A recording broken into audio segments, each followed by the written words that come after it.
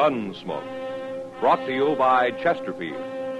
Chesterfield packs more pleasure because it's more perfectly packed, thanks to Accuray. They satisfy the most. Around Dodge City and in the territory on West, there's just one way to handle the killers and the spoilers, and that's with a U.S. Marshal and the smell of Gunsmoke.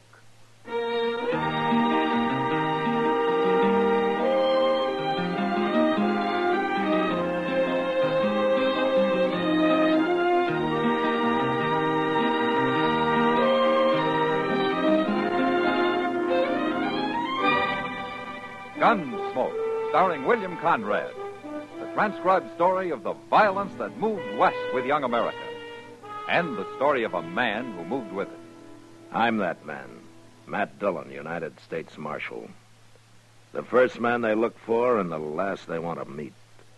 It's a chancy job, and it makes a man watchful and a little lonely.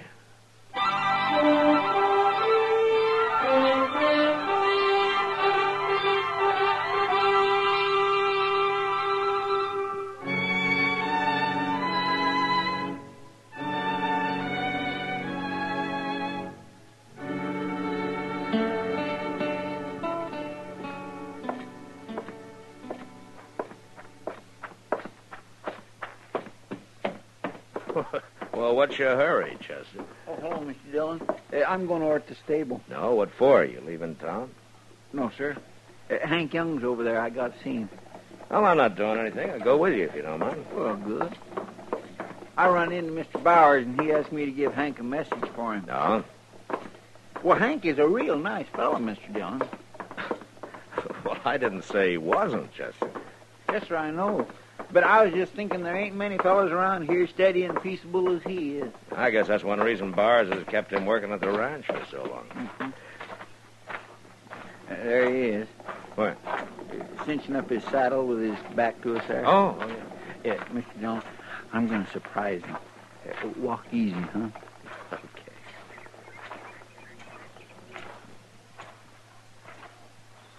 Gotcha! No, Hank, no! Look out, Chester! Oh! Now, take it easy, Hank. Oh, Marshal. I didn't know who it was. You shouldn't come up on me like that, Chester. Merciful goodness, I guess I shouldn't. Now, where'd my gun... Oh, there's my gun. It's a wonder it didn't go off, you hitting at me that way, Marshal. How come you're wearing a gun, Hank? I don't think I ever saw you with one. I wore guns before, Marshal. No, I meant around here. No, maybe not around here. Hank, Mr. Bowers is going to be an hour or so longer than he thought. He is, huh? Uh-huh. All right, you tell him I'll see him out the ranch. We've got work to do out there. So long. So long. So long, Hank. My, I guess I really upset him. Something sure has. Hank ain't never acted like that before. We're always kindly teasing each other. Well, I wouldn't worry about it. Dillon? Yeah. I want to talk to you, Marshal. Well, go ahead. My name's Quillen. Ben Quillen. I've only been here a few days. I've been meaning to get acquainted, but I thought I'd do a little scouting around for myself first. No? What's the name of that man you was just talking to, Marshal? Well, why? Oh, he kind of fits the description of the fella I've been hunting. You see, I'm a deputy sheriff. No? There's my badge. Deputy Sheriff, Prescott, Arizona. Yeah, I got papers to prove it, too. Hey, you've come a long way, Quillen. I think it's going to be worth it, Marshal. Here, take a look at this. What is it? It's a warrant for Ike Abbott. Prescott, Arizona, July 6, 18. Something. It's kind of smudge. You read the description. Don't Ike Abbott sound like your friend who just left? Sure does to me. Same height, same build, same kind of face, brown hair and eyes. Just about everything. Is that true, Mr. Dillon? Oh, but fits generally, yeah. But what's he wanted for? It's a warrant for his arrest, Chester. He's charged with murder. Hank? We heard he was hiding out around Dodge somewhere. He's been here about 3 years, hasn't he? Yeah, just about. Why didn't you make your arrest a few minutes ago, Quillen? I wanted to be sure, Marshal. And I also want to talk to you first. After all, this is your territory. Hank's wearing a gun, Quillen. Does he know you? No. But I've been asking around about anybody from Arizona. He must have heard about it. Well, I guess I'll ride out and take him. No. What? Hank Young's ready to fight. I don't want to kill him. I'll go. You mean you'll bring him in for me? Well, if I'm sure he's the man you're after, then I think I can find out. Okay. Well, watch your step, Marshal. He's already killed one man. Don't worry, Quillen. So have I.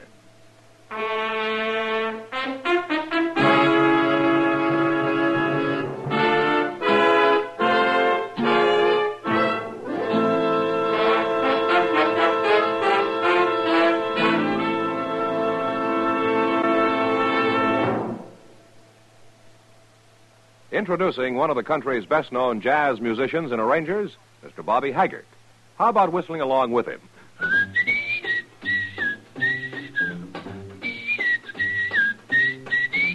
Packs more pleasure, packs more pleasure. Chesterfield packs more pleasure because Chesterfield's more perfectly packed. It stands to reason a cigarette made better and packed better, smokes better, tastes better. And Chesterfield is more perfectly packed by Accuray. This electronic miracle removes human error in cigarette manufacture. So Accuray Chesterfield is firm and pleasing to the lips, mild yet deeply satisfying. Yes, Chesterfield gives you something no other cigarette can give you. Chesterfield packs more pleasure because Chesterfield's more perfectly packed. To the touch, to the taste, Chesterfield packs more pleasure because it's more perfectly packed. By Chesterfield, mild, yet they satisfy the most.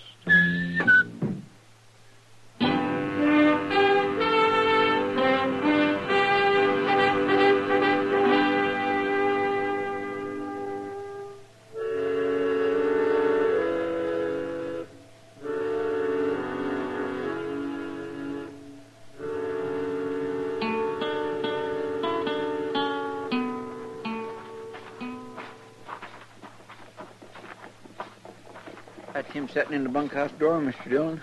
I thought he said he had work to do. He had nothing special to do except get out of Dodge. You think he's going to make trouble? And I hope not. Hello, Hank. Marshal. Chester. Hello, Hank.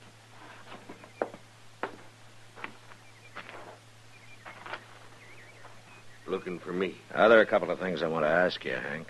You go right ahead, Marshal. You've known me about 3 years, right? About that. And you know when I go after a man, I generally bring him back.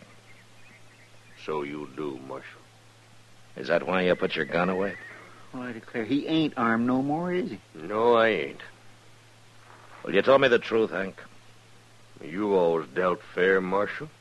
I'll tell you the truth. Well, there's a deputy sheriff in town named Ben Quillen. He's got an Arizona warrant for Ike Abbott's arrest. I thought so. Was it murder, Hank? That how that warrant reads, Marshal? Mm-hmm. Figured so. What else you want to know? You still haven't told me why you put your gun away. Done some thinking on the way back here. You know they'd sent somebody after me, but if I killed him, I'd just have to face you next. I wouldn't be getting nowhere that way. All right, Hank. Come on, Chester, let's get back to town. Well, Mr. Dillon, ain't we going to take Hank back to I Dodge? said let's go, Chester.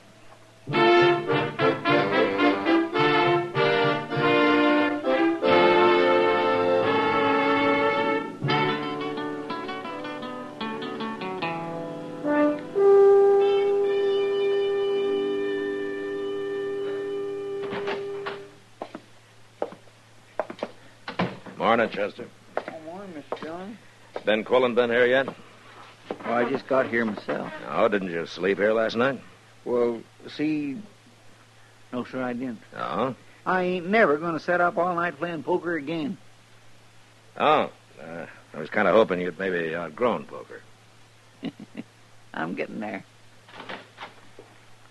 Morning, Marshal. Chester. Quillen? Good morning, Quillen. Well, Marshal, did he put up a fight? No, there was no trouble. But he is the man I'm after. He's Ike Abbott, isn't he? Yeah, he's the man. Well, I sure do thank you, Marshal. Now, if you'll turn him over to me, we'll be on our way, and I won't be bothering you no more. I didn't bring him in, Quillen. Why not?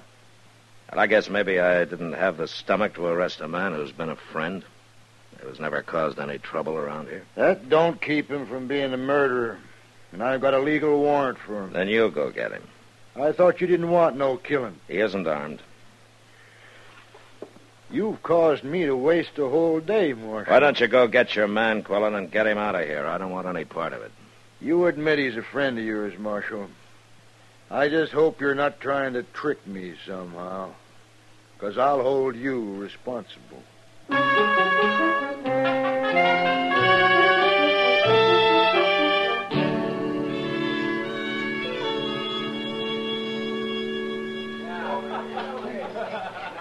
What's on your mind tonight, Matt? Well, Kitty, it sure isn't drinking beer and sitting around the Long Branch.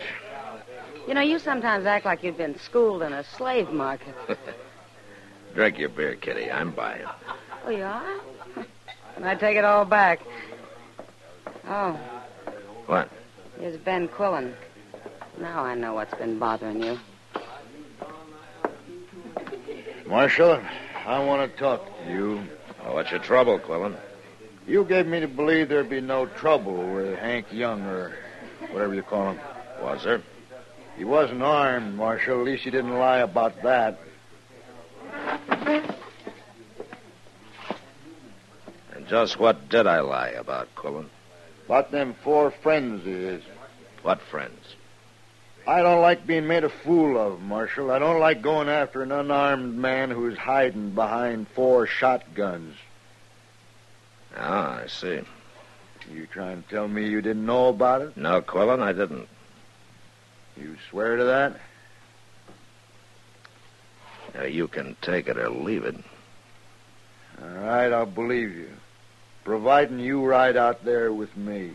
I can't face them men alone. It'd be suicide. It's your party, Quillen. I'm not getting paid to make your arrests. You wouldn't be scared, would you, Marshal? I think we've talked just about enough, Quillen. All right. I'll telegraph Prescott. I'll get me some authority for some deputies. Wait a minute, Quillen. What? You meet me at the stable in the morning. I'll go with you.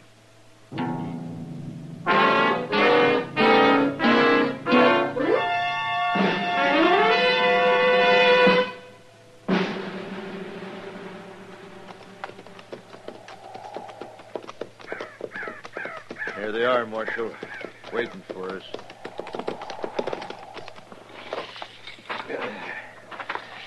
How are we going to shoot it out against 4 men with shotguns, Marshal? You just keep out of it, Quillen. Hello, Hank. Gentlemen. This here ain't my idea, Marshal. The boys just heard about everything. I can't talk 'em out of a fight. That's right, Marshal. Ain't nobody taking a friend of ours off to Arizona. Warrant or no warrant. Now listen, you men. Hank Young's a friend of mine, too. Isn't that right, Hank? I always thought so, Marshal. But you know me well enough. If any man needs taken in, I'll take him in. Be kind of like walking into a cannon, won't it, Marshal? Maybe. But more than one of us will die. Now, hold on. I don't want a lot of blood spilled over me. Just 'cause I killed a man 12 years ago is no reason any of you men should die now. Wait a minute. Quillen. What? You got that warrant with you? Of course I have. Let me see it. Well, come on, let me see it. Well, I don't know what for. Give it to me. You seen it once.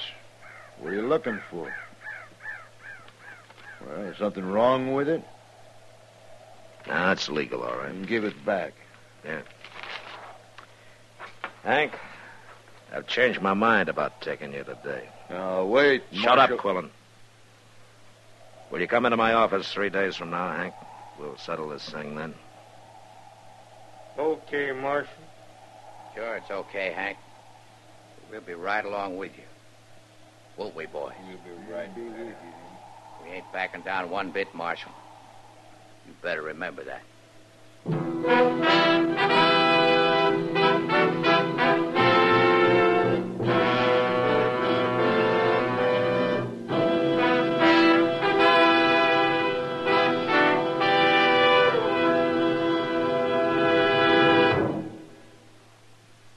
Where are you listening to Gunsmoke?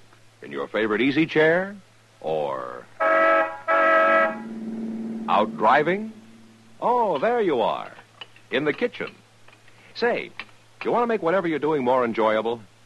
Have a Chesterfield. Enjoy Chesterfield's better taste and mildness. It stands to reason a cigarette made better and packed better, smokes better, tastes better. And Chesterfield is more perfectly packed by Accuray. This electronic miracle removes human error in cigarette manufacture. So Accuray Chesterfield is firm and pleasing to the lips, mild yet deeply satisfying. Yes, Chesterfield gives you something no other cigarette can give you.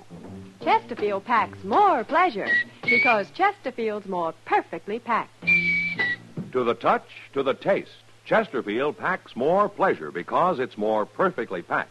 By Chesterfield, mild, yet they satisfy the most.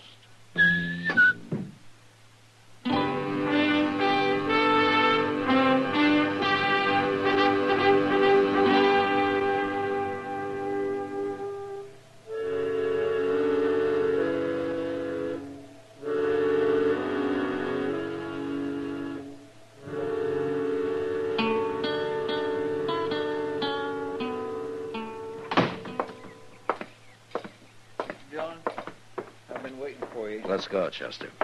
Did you finally get your telegraph? Yeah, just in time, it looks. I know. That's quite a crowd waiting for you. Think there'll be trouble? Yeah, there could be. Anything you want me to do? No. You better wait here. All right. But you be careful now.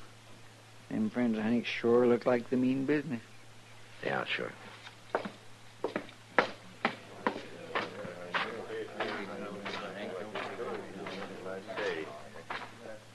Well, Marshal, I've come in, like you said. I know you would, Hank. Let's get this over with, Marshal. I've waited long enough. You've waited too long, Quillen. What? Hank, I want your friends to wait across the street over there. We ain't moving, Marshal. All 4 of you, go over there and wait. Now, will you do what he says, Jim? Go on now. Jim, he ain't the kind of trick nobody. I mean it, boys. Now get going. Well, come on, men. But we'll be watching. Quillen, let me see that warrant. You've seen it twice. Yeah. Well, ain't you going to look at it? I should have looked at it the first time. Huh? Close. I missed reading the date till Hank mentioned it was 12 years ago. What's that got to do with it? 12 years is a long time, Quillen. That warrant's still legal. But it would have been forgotten by now if you hadn't have paid the sheriff in Prescott to go to the trouble to dig around and find it for you. And paid him something more to make you a deputy. What are you saying? I hate men like you who go out after other men just for the reward money. You're a professional manhunter, and that's the worst. So? What are you? I'm a lawman. I never collected a reward in my life. Okay, do it your way, but I'm taking this man back. I got word this morning from a friend of mine in Prescott, Quillen. So? He says what I thought about you. You don't often get back with your prisoners. Huh? Too much trouble, I guess. Too much expense. You'd shoot Hank here for trying to escape before you reached the Colorado line. But you'd still collect the reward. You're getting a lot of ideas, Marshal. I got a couple more. Hank, Yeah, what, Marshal? I hear there weren't any witnesses to that murder 12 years ago. That wasn't no murder. Of course, I had to run anyway. Yeah, the sheriff was an enemy of yours? Well, I hear he's dead now. Mm-hmm. There'll be a circuit judge here next week. I think we'll let him decide all this. No, you don't, Marshal. You don't cheat I'm me. sorry, Quillen. You're going to have to earn your money someplace else. Marshal, I'm warning you. This is the only copy of the warrant for Ike Abbott there is, isn't it? You give me that. I'm going to tear it up. I'll kill you if you do. Hank's only worth $500 to you, Quillen. You can find bigger game than him. I said I'll kill you. You tear up that warrant. Even you're not that big a fool, Quillen. Don't do it, Marshal. Somebody has to. No!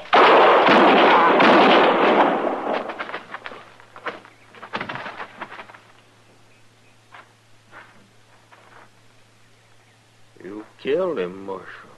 I misjudged him, Hank. He was worse than I thought. What? He wouldn't only kill a man for $500.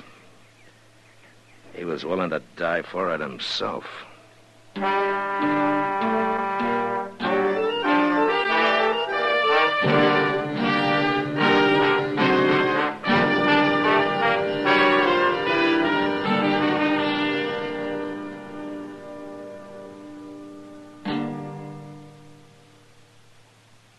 In a moment, our star, William Conrad. Chesterfield packs more pleasure because Chesterfield's more perfectly packed. A cigarette made better and packed better, smokes better, tastes better. And Chesterfield is more perfectly packed by Accuray. This electronic miracle removes human error in cigarette manufacture. So Accuray Chesterfield is firm and pleasing to the lips. Chesterfield, mild, yet they satisfy the most. You know, on the frontier, men fought for fools' reasons, like a spilled drink, and they fought for good reasons, like fenced water. But next week, a man comes to Dodge who won't fight for any reason, and still wins his battle. And that was the West. Good night. Gunsmoke. Produced and directed by Norman MacDonald, stars William Conrad as Matt Dillon, U.S. Marshal. Our story was specially written for Gunsmoke by John Meston, with music composed and conducted by Rex Corey. Sound patterns by Tom Hanley and Bill James. Featured in the cast were Lawrence Dobkin, John Daner, and Ken Lynch. Harley Bear is Chester, and Georgia Ellis is Kitty.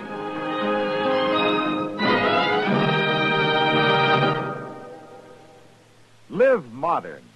Smoke L&M. Live modern. Change to L&M.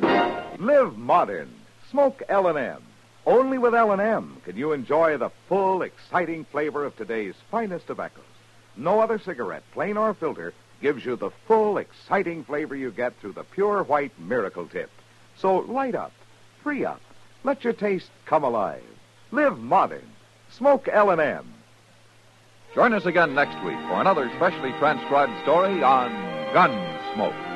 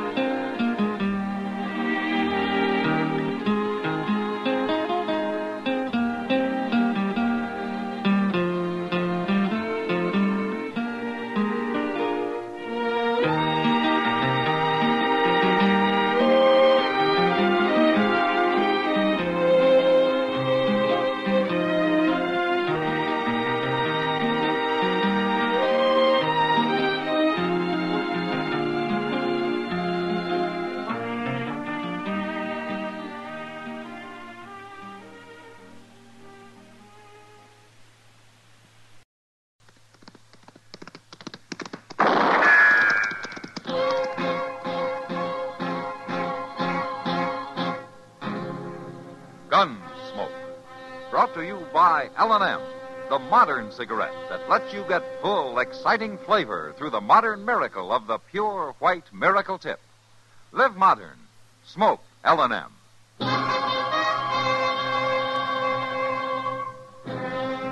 Around Dodge City and in the territory on West, there's just one way to handle the killers and the spoilers, and that's with a U.S. Marshal and the smell of Gunsmoke.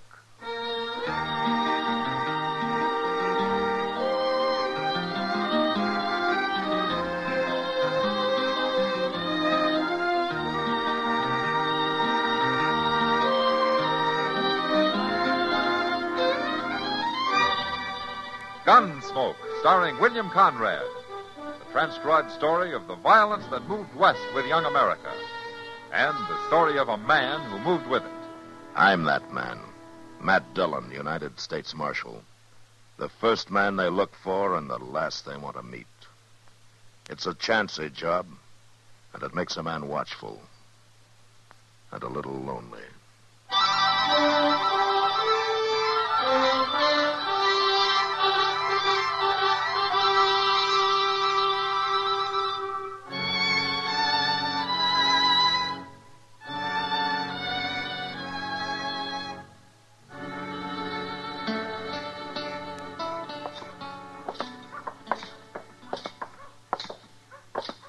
It's a nice, clear evening, Mr. Dillon. It'll be cold before morning, though. Maybe old Doc ain't too far wrong. Oh, what about? Well, he claims winter's coming early this year. He claims we'll have snow before the end of the month. He's just passing along Indian talk, Chester. They're all claiming the same thing. Evening, Marshal. Oh, how are you, Jezra? Miss Cobb? I do, Marshal. Chester. Evening, ma'am. Get up there. You do declare, Mr. Dillon, that ain't the most dilapidated old buggy I ever seen anywhere. Jezra believes in getting full value out of things.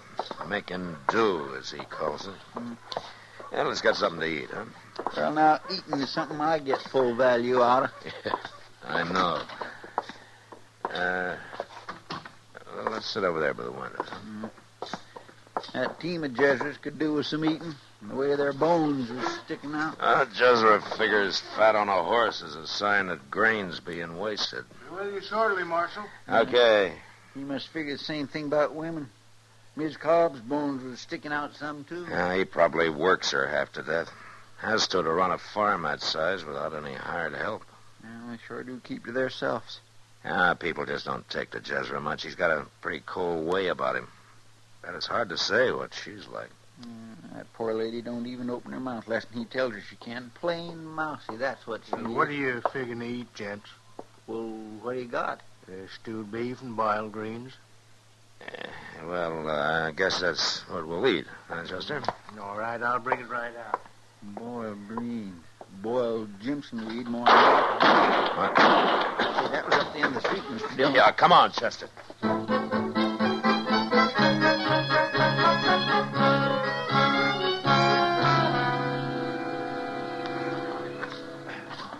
Open up here. Let me through, will you, please? Will you let me through? Hang on to that horse. He's mighty spooky. What's the trouble, Chester? Marshal, you've allowed this town to become a sink of iniquity, a whited sepulchre. Oh, is that so? Town of painted Jezebels, scoundrels, and murdering assassins. The name should be changed to Sodom or Gomorrah. You all right, Miss Cobb? Somebody tried to kill us, Marshal. They were standing right over there in the shadows. Minerva, you'll kindly remember a woman's place. Marshal asked me. Silence. Sorry, Jezra. Did you get a look at him? We did not. The coward struck in the darkness. It was only a miracle we escaped. Any of the rest of you see who fired those shots? You're the law here, Marshal. I demand an accountant of this outrageous assault.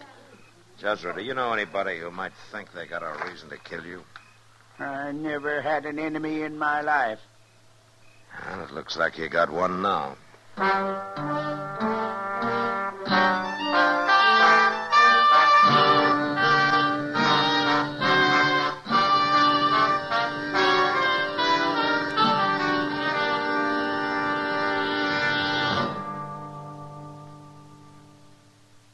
Free yourself of old-fashioned ideas.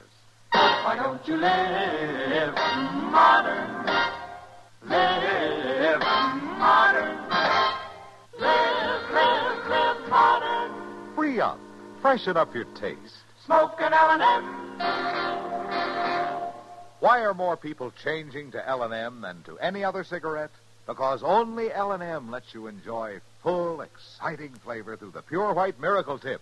L&M draws easier, tastes richer, smokes cleaner.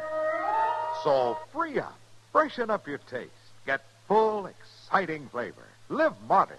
Smoke L&M. Make today your big red letter day and start to live the modern way. Live, live, live modern. Smoke an L&M. It's America's fastest growing cigarette.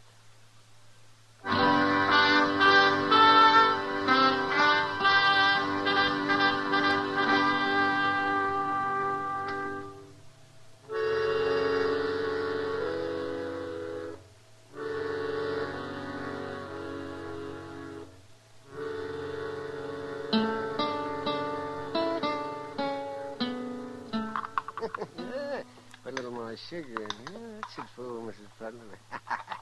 Well, have me that pill mold, will you, Matt?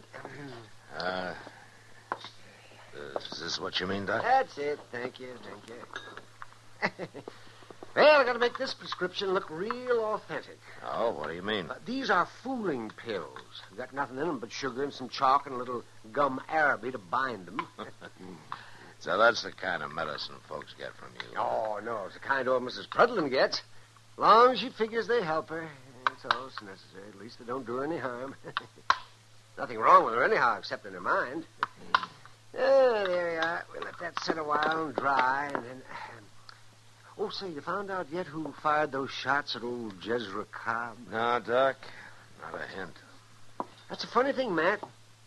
I don't think I know a soul in Dodge that likes old Jezra. Yeah, I know, Doc. But nobody really hates him either. They just stay clear of him as far as they can. Yeah, that's just it. He just isn't the kind of a man to rouse up strong feelings in anybody, good or bad. Well, he must have roused some in whoever tried to kill him or kill her. I don't even know for sure which one they were after, him or his wife. You busy, Doc? Huh? Oh, well, come right in, Kitty. Hello, Kitty. Matt, what are you doing here? Well, he's hiding from Jezra Cobb. What? Don't mind, Doc. I'll step outside, Kitty. Oh, no, don't go, Matt. I just wanted to get something for a headache, Doc. Oh, it's too bad. Well, dip yourself some water there. Here are some pills I just made up, Kitty. Oh, now, Doc, you're not... Formula came straight from Boston. Well, if they can take care of this headache, they're miracle pills. That's exactly what they are. Here you are. You swallow a couple of those. Thanks, Doc. I personally guarantee those to stop the world's worst headache in 1 minute flat. Yeah, they've done wonders for Miss Prudlin. Mrs. Prudlin? Pay no attention to him, Kitty. He's all upset over that shooting. Well, I could name a few people who aren't upset over it. Oh, which people? Some of the girls at the Long Branch. He drops in about 3 times a year. Jezra Cobb at the Long Branch? Old self-righteous Jezra. And every time it means trouble. He always drinks too much, and he bothers everybody. Bothers him how? By trying to reform him. And it's the girls who always get the worst of it. Now, who'd have thought it? He calls them painted Jezebels. Says he means to cure them of their transgressions. Of course, the only cure he seems to know is to grab a cane and beat the daylights out of any of them he can get his hands on. I didn't know Jezra was that bad. You ask some of the girls, Matt. Daisy or Billy Bell. Yeah, I will, Kitty. Doc, could I have some of those pills to take with me? Look, Kitty, Doc was just playing. They're real good, Doc. My headache's all gone. What'd you start to say, Matt? Nothing, Kitty. Nothing.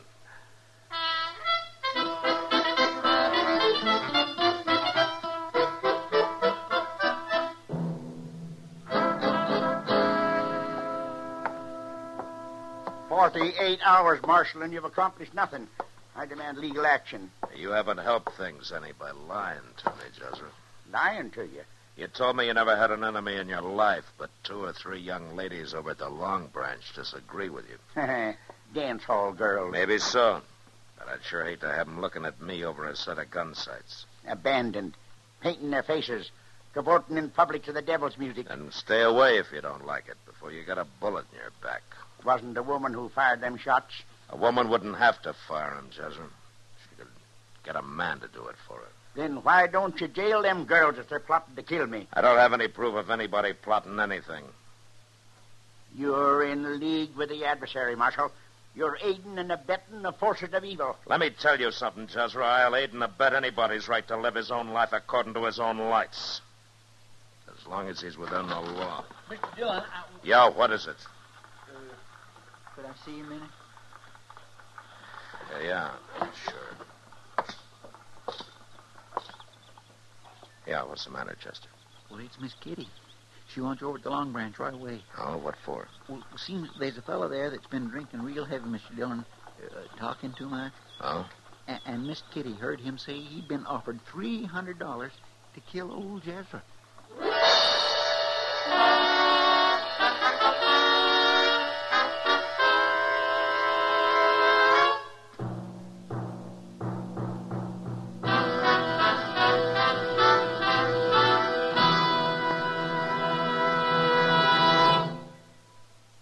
Free yourself of old-fashioned ideas. Why don't you live modern? Live modern.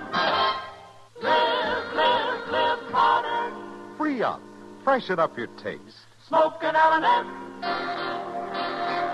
Today, all over the country, more people are changing to L&M than to any other cigarette. And it's all because only L&M gives you full, exciting flavor through the pure white miracle tip. L&M draws easier, tastes richer, smokes cleaner. So free up, freshen up your taste, live modern, change to L&M. Make today your big red letter day and start to live the modern way. Live modern. Smoke an L&M. It's America's fastest growing cigarette.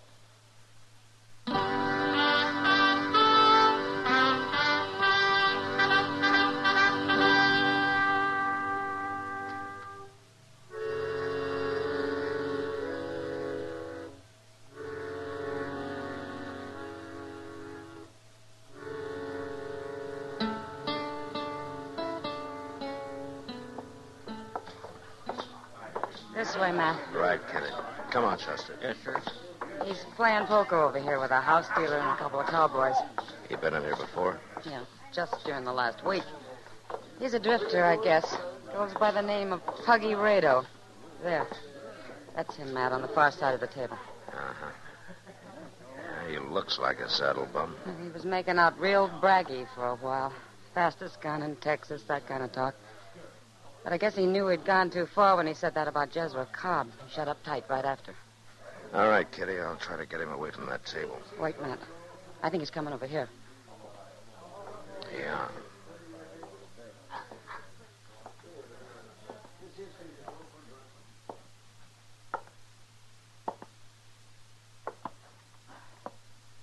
Reckon you're the marshal, ain't you? That's right, yeah. I reckon she heard what I said, sent for you. That's just what I figured she was doing. Let go of me! Hold it, Marshal. You make one move toward that gun, and I'll put a bullet right in her back. You got your hands off me. Take it easy, Kitty. You tell her, Marshal. Tell her me and her is leaving now. And if anybody lays a hand on a gun, there's going to be a pretty corpse on the floor. Told you to let go. Take him out. Drop the gun, Rado. Not a chance.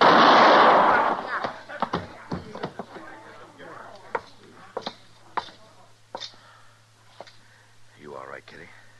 I'm all right. Thanks, Matt. I had to kill him now. There was no time for anything else. Marshal, was that the man? Yeah, it looks that way, Jezra. He was claiming somebody had offered him $300 to kill you. Why, that's the fellow who... Who what, Jezra? Why, he stopped in at my place last week begging a handout.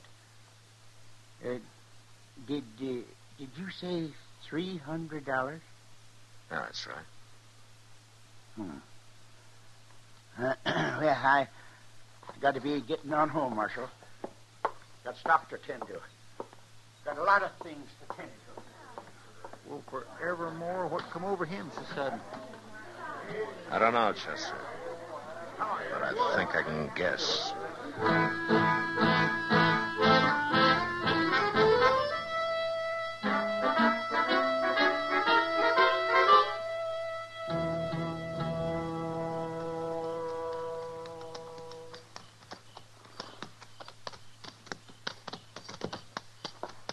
Come on, Chester. Yes, sir.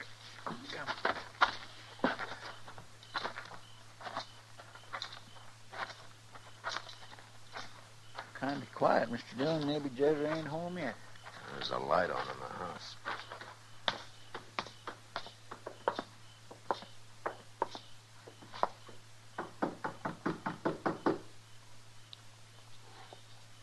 That's a real proud barn yonder to be with such a poor-built house, ain't it?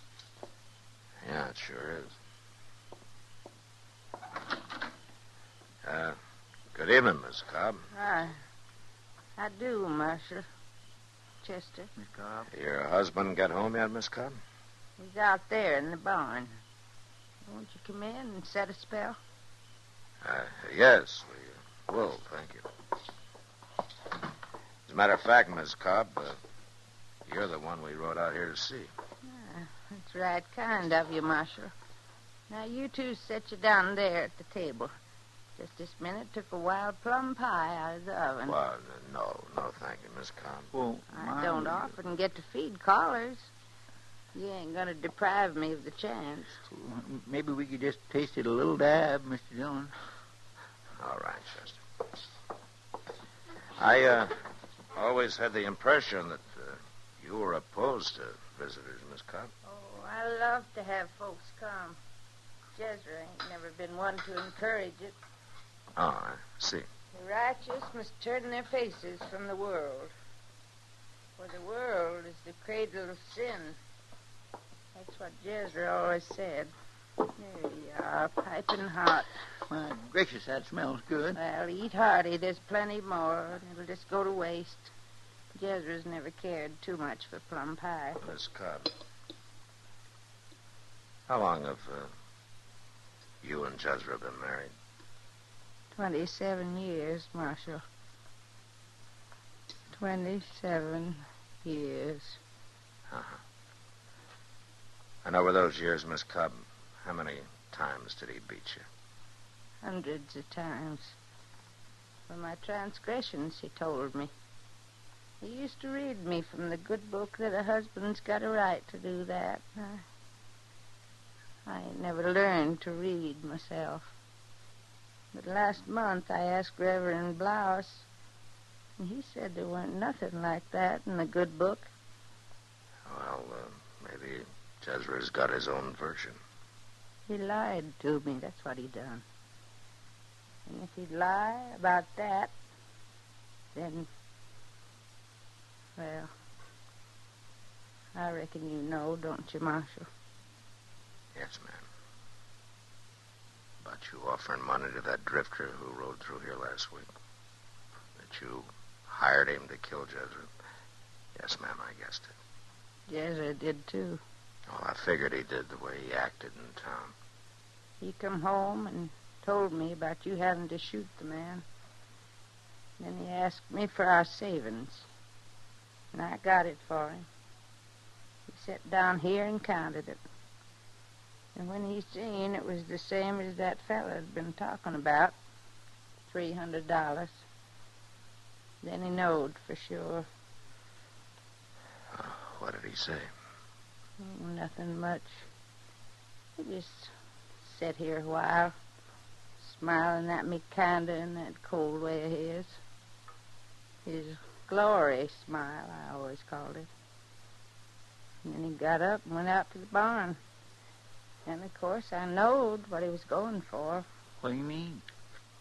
He was aiming to fetch a hickory stave. He always keeps some out there to mend fences. I declare, Mr. Dillon, a man like that ought to be, well... I think, ma'am, maybe I better go have a little talk with Jezra. Won't be no use, Marshal. Just won't be no use. I think it will, ma'am. Listen to me, Marshal. You're wasting your time. I'm trying to tell you. When he went to fetch that stave, I knowed what he was aiming to do. And I followed him out to the barn. Yes? I stood real close, Marshal, so I wouldn't miss. And I pulled the trigger 4 times. I put the gun there in the cupboard. I figured you'd be wanting it. Jezra ain't never gonna beat me no more.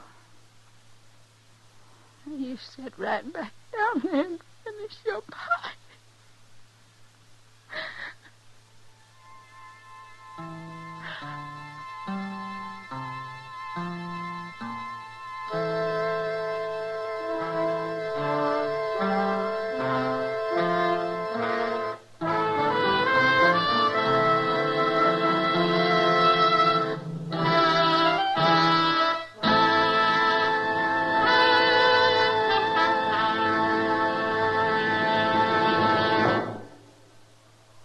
In a moment, our star, William Conrad. If your daily routine never varies, chances are you're heading for a great big case of monotony. Everybody needs a break once in a while, and sometimes a vacation just once or twice a year isn't enough. But a break once a week would more than fill the bill. What could you do with that leisure time? Here's the answer to that. You can vary your routine with a fascinating and vital pursuit, spotting planes for America's Ground Observer Corps. It's exciting. It's interesting, and just 2 hours a week of your spare time is all that's needed to keep up the 24-hour schedule of the GOC. Men and women from teenage up can help the Air Corps cover the blind spots in our radar system by volunteering for the Ground Observer Corps, a civilian component of the Air Defense Command. You'll be trained and supervised by officers and airmen of the Air Defense Command to spot planes in your area. Find out from your local civilian defense office how you can be a civilian ground observer. This has been a public service message by CBS Radio. And now, William Conrad. You know, when a bad man riding a good horse came into Dodge looking for trouble, how likely as not he got a bullet hole placed in him. And the horse went to the man who did it. And that was the West. Gunsmoke. Produced and directed by Norman McDonald, stars William Conrad as Matt Dillon, U.S. Marshal. The script was specially written for Gunsmoke by Les Crutchfield, with editorial supervision by John Meston. The music was composed and conducted by Rex Corey. Sound patterns by Ray Kemper and Bill James. Featured in the cast were Virginia Gregg, Ralph Moody, Don Diamond, and John Daner. Parley Bear is Chester, Howard McNear is Doc, and Georgia Ellis is Kitty. Join us again next week for another specially transcribed story on Gunsmoke.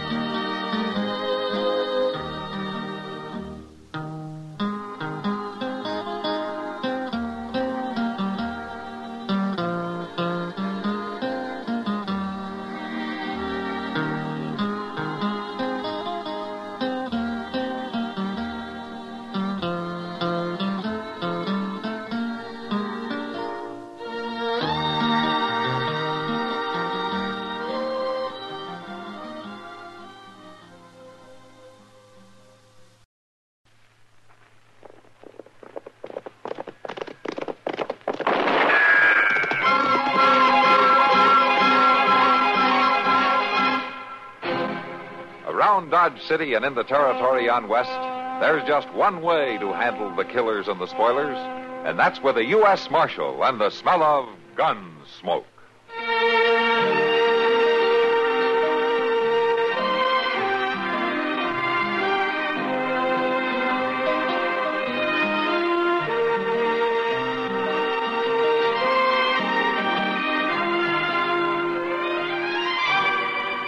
Gunsmoke, starring William Conrad. The story of the violence that moved west with young America.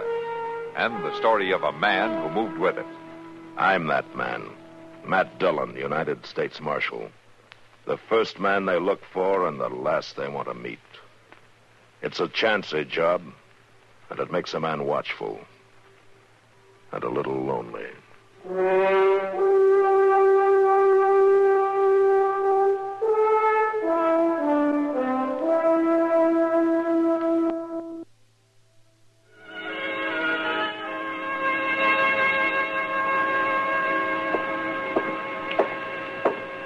Dillon, I swear I never seen the likes of it. Well, what's the matter, Chester? Well, Bood Wilson won't leave himself. I opened the door and he won't budge out of there. Did you tell him I was releasing him today? Yes, sir, I did, but he claims he wants to stay. Well, he even asked me what I was fixing for dinner. What we going to do? Yeah, the train's in. You go on down, get the mail. I'll handle it. I never seen a man who wanted to stay in jail before. All right, come on out of there, Bood. I'm turning you loose. Oh, it's all right, Marshal. You needn't bother. You like it here, do you? It's the only home I ever had. I see. You and Chester have been good friends to me. Particular Chester. Is that why you keep getting drunk, just to get in jail? Well, fellow's got to have a friend. A roof over his head, don't he, Marshal? All right, come on, Bood. Let's go. I got my hat under this blanket here. I sure like my hat, Marshal. Yeah. Oh, here's that extra blanket Chester gave me. I tried to keep it from touching the floor. Thanks, Bood. All right, let's go. You say so. You going back home now?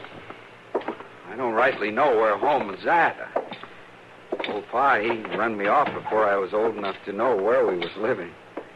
Said he couldn't feed me no more. Yeah. Ever since then, I've been kind of like a tumbleweed going here, there. Guess I'm from all over now. Don't you ever stay put? Well, I'd like to. But people always run me off, just like Pa did.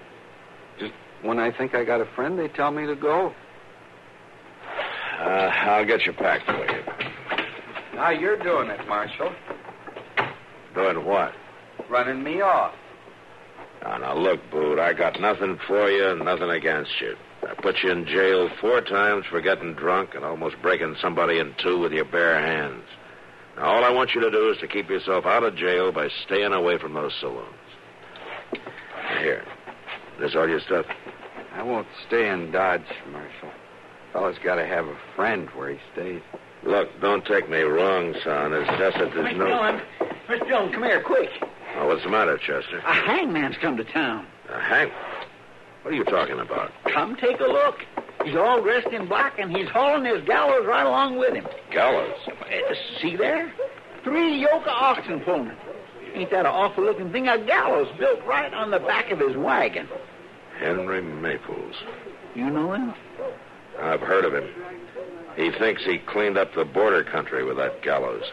Oh, but what's he doing here, Mr. Dillon? Well, maybe he thinks Dodge is next. Come on.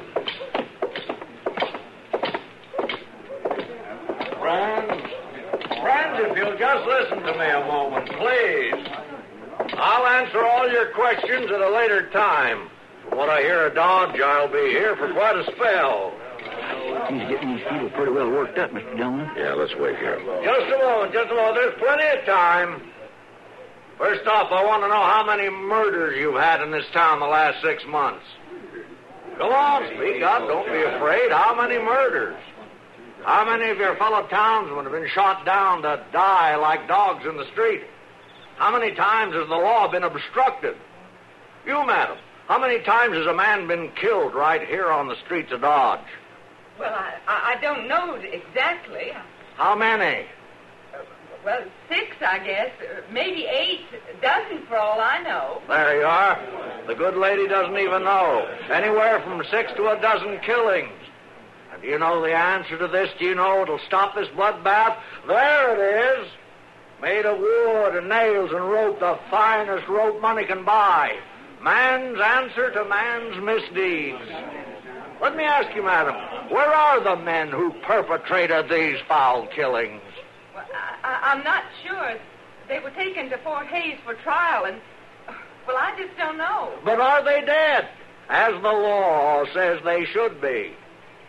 Now, the law's not unkind, my friends. The law is just.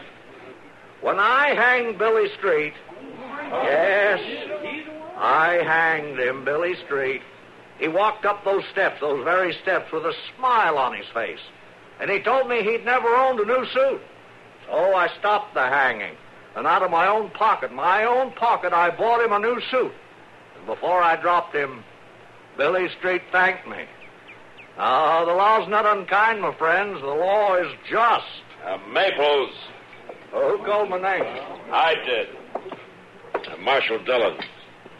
I want you to take your gallows out of Dodge. What became of all those murderers, Marshal? Did they pay you to let them go? There were 6.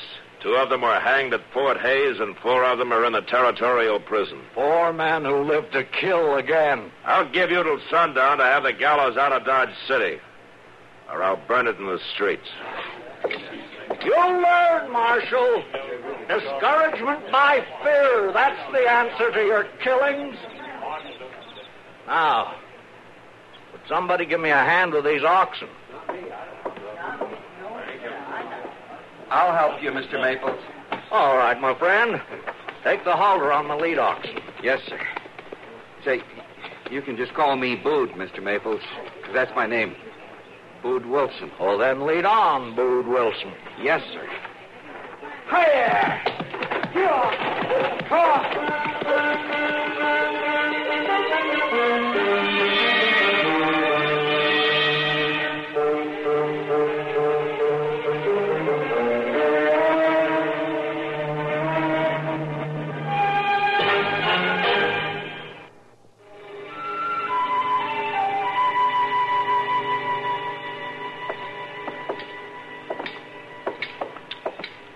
Maybe I ought to tell you something. What is it, Chester?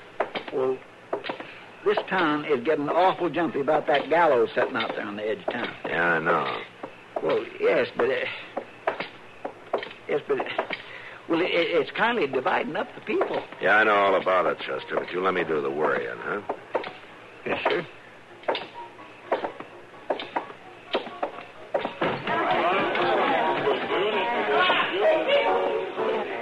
Kitty's right over there at the dock. I see her. Oh, Matt. I'm glad you're here. Hello, Kitty. Doc? Yeah, well, it's about time the real law put its foot in here. Maples are sure stirring these people up. Oh? How long's he been here? About half hour. He's showing tintypes of men he's hanged and the ropes he's used. He talks about hanging people like he was proud of it. I think maybe he is, Kitty. That gallows of his reminds me of some vulture just waiting to devour somebody. Have you been out there, Matt? No. Well, I rode by there the other day on my way to Mrs. Wiggins. Why, he was standing up on that gallows without even moving. He had a rope strung up, and for a moment I thought somebody was hanging there. Oh, I tell you, I jumped a foot when he moved. Yeah, I'll bet you did. Hey, how did Maples ever get started, man? I'll answer that question, Marshal Dillon. Huh? All right, go ahead, Maples. How did I get started? It was simple. First, I had convictions. I believed in the law, so I read the law. When Judge Brand asked for a man to carry out his judgments, I volunteered. By the way, Marshal, I was paid $100 per man. I'll expect the same from Dodge City. Dodge doesn't need you, Maples. It will. Hey, Hangman. I want you. All right, Thayer, you're drunk. Put the gun away. Maples, I've been thinking about you. I had a brother hanged once. Jimmy was his name.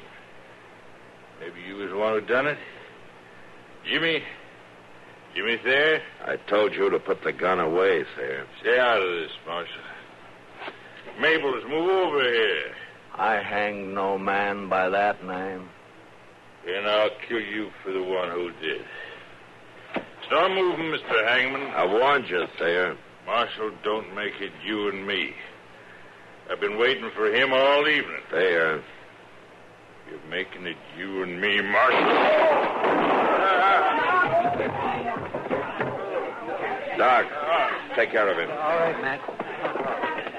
You still think your town doesn't need my kind of law, Marshal Dillon? Get out of here, Maples. Somebody give me a hand. Mr. Maples? Mr. Maples. What is it, Boo? I've been looking all over for you, and I heard those shots, and I was pretty worried. I'm all right. You hadn't ought to go out without me looking after you. Never mind, Bood. I'm on my way back to camp right now.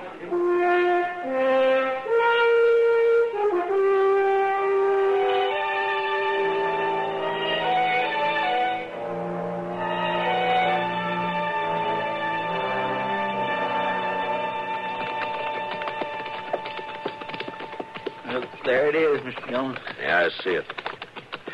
I sure do get an awful feeling about a gallows. Uh-huh. I reckon it's because I seen a hanging one time when I was just a little boy. You did? Yes, sir. Papa took me because he wanted me to learn the wages of sin, as he put it, so he told Mom it'd be a great lesson for me. But Well, was it? No, sir, I can't rightly say it was. Why? Well, see, they was hanging 3 men for stealing. And me being kindly little and all, I couldn't see none too good. I was standing there in this crowd, and when the time come, all I could make out was a bunch of men going around picking the pockets of the people watching up at the men being hanged. Now, that kindly learned me something, but it wasn't quite what Papa set out for me to learn. No, I guess not. Miss Dillon, look. Just look up there.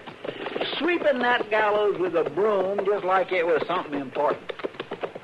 Yeah, the Maples, I guess it is. There's a rope hanging straight down through the trap. See there? Yeah. Well, good morning, Marshal. Maples. Good morning, sir. Well, the gibbet's ready, Marshal Dillon. I'm stretching one of my new ropes now. Yeah, I see. Apology for last night isn't necessary, Marshal. I've forgotten it already. Apology? I didn't come to apologize. That's good. I don't like a man that crawls. How come you to stretch that rope, Mr. Maples? Not one of my clients has ever come back for a second try. No, I reckon not. The reason is I buy the best 1.25 Kentucky hemp you can get, and then I stretch it down to 1 inch before I use it. What do you use to stretch it with? Bood Wilson's under there. He'll show you. Get ready to untie it, Bood. I can't untie this knot, Mr. Maples. Chester, go down and give him a hand, huh? Yes, sir. You see, Marshal, I got a 200-pound bag tied on the rope. I'm not interested in that, Maples. Oh? The businessmen in town told me to see that you leave Dodge City permanently. You and your gallows. But why, Marshal? Dodge needs me. They don't think so. And neither do I. But the law, what about the law? It must be upheld. It is being upheld, Maples. Your kind of law might have been all right a few years ago in the border country, but not in Dodge. Murderers must be hanged, Marshal Dillon. There's no other answer. I'll give you till tomorrow morning, Maples. Hello, Marshal Dillon. How are you, Bood? You staying away from the liquor? Yes, sir. Good. You see that you do. All right, come on, Chester. Yes, sir. Mr. Maples, I heard how he talked to you. I wasn't friendly like. You've been good to me. You let me help you. I brought the law before.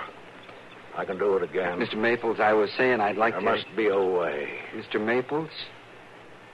Huh? Maybe I can help. Oh, you, Bood? Yes, sir. Yes, maybe you can. Bood, I want you to go to Dodge City with me tonight. Will you do that? Mr. Maples, I'd do anything for you.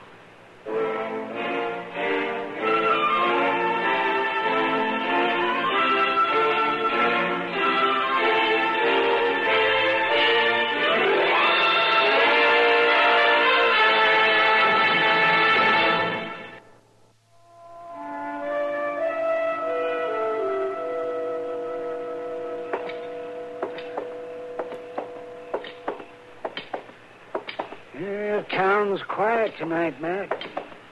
Doc, I hope it stays that way. Well, in my business, that's when I worry the most. Mr. Dillon! Mr. Dillon! Yeah, what do you want, Chester? Miss Kitty sent me after you. Bood Wilson's about to kill a man at her place. All right, well, come on.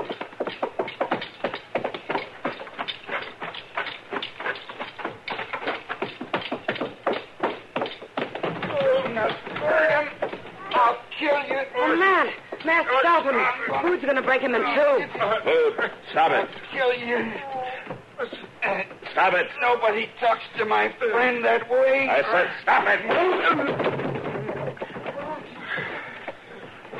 Sayer, you all right? Oh, yeah. Yeah, thanks. Oh, he'd like to broke every bone in my body. Chester, take Bood and lock him up. Yes, sir. Come on, Bood. Thanks, Matt. I thought sure there was going to be a killing. I told Bood to stay out of saloons. Don't blame him. It was Maples. Maples? Yeah. What's he got to do with it? He was trying to get him drunk. Kept buying him drinks. Oh? Where is Maples? Well, I guess he left in all the excitement. Matt, why would he want to get Bood so drunk? I think I know, Kitty. But I'd have a hard time proving it.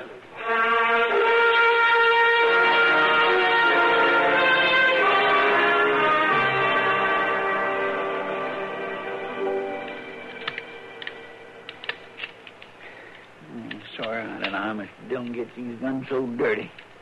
Just look at that. I'm going to have to practically... Good morning. Hold, Mr. Maples. Is the marshal here? I want to talk to him. No, sir, he ain't. He's off on a business trip that's going to take him all day. Oh, then I'll just have to come back this evening. While I'm here, I wonder if I could see my friend Bood Wilson. Well, I don't know. Oh, I won't be a moment. Oh, yes, sir. I guess it's all right this one time. It's right through that door there. Oh, yes, thank you.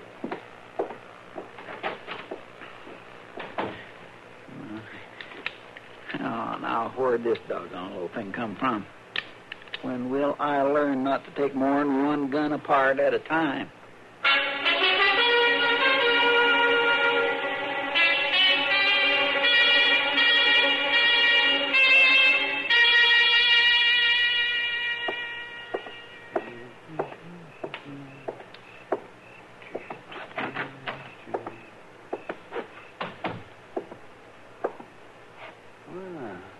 Where is everybody? Matt? No, Matt. Chester! Chester, you here? Doc, go away. Chester, you out back? Doc, don't come in here. No, Chester, what are you doing in that cell? Bood just locked me in. Bood Wilson, you ought to be ashamed of yourself. Why? What's that gun for? I'm sorry. Bood, you listen to me. You haven't got enough sense to have a gun, so give it here. I got to get to Mr. Maples. I'm sorry, Mr. Doctor.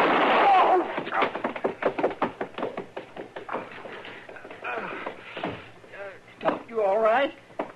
Chester, I need help. Doc, you can't die. Doc! Mr. Dillon! Mr. Dillon! Anybody? Doc's been shot! Help! Help!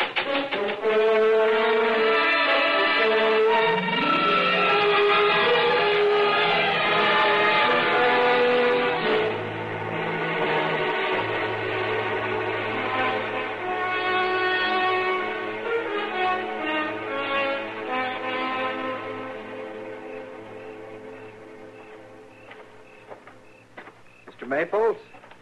It's me. It's Bood Wilson. Come up here, Bood. Well, how come you're on the gallows, Mr. Maples? Ain't you ready to go? Come here, Bood. You waited. Like you said, didn't you, Mr. Maples? Did you use the gun I gave you?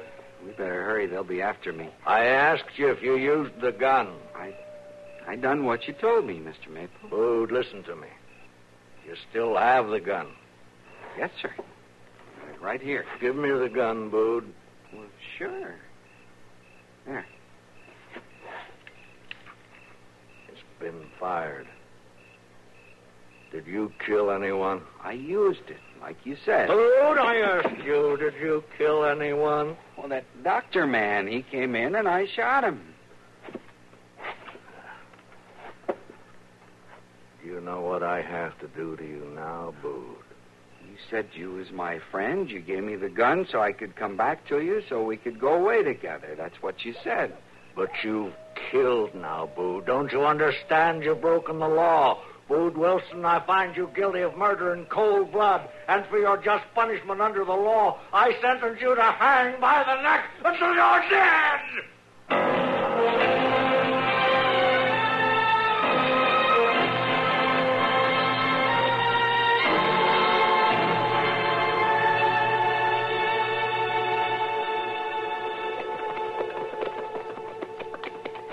Mr. Dillon, if Doc was to die, I don't know what I'd do with myself. He's not going to die, Chester, but you can be awful glad I came back as soon as I did. Yes, sir. Mr. Dillon, look. The gallows, they ain't gone yet. No. I don't see nobody around. Mr. Dillon, that rope on the gallows, swinging like there's a body on the end of it. Come on.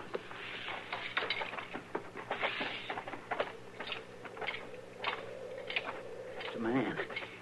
He's went and hanged Bood. Stay here, Chester. Keep me covered. Yes, sir.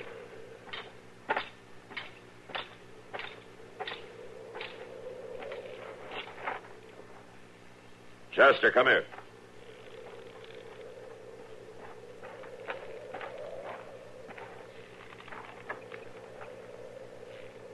Why, it's the hangman himself. Is he sure enough dead? Yeah, he's dead. He said himself they never have to come back. What? No need to shoot, Marshal. I ain't giving trouble. Did you do this, Bood? I done it. Why? Well, he throwed a fit. What kind of a fit? When I come back from Dodge, he asked, did I kill a man? I told him I had, that doctor man. And that's when he threw a fit. What did he do? He started hollering law on me, saying how he was going to have to hang me for that killing. It was either me or him. Bood, he gave you that gun just so you'd kill a man, so he could have a hanging. Prove that Dodge needed his kind of law. Oh, no, you're wrong, Marshal. Something just made him crazy for a little while. Like happens to me when I drink liquor. He was going to take me traveling with him, Marshal. Now, you're wrong about Mr. Maples. He was the best friend I ever had. All right, Bood. All right.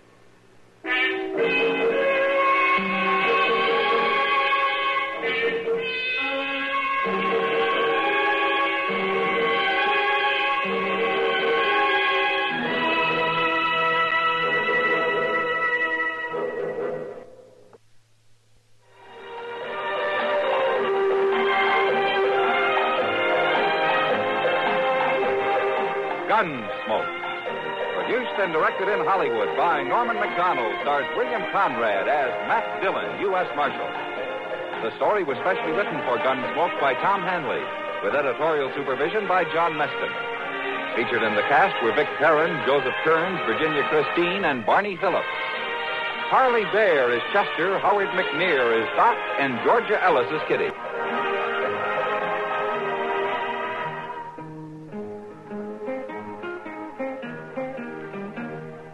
This is George Walsh inviting you to join us again next week when CBS Radio presents another story on Gunsmoke.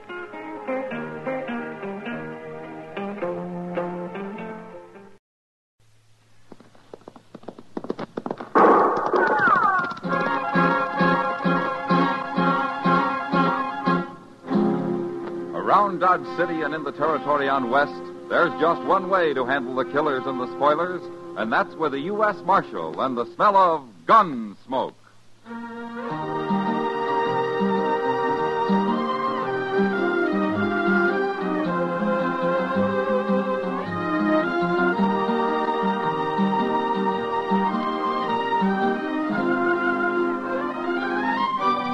Gunsmoke, starring William Conrad. The story of the violence that moved west with young America. The story of a man who moved with it. Matt Dillon, United States Marshal.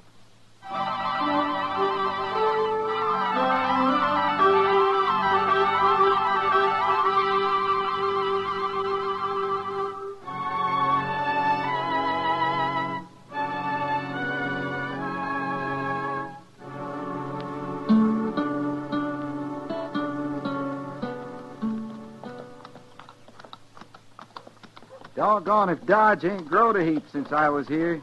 It is very big, Front Street must have 7, 8 saloons. A lot of towns I seen don't even have that many houses. We are going to stay here? Now, Nina, I told you not to fret yourself. Nobody's going to bother you. Well, look there. The Longhorn Saloon. You know, a man might find whiskey fit to drink in a place like that. Just drop your reins over the rack, Nina. Your old pony ain't about to go nowhere. I will wait right here, Cuff. Here in the dust and heat? Come on, get down off that old horse. You've been riding so long you need to walk around some. All right. Anyway, it's cooler inside. If they got a ladies' parlor, you can sit in there. Well, sit on the porch. Come on.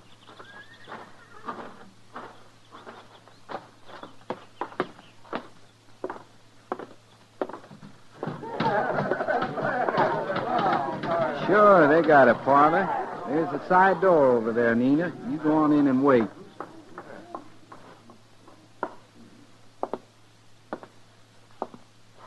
Glass of rye, bartender. Hold that drink, bartender. Maybe you picked the wrong place to drink, mister. That's so? Places down along River let Mex women come in and sit. I've heard tell. Maybe that's where you better go. Bartender, I ain't got my drink yet. Mister, you don't understand what I said. That bartender ain't going to give you no drink. Maybe he is. No, he ain't. This place don't serve nobody that walks in with no dirty Mexican. All right, hold it. Very well, stranger. Hold it. All right, you men, take Lawson out to a horse trough and soak his head for him. The rest of you get about your business. Come on. You busted up what could have been a man-sized fight. Well, fights like that lead to killings. Darned if they don't. You're a cool one, mister. You get that way in my profession. Oh, what's that? Army scout. I'm on my way to Fort Wallace. What's yours? United States Marshal. My name's Dillon. I noticed they paid you a heap of attention. I'm Cuff Peters and proud to know you. Marshal, I want you to meet somebody. This here's Nina. She's my wife. How do you do? Ma'am? Cuff, Nina and me been traveling quite a spell. Oh? Where'd you ride from? Come up from Texas. Figured we'd stay over here in Dodge if I can find a place. Nina's been feeling poorly. How long do you figure on staying in Dodge, Cuff? Can't rightly say, Marshal. Why? Well, you, made trouble for yourself when you hit Hank Lawson. That right. It'll bother him, Cuff, and he'll be after you. I know you can't make Fort Wallace, so it might be better if you and your wife rode out to Fort Dodge and stayed there. He's right, Cuff. We should go on right now. We don't want no trouble. You've been riding enough, the way you feel. Besides, I got things to do. Look, Cuff, I don't want any trouble here. I sure don't aim to cause any. Now, how about joining me in a drink, Marshal? I've still got a glass of rye coming.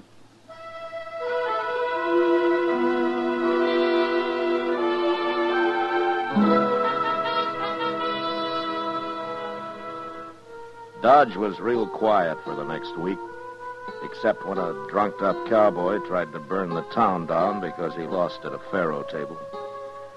I kept an eye on Hank Lawson, but the trouble I'd been expecting between him and Cuff Peters seemed to blow over. Chester heard somewhere that Cuff had found a room for Nina and himself at the widow Helgerson's place out at the edge of town. I didn't see Cuff again except once when he drove the widow's buckboard into town, loaded it up with food and supplies, and drove back out. Then one morning while Chester was cleaning up the office, Cuff walked in. Morning, Marshal. Hello, Cuff. I never did get a chance to pay you back for that drink you bought me. The time will come, Marshal. Cuff, this is Chester Proudfoot. Cuff Peters. Well, sir, I'm that proud, Mr. Peters. Howdy. Mr. Dillon told me how you knocked old Hank Lawson across the bar at the Longhorn. I sure do wish I'd seen that. Chester isn't too fond of Hank. Well, if I'm going to hit him again, I'll let you know. Well, thank you. Marshal, what I come for was to get your help. Oh, what is it, Cuff? Well, I don't know much about doctors and all. And they say you're a good friend to the one in town. Oh, I've known Doc for a long time. What do you need? Well, I'm not ailing, but Nina's feeling real puny. Oh? I think maybe someone should have a look at her. We ain't been married but 5-6 months. And I don't understand much about women folk and their ailments. Chester, run up and get Doc, will you? Yes, sir, Mr. Dillon. You see, Marshal, the thing that bothers me the most is that I got to start out for Fort Wallace right soon. I already stayed here longer than I intended. Well, if your wife's sick, you can't take her with you on a ride like that. That's what I want to know from the doc. Is she too sick to ride? Well, you could leave her here. She could come on later. I'd just pure hate to leave her behind if I didn't have to. Oh, hello, Matt. Where's the patient? Doc, this is Cuff Peters, Doc Adams. Howdy, Mr. Peters. Howdy. Mr. Peters wants you to have a look at his wife. I'm ready. My bag's by the door there. Doc, maybe you ought to know before you come with me. My wife's Mexican. Well? The only reason I mention it, some folks here seem to take exception. Oh, for heaven's sake, standing here talking isn't going to help Mrs. Peters any. If she's sick, you know. You ready to go, young fella? I'm ready, Doc. Marshal, I want to thank you. Sure, Cuff. Goodbye. So long. See you later, man. He's a nice little fella, ain't he, Mr. Dillon? Yeah, he seems to be, Chester. What's he do for a living? He's an Army scout, he says. On his way out to Fort Wallace. I always had in mind that scouts was more tricky. Shucks, he's no more sly than me. Don't let Cuff fool you, Chester. He's small, but he can take care of himself. Well, one thing, he don't seem to let nothing upset him none. Well, he's worried about his wife, Chester. Plenty.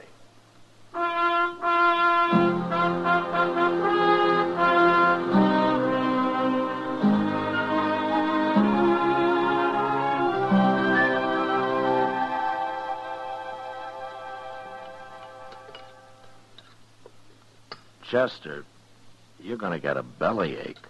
I can't help it, Mr. Dillon. Ever since I was a little boy, I just get a craving for wheat cakes at supper. 4 servings? Well, It does make up to quite a pile, don't it? But then that molasses kind of keeps them wetted down. Oh, hello, Matt.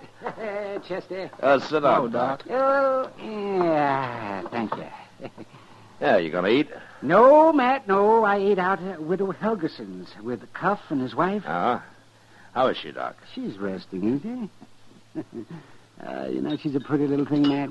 Just as nice and sweet. Yeah, she is. What was wrong with her, Doc? Nothing that won't be right in about 6 more months. Well, that don't make sense, Doc. She's going to have a baby, Chester. She is? Yeah, well, it only took a minute to see that. I guess Cuff meant it when he said he didn't know much about women. Well, I should think a baby be easy enough to tell about. Chester. Oh, yes. Cuff sent a message to you, Matt. He's going on out to Fort Wallace. Says after he reports into the colonel and gets a place ready out there, he'll come back for Mrs. Peters. Now, that's a 10-day ride there and back, Doc. Well, I know, man. Why? I don't like Mrs. Peters staying alone here in Dodge. Well, there's nothing to be worried about. She's in good hands here. Yeah, but the widow Helgerson's an old lady, Doc. She wouldn't be much help to Nina. Well, what kind of help would she be needing, Mr. Dillon? More than an old lady could give her. If Hank Lawson finds out that she's alone here.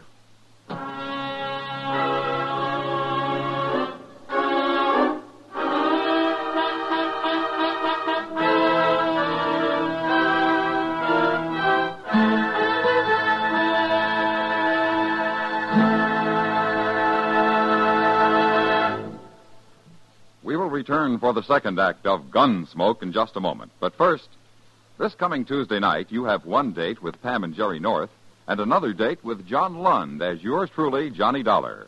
If mystery is your dish, then listen in as Mr. and Mrs. North and Johnny Dollar dish it out.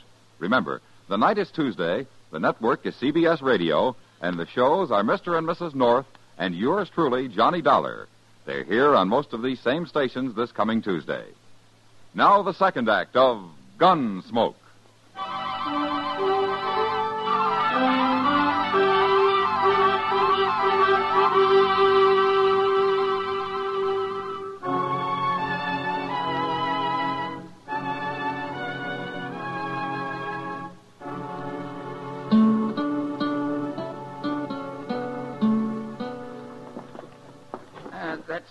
That's about everything, Mrs. Peters? Yes. And thank you. I'll give you a hand out to the buckboard. Oh, it's not that much. I can carry it. Well, I'll get the door for you then, ma'am. Thank you, Mr. Perry. Good day. Good day, ma'am.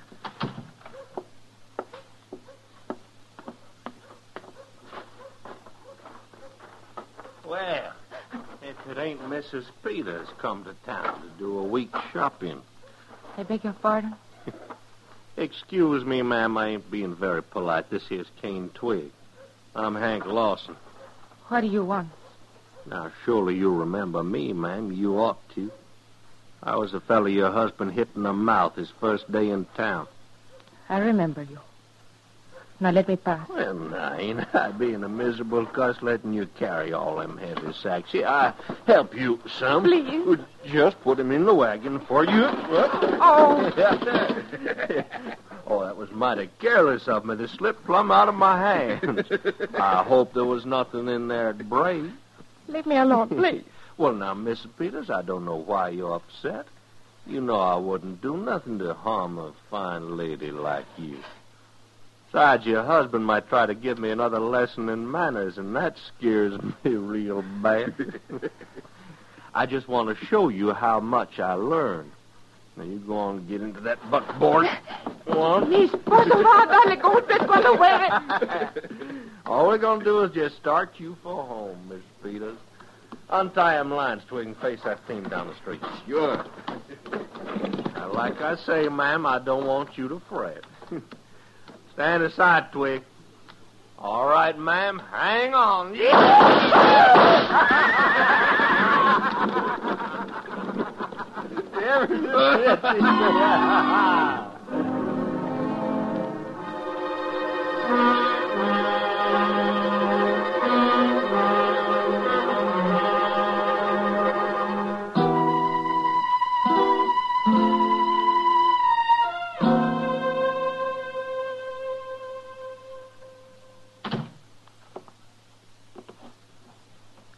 How is she, Doc?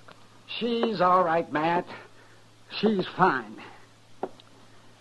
And the baby? There wasn't anything I could do. Those miserable, filthy Now, beasts. take it easy. Take it easy. What are you talking about, Matt? Those men should be No, kid. Matt did all he could. He even roughed them up a little on the way to jail. Oh. And then yesterday morning, the judge fined them and turned them loose. Find them. Probably all of $50. Kitty, be sensible. You and your precious law. I'm sick of it. You have to go by it, Kitty, whether it seems right or not. I don't have to do nothing. Now, Kitty, don't talk like that. If I was a man, I'd shoot him in the belly. Oh, now, Kitty. Oh, leave me alone, both of you.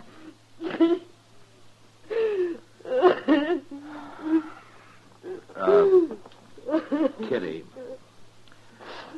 Look, Kitty. Why don't you go in and talk with her, huh? She needs another woman, huh? Go on.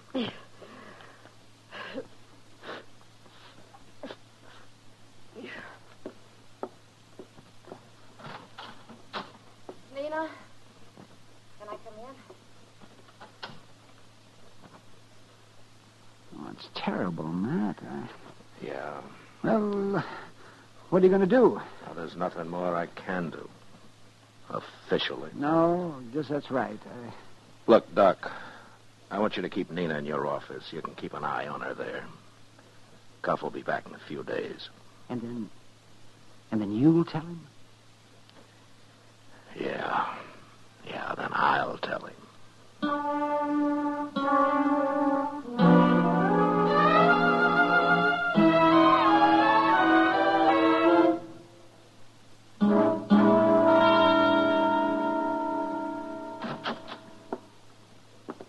Hello, Marshal. Chester? Oh, Mr. Peters? Cuff? I just got back. Widow Helgeson says there's been an accident. I should come see you. Well, your wife was hurt bad, Cuff, but she's better now, though. Where is she? She's up in Doc's office. Chester will show you. I know the way. It just makes me sick, Mr. Dillon. Yeah, he's likely been in his saddle all day, riding to get back to her. Then he gets here, and... How was she tonight? Well, she ate the supper Kitty brought over. That's more than she's done in a week. You know, I'd kindly hate to be Hank Lawson. Have you seen him around? Yes, sir. Him and Twig been hanging around the Longhorn. Hank asked me was anybody looking for him. Then he laughed. What'd you say then? Nothing, like you told me. I just walked on out. Yeah, good. What do you figure Cuff will do, Mr. Dillon? I don't know. Cuff's so mild and quiet and all. But I got a feeling he'd be mighty mean if once he got riled. I want to thank you, Marshal, for all you and Chester and Doc done for Nina. I'm sorry, Cuff. Now, I wonder if you'd hold my gun for me. Well, what are you going to do? I'm going to look for Hank Lawson, and I'm going to mock him. Mock him good. That way somebody's going to get hurt. That's a fact, Marshal. Look, Cuff, I won't stand for a killing. Now, Nina's well enough to travel. You could start for Fort Wallace. We'd fix a bed and a wagon for you. I'm going to start for Wallace, all right. But not until I've seen Hank Lawson. Well, will you hold my gun? Till you come back for it. Thank you. Oh, Cuff. Yeah? Chester and I were just talking about going up to the Longhorn for a drink. We thought maybe we might walk with you. The company'd be fine, but it's my deal. Sure.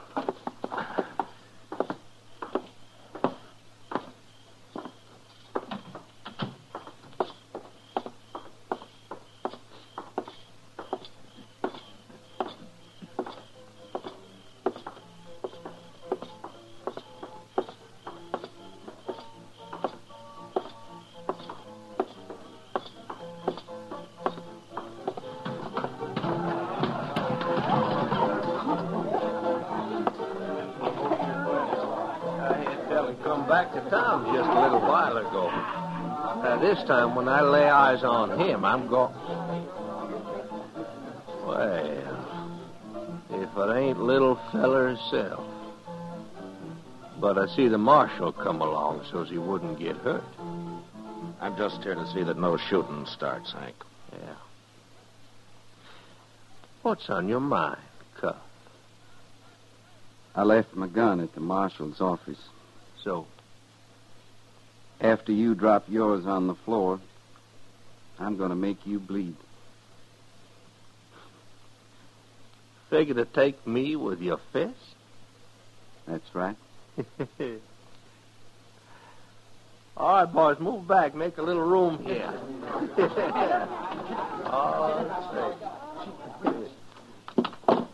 All righty, Cuff. Load my gun down. Chester, just so Hank's friends don't get too excited and maybe want to help him out, move down to the end of the bar. Yes, sir, Mr. Dillon? There'll be no gunplay here, Hank. What's between you and Cuff, you'll settle yourself. Right in here. That's good enough for me, Marshal. All right, little fella. Come and get it. Now I'm going to take you apart, Lawson. Bit by bit. That's the way you figure it. That's it. I say...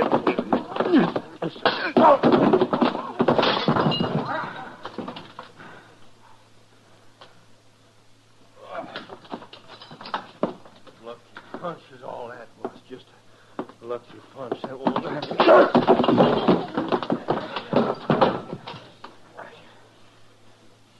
Get up, Lawson.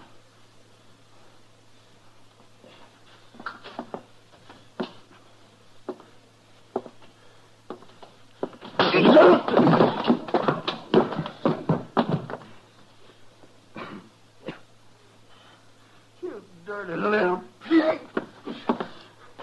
I'm going to slit your throat. Drop that knife, Hank. Never mind, Marshal. He's going to fight with a knife. I'll fix me one, too. Yeah.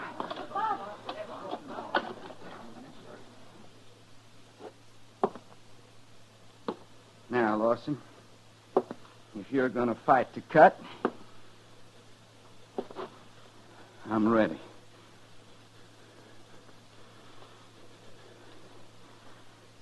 Fight or drop it.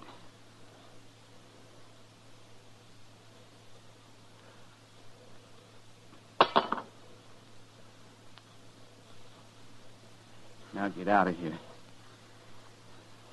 Because if I see you again before I leave, I'm going to finish what I started.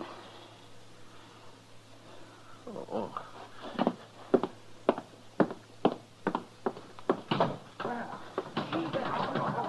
My gracious alive, I ain't seen anything like that since I left Waco. Cuff, as soon as you get your breath, I'd like to buy you that drink I owe you. Thank you, Marshal. I figure I could use it. Because my wife and me's got a long ride ahead of us.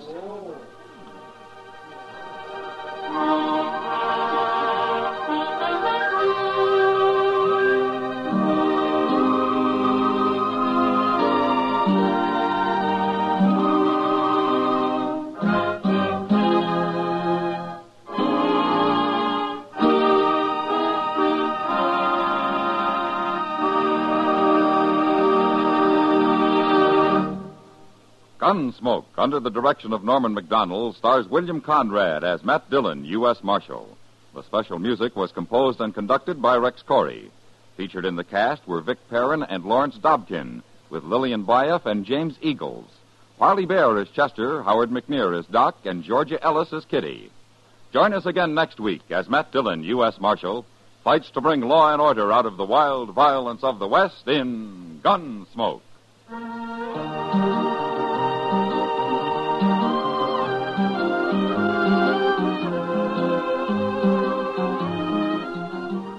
Later tonight on most of these same stations, Herb Schreiner will take your sense of humor in hand and give it a once-over wonderfully on Two for the Money. Hoosier Herb and his droll wit are an irresistible combination for merriment. The quiz part of Two for the Money makes the show that much more interesting to hear. Remember, Two for the Money later tonight. George Walsh speaking. Edgar Bergen and Charlie McCarthy open fire on your funny bone Sunday nights on the CBS Radio Network.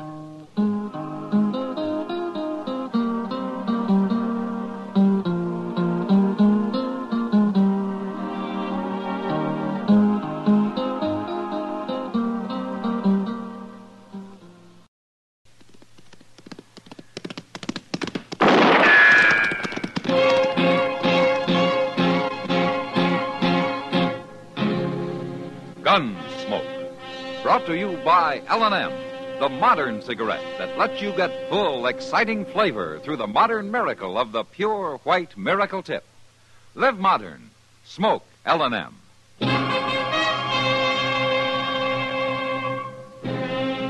Around Dodge City and in the territory on West, there's just one way to handle the killers and the spoilers, and that's with a U.S. Marshal and the smell of gun smoke.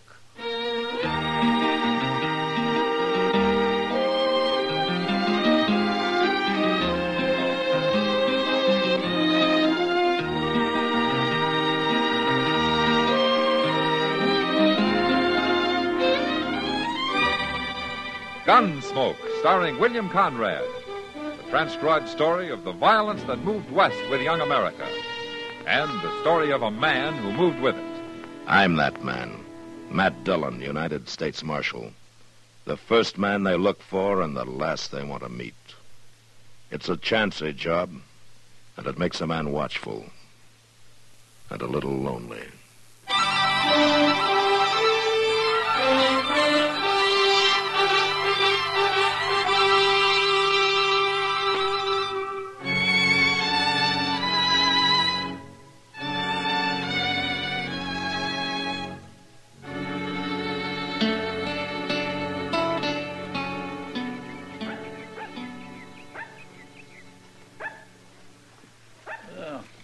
We kindly cooled up after all that hot weather, didn't it, Mr. Dillon? Uh-huh.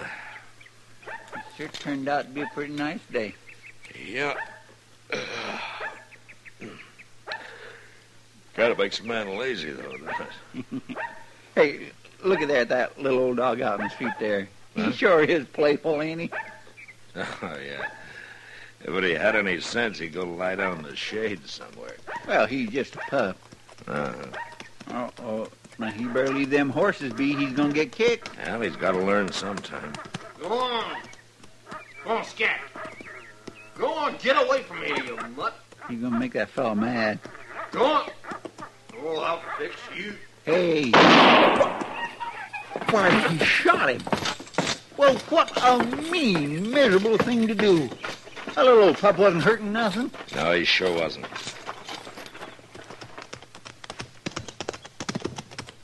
Hey, that's the marshal. Yeah.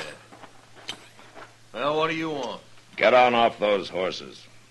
What? Do it! Right now. All right.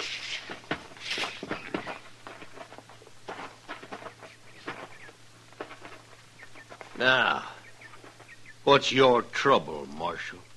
I'll take your gun, mister. No, you won't. I'm not even going to argue with you. Then I'll make a move. Here, Chester, hold it. Yes, sir. All right, I'll take yours, too. Sure, Marshal. I ain't gonna try nothing. Hold up now. What's this all about, anyway? What's your name, mister?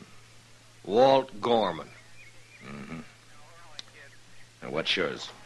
Hakes. Jod Hakes. All right. I don't allow shooting and dodge. Well, ain't no reason to take our guns. I ought to bend them across your heads. Come on, Chester. Hey, wait a minute. When do we get them guns back? Tomorrow noon when you leave town. But we ain't figuring on leaving. Oh, never mind him, Hakes. He can't run us out. By golly, you are too, Mr. Dillon. I will, Chester. Look at that poor little dog. I wonder whose tis. I don't know. Probably belongs to some kid around here. I'll carry it round back to jail. Maybe the kid will want to bury it himself. Yeah, why don't you do that? That Gorman sure is a mean one. Well, I can get mean, too, Chester. And I got a feeling I may have to before I'm through with him.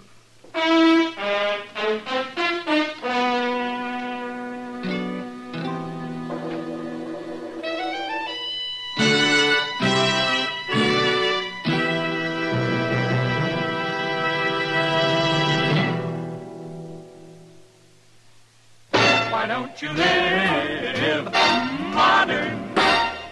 Live modern. Live modern. Change to L&M.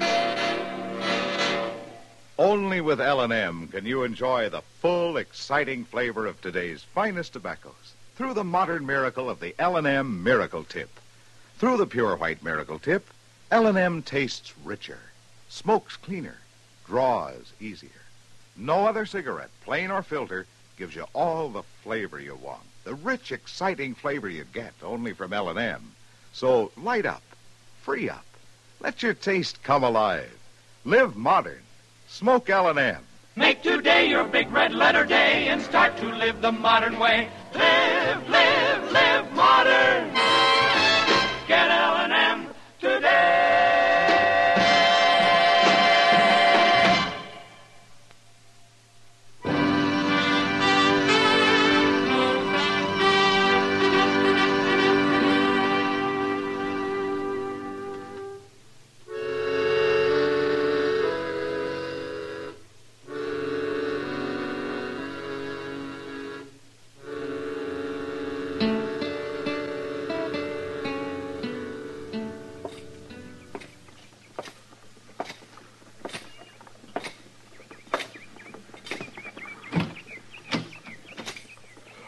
Hey, Mr. Dillon, guess what?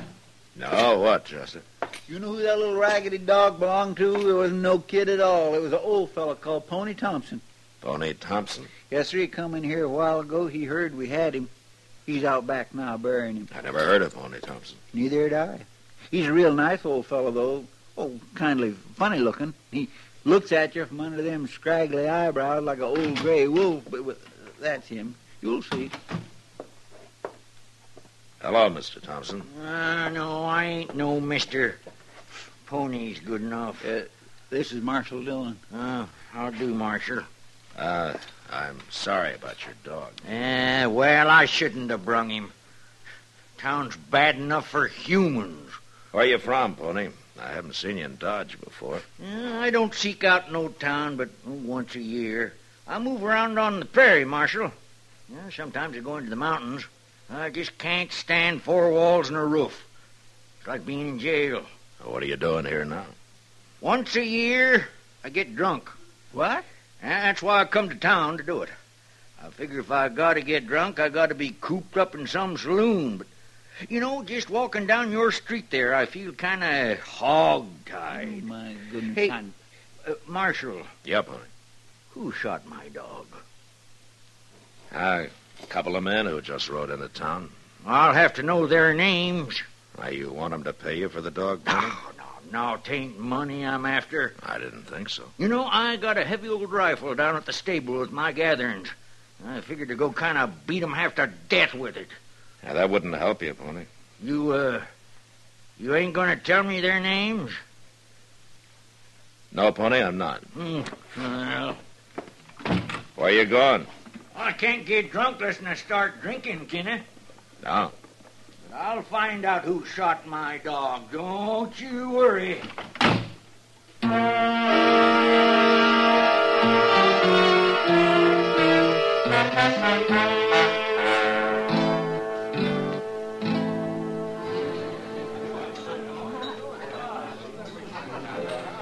Your friend Pony Thompson's doing pretty well at the bar over there, Matt. That's his second bottle he's working on. He sure keeps to himself, doesn't he? A man who drinks alone is usually peaceful anyway. Yeah. Now, hurry it up, bartender. We ain't got all night. Now, who's that pair? Just came in. Oh. Well, you know him, Matt? Yeah. One of them's the man who shot Pony's dog I was telling you about. Oh. Well, he looks like the kind... Kitty? I don't know what Sam wants. Hey, Kitty. I better go see you. I'll be right back. Yeah, sure, Kitty. Hey, look at this one, Hicks. She's pretty. Yeah. Hey, girlie, buy you a drink. No, thanks. Oh, what'd you want, Sam? Never mind about him. Come on, have a drink. I said no. I said yes. Come on, girlie, loosen up now. Tell me something, mister. Do you have to be awful brave to shoot puppy dogs? What? Must take a real man to do that, huh? I just ought to slap your face in for you. I wouldn't try that, Gorman. It's a marshal. Now what? You get out of here. And you take Hicks with you. You sure like having your own way in this here town, don't you? I sure do. Now, you get moving. Come on, Gorman. We don't want no trouble. Shut up. All right. I sure am getting a belly full of that. What a hero. Yeah. But you know, Kitty, I wish you hadn't mentioned the dog. Oh, I'm sorry, Matt. I forgot. Hey, evening, Marshal. Hello, Pony. So, that feller's name was Gorman, huh? He's got a mean face, too, ain't he? Now, look here, Pony. Oh, don't don't you worry. I ain't gonna follow him, Marshal. No sirree, Bob. I got me this here bottle to finish. Yeah, I'm gonna get drunk tonight, remember? Well, I guess it doesn't matter after all, Matt, huh? Hell, I hope not, Kitty. But I'm not so sure.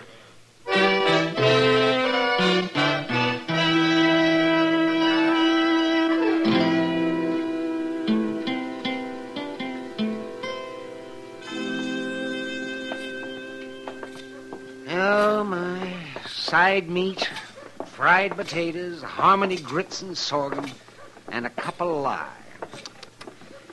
Matt, there was a mighty poor breakfast, if I do say so. Well, then I'm glad I didn't treat you to it, Doc. Oh, look who's in it. If you ever treated me to breakfast, I'd be so dumbfounded I couldn't complain. Dillon! Mr. Dillon! Huh? It's Chester. At the stable door there. You too, Doc. Hurry up! Me? What's he got, a sick horse in there? He's got something, Doc. He looks pretty worried. Oh, Chester's always worried. If it isn't money, it's women. Ma Strimmick went to the office looking for you. Now, what's the trouble, Chester? There's been a killing. What? That fellow Walt Gorman, he got his throat cut in here. Moss found him laying in one of the stalls. Pony Thompson done it.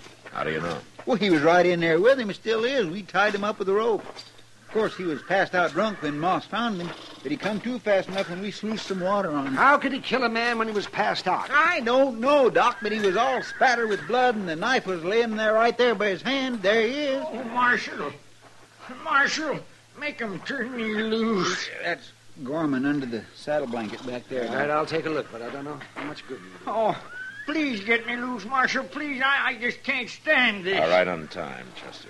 All right, sir. I didn't kill nobody. The knife's in that board right next to you, Mr. Dillon. Oh. Pony, is this your knife? Yeah, sure, it's mine. But I didn't use it on nobody. It was laying right by his hand. Well, then somebody put it there. Gorman's dead, all right, Matt. 4 or 5 hours. He took a knife in his back and then had his throat cut. There. Yeah. Well, I wouldn't do a thing like that, Marshal. I wouldn't have thought so, Pony. It's true. Oh, sure, I found him later after you left the Long Branch, but well, I only swore at him a little for shooting my poor pup. I'm going to have to lock you up, Oh, Pony. no, please, Marshal, don't do that. Please, don't. I got no choice. I tell you, I'd just go crazy. You put me in jail. I told you how I am. Chester, take him down. Come on, Pony, let's get going. Oh, please don't. Not jail, You please. should have thought about that before you killed Gorman. Now, come on. I'd rather get shot. I'd rather die. You ain't gonna die. Now walk along.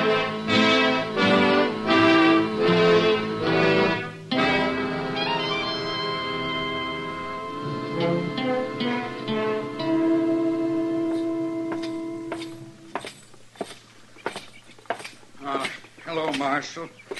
I've been waiting for you. Hello, Hicks. I seen Chester a while ago taking Pony Thompson into the jail here. Can he tell you what happened?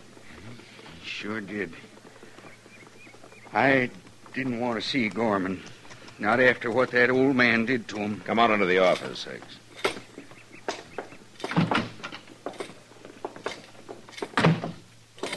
Mr. Dillon. Chester? What's the matter? What's the matter? You sick or something? He hit me. What? Oh, Where's Pony Thompson? that's what I'm telling you. He hit me with that stool in there. You mean he got away? I turned my back to go out of that cell. That's all I remember. And he's been gone about 20 minutes. Well, let's find him. Standing around here is doing no good. We'll find him, Hicks. Oh, but I know where he went. You do? Where? Well, in the stable there, he was mumbling about a hideout he knows down by the Arkansas somewheres. You feel up to riding, Chester? You bet I do. And I'm coming, too. I'll shoot that old devil on sight. It's a good thing I took your gun, Hicks. But you're coming with us, all right, just to make sure you don't find another one.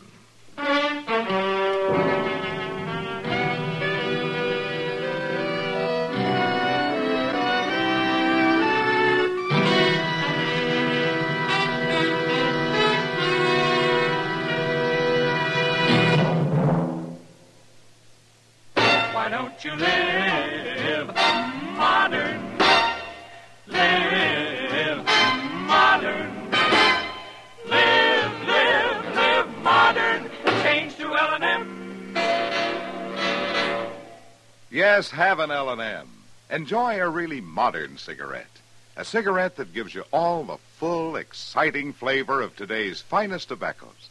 No other cigarette, plain or filter, gives you the flavor you get through the modern miracle of the L&M Miracle Tip. Through the pure white Miracle Tip, L&M tastes richer, smokes cleaner, draws easier. So light up, free up, let your taste come alive. Live modern, smoke L&M. Make today your big red letter day and start to live the modern way. Live, live, live modern. Get L&M today.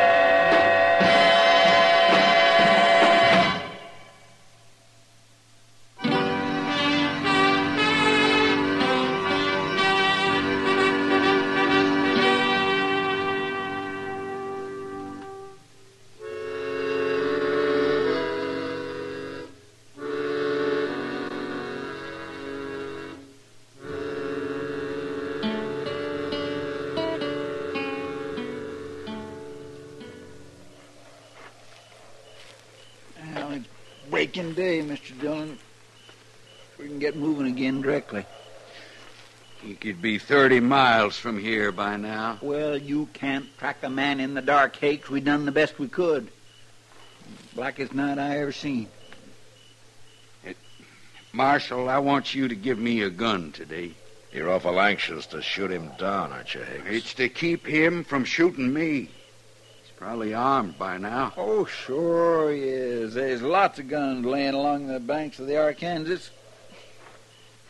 I'm cold. I'm going to walk around a little and stretch my legs. Don't you get lost, Sonny. Oh, why don't you try keeping quiet? Your voice itches my ears.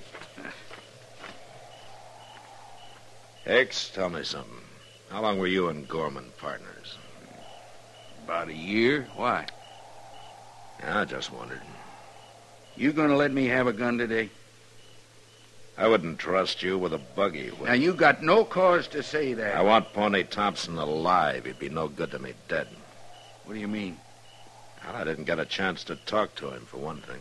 Hey, Mr. Dillon, Yeah, what? there's a little old cave right up here. Go crawl in it. Maybe it'll fall on you. He sure bothers me. You kind of bother him. I ain't done nothing to him. Mr. Dillon, come here, quick. What? Yeah, what is it, Chester? There's a man in this cave. Ah.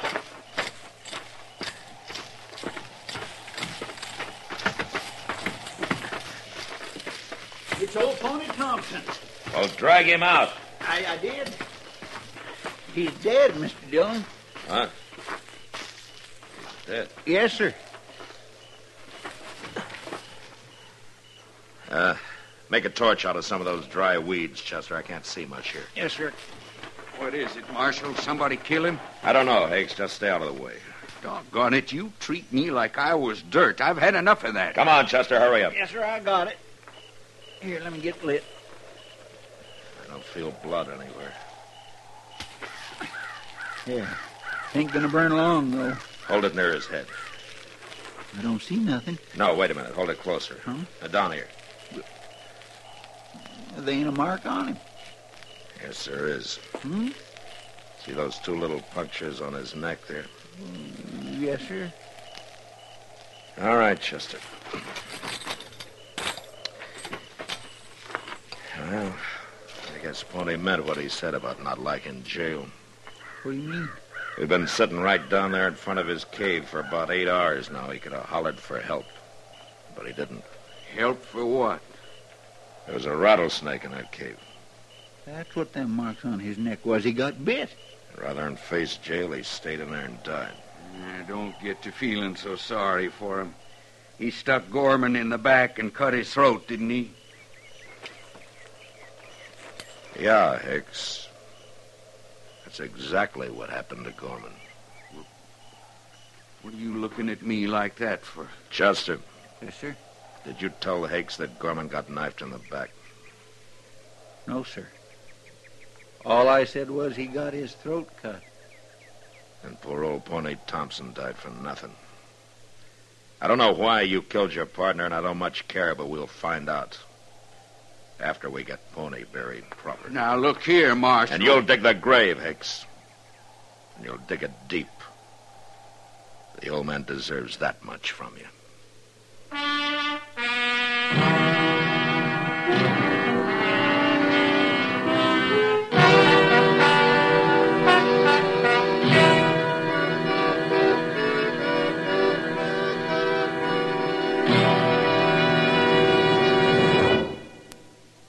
a moment, our star, William Conrad. In a recent study, a noted traffic expert estimates that inadequate highways and resultant traffic jams cost the American economy billions of dollars every year, and suggests that the cost of modernizing our roads would quickly be regained in time saved. Discussing motor accidents, this same expert suggests that legislation may be needed to curb the speed of our powerful automobiles before they ever leave the factories. This is a controversial question on which the experts disagree. But all traffic experts agree on one thing. Common sense cannot be legislated into the automobile driver. He has to learn it by himself. Anger, bravado, and the spirit of competition often are expressed on the highway by excessive speeding, disregard of traffic signs and signals, and other risky maneuvers. Psychologists sum it up by saying that careless drivers are emotionally immature. Put more bluntly, it means that careless driving is kid stuff. This has been a CBS Radio public service announcement. You know, when a High Plains woman was looking for a husband, cowhands used to laugh and say, she's throwing a wide loop. Well, next week a woman catches her man right enough, but with a .50 caliber rifle. And that was the West. Gunsmoke, produced and directed by Norman Macdonald, stars William Conrad as Matt Dillon, U.S. Marshal. Our story was specially written for Gunsmoke by John Meston, with music composed and conducted by Rex Corey. Sound patterns by Tom Hanley and Bill James. Featured in the cast were Joseph Kearns, Vic Perrin, and Lawrence Dobkin. Harley Bear is Chester, Howard McNear is Doc, and Georgia Ellis is Kitty. Join us again next week for another specially transcribed story on Gunsmoke.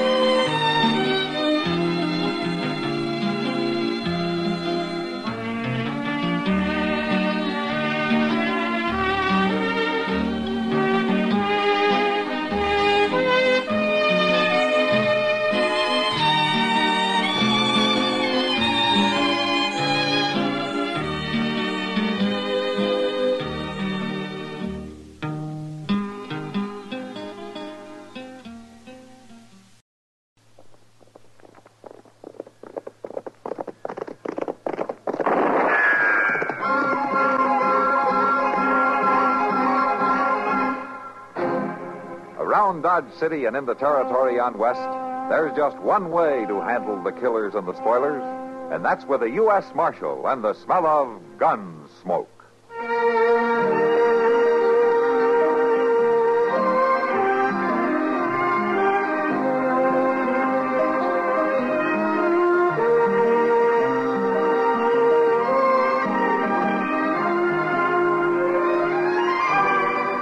Gunsmoke, starring William Conrad, the story of the violence that moved west with young America, and the story of a man who moved with it. I'm that man, Matt Dillon, United States Marshal. The first man they look for and the last they want to meet. It's a chancy job, and it makes a man watchful and a little lonely.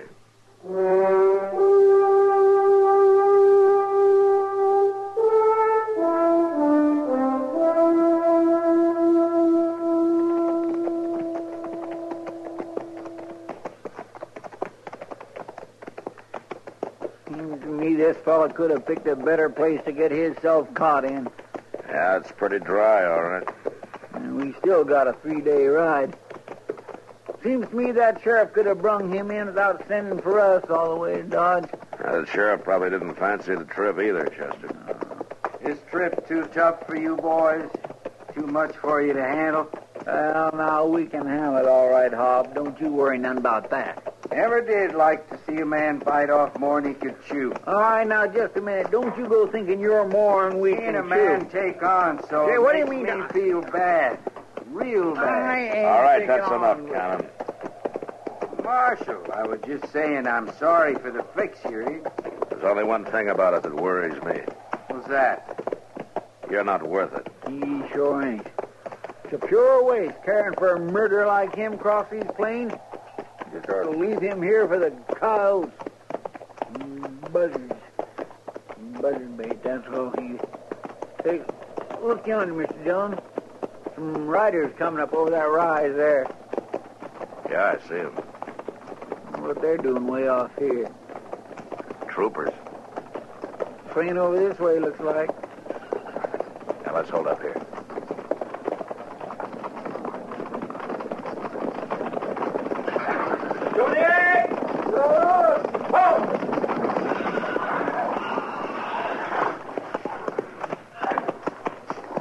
Morning, Lieutenant. Good morning.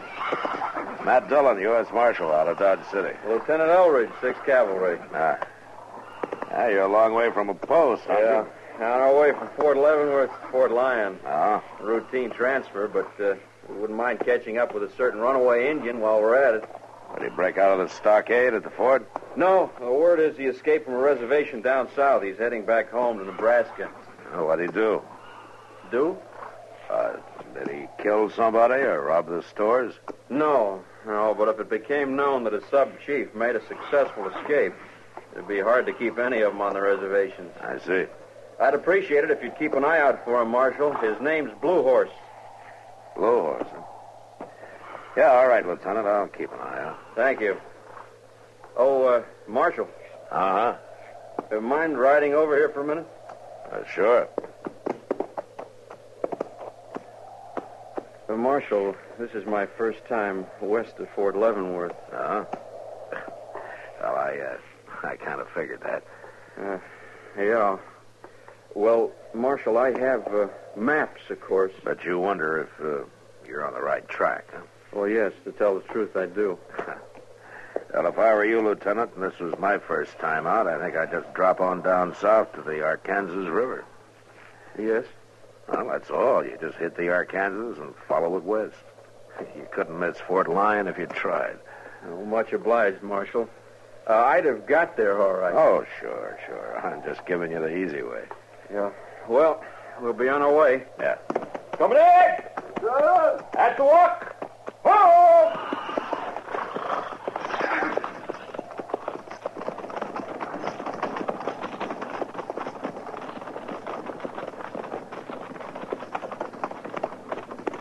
Gracious, Mr. Dillon, he sure is a young one, ain't he? Yeah. Well, there's one thing for sure. Yes, sir. There's only one way for him to grow, and that's older. Come on. Let's get going.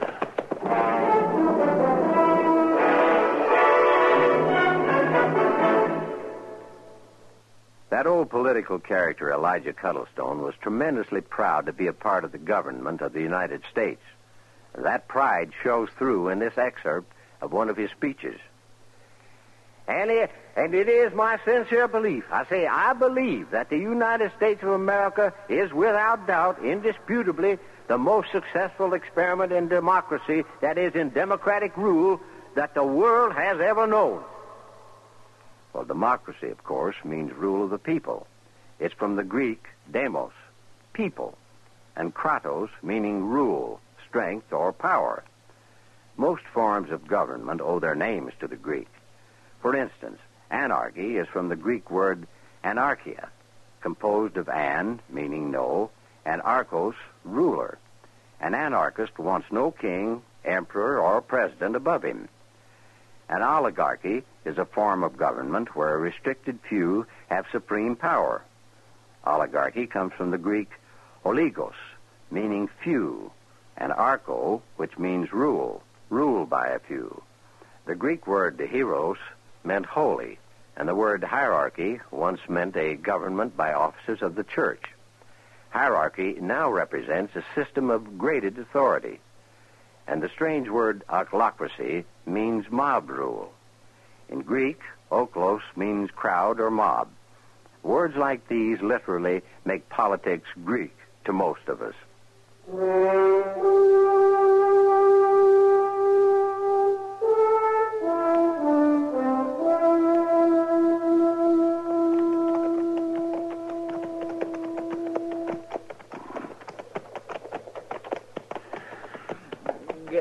coming toward sundown, Mr. Jones. There'll be a watering place along here pretty soon.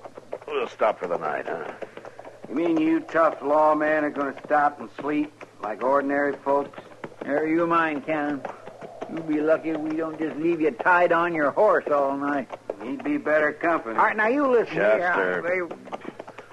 Yes, sir, Mr. Dillon. Look, why don't we head for that bunch of trees over there, huh? Come on. Sure.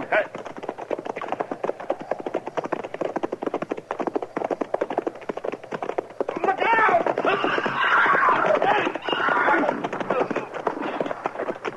Wait there, Mr. Dillon. I'll help you.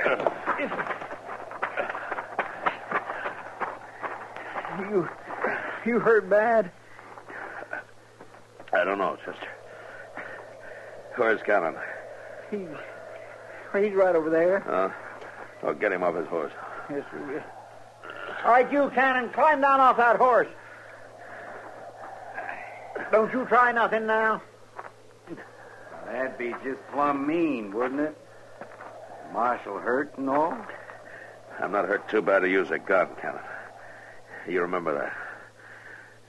Chester, see if you can get me on my feet, huh? Sure will. Now, be careful. Take it. No, let me down. Let me down. What? Oh. Well, I guess it's no use. The leg just won't hold me. All right, help me get my boot off then, huh?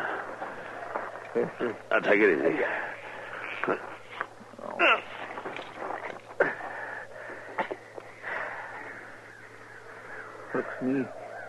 Looks me like it's broke, Mr. Dillon. Broke bad. Yeah. Look at my horse. Yeah. And he stepped in that hole and pitched all the way over, landed on his neck. He's dead, all right. Well, I can't stay here. Oh, maybe we can get you over to those trees. Come on, Cannon. Wait a minute. Now, we better figure this out first. Now, look. When you get me to the trees, you ride on, Chester, and see if you can get help, huh? And if you don't meet up with anybody, you bring a wagon from Dodge, huh? Why, I ain't going to leave you here, Mr. Dillon. Go in all night. It'd still take me 2 days to get back. We got no choice. Yeah, but what about him, Cannon? He stays with me. But, Mr. Dillon... I'm going to need somebody. And I got a gun. Well, Look, we haven't got any choice, Chester. Now, will you get me over to the trees? All right, you can tether his horse to me, and then you get going, huh? Well, all right, if you say so, but I sure don't feel good about this. I don't feel good about anything. Come on, let's go.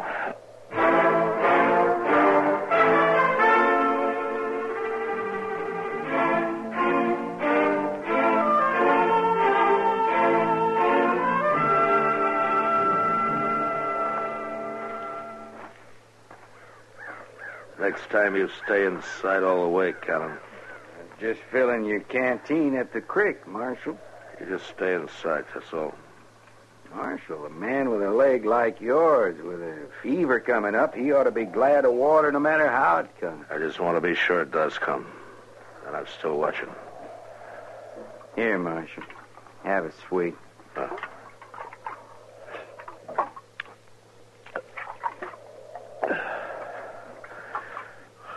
Thanks. That leg didn't improve none overnight, did it? Not much. Lying around waiting like this through most of the day, you're feeling pretty bad, ain't you, Marshal? Don't you worry about it. No, I ain't worrying, Marshal. I got time. I got plenty of time. Don't you count on me passing out before Chester gets back.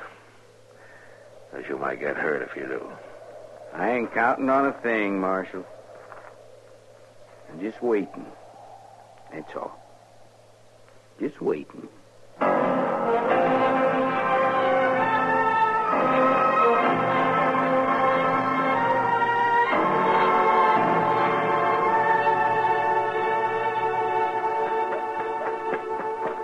Miss Kitty! Miss Kitty! Why, Chester.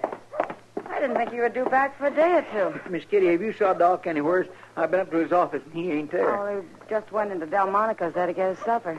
What's the matter, Chester? I can't stop to talk, Miss Kitty. I got to get Doc. It's about Mr. Dillon. Well, what about him? Well, he's hurt bad and way off there. Way off where? Out on the ferry. 2 days ride out. Doc? Doc? Well, when did you get back? There's trouble, Doc. Terrible trouble. What is it, Chester? Where's Matt? He's out there on the plains, Doc, with a busted leg. Is he all alone? And nobody but that murdering Hob Cannon. He's with him. Well, we better get to him. Can you take me there? That's what I come for. Well, you don't look too good yourself. You ride all night, Chester? Well, sure I did. Miss Kitty, come on, Doc. We ain't got no time to wait. Well, you're sure you can make it back there, Chester? It's rough sleeping in that rig of mine. I could take somebody else. Of course I can make it back there. Come on, Doc. Come on. All right, Chester, all right. Don't worry, Kitty. Matt's a strong man. I know, but you hurry just the same.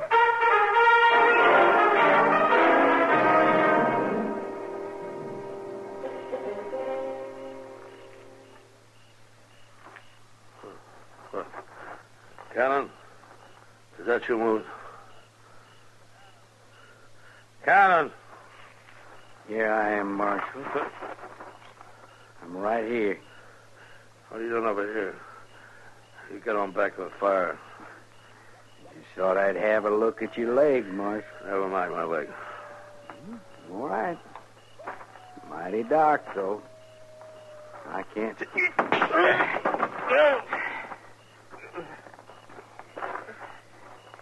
Sorry I had to kick you that way, Marshal.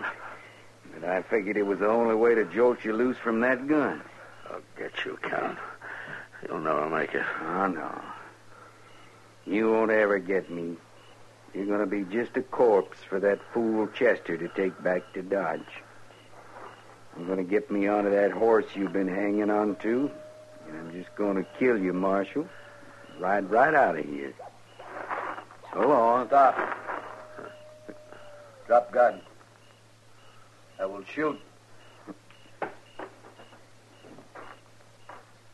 What the devil are you doing here? I am Blue Horse. Blue Horse? Well, you're the runaway Injun they're looking for. Hello, Blue Horse. I have been watching. Well, that's lucky for me.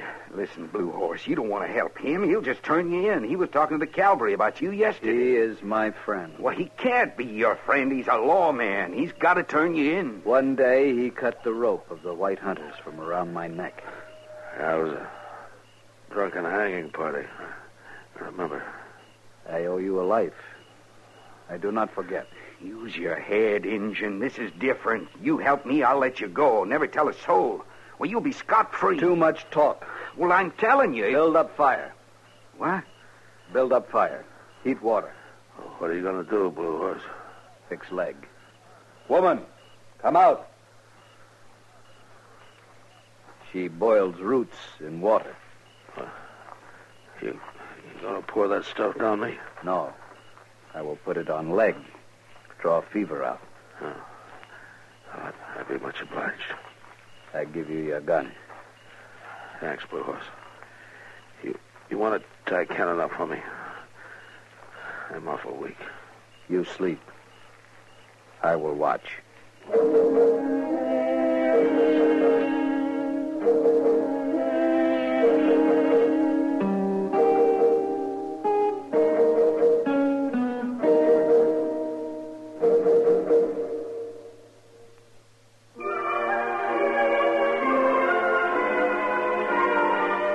Hometowns in America have a lot in common, and yet they're each one of a kind.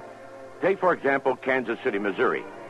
The pungent odor of the slaughterhouses is in the air, but that means fresh meat and the best steak town in the USA.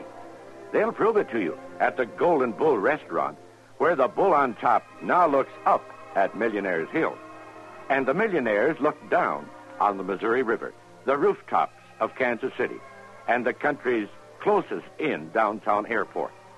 Cat's drugstores have that homey atmosphere, and the French fries are good there after school.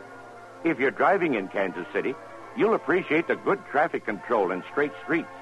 You can start at 4th or 5th downtown, cover Troost and Wyandotte Avenues, and reach the plaza up in the 60s where the bachelor guys and gals are and where the action is. And later wind up with a swank night in the terrace room at the Mule Bar.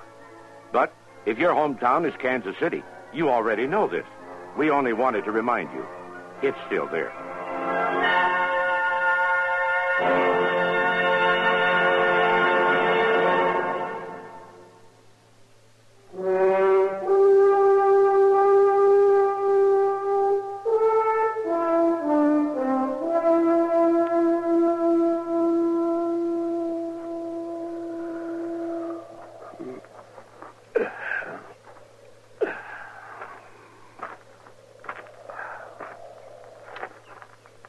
You sleep well. The sun has long been high. Yeah. Where's Cannon? The prisoner is safe. Oh. Well, that's more than he deserves. Woman, bring some food. Blue Horse, I want you to thank her for me. I feel a lot better. Yes, your leg will heal. The fever is gone. You want water? Oh, yeah, thanks.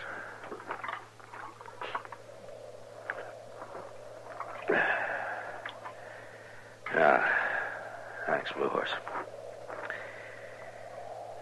Tell me, what are you doing here? Why did you break out? Blue Horse is going back to the land of his people. Well, the Army doesn't seem to want you to. I cannot live on the hard land with the dry wind. Blue Horse comes from the hunting people, the Pawnee. So you just picked up your wife and left, huh? It is for us to live under the northern stars. It's too bad the Army doesn't see it that way. The government of the white man does not care that all Indians cannot live alike. The South is no good for the Pawnee. I work for the government, Blue Horse. A wagon coming across the distance. Uh-huh. Yeah, they're coming for me. I am glad the marshal will be safe. Mr. Dillon? Mr. Dillon? Yeah, over here, Chester. Hello, Doc. Oh, well, hi, Matt. Now, let me take a look at that leg. All right. Ouch. Doc. Well, looks like you've had some help, Mr. Dillon. Glad to see Cannon good and hog-tied over there. Thanks to Blue Horse and the squaw, I wouldn't be here without them. Blue Horse? Well, Mr. Dillon, the Army's looking for him. Yeah, I know. Hey, take it easy, Doc. Oh, sorry, man. Say, your leg looks pretty good, Matt. Surprisingly good. I don't think you're going to have any trouble. Blue Horse and his woman said it. Just had some good nursing. I can see that. Blue Horse? I am here. You understand that I'm a man of the law. I understand. Well, I want you to do just what I say. We'll be leaving soon. You and your squaw get on your horses. You are taking us with you? No. No, I'm sending you back. I want you to ride right out there. That way. Now, will you give me your word? You have the word of Blue Horse. All right, get going, then. We will ride. Goodbye, Marshal.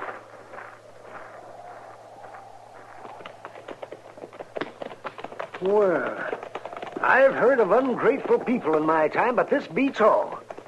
You let him save your life, and then you send him back to be cooped up on the reservation. I did what I had to do, Doc. Well, I could have done something else. You pointing the way and making that Indian promise to go there, and you know he'll keep his word. Yeah, I know he will. Hey, wait a minute, Doc. I just thought of it. Mr. Dillon pointed north. That reservation's not north, it's south. Huh? Well, by golly. Yeah, that's right. Well, you made a mistake, Mr. Dillon. Yeah, I guess I did, Chester.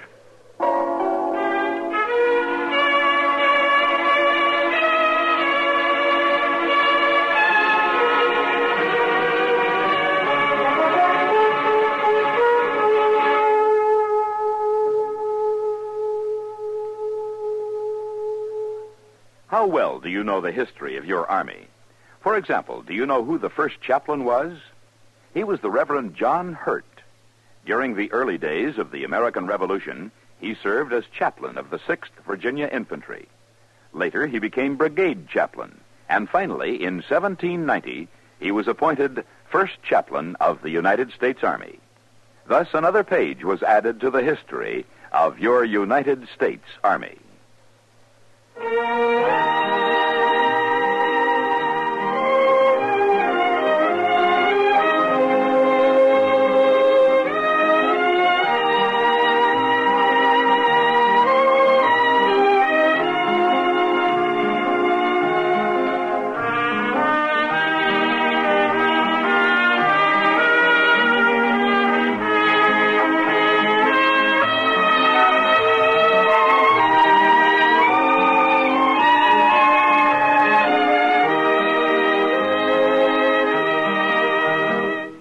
Gunsmoke, produced and directed by Norman McDonald, stars William Conrad as Matt Dillon, U.S. Marshal.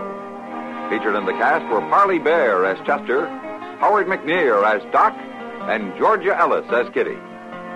George Walsh speaking. Join us again next week for another specially transcribed story on Gunsmoke. This is the United States Armed Forces Radio and Television Service.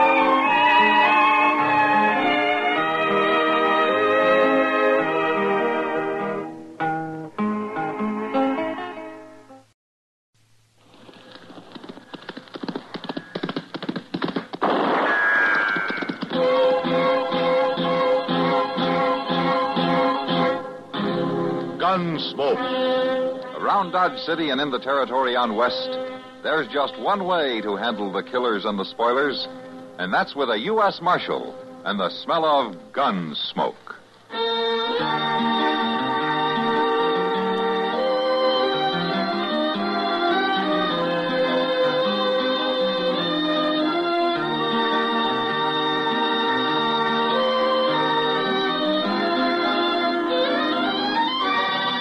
Gunsmoke, starring William Conrad. The story of the violence that moved west with young America. And the story of a man who moved with it. I'm that man. Matt Dillon, United States Marshal. The first man they look for and the last they want to meet. It's a chancy job, and it makes a man watchful. And a little lonely.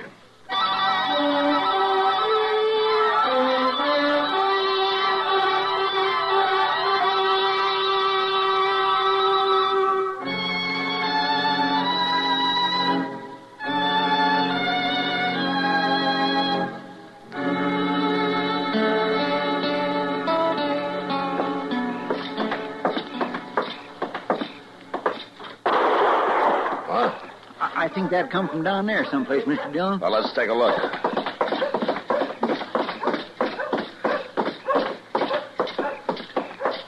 My golly, I don't know. There sure ain't no sign of nobody. Now, that was in back of the Dodge house between it and the livery stable. Come on. Sounded like it. What in the thunder are they shooting at? I don't know. Well, it sure did sound like somebody yelled after that first shot.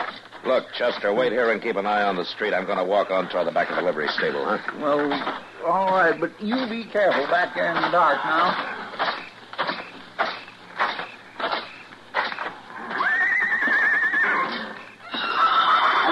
Oh, no.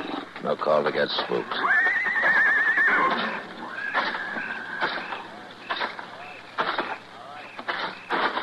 All right. Come on out of there. You hear me? You go mind your own business. You better drift, mister. You buy more trouble than you can handle. Let go of me. Give me that gun. You've got no right to... When you throw a rifle on somebody, young lady, it'd scare 'em more if you close the breech block.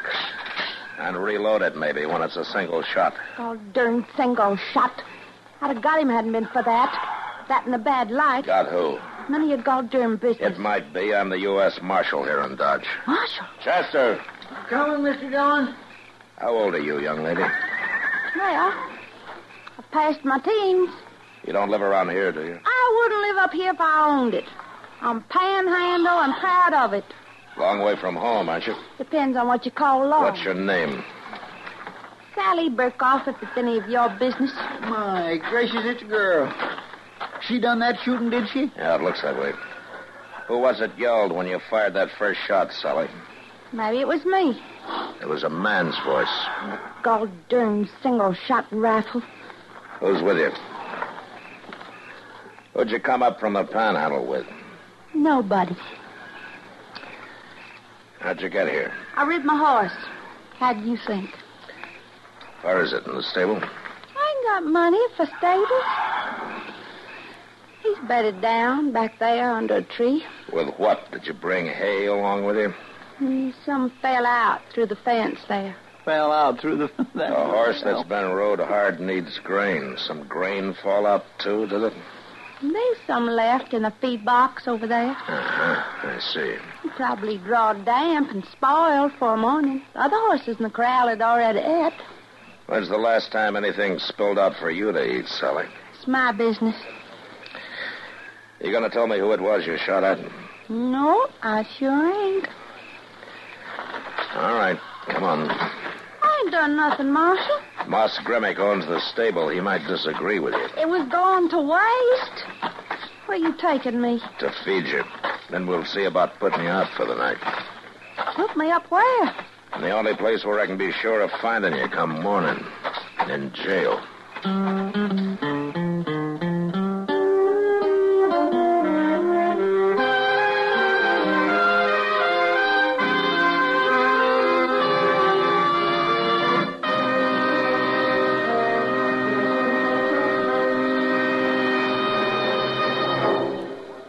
In the early days of World War II, an organization was born.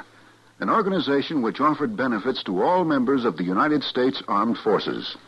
It was formally opened in April 1942 at Madison, Wisconsin, and called the Army Institute. Its mission was to provide educational opportunities for millions of American youths entering the armed forces. The response from servicemen and women was immediate and enthusiastic. Later that year, the facilities were made available to the Navy, and in February 1943, the name was changed to United States Armed Forces Institute. This was the first USAFI. Today, there is a bigger, improved USAFI with 5 branches in various areas of the world. But the mission is still the same. The number one client is still the United States serviceman, receiving an opportunity to develop power through knowledge with USAFI.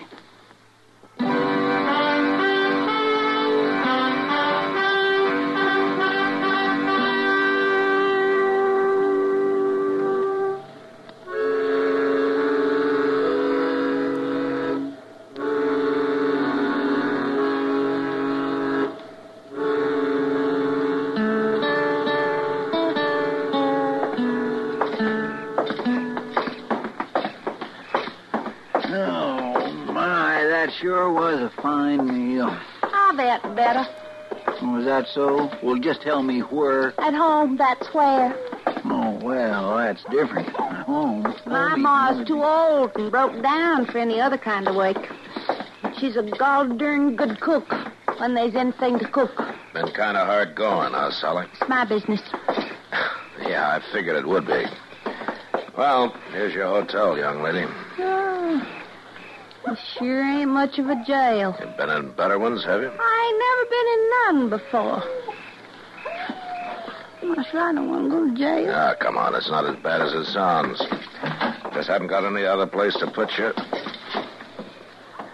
Hello, Decker. Marshal, I want to report a shoot. That's him. Give me that gun. Grab her, Chester. Back. You low down. You let go of that. Oh, you hurt me. Now, you sit down in that chair and you stay there. Here's your gun, Chester. Well, I'm sorry, Mr. Dillon. She grabbed it before I Decker, know what what's she's all up this to. about? She tried to kill me. Now, you saw her do it. And that's the third time tonight. I was waiting here to tell you. First time was about an hour ago near the Dodge House. Yeah, I know. Why's she trying to kill you? Just crazy, I guess. How would I know why? You know why, all right, you sneaking yellow dog. Sit down, Sally. He stole money from me and Ma. All we had, $600. That ain't so. Wait a minute, Decker. What happened, Sally? He come up through the panhandle last fall fetching a trail herd from East Texas. Fine breeding stock, he said they was, and he sold me 100 head for $6 a head, $3 under the go-in price. There, you see, nobody stole nothing from her. Now, I remember that drive of yours last fall, Doctor. You started out with 2,500 head and didn't get here with more than about 400. I just had some bad luck, was all. Sure. Them cattle had the chokes, was all through the herd. Cowpox, huh? They was dying on him before he hit the panhandle. Only I didn't know it. And he seen a chance to unload 100 of them on me. They started dropping before he was gone 3 days. Last one died 2 weeks ago. And when the chokes gets in a herd, there ain't nothing you can do. That's one of the risks of the cattle business. You can't blame me for it. You know they had it when you sold them to me. I don't suppose you told her that, did you, Decker? Of course not. When a man's out to make a deal, he don't have to tell what he ain't asked. Even when the buyer's a girl? That was a legal sale. Now, whose side are you on, Marshal? I come here for protection. You mean to have the girl locked up or run out of town, maybe? I sure do. All right, Decker, you've made your complaint. Now get out. Well, now, wait a minute. I said get out. Marshal, I'm just going to hold you responsible for anything she does. You do that fine. Standing up for that little wildcat. Sally, if I was to let you go, what would you do? Have another try at shooting Clem Dyker. That's what I thought. I ain't likely to miss him 4 times in a row. All right, Chester, take her back and get her settled in one of those cells. Yes, sir. What are you aiming to do with me, Marshal? I don't know, Sally. I just don't know.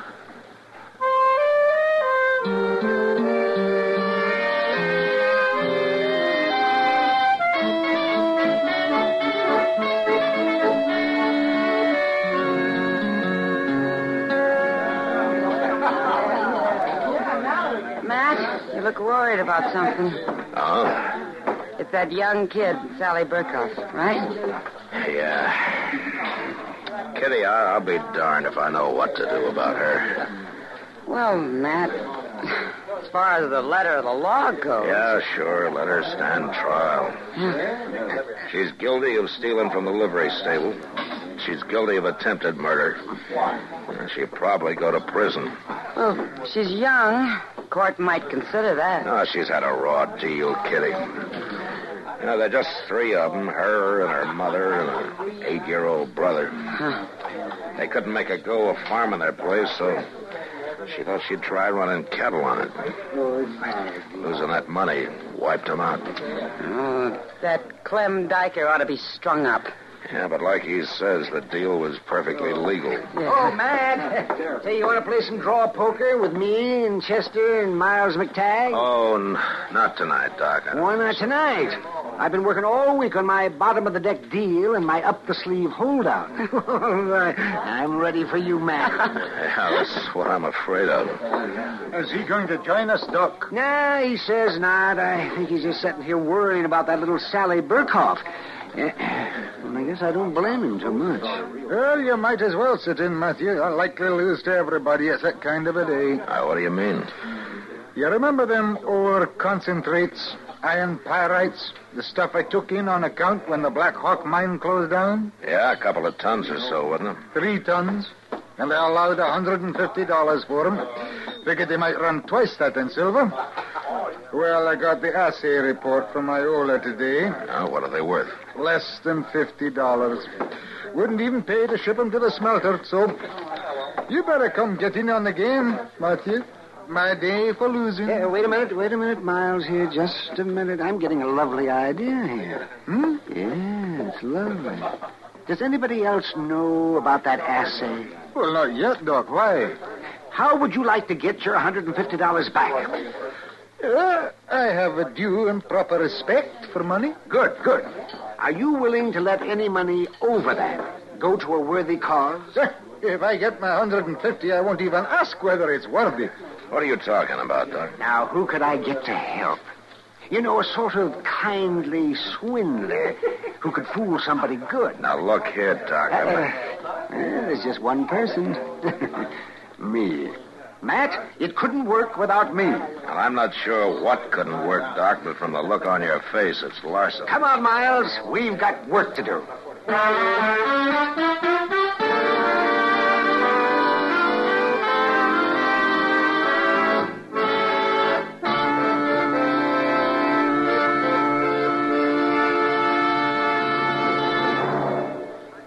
Another visit with Joe and Daphne Forsythe.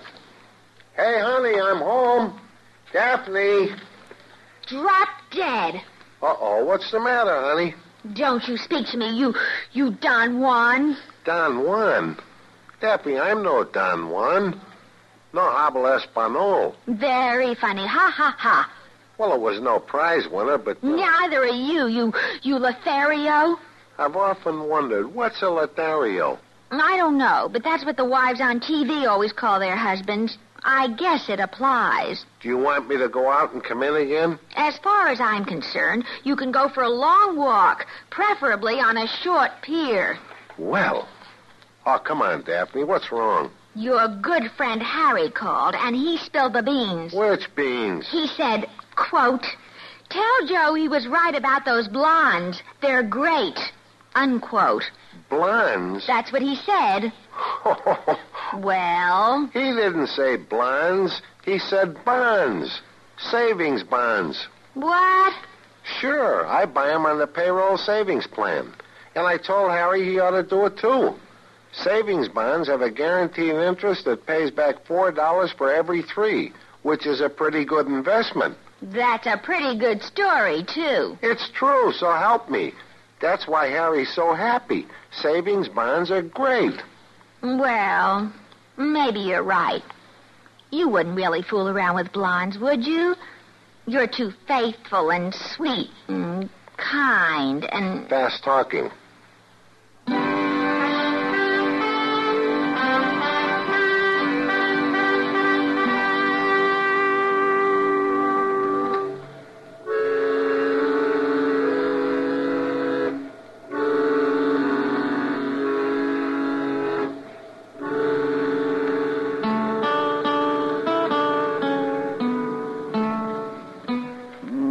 Had plenty of time all the way around, Mr. Dillon. I just don't reckon Doc's little Dido is going to work. Well, there's nothing certain in this world, Chester. Doggone it. I sure wished it had, though. Do my heart good to see that low-down dyker get his. Are you gentlemen alone? Well, come on in, Miles. Come on in. Well, I'd never have believed it. I figured Doc and me ought to team up and do this every week or so. Yeah, well, you do, and I'll jail both of you. How much? Oh, you wouldn't loosen up, would you, Matthew? Maybe let me take out just a little profit. You get $150. Now, let's have the rest of it. Yeah. There you are. $820. $820. And I think he'd even have gone another $100 if I'd held out. Oh, this is enough. And it gives her a couple of $100 extra to pay for her trouble. Oh, he was hopping from one foot to the other. I never saw a man in my life with so much larceny in his soul. Chester, go get Sally, will you? Yes, sir. He had 3 men in a wagon waiting outside. They started loading up the concentrates to haul away the minute he'd paid me. I told the clerk to wait till he'd got them all on the wagon before he gave him that assay report from Iola. Well, I figured he ought to have it, seeing that he owns the concentrates now. That was real generous of you, Miles. Well, at least I got my 150 back. I think I'll kind of lay low for the rest of the day, Matthew. He's going to be madder than a hornet when he finds out. Yeah, I expect he will. I'll see you later, Miles. Yep.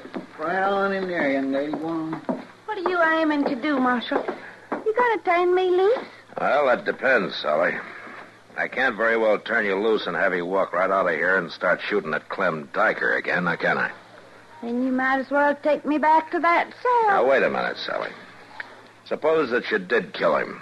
It wouldn't get your money back, would it? No, but it'd sure give me a deal of pleasure. Now, suppose you had your $600 back with a couple of hundred to boot. Oh, if there's a chance of that ever happening. Yeah, but suppose it did. Would you be willing to get on that horse of yours and hightail it back to the Panhandle?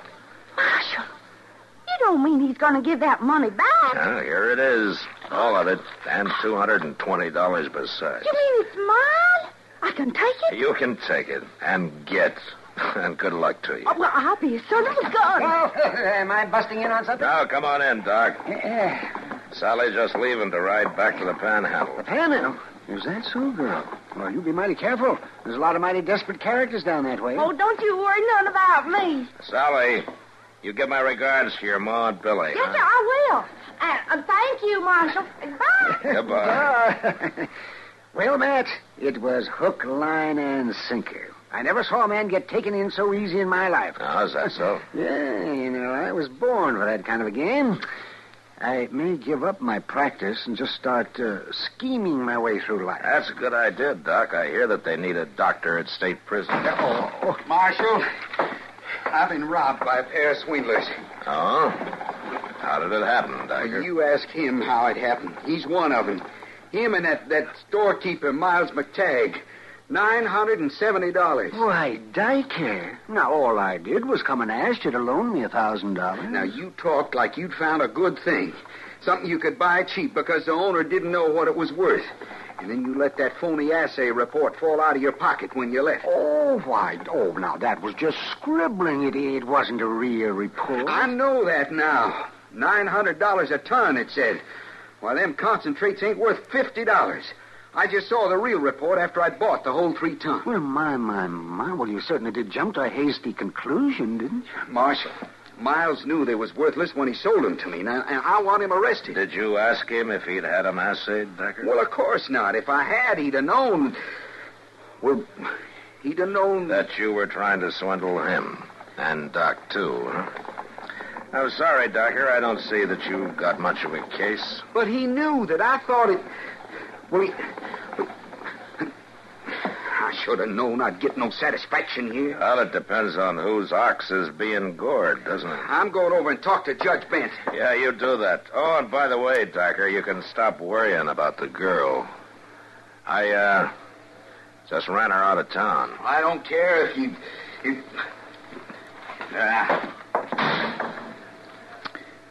Wonder how she'll make out down there in the Panhandle. Don't you worry, Chester. That kid'll make out wherever she is.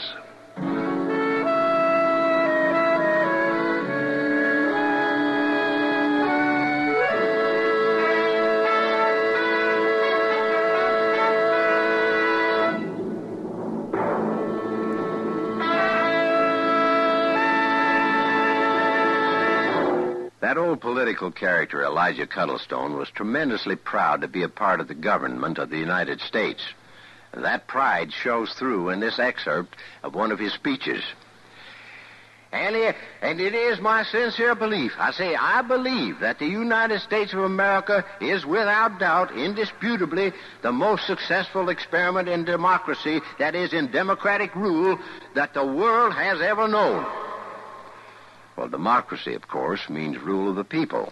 It's from the Greek demos, people, and kratos, meaning rule, strength, or power. Most forms of government owe their names to the Greek. For instance, anarchy is from the Greek word anarchia, composed of an, meaning no, and archos, ruler. An anarchist wants no king, emperor, or president above him. An oligarchy is a form of government where a restricted few have supreme power. Oligarchy comes from the Greek oligos, meaning few, and archo, which means rule by a few. The Greek word hieros meant holy, and the word hierarchy once meant a government by officers of the church. Hierarchy now represents a system of graded authority, and the strange word ochlocracy means mob rule. In Greek, oklos means crowd or mob. Words like these literally make politics Greek to most of us.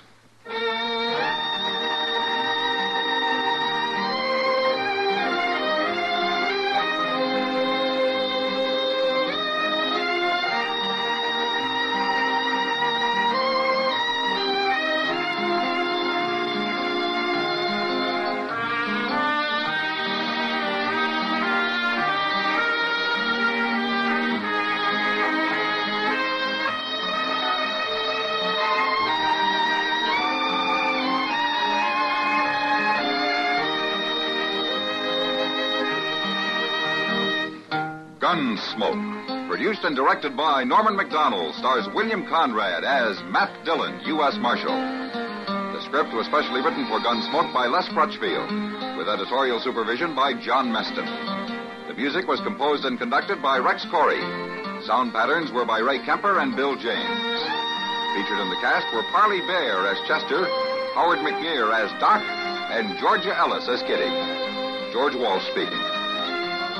Join us again next week for another specially transcribed story on Gunsmoke.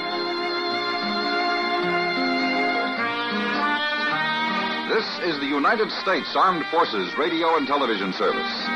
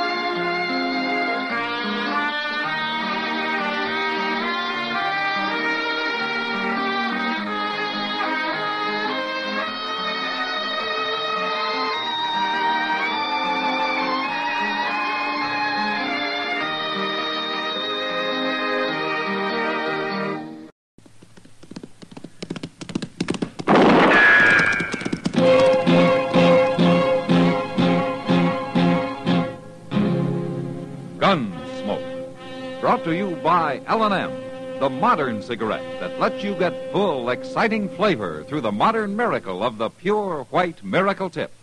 Live modern. Smoke L&M.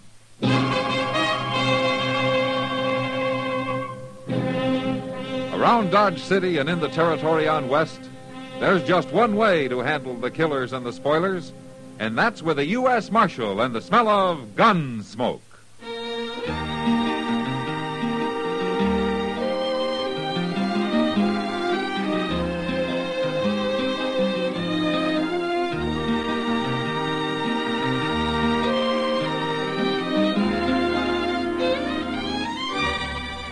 Gunsmoke, starring William Conrad, the transcribed story of the violence that moved west with young America, and the story of a man who moved with it. I'm that man, Matt Dillon, United States Marshal. The first man they look for and the last they want to meet. It's a chancy job, and it makes a man watchful and a little lonely.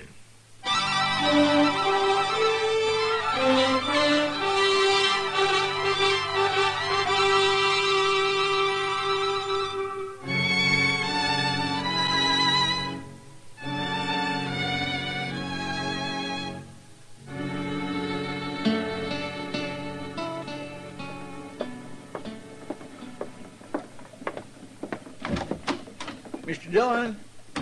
Mr. Dillon? Yeah, what is it, Chester? Oh, there you are. I didn't know you was asleep. I wasn't asleep. I was just trying to get there. Yeah, but I didn't see you laying here on the cot. I was looking for you to be setting up. How could I sleep setting up, Chester? I didn't know you was sleeping. I wasn't sleeping, Chester. We just went through that. God gracious, I ain't going to tell you what I come to tell you. All right, it's fine with me. By jing, I don't know it's going to be so fine for you at all. You know, Chester, any more of this, and I'm going to take you out and soak you in brine. And while you're doing that, Leif Tugwell's probably going to be shooting down some innocent citizen. Leif Tugwell? That's right. I'd know that long, sad face anywheres. His hair's might gray, but it's him right enough, Mr. Dillon. Yeah, he always did look like an undertaker. Well, he orter. He's buried enough men. Yeah, maybe, but at least he never went looking for trouble. He always managed to find it without looking. I don't like no part of him, Mr. Dillon. Well, I'll go have a talk with him. Where is he? He went up to Doc's office. And if I was you, when he comes out, I'd tell him to keep right on going, all the way back to Texas. I've known Leif Tugwell a long time, Chester. I know him when he helped clean up San Antone, and they're mighty proud of him down there. He's no cheap gunman to be told to get out of town. All right, then, ask him to leave, because if you don't, Mr. Dillon, there'll be trouble as sure as shooting.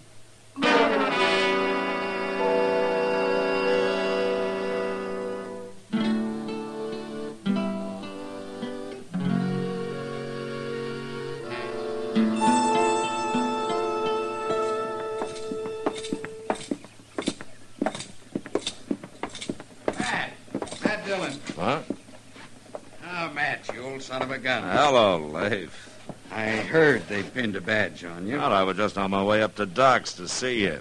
Oh, it's Chester Proudfoot. Hi, son. Don't believe I heard about you. Well, I've heard an awful lot about you, Mr. Tugwell. Well, you don't have to call me Mister, son. And you don't have to call me son. I'm old enough to have saw you kill a man back in Abilene. Never mind, Chester. Why don't you go on over to the Long Branch and have a beer, huh? I'll just do that, Mr. Dillon. By golly, I'll just do that. Kind of feisty, ain't he? Well, it's not so much that, Leif. He just doesn't like trouble, that's all. And neither do I. But you think I do, huh? Oh, I know better than that. But I'd appreciate it if you took particular pains to steer clear of it while you're here in Dodge. I won't start anything, Matt. Good. Then we won't worry about it. We? That'd be quite a show, you and me. Could almost charge admission. Yeah, maybe you could, Leif. But one of us would be winding up using his cut for a burial. Come on, I'll buy you a beer. I don't think so, Matt. No? Now who's getting feisty? Look, I carry a gun, sure. If I'm a little faster than the next, it's because I've had to be. But I never killed a man who wasn't trying to kill me first.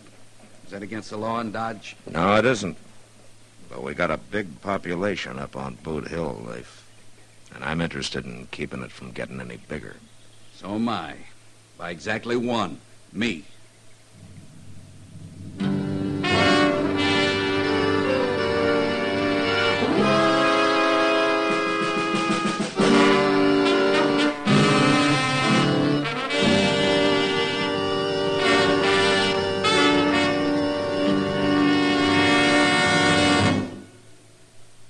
Free yourself of old-fashioned ideas.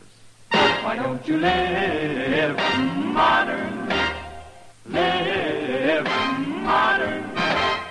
Live modern. Free up. Freshen up your taste. Smoke an L&M. Live modern. Smoke modern.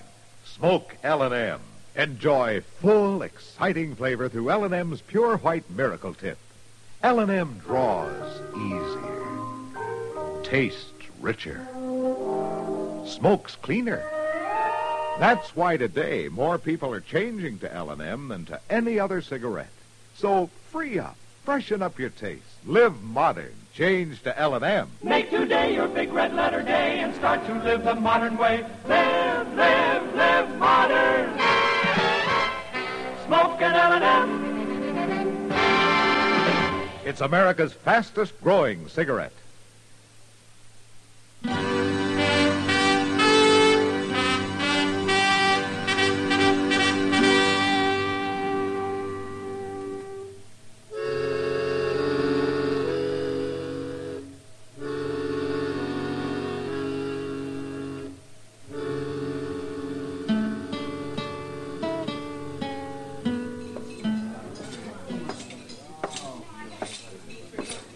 Hello, Kitty. Why, Matt, I didn't see you come in. Oh, that's probably because you weren't looking. Well, no. After all, what do I care about who comes in here as long as I got money to spend? You can be more friendly than that. Only to my friends. Thank heaven most of our customers aren't. Oh? I take it you're not feeling very kindly toward people tonight. Not very. Maybe it's just because I get sick of men stalking one another like wolves, baring their teeth, hating one another. Why can't they sing and laugh and dance once in a while? Well, they do, and you know it. Not tonight, they don't. Are you thinking of somebody in particular? Well, that one doesn't help. No, who? That fellow at the bar. The one with a face like a hound dog. Look at the space on each side of him. You'd think it was poison. He is, Kitty. That's Leif Tugwell. Oh. He seems quiet enough for a man with his reputation. And it's his reputation I'm worried about. Every would-be gunman in Kansas would like to be able to say that he'd taken Leif Tugwell. Mr. Dillon. Mr. Dillon. Oh, hello, Miss Kitty. Hello, Chester. Mr. Dillon, there's a young fellow over at the Alphaguns talking pretty big, and it's all about Leif Tugwell. Oh? What does he look like? Small, stocky, got a real mean mouth on it. Well, maybe I better go calm him down a little Wait bit. a minute. You won't have to. That's him just come in. There. That one looking around like he's going to buy the place. Well, he can't be over 18. They're the worst kind, Kitty. The young ones trying to make a fast name for themselves. My drink, sad-faced fellow bartender. The one with gray hair. Stand around, folks. Stand around. I suppose you all didn't know there was a famous man here tonight. You're going to drink with me, Tugwell. Son, I don't think Mr. Tugwell wants to drink with you.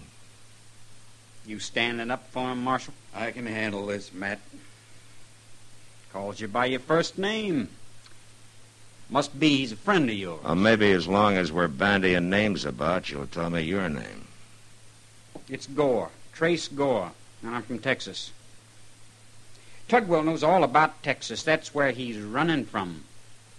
I never ran away from anything in my life, Gore. So that makes you a liar. All right, give me that gun, Gore. I came a long way to kill him. I said give it to me. All right, now you get out of here. I sure never thought I'd see the day when any lawman's badge would be big enough for Leif Tugwell to hide behind. Chester. Yes, sir? Get him out of here. Here's his gun. You can give it back to him outside. Come on, boy. Let's go. I'll get you.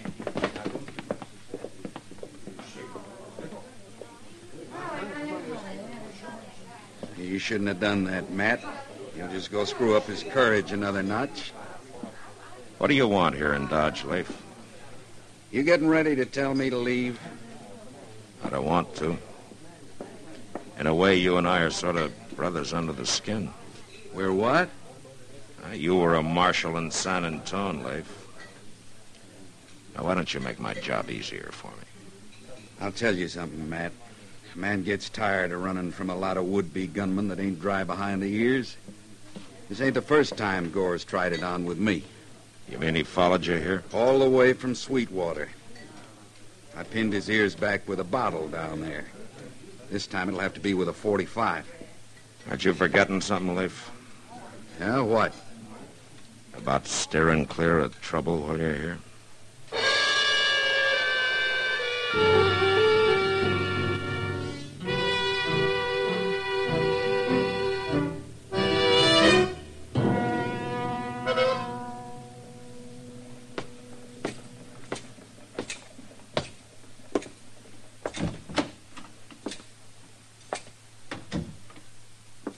Doc! Hey, Doc! The back room, Matt. I saw your light, Doc. Oh, I'm glad you came up. I've been alone here watching these test tubes last 6 hours. Oh? That looks like blood. It is. Probably the easiest blood ever drawn in Dodge. He was willing. Who was it? And Matt, I don't ask you who got picked up for being drunk on Front Street. Okay, Doc, I'm sorry. What I really came to see you about was Leif Tugwell. What about it? Now, you've known him a long time, Doc. I want you to help me talk him into leaving Dodge. He'll be leaving tomorrow, Matt. Well, I want him out before he has to kill a man. And tomorrow may be too late. I promised Leif a while ago I wouldn't discuss this, but under the circumstances, I better tell you. That's his blood in those tubes. He can't hold a gun, much less pull the trigger. What? There's no cure for the disease Leif has. Nobody even knows what causes it. The nervous system goes to pieces, and so does the muscle control. Oh, why didn't he tell me? Well, put yourself in Leif's spot. He was a big man once. Weakness doesn't come easy to that kind. Yeah, I guess you're right, Doc. I probably would have done the same thing. Well, anyway, you got no cause to worry about Leif Tugwell killing anybody. No, Doc. But what about his getting killed?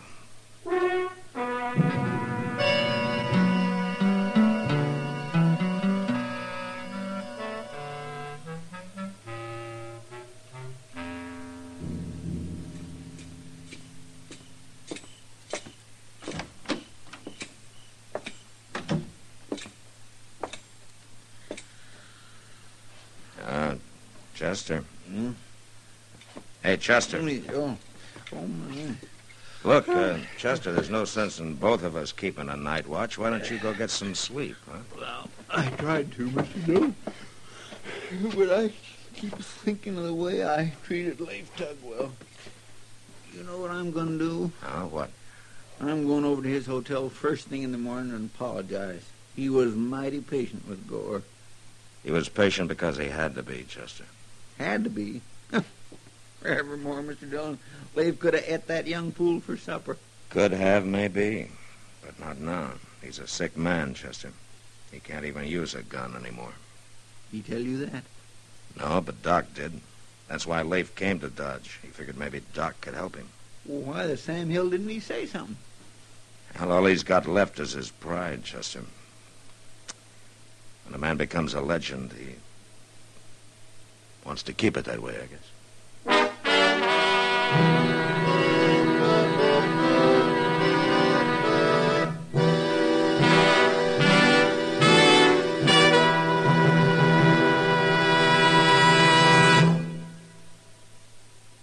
Free yourself of old-fashioned ideas.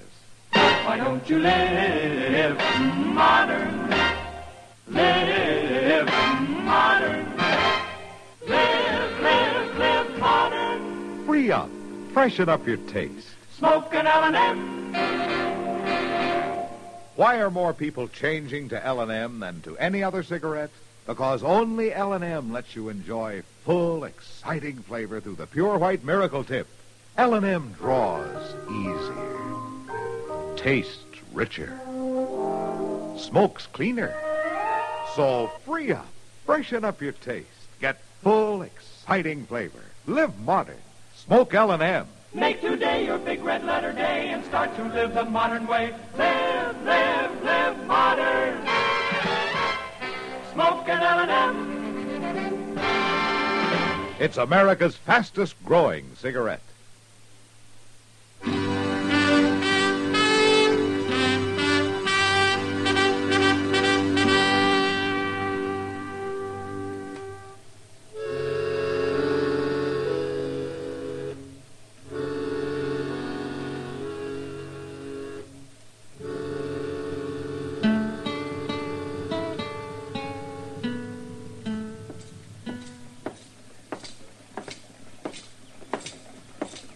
Marshal Dillon. Marshal? Yeah, what is it, Gore? That hotel across the street. That's where Leif Tugwell's staying. Oh, is it? Now, you know it is, Marshal. And I know he's got to come out sometime. Did you hear what he done to me? He said something about it. He shamed me. Hit me with a bottle right in front of the whole town of Sweetwater. He only did it to keep from killing you, son. You got it wrong, Marshal. It's me who's going to kill him. Why don't you go back to Texas, Gore? Oh, I will, Marshal. I will. I know you're kind, Gore. You listen to too many lies around a campfire. You got no hair on your face, but you blow yourself up to the size of a man. You got no call talking to me this way. You shut up and listen. Now, being cock of the walk isn't all you've got it figured to be. You talk a lot about killing, but there's being killed, too, and you're dead a long time. Is that all, Marshal? Yeah, that's all. I think I'll go get me a drink. Join me? No, thanks. I'm superstitious.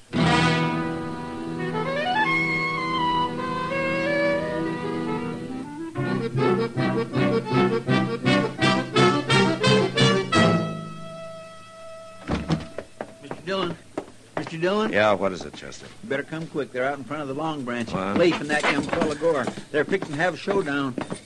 Leif knows he can't pull a gun. Well, he don't act like it. How are you going to stop him? That's Gore I'm going to stop. Leif doesn't need stopping. Here, you wait here, Chester. Yes.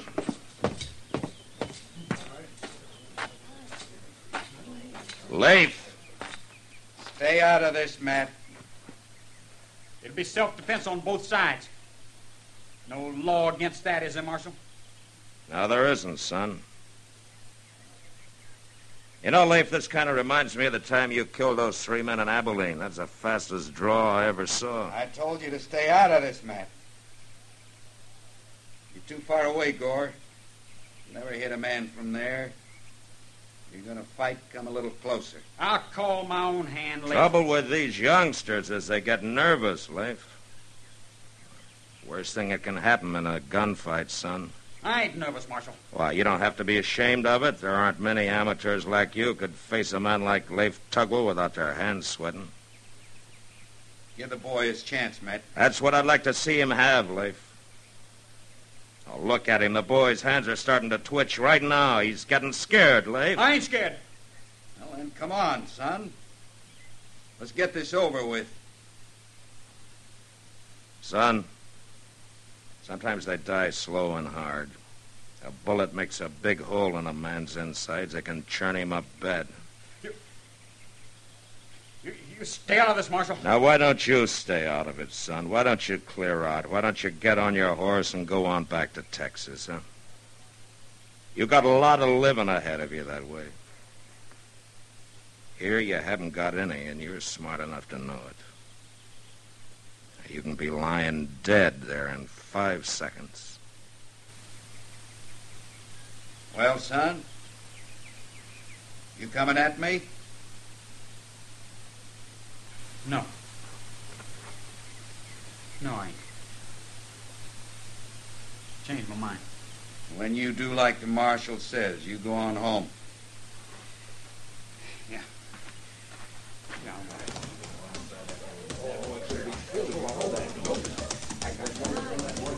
All right, folks. The show's over. Now, why don't you all go about your business, huh? Go on. Yeah. I guess I'll be moving along, Matt. Back to Texas? No, not this time. Maybe I'll go out to California, get myself a small spread, and sit under a tree. Use your words. I'll have a lot of living ahead of me that way. Yeah, I think you would have. Goodbye, Mr. Tugwell. You don't have to call me Mr. Son. Goodbye, Matt. Goodbye, Leif.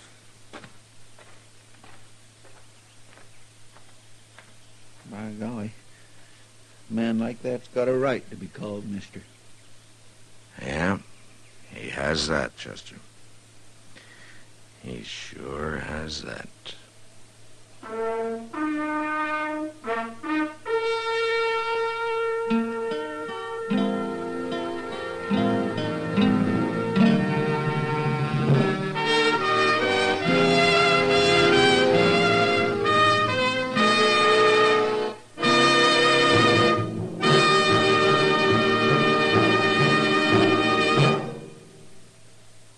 In a moment, our star, William Conrad. What makes a nation great? People, of course. Not money or scenery or history, but a strong-minded, intelligent, well-intentioned population. And that's why action came into being. Communities help to shape personalities. Clean, healthful, well-ordered communities make for wholesome citizens, while slums breed juvenile delinquency, maladjustment, and crime. Action is the American Council to improve our neighborhoods. Take a look up the street where you live. Is it well lighted? Are sidewalks in good repair? Is garbage disposal efficient? Note the appearance of the buildings. Are they well kept, painted when necessary? And how about the local school, the shopping center nearby, the playgrounds? If an unbiased inspection reveals the signs of blight setting in around your home, CBS Radio suggests you write Action, Box 20, Radio City Station, New York City, for information how you and your neighbors can work together to improve your homes and the whole community. That's Action, Box 20, Radio City Station, New York City. And now, William Conrad. You know, scattered along the frontier, there were Plains Indians of many tribes: Pawnee, Kiowa, Cheyenne, Arapaho, Sioux. But next week, a citizen of Dodge nearly dies because of a Great Lakes Indian, a Delaware. And that was the West. Gunsmoke, produced and directed by Norman McDonald, stars William Conrad as Matt Dillon, U.S. Marshal. The script was specially written for Gunsmoke by William Lester, with editorial supervision by John Meston. The music was composed and conducted by Rex Corey. Sound patterns by Tom Hanley and Bill James. Featured in the cast were Vic Perrin and Sam Edwards. Parley Bear is Chester, Howard McNear is Doc, and Georgia Ellis is Kitty. Join us again next week for another specially transcribed story on Gunsmoke.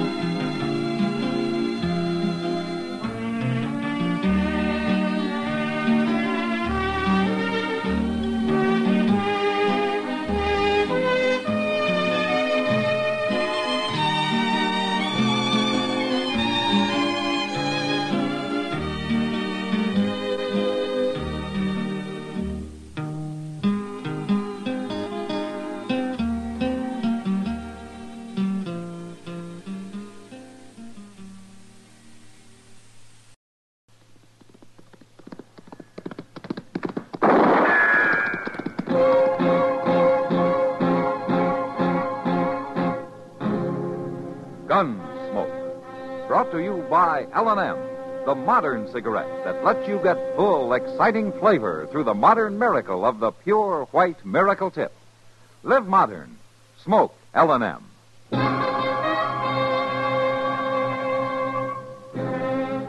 Around Dodge City and in the territory on West, there's just one way to handle the killers and the spoilers, and that's with a U.S. Marshal and the smell of Gunsmoke.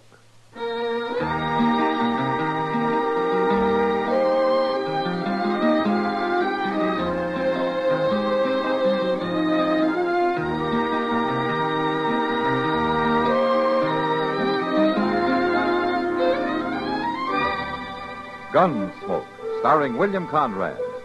The story of the violence that moved west with young America. And the story of a man who moved with it. I'm that man, Matt Dillon, United States Marshal. The first man they look for and the last they want to meet. It's a chancy job, and it makes a man watchful and a little lonely.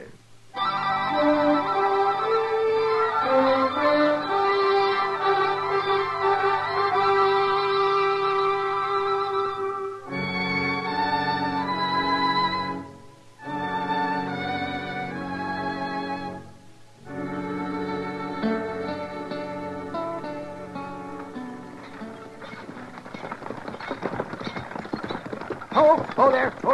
Matt, wait a second. Now, you blasted team. I want to talk to you, Matt, if I ever get this confounded team to stop. Whoa! You driving that buggy, Doc, or you just being tucked? Oh, this blasted team. They got mouths of solid iron. They're probably trying to run away from that squeaky wheel. You know, grease that thing, you're going to twist off a spindle one of these days. It'll last as long as I will. Oh, say, Matt, I just drove in from Meadow Flats. Oh? Well, every man to his own pleasure. I It always wasn't say. pleasure, confound it. And I got something that'll wipe that grin off your face, too. That's so? Yes. Burke Reese and that ornery boy of his. They've been kicking up their heels again. Oh? Who are they after this time? Pezzy Neller and his wife. They've got that homestead, next to the Reeses. Yeah, I know the place. What happened? Well, it seems Burke Reese and his boy kind of hoorah'd him a little bit last night. They burnt one of Pezzy's chicken houses and fired off a few shots, and Pezzy's acting real funny about it. How you mean? Well, he didn't want me to say anything about it. He claims he doesn't want any trouble. Doc, with Burke Reese after him, he's already got trouble.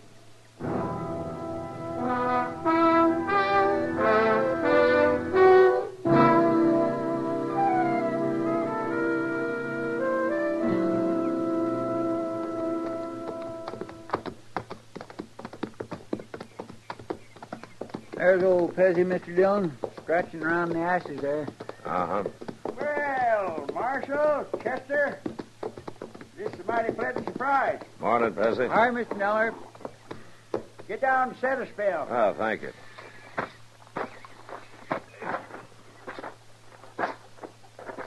Cora's got some coffee on. Be ready directly. Oh, fine. We could do with some. Oh, looks like you might have had a little trouble out here last night, Pezzy. Trouble, Marshal? Well, that chicken house burnt right down to the ground. Oh, yeah. Yeah, but the studding ain't hurt much. Be no chore to fix it up. Lose many chickens? Oh, about a dozen, I reckon. Got most of them out, though. Oh, you were mighty lucky. Yes, sir. That's just the way I look at it, Marshal. Mighty lucky. It's a downright hollering shame, if you ask me. Pezzy, I understand there were some shots fired last night. Look, Marshal, you hadn't ought to rode clear out here just on account of this little go-around. Well, it didn't amount to a hill of beans. You're a patient man, Pezzy. Just can't abide trouble, I guess. Never could for some reason. Too bad the Reeses don't feel the same way. Isn't that who it was? Burke Reese and that bullying son of his, Spike? Well, I just wouldn't rightly know for sure. It was awful dark last night, Marshal. There was two fellas on horseback. That's all I could tell. Uh-huh. You been bothered before? Oh, a couple of nights this week. Might be the same two fellas. Might not. Hard to say. What'd they do? Oh, just galloped around the house a couple of times, shooting off the guns. Didn't do no harm much, though. Has Burke Reese been trying to buy you out, Pezzy? Well, he did make me an offer last week. Only about a third of what the place is worth, though. Anyhow, I ain't aiming to sell. Neither was Ed Talmadge. He had the homestead north of Reese, remember? Yes, I remember. Reese bought that place for about a third of what it was worth, Pezzy. From Ed's widow. You know, I never could figure who Dry Gulch did that night. Look, Pezzy, if you'll sign a complaint, I'll have both the Reeses locked up inside an hour. Won't do no good, Marshal. It is dark. I couldn't swear in court it was them. And you know what'll happen. You don't even pack a gun, Pezzy. Guns just lead to trouble, Marshal. I'm a mild sort of man, I reckon, and a believer in nature. Like with their herd of cattle.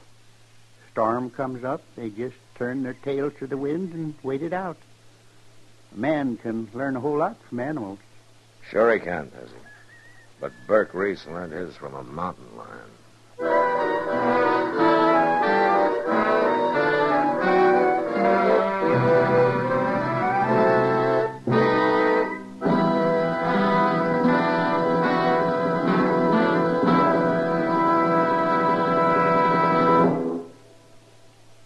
Free yourself of old-fashioned ideas. Why don't you live modern? Live modern. Live modern. Free up. Freshen up your taste. Smoke an L&M. Live modern. Smoke modern. Smoke L&M. Enjoy full, exciting flavor through L&M's Pure White Miracle Tip. L&M draws easier. Tastes richer. Smokes cleaner. That's why today more people are changing to L&M than to any other cigarette. So free up. Freshen up your taste. Live modern. Change to L&M. Make today your big red letter day and start to live the modern way. Live modern. Smoke an L&M. It's America's fastest growing cigarette.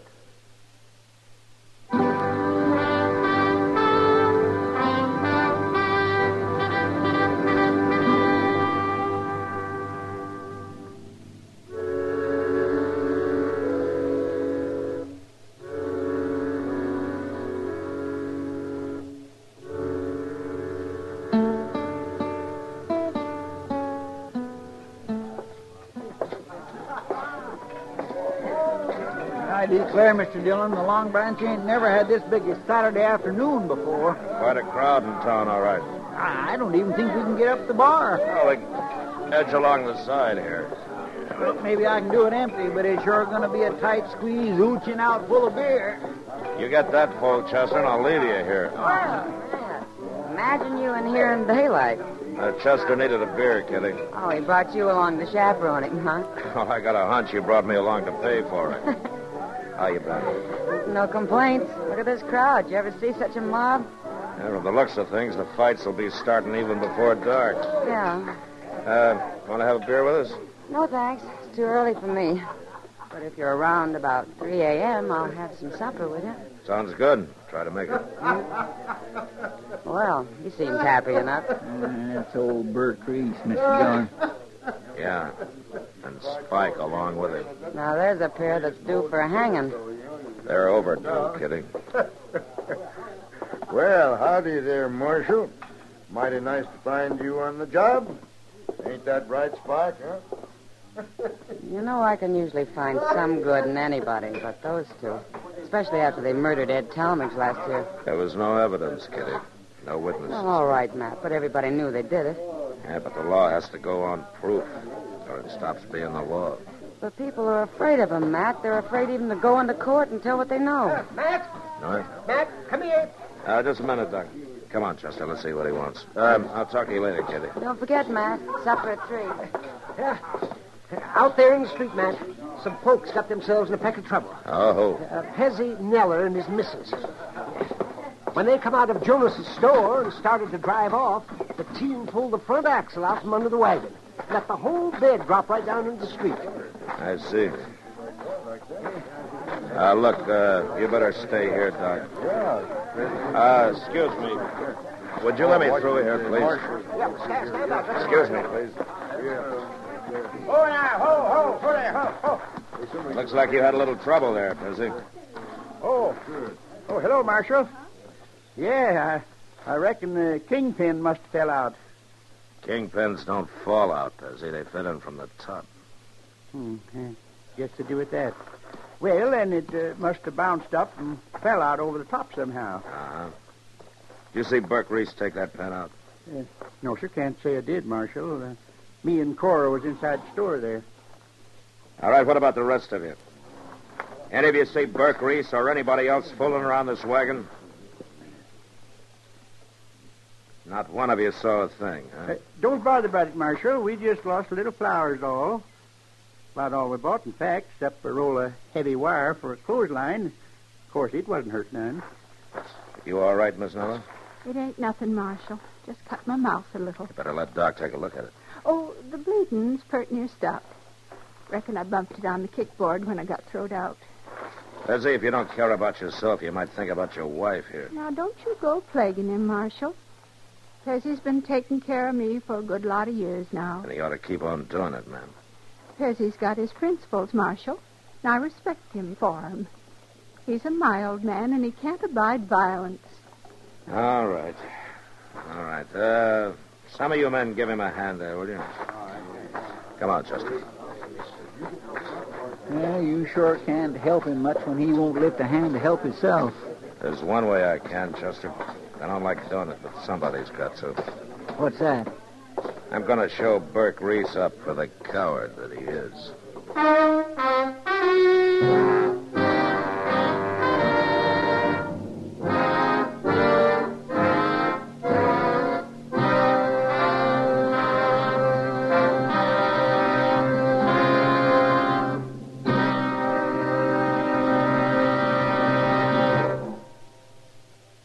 Free yourself of old-fashioned ideas. Why don't you live modern? Live modern. Re-up. Freshen up your taste. Smoke an L&M. Only the modern miracle of the pure white Miracle Tip can bring all of L&M's full, exciting flavor through to you. And that's the big reason why today more people are changing to L&M than to any other cigarette. Remember, L&M draws easier, tastes richer, smokes cleaner. So live modern. Change to L&M. Make today your big red letter day and start to live the modern way. Live, live, live modern. Smoke an L&M. It's America's fastest growing cigarette.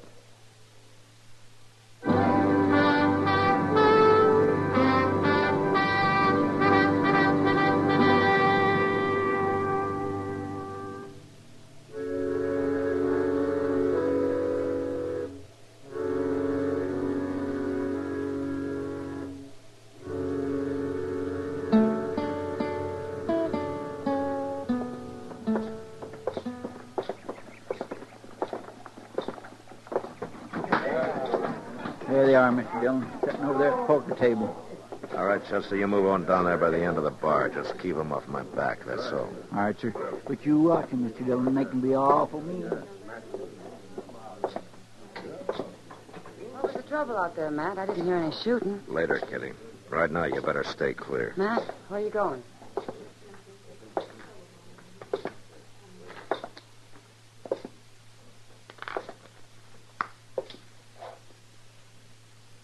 Well, Marshal, me and the young'un's getting up a little game.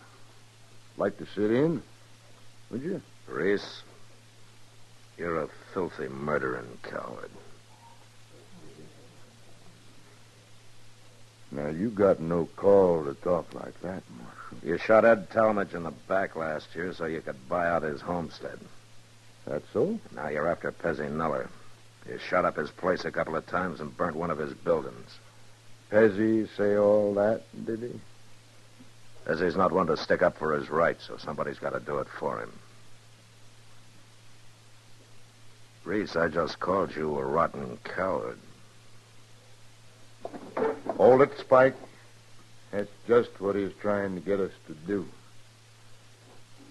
It won't work, Marshal. I ain't gonna draw on you. Of course not. You're too yellow, both of you. Except with a man like Pezzy Nuller, who doesn't wear a gun. I ain't drawing, Marshal. Didn't you hear me, Burke? I called you a lying coward. I'm sitting right here. No, you're not. Now get up on your feet. Get up. I know you, Marshal. You'd never shoot a man down cold. I wouldn't do. Spike, reach over slow. Unbuckle my gun. You touch that belt, Spike, and I'll blast you out of your chair. All right. Leave it, Spike. But I still ain't making no move. No? Well, maybe this will do it.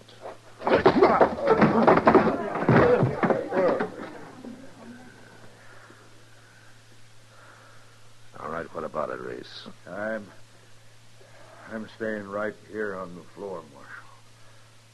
You sit tight, Spike. I told you, Marshal, no matter what you do, I ain't gonna draw against you. You're a smart one, Reese. You're smart just like a rattlesnake. Now you get up and get out of here. Get out, both of you, before I kick you to death.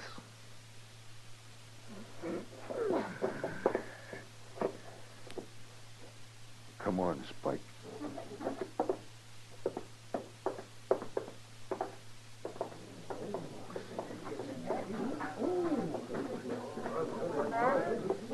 I've never seen you act like that before. Yeah, I know, Kitty. Not that I blame you. I know they wouldn't draw either one of them. I just wanted to show them up for the cowards they are. Well, now I'm afraid there's only one more thing I can do for Pezzy Nuller. What's that, Matt? Attend his funeral.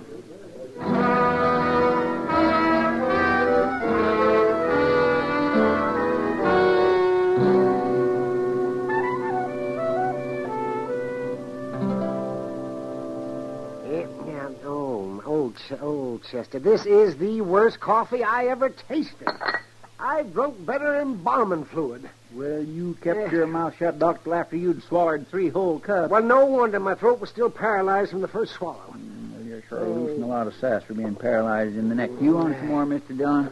No, not right now, Chester. By Jim, you complain about it, Doc, but I notice you always come hot-footing over here first thing when you wake up. It's a trial by torture, Chester. If I can live through Chester's coffee, I can face anything the day brings. Well, forevermore, what do you know? Yeah? What is it, Chester? Hezzy Miller, coming down the street there in his wagon. No? Well, Matt, how do you figure a man like that? He doesn't want any trouble, he says. He can't abide violence. He don't even realize he's on borrowed time. I guess not, Doc. All he was worrying about yesterday afternoon was getting back home and putting up a clothesline for the missus. Just a couple of babes and a forest of wolves. He stopped right out in front here, Mr. Dillon. Marshal Dillon. Now, let's see what he wants. Morning, Pezzy. You're up early, aren't you? Reckon I am at that, Marshal. Oh, hello, Doc. Mighty glad to find you here. There's something wrong? Well, in a way, I guess there is, Marshal. Had a little accident out at our place during the night. Accident? Who? Doc, I reckon you better take a look there in the wagon bed. Just throw back the cover. All right. Give me a hand here, Chester. All right, Doc. Mighty sorry to have this happen, Marshal, but it's just one of them things that couldn't be helped, I reckon. Mr. Dillon, it's the Reeses. What? They're dead, Matt. Both of them. Their necks have been broken. There's marks across their throats. It's like they've been hanged. Yes, sir. That's exactly what I said to Cora this morning when we found him laying there. Looked like they'd been hanged, what I said. Found them where, Pezzy? What happened? Well, sir, me and Cora woke up last night and heard some shooting and hurrahing like them other times. Yeah? Only it stopped all of a sudden and the horses galloped off, so we went back to sleep. This morning when I come out, I found these two laying right there in my chicken yard that are in doornails. Go on. Then I figured it was that doggone clothesline, Marshal. I put it up good and solid, 'cause Cora always hates to have her wash get down in the dirt. And I reckon these two just didn't see it in the dark that way. They rode right into it, huh? Man's got a number 20 rigging cable hooked under his chin and a galloping horse stretching his feet in the stirrups. Well, it sure don't do his neck no good. No, sure doesn't. Well, you better take him down to the undertaker's. Yeah, all right. I'll ride along with you, Pezzy. Might as well earn my fee. Well, I'm sure sorry to put you fellas out this way, but man can't be expected to go around warning all his neighbors every time he puts up a new clothesline. No, I guess not, Pezzy. At that, I got to change the darn thing when I get back home. Put it a foot and a half too high for some fool reason. Well, Cora can't even reach it. Come on, get up, boss. Stop in to see us, Marshal, whenever you're out our way. Yeah, I will, Pezzy. Well, Chester, never sell a mild man short. Well, you said them Reeses was overdue for hanging, Mr. Dillon. Yeah. They're sure not overdue anymore.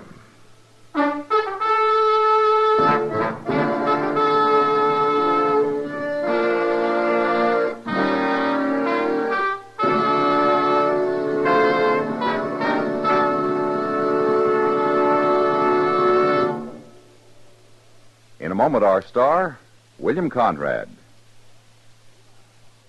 We laugh at Humpty Dumpty's tumble. We roar at the comedian who slips on a banana peel. But the unfunny fact is that almost 14,000 Americans died from falls in their own homes. Why did they fall? Silly little reasons mostly. There was a toy on the stairs that they didn't see. There was that loose board on the porch they'd always meant to fix. Or maybe the scatter rugs scattered at the wrong moment. Or they climbed on a chair to straighten the drapes. It seemed so important at the time.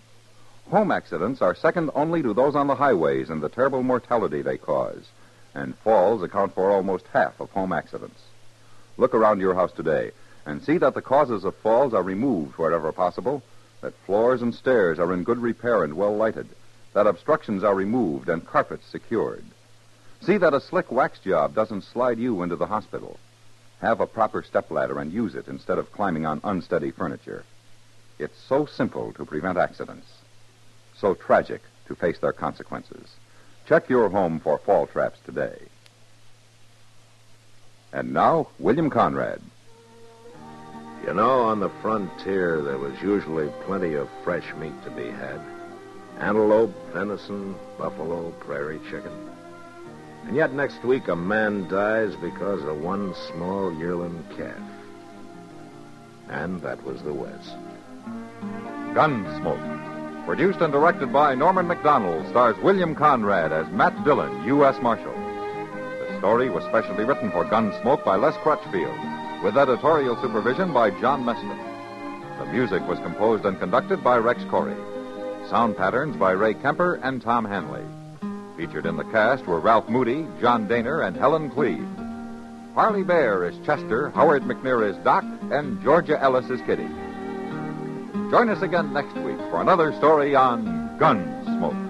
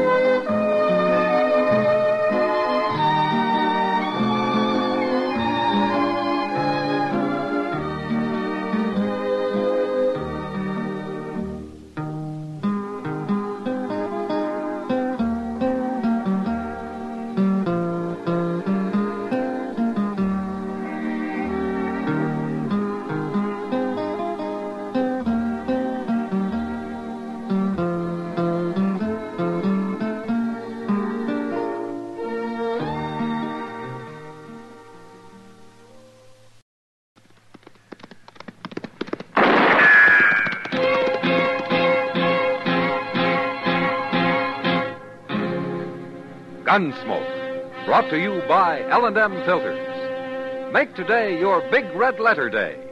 Change to L&M. Superior taste, superior filter. America's best filter tip cigarette. Around Dodge City and in the territory on West, there's just one way to handle the killers and the spoilers, and that's with a U.S. Marshal and the smell of gun smoke.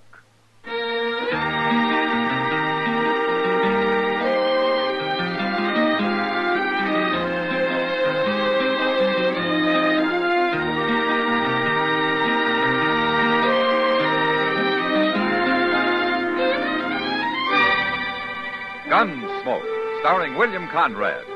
The transcribed story of the violence that moved west with young America. And the story of a man who moved with it. I'm that man, Matt Dillon, United States Marshal. The first man they look for and the last they want to meet. It's a chancy job, and it makes a man watchful and a little lonely.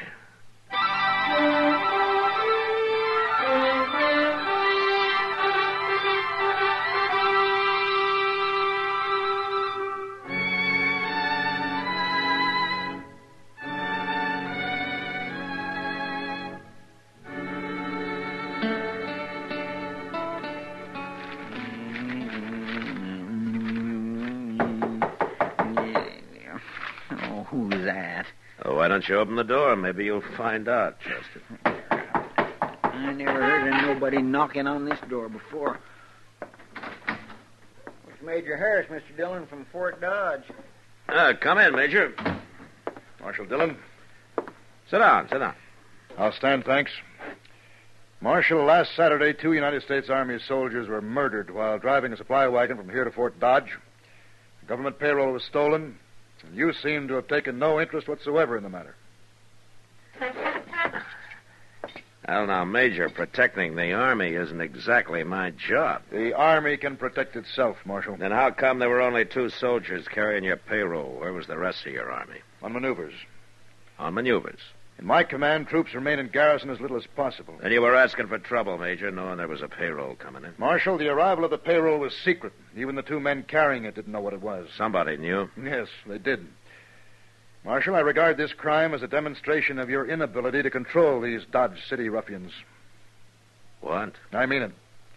And if no arrests are made in the matter, I'll give these bad men of yours a taste of martial law. We'll see how they like that. Now, wait a minute, This Major. town will be patrolled 24 hours a day. Look, Major, you don't know these men. You run the army in here and they'll fight. There'll be trouble. Bad trouble. They brought it on themselves. No. You made a mistake and you got to find somebody to blame it on. I want whoever committed those murders. And I want that money, Marshal, within a week. And if any more crimes are committed against the Army meantime, we'll take this town over at once. Good day, gentlemen.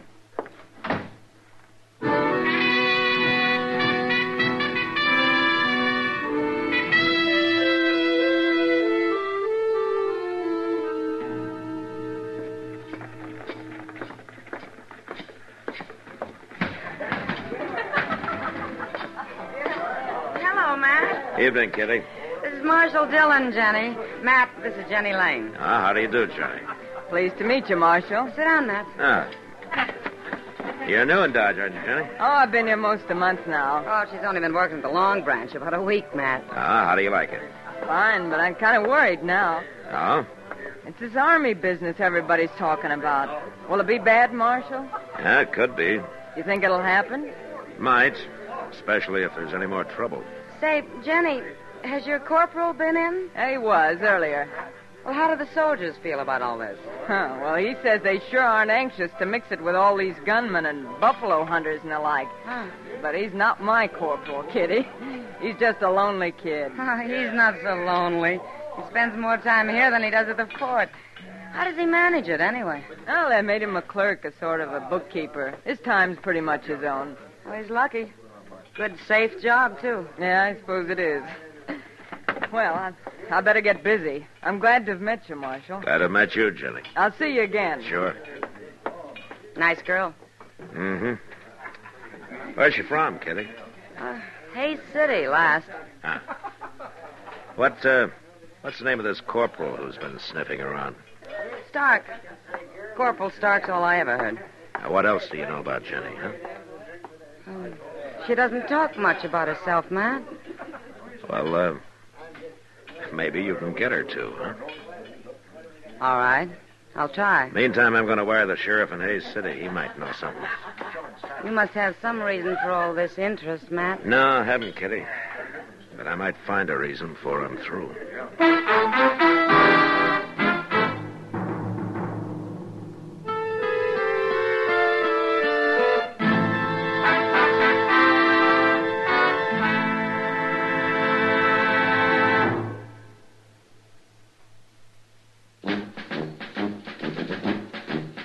Make today your big red letter day, your L&M red letter day. Superior taste and filter, it's the miracle tip. Make today your big red letter day. Change to L&M today. L&M's got everything. Superior taste. And superior filter. Get L&M today. This is it. L&M, superior taste and filter. Superior taste from tobaccos especially selected for filter smoking. Tobaccos that are richer, tastier, light and mild. And L&M's superior filter is white, pure white. Truly the miracle tip, because when it's added to L&M tobaccos, it actually improves your enjoyment of this great cigarette. Next time you buy cigarettes, look for the big red letters L&M. Smoke L&M filters, America's best filter tip cigarette. L&M's got everything. Get L&M today.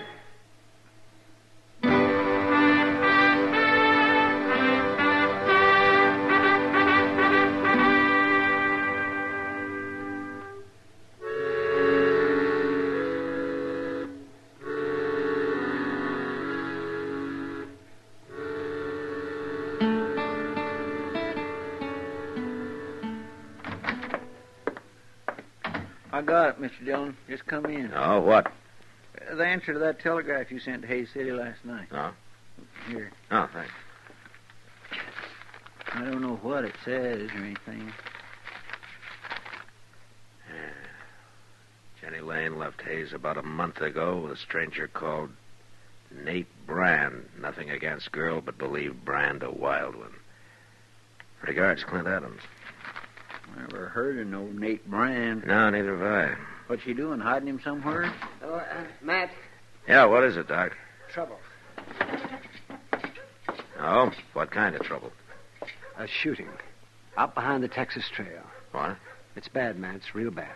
Well, the shooting's always bad, Doc. Yes, but this one's going to lead to a lot more shooting. Somebody just killed a soldier.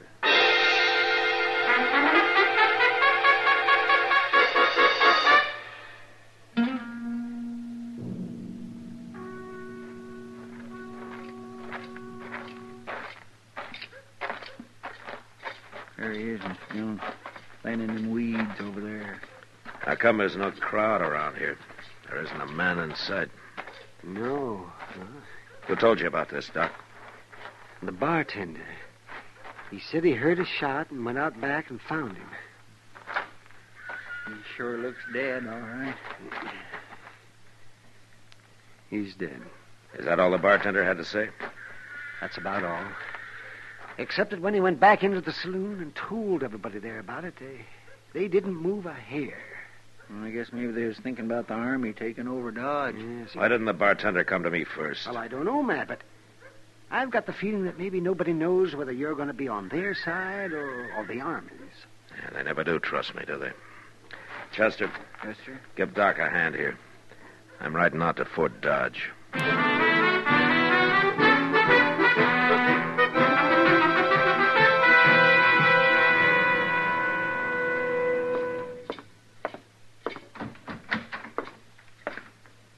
Marshal Dillon. Hello, Major. What brings you to Fort Dodge, Marshal? Murder. What? Murder. A soldier? Uh-huh. Who? I don't know. Some private. In Dodge City, of course. That's right. Have you arrested the murderer? Nobody saw it happen, Major. I see. Well, Marshal, you leave me no choice. Wait a minute, Major. I didn't ride out here just to bring you the news. I want something from you. From me? I want you to keep all the soldiers out of Dodge for the next 48 hours. Put it off limits. That's not exactly what I had in mind. Listen, Major, Dodge City's an armed camp. It's full of men who fought Indians, who fought the war between the states, who fought each other ever since they could spit. They'll fight you next. They'll make you hate it. They can't fight the Army. They can and they will. And a lot of men will die on both sides.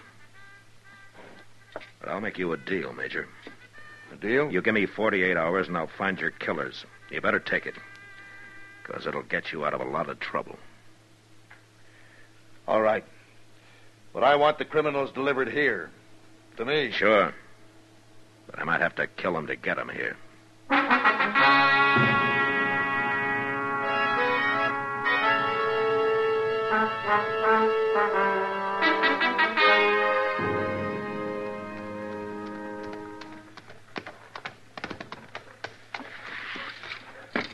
Matt! Oh, Matt. Hello, Doc. I've been waiting for you to get back. Oh, anything more happened? Not yet, but I found a letter on that soldier. His name was Ravitch. Oh, anything else? Yes. I dug the bullet out of him, Matt. And you know something? I haven't seen lead like that since I mustered out in 65. Oh, what do you mean, Doc? That soldier was shot with a cavalry pistol. He was? I'd swear to it. Thanks, Doc. I'll see you later. Well, now, where you going? Into the Long Branch. I want to talk to a friend of mine.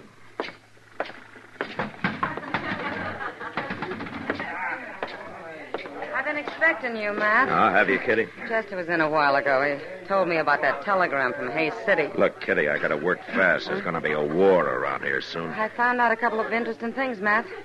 One is Jenny's been seen riding horseback at night towards the Arkansas down by Brandy Bend. Oh? It might have something to do with that man she left Hayes City with, Nate Brand. Yeah. I think he's hiding out down near Brandy Bend. Any idea why? Corporal Stark and Jenny went for a ride one night. When was that? The night before that Army payroll was robbed. Uh-huh. Where's Jenny now, Kitty? Over at Delmonico's having supper. Kitty, What? I'm the only one who can ever thank you for it, but I think you just saved an awful lot of lives.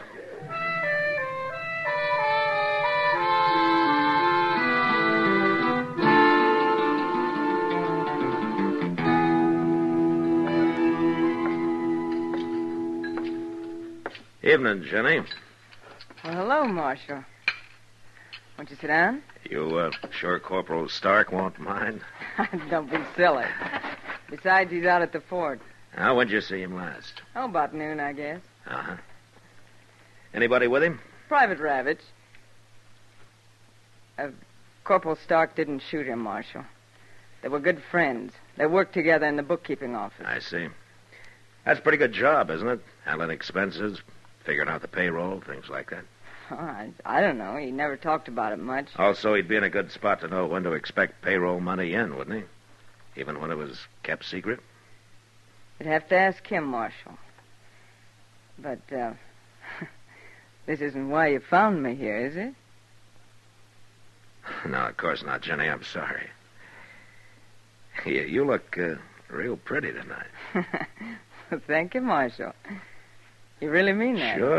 Sure, I mean it. Marshal, I have to work late tonight, but I can get off tomorrow. I know it's bold of me, but couldn't we maybe take a ride together? There'll be a moon. Oh, where would we ride to, Jenny? Oh, I don't know. Anywhere. Maybe down along the Arkansas. I know. Let's ride down toward Brandy Bend. All right, Jenny. We'll ride down toward Brandy Bend.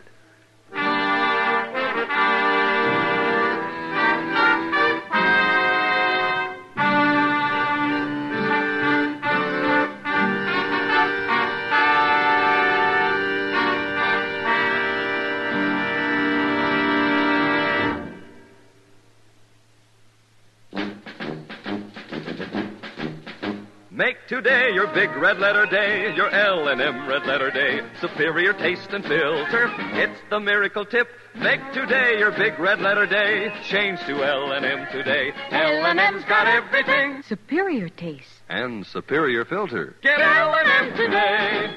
This is it. L&M, superior taste and filter. Superior taste from tobaccos especially selected for filter smoking. Tobaccos that are richer, tastier, light and mild. And L&M's superior filter is white, pure white. Truly the miracle tip, because when it's added to L&M tobaccos, it actually improves your enjoyment of this great cigarette. Next time you buy cigarettes, look for the big red letters L&M. Smoke L&M filters, America's best filter tip cigarette. L&M's got everything. Get L&M today.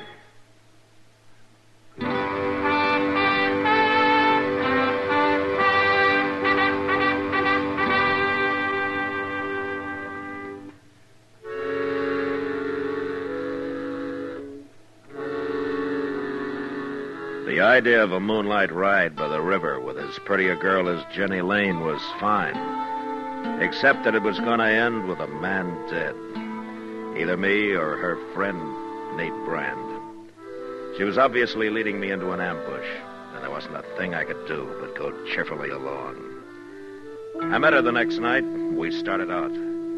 But a mile or so before we got to Brandy Bend, I pulled up and suggested we dismount and let the horses blow a little. They won't run away, will they? The horses? No. Now, don't worry. Here's a good place to sit.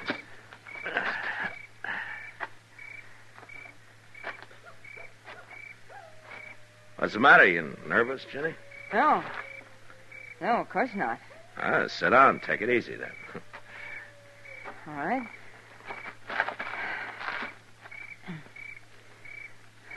This better? Sure. Yeah, it's a nice night, isn't it? Yeah. That's beautiful. You're not even looking at it. Something on your mind, Jenny? No. Why should there be? Why, you tell me. That's nothing, Marshal. Really. Let me ask you something, Jenny. Did you ever see a man killed? What? Why'd you say that? What, did you? Yeah, once in a saloon. Tell me, did he have a fair chance? Of course, he even drew first. Then you never saw a man shot in the back or ambushed, huh? What are you driving at, Marshal? Oh, I'm just thinking about people, Jenny. Like, sometimes a person isn't really bad. He just falls into bad company. What's that got to do with me? And I think it sort of goes against your grain, the idea of a man being killed without a fair chance. Why'd you come with me, Marshal? Somebody had to. I suppose you know about everything. I think Private Ravitch got killed by Corporal Stark because he found out about the payroll deal between you and Stark and Nate Brand. Sure. Well, what are you going to do now? Gonna ride to Brandy Bend with you. But why? Because I'm gambling that you're still decent enough inside to let me have that fair chance I was talking about. That's quite a gamble, Marshal. Yeah. But we'll ride slow. And you'll have a little time to think about it.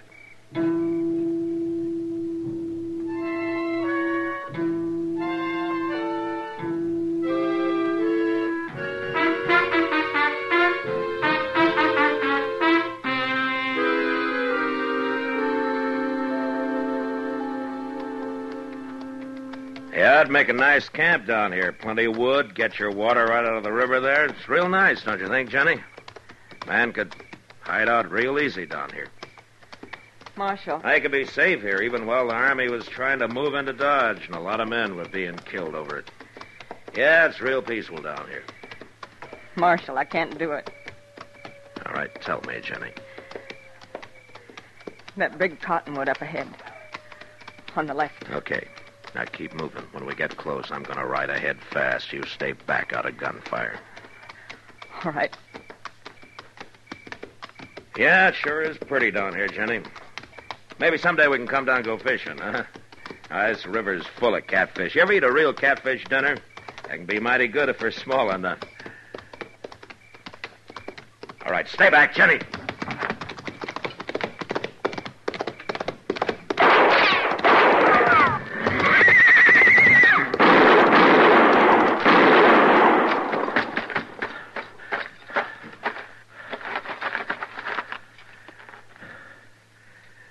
Jenny! Jenny!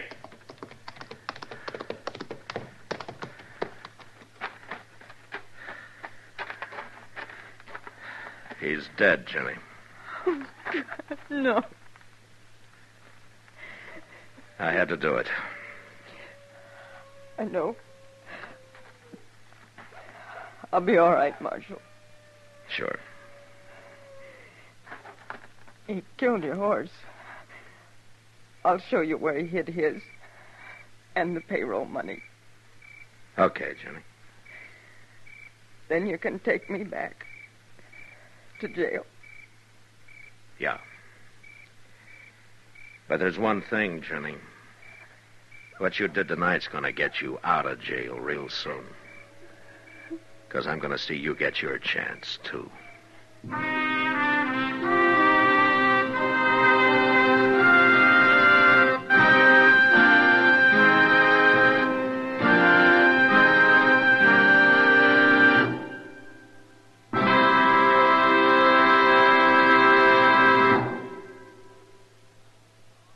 And now our star, William Conrad. I'm telling you, the day you change to L&M, well, that's the day. Your big red letter day. No filter stacks up with L&M's pure white miracle tip. And I know you'll go for L&M's taste, superior taste you get from L&M's superior tobaccos. Richer, tastier tobaccos.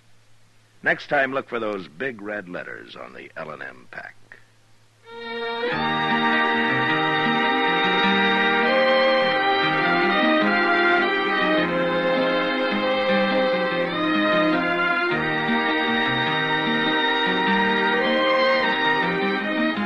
Gunsmoke, produced and directed by Norman McDonald, stars William Conrad as Matt Dillon, U.S. Marshal.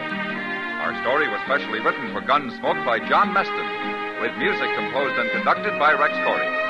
Sound patterns by Tom Hanley and Ray Kemper. Featured in the cast were Virginia Christine and John Daner. Harley Bear is Chester, Howard McNear is Doc, and Georgia Ellis is Kitty.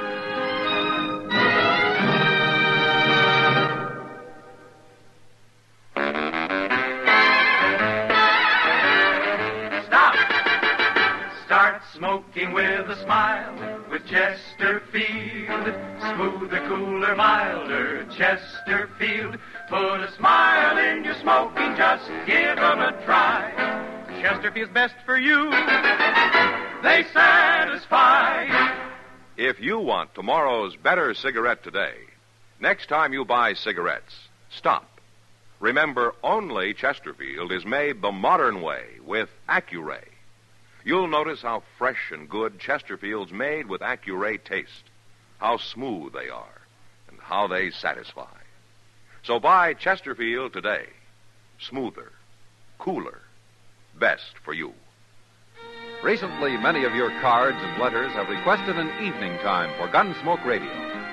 In response to these requests, the makers of Chesterfield and L&M filters will now also bring you Gunsmoke every Sunday evening at 6:30 p.m. Eastern Time.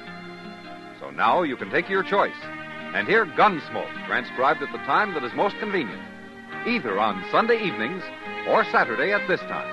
And remember, the makers of Chesterfield and L&M filters also present Gunsmoke for your enjoyment on television.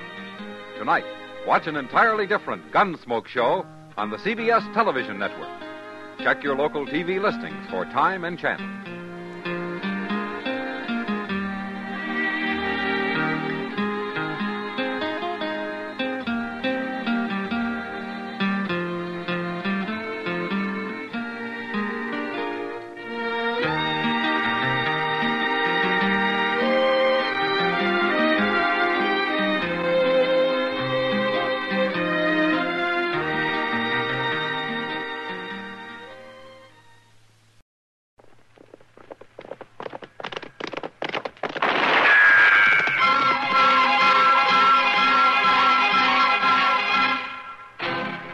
Around Dodge City and in the territory on West, there's just one way to handle the killers and the spoilers, and that's with a U.S. Marshal and the smell of gun smoke.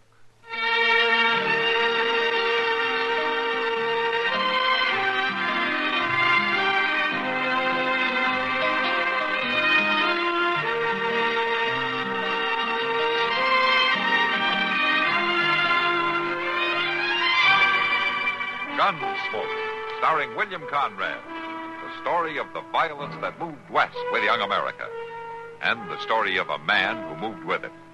I'm that man, Matt Dillon, United States Marshal. The first man they look for and the last they want to meet. It's a chancy job, and it makes a man watchful and a little lonely.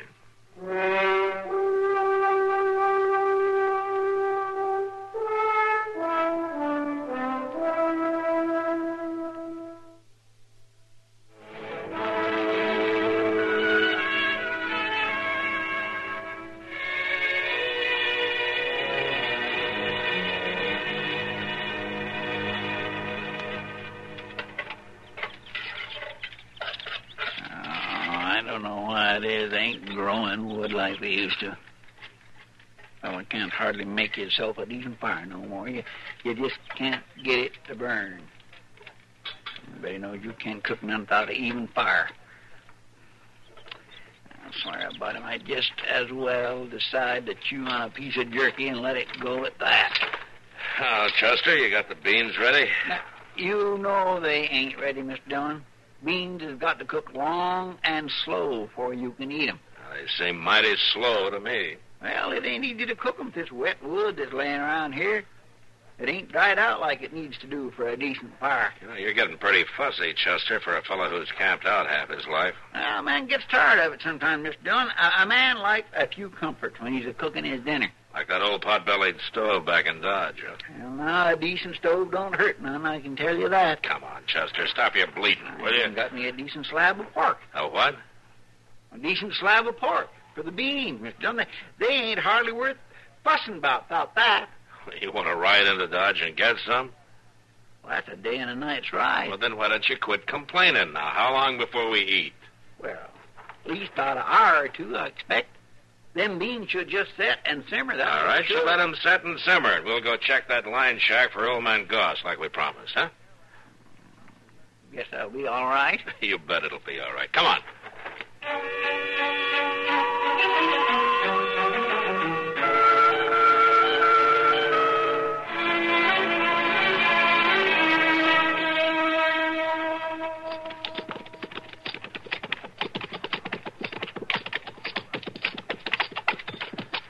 I don't smell anything burning, Chester. Well, of course not. I wouldn't leave them till they burn, Mr. Dillon. Well, I'm glad to hear that. Oh, I'm tired and I'm hungry. You know, there's some cooks on the chuck wagons that won't let you touch their beans till they've sat all night. Well, I'm not about to wait all night, so why don't you dish them up and I'll say to the horses, huh? Well, sure. I was just telling you, there's some folks that's mighty particular about their No. Mr. Dillon? What? They're gone. Oh, what are you talking about? Them beans. They're gone. What? And they wasn't rightly done yet, neither. Whoever took them wasn't too particular, I guess. Maybe it was an animal, Mr. Dillon. No animal would come into with a fire like that. I guess you're right. And there's nothing spilled. No, they ain't.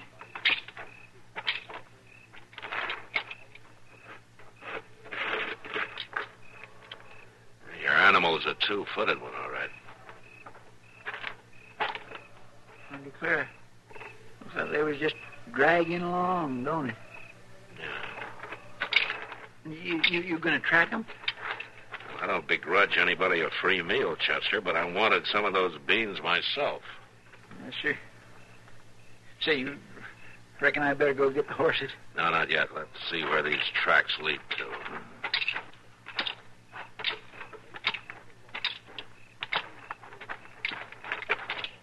Them prints is going right down the creek, ain't they? Yeah. Maybe he didn't have a horse. Now, nobody don't go around without no horse, Mr. Dillon. Unless you don't have one. Well, yes, but then... Hey, Chester, keep your eyes open in these bushes, huh? Yes, sir, I am.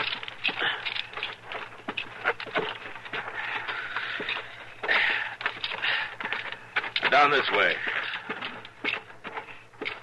Here. Look at there. There's my bean pot. Yeah. Look yonder. Well, I declare it's a woman. Yeah. Come on.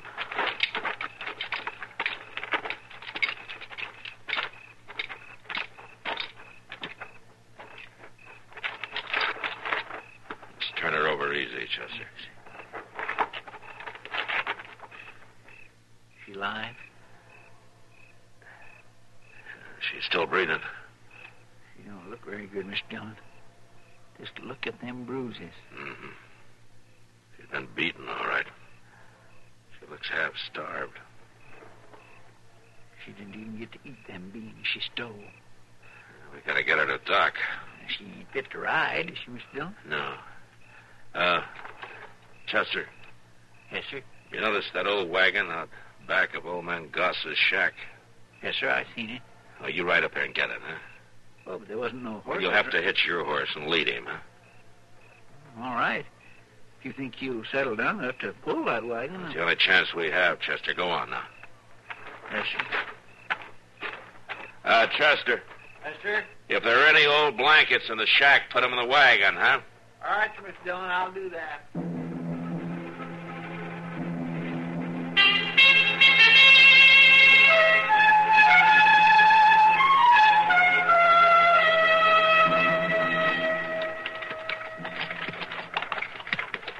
Hold up a minute, Chester. I want to take a look at her. All right, sir. Move.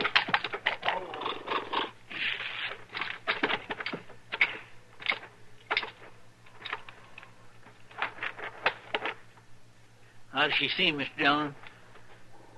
Yeah, it's hard to tell, Chester. She hasn't moved. Yeah, she's still alive, anyway. Poor thing.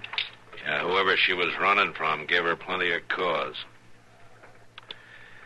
All right, you get on my horse, Chester. I'll lead the wagon for a while. No, I ain't tired, Mr. Dillon. I can go on walking. Go on, Chester. Mount up. I want to stretch my legs. All right. I'll say one thing. You're going to have plenty of time to stretch them between here and Dodge. Yeah, I guess you're right. All right, let's go.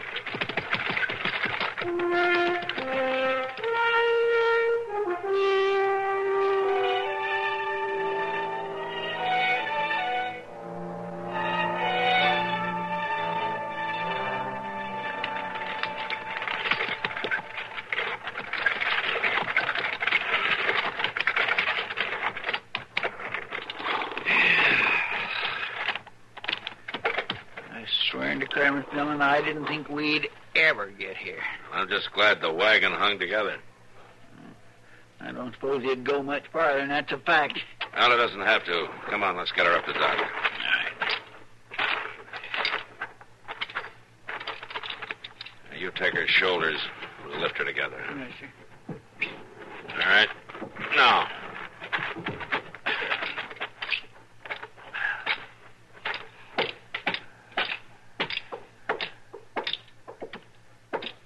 Careful now, Chester. Take her up easy. I am.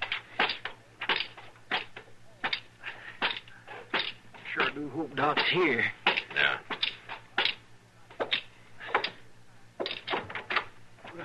Matt and Chester, what's the matter? Who is it? It's a woman, Doc. Yes, I see it is. Oh. Where'd she come from? We don't know, Doc. She was out near Hat Creek when we found her. Yes. You didn't get her here any too soon. She's pretty bad off, ain't she, Doc? She's in bad shape, Chester. Yes, she is.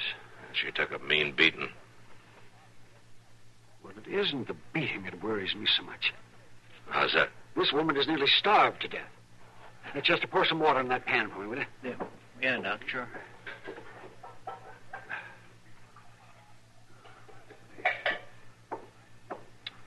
Here you are, Doc. Yeah? Oh, yes. Thank you. This is an ugly business, Matt. Yeah. Think she'll be all right? She has a chance. It's a little too early to say how good a chance. You'll keep her here? Yes, of course I'll keep her here. Thanks, Doc. I don't know if you'll get paid. Oh, stop wasting my time. Help me get her into bed. All right, Doc. Come on, Chester. Here, give me a hand.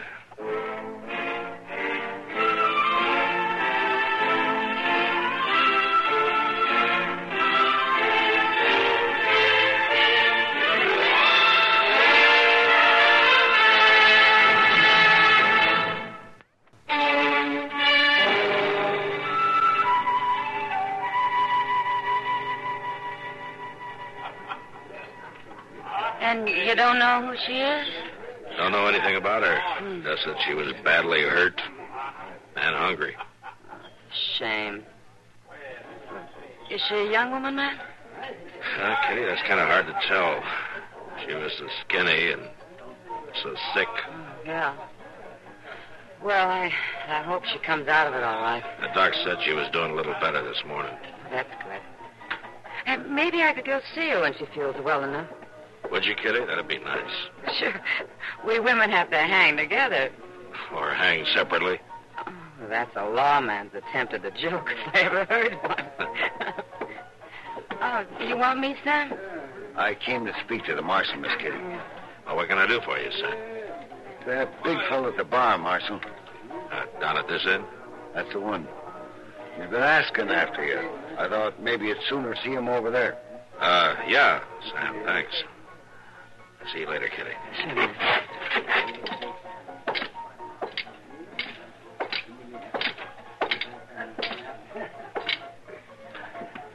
I'm the marshal. You were looking for me? You got my woman? Oh, what's your name? My name? Jedro. I come from a woman. What makes you think I've got her? You was seen. You brung her here in the wagon. Are you the one who beat her? I'm her husband. That's not what I asked you. Did you beat her? That ain't rightly none of your business, Marshal. It is if she dies. Allie? Allie ain't gonna die. Well, the doctor isn't so sure. I come to get her. She's in no shape to be moved. I come to get her, you hear? Now, you listen to me. No, you listen to me. You ain't gonna tell me what to do about my woman. All right, come on, get out of here. No need You for a ain't ruckus. telling me Yes, what... I am telling you now. Come on outside. Come on. Come on. All right, now. Just stand easy. Maybe we can talk. There's nothing to talk about. A man's got a right to see his wife. Man's supposed to treat her decently. I got a right to see her. Now, the law says that. All right, Jedro, I'll take you to see her. More like it. But I'll be there, too. Come on.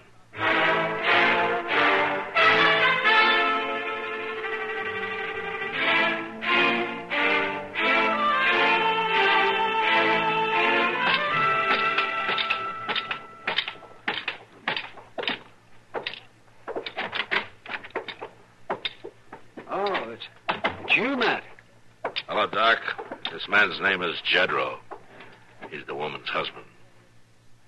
Oh, yes. He wants to see her. Well, now. And I got right. Will it hurt her, Doc? I don't know if she'll even know him. I shouldn't think she'd want to see him. She's my woman. Yeah, she's your woman. It's all right, Doc. I'll take him in there for a minute. All right, Matt. If you say so.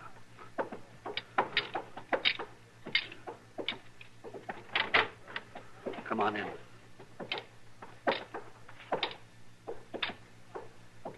Don't touch her now. He won't. Allie? I come to get you, Allie.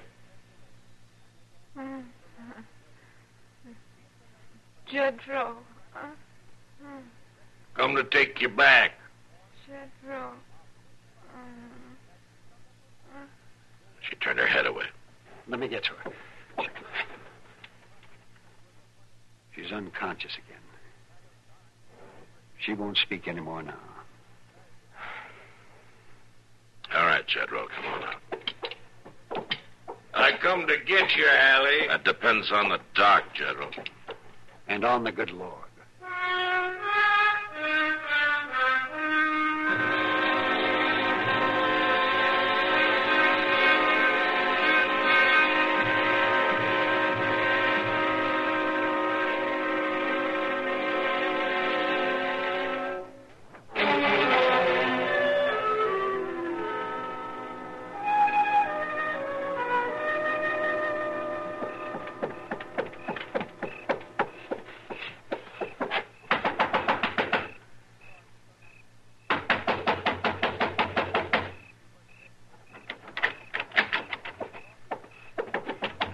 Matt. Oh, Matt. What? Wake up, Matt. What? Come, wake up. What? Oh. Doc, what are you doing here? She's gone, Matt. The woman's gone. You mean Hallie? Yes, Matt. I had to go up to the Morey place tonight on a call. When I got back, she was gone. Well, she can't stand it, Matt. She's not well enough. Well, hand me that other boot, will you, Doc? Jedro must have been waiting. Yeah. And that wagon's gone, too. That old one you left out back of the office. Oh, thanks, Doc. I'll go get the horses. Go get Chester for me, will you? And have him meet me at the livery stable. Sure, Matt, I will. And I'm awfully sorry this happened. But don't worry about it, Doc. We'll get her. I hope so, Matt. I hope so.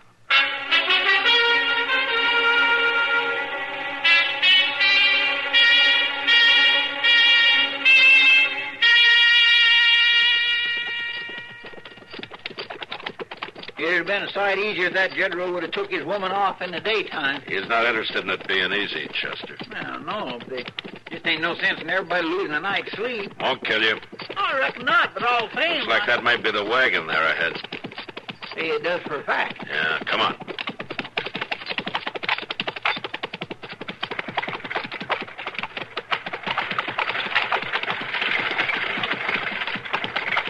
Hold up, Jedro. I keep telling you, Marshal, she's my woman. She's not in any shape to move, Jedro. And that just ain't none of your affair. I told you once it's my affair when somebody is killed, and this would be a killing just like a shooting. Now, come on, stop the wagon. All right, grab the reins, Chester. Here now. Let go of him.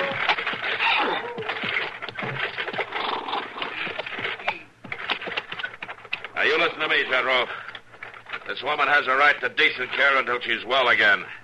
She has a right to decide for herself whether she wants to go back with you. No, I do the deciding. She might even want to file charges against you for the beating you gave her. She's going to get the chance. Marshal, her place is with me. Not right now, it isn't. Now, come on, climb down from the wagon. Well, I ain't doing that. I said climb down. You ain't going to shoot me, Marshal, because I ain't wearing no gun. Ain't no way for you to get me down. Yes, there is. You're coming down. No, there ain't. God! My arm. Will you let go of my arm? Pull it off. All right, get up. Oh, my arm. You could have broke it. You're lucky I didn't. Ain't no call to break my arm. Now, you listen to me. I'm going to drive your wife back to Dodge, and if I see you around there again before she's well, I'll lock you up if I have to break both your arms to do it. Man's got a right to have his woman has with... a right, too, General. All right, come on, Chester. We're heading back.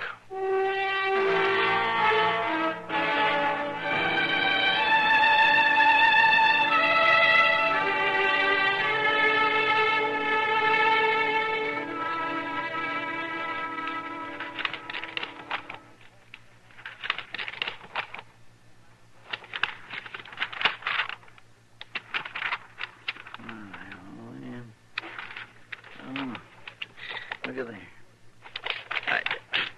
There's one. Well, sir, I tell you one thing, Miss Jones. This new batch of circulars, these fellows on these wanted posters sure don't get no better looking, do they? Well, we all can't be handsome like you, Chester. Yeah, my gracious. Still, I ain't handsome, but I don't look like no desperado, I'll tell you that. Oh, I guess you don't at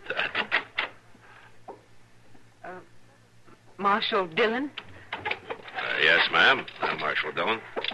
Well, I'm Hallie, and I come to thank you. Hallie? Well, Doc Adams told me all you done, fetching me to him and all. Oh, Hallie. Yes, I guess I didn't recognize you looking so well like that. Yes, I got my strength back. Oh, Hallie, this is Chester Proudfoot. He helped me bring you. Yes, I come to thank you, too, Mr. Proudfoot. Oh, my. Well, that's all right, ma'am. Doc said that you'd been out to Winter's place for a few weeks, right? They took me in, Marshal, like I was one of them. I'm beholden to them all. Sure looks like they fed you, all right. Yes, I've took on some, and that's a fact. Fine. Marshal, Yes, Hallie? I got another reason for coming to see you. Well, I figured you might, Hallie. What do you want me to do? Well, that's just it, Marshal. I don't want you to do nothing. No. What do you mean?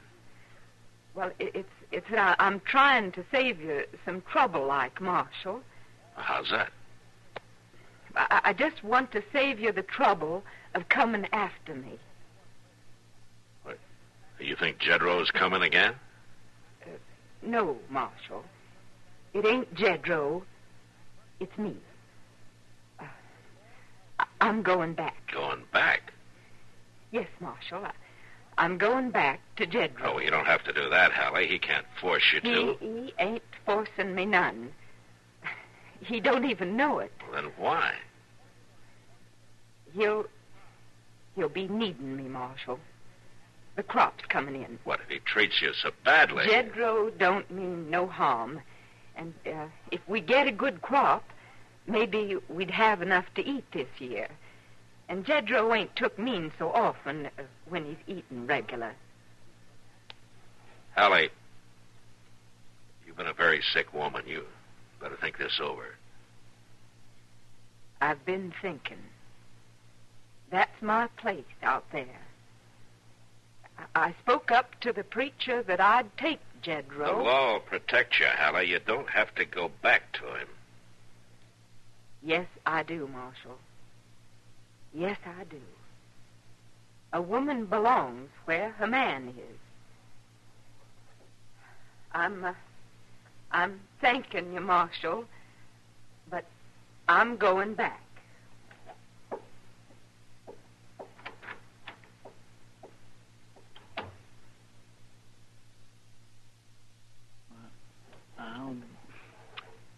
Miss Dillon, is that right? I don't know if it's right or not, but that's the way it's going to be. You mean you ain't going to keep her from going back? No, Chester, I'm not. If Jedro hasn't kept her from going back, nobody else can.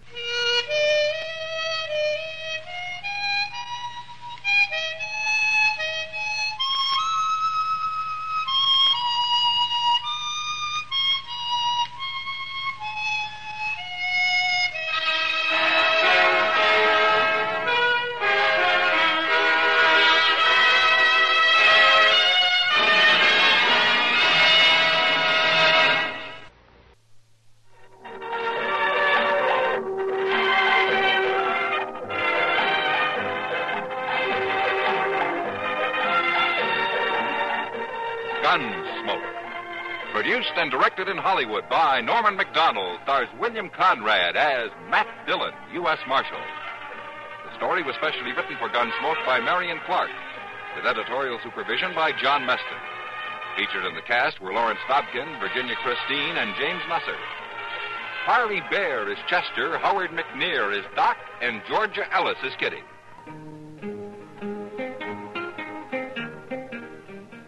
This is George Walsh inviting you to join us again next week when CBS Radio presents another story on Gunsmoke.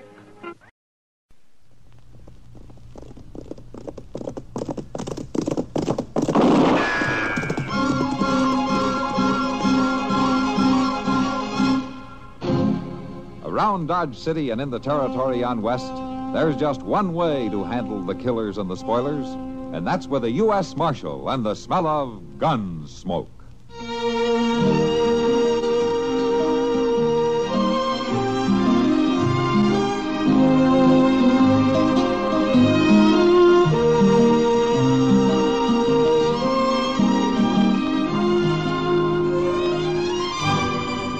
Gunsmoke, starring William Conrad, the story of the violence that moved west with young America, and the story of a man who moved with it.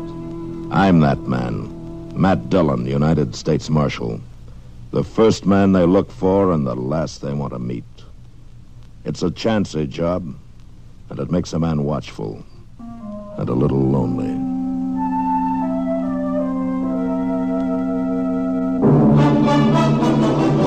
All right, Letty.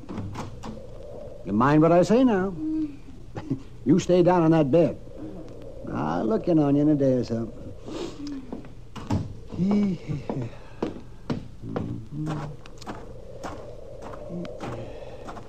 Oh, sorry to have kept you waiting out here so long, Kitty. But Letty had a lot on her mind. That's all right, Doc. Kind of nice sitting here with the evening breeze blowing. Yes, the air moves around more out here than it does in town, and that's a fact. Come on. Is Letty going to be all right? No, Kitty, she isn't. Oh, I'm sorry. It's her own fault. That sounds kind of heartless, Doc. No, I mean it. She calls me out here to tend to her when she feels bad enough, and then she never pays any attention to what I say. What do you mean? Well, sure as I'm driving this buggy, she's up on her feet right now. Oh, yes, doing some hard chore around the place. Wearing herself right down into another spell. Oh, I'm telling you, I just do not know how women do it. Well, they'll tell you the work won't get done by itself. Oh, yes, they tell me that, all right, but there's not a bit of sense to it. Waiting a day or two to scrub a floor wouldn't matter, not at all. It would to a woman. Oh, now you see. Oh, you're all alike. Oh, come on, Doc. Let's not argue our way back to Dodge. I don't get a chance to ride out on your calls with you very often. I don't want to spoil it by having to defend womankind. Or mankind either, for that matter. All right, Kitty. I'm kind of sorry we can't stay out a little longer. Yeah, I am, too. It's not exactly refreshing in the Long Branch these hot nights. Yeah, I didn't think so. Well, if it weren't for that fool Hud Perkins, we wouldn't have to hurry back.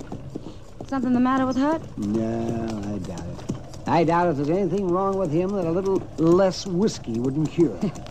But I promised him I'd look him over when I got back to town. He sure does a lot of talking about how good your doctoring is. You better take good care of him, Doc. He'll drum you up a lot of business. Nah, he just needs somebody to tell him every so often that he hasn't got a fatal disease. Yet. And that makes him real good and friendly. Till the next time. Well, he's your friend, that's for certain.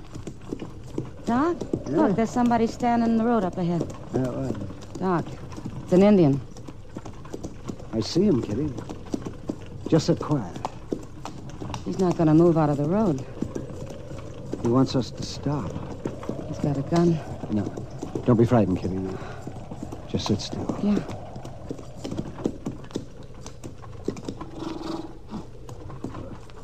Why do you stop me?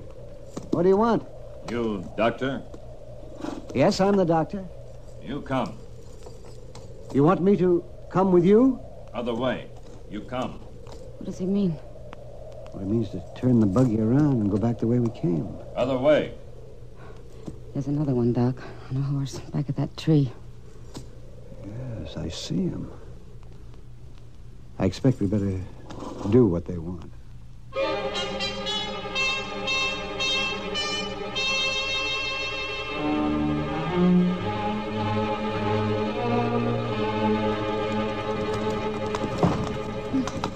Sorry it's so rough, Kitty. It's mighty uneven ground. I'll make it fine, Doc. I wish I knew where we were going. How far? Where do you take us? Not exactly gabby, that's one thing. I don't feel too talkative myself. No, neither do I. Oh. What? Look at that, Kitty. In those cottonwoods by the river. Doc, I feel a little sick. Golly, there's a lot of them. They've set up quite a camp down there. We'll be stopping soon. You just sit straight and quiet. Yeah, all right, Doc. And don't be afraid. No. You stop. The men, they're walking all around us. Don't show any fear. No. Is there a chief among you? I will speak to your chief.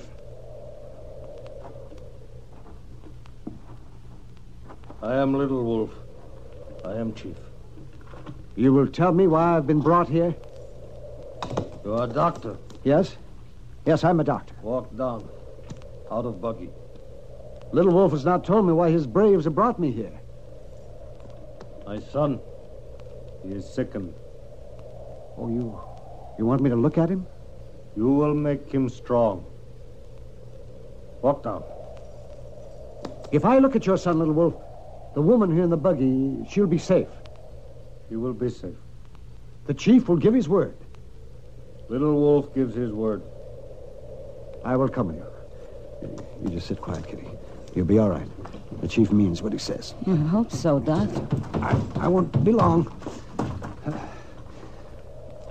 All right, Little Wolf. Show me the boy. Come. This way. There is no medicine man with Little Wolf? Medicine man made magic. The boy still sickens. And you think I can cure him? Little Wolf was prisoner with white man. He saw white man's magic bring strength to fallen soldier. You make my son strong. He lies in there. Go in.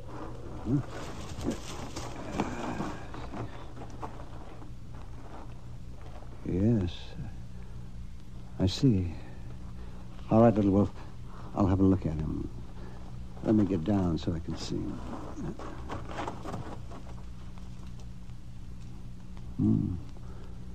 Yes, he has a fever. Erratic pulse. How long since your son has spoken? Yesterday, sunrise. I see. He will be well. Your son's a sick boy. A very sick boy. You make him strong. I will try. You will stay here, in lodge, with my son. If I stay, little wolf, there must be a bargain. You bargain for the life of my son? I would bargain for the woman. She is to go free. If woman goes free, she will bring soldiers. No, I'll speak to her. I will tell her of your son. She will not bring the soldiers. Better she stay here. I have told you, little wolf. She will not bring the soldiers. Doctor, give me his word. The doctor gives his word. The woman can go.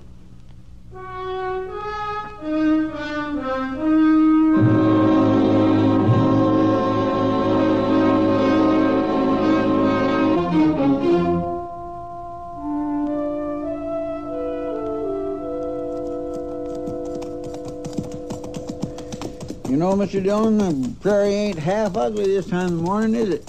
I don't know how you can see it at all, Chester. The sun isn't even up yet. Yeah, I know. Maybe that's why it don't bother me none. Yeah. Only trouble is, I always get hungry long about sunup. Hungry? You ate just an hour ago. Well, yes, sir, I know that. I don't know how you ever made out in the Army, Chester. Oh, it wasn't too bad. Not working around the supply wagons like I done.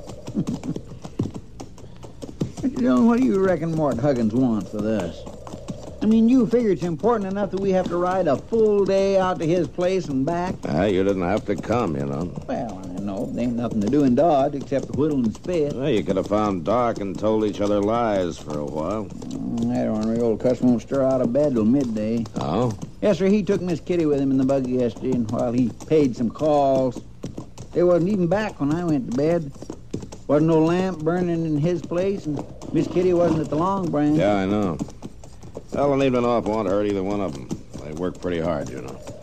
Yes, sir, I suppose they do. But I can't help thinking that just about the time this old prairie's hot as a cook oven, Doc will be ambling along Front Street on his way to have a noontime beer with Miss Kitty. And Miss Kitty will be there cool and comfortable, sitting on a stool. Sam will be pouring cold beer into great big pitchers, and everybody will be for sitting heaven's around sake, there. Chester, if you're going to grumble all the way out to Mort Huggins' place, you better turn around and start home right now. Oh, no, sir, I like it. I like it just fine. All right, then, let's ride. We amble along like this, we won't be home before dark.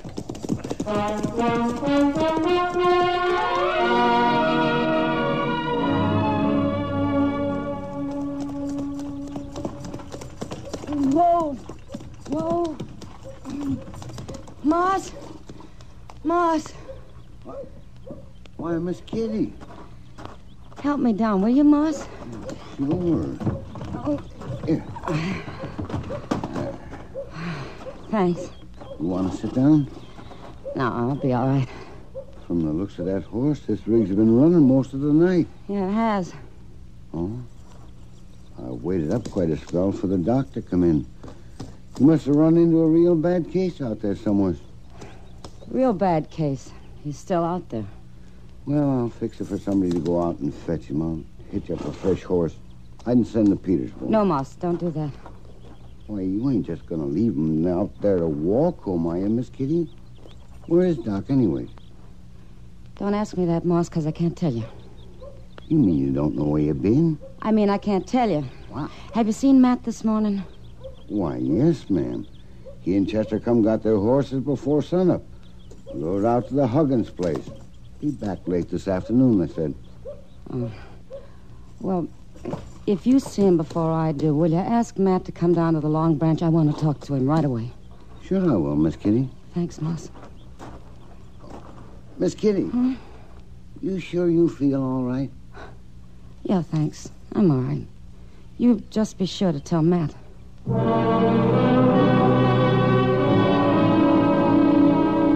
'cause you sure you don't want me to fetch you some dinner, Kitty? It's way past noontime. No, thanks, Sam. I don't feel like eating just yet. This coffee's fine. Yeah, body should keep her strength up. Oh, no, not him again. Who's that, Sam? Hud Perkins. He's been asking after you all morning. Huh?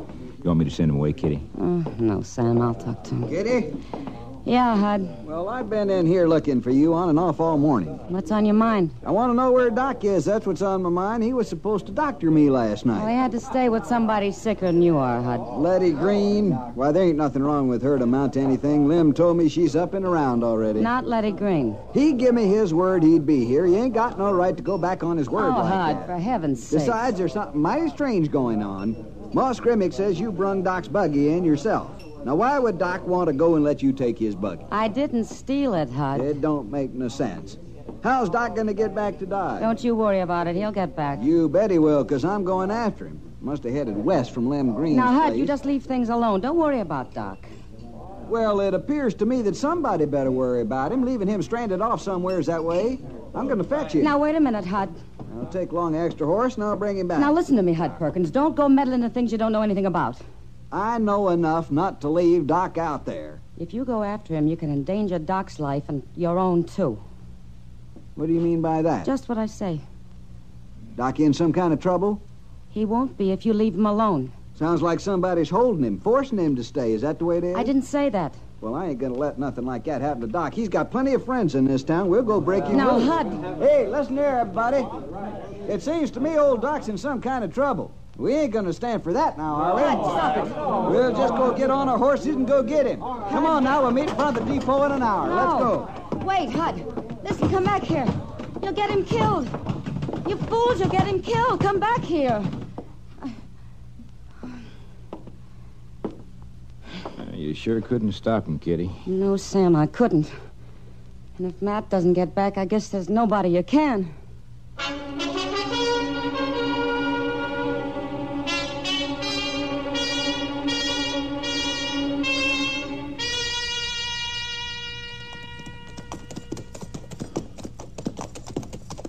I declare, Mr. Dillon, a day like today could drive a man to take a midweek bath. Yeah, Chester, it did get pretty dirty out there, didn't it? Pretty dirty. Ooh-wee. Say, you can tell folks you spent the best part of the day looking for 3 old sows. Well, if they ask me, I'll tell them, yeah. That's a fine thing for a U.S. Marshal to be doing. You really think Mort Huggins thought them old sows was stole? Sure he thought so, Chester. Mort Huggins is a good man. He wouldn't get us out there on a wild sow chase? Did you hear that, Mr. Dillon? A wild sow I heard chase. it, Chester. Yeah, well, that was kind of a joke. You see, Yeah. I could have said well, a wild... I can think of a better one. What? A picture of you rooting those mired-down sows out of that slough. I guess that was a sight, all right. You take my horse on around to the livery stable, will you, Chester? I want to get right back to the office. Yes, sir, I will.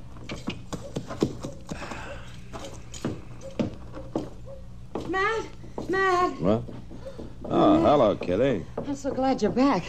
Oh, what's the trouble? It's Doc. They'll kill him, sure. That Hud Perkins has Hud taken him. Perkins? Well, why would Hud Perkins want to kill Well, it's Doc? not Hud, Matt. It's the Indians. Doc made me promise not to send help. No, wait a minute. Hold on. Just hold up a minute and start over again now, will you? Now, where is Doc? He's in an Indian camp on the river. Well, what's he doing there? Well, they stopped us and they made Doc stay with them. The chief's son's very sick. But they'll kill him, sure, if that crazy Hud Perkins rides up there with his drunken bunch. You mean Hud Perkins has set out to rescue Doc? Yeah, Matt, but he doesn't know about the Indians. Well, how's that? Doc bargained with the chief. If he let me go, I wouldn't tell about it and send help, so I didn't tell Hud. Oh, I see. But with all this going on, I thought I'd better tell you. Was I right, Matt? Yeah, Kitty. Yeah, you were right.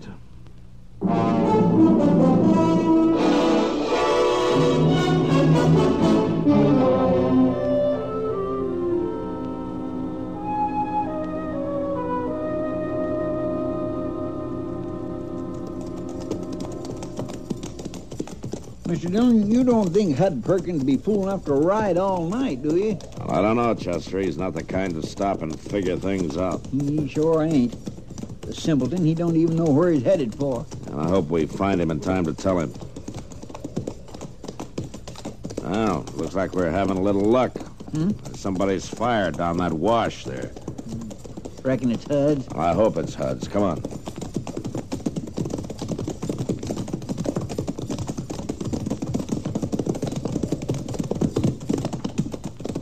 Hey, the Marshal.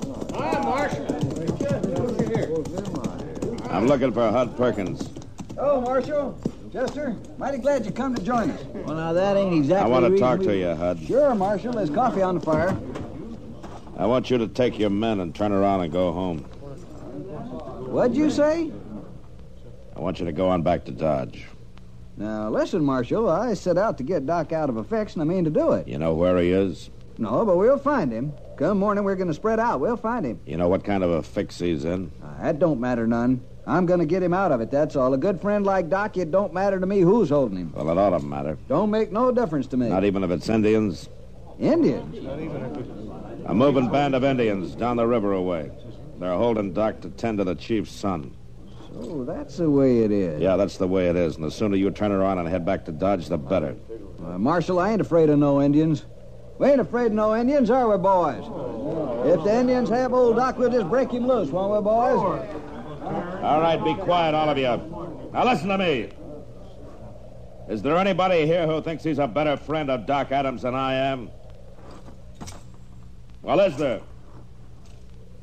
All right, then. You know that I'm as interested in getting him out as anybody is. Well, let's go get him in. And I'll tell you one thing for sure. If you all ride out on that Indian camp, you won't be doing Doc a favor. The least that'll happen is that you'll get him killed. And there'll probably be an Indian uprising to boot. Now, the best thing you can do for Doc is to turn around and go home and let me handle this. You figure to take care of it alone, Marshal? If it can be done at all, that's the only way to do it. Well, now, listen to him, boys. The Marshal thinks he can do the job better than all us together. Look, I know about these things. It's my job to know about them. Now, you go on, Hud. You go on back to Dodge, and you take these men with you. You always got to be the whole show, don't you, Marshal? Well, I may work in Dodge City, but it don't work out here. You tell me to go back to Dodge, you got a fight on your hands. All right, Hud. You suit yourself. You ain't giving me no more orders.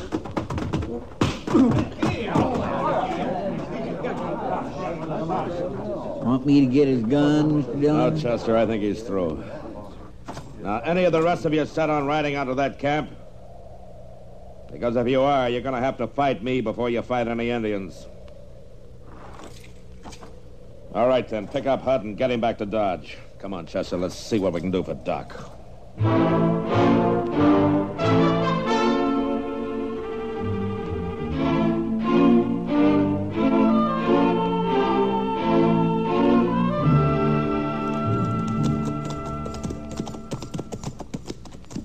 He sure must have saw us coming by now, Mr. Dillon. Yeah.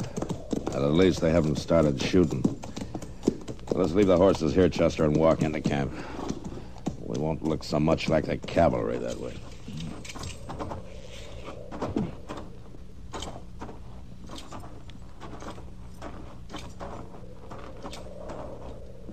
White men stopped. They've saw us now, all right. All around us. You just stand steady. We come in peace. White men wear guns. Our guns stay covered. Indian guns not covered. You reckon they're going to shoot? I don't know, Chester. Just don't make any fast moves. It's all right. It's all right. They're friends of mine. The two white men are friends of mine. Yeah, it's all right now. It's all right, I tell you. You can put your guns down. My gracious alive, Mr. Dillon, them Indians is doing just what he says to do. Hello, Matt and Chester. Well, you can be thankful that I was here. Well, I am, Doc. But you don't seem very glad to see us. And I told Kitty not to send anybody after me.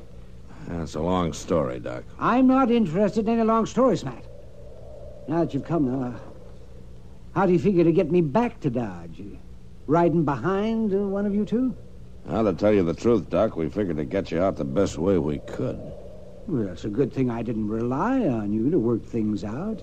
Oh, you there, bring me my horse. Doc, you mean they give you your very own horse to keep? Why, certainly, Chester. That was part of the bargain. If I cured the boy, I got a horse and my freedom. What about the other part of the bargain, Doc? What if you hadn't cured the boy? Well, that's pretty simple, Matt. I wouldn't have needed the horse.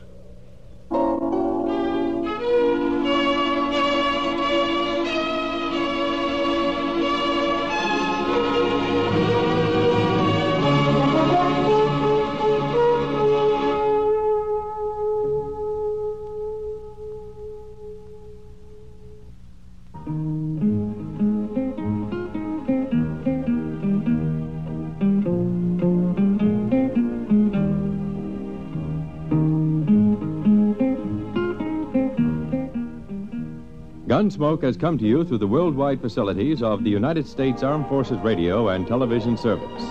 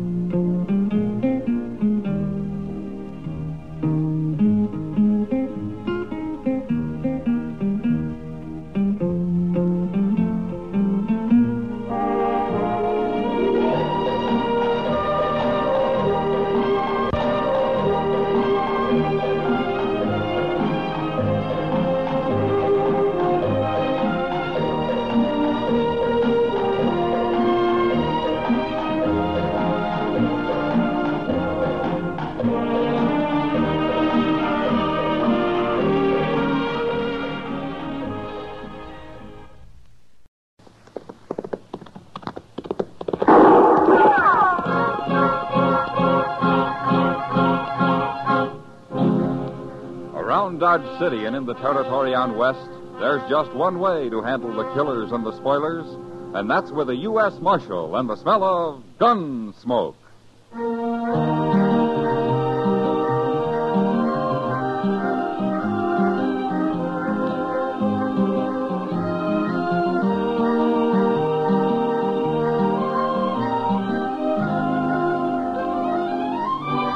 Gunsmoke, starring William Conrad.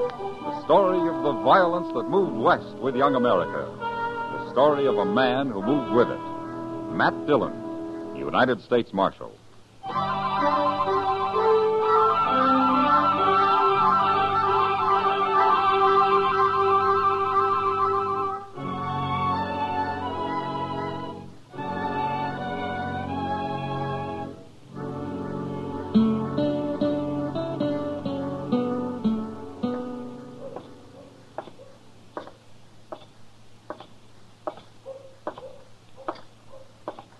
Hey.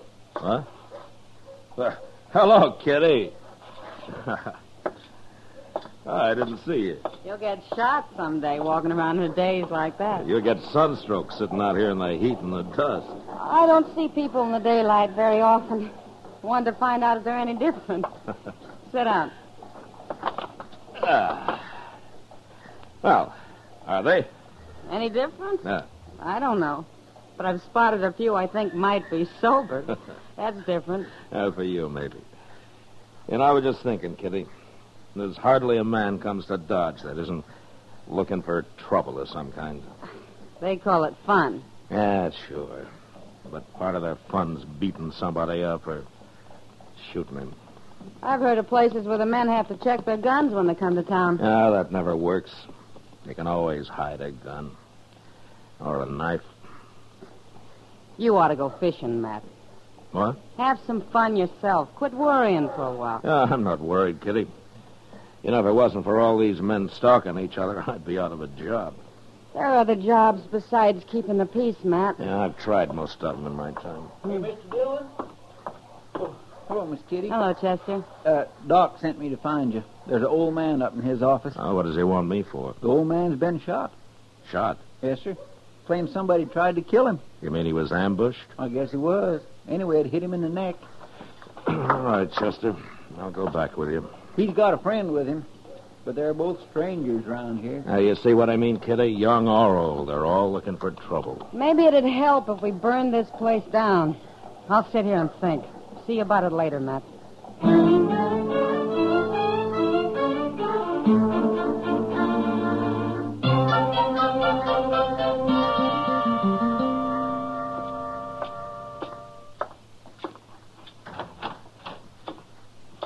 Where's the doc? Somebody come for him. Oh, what do you mean? Somebody come for him. That's what.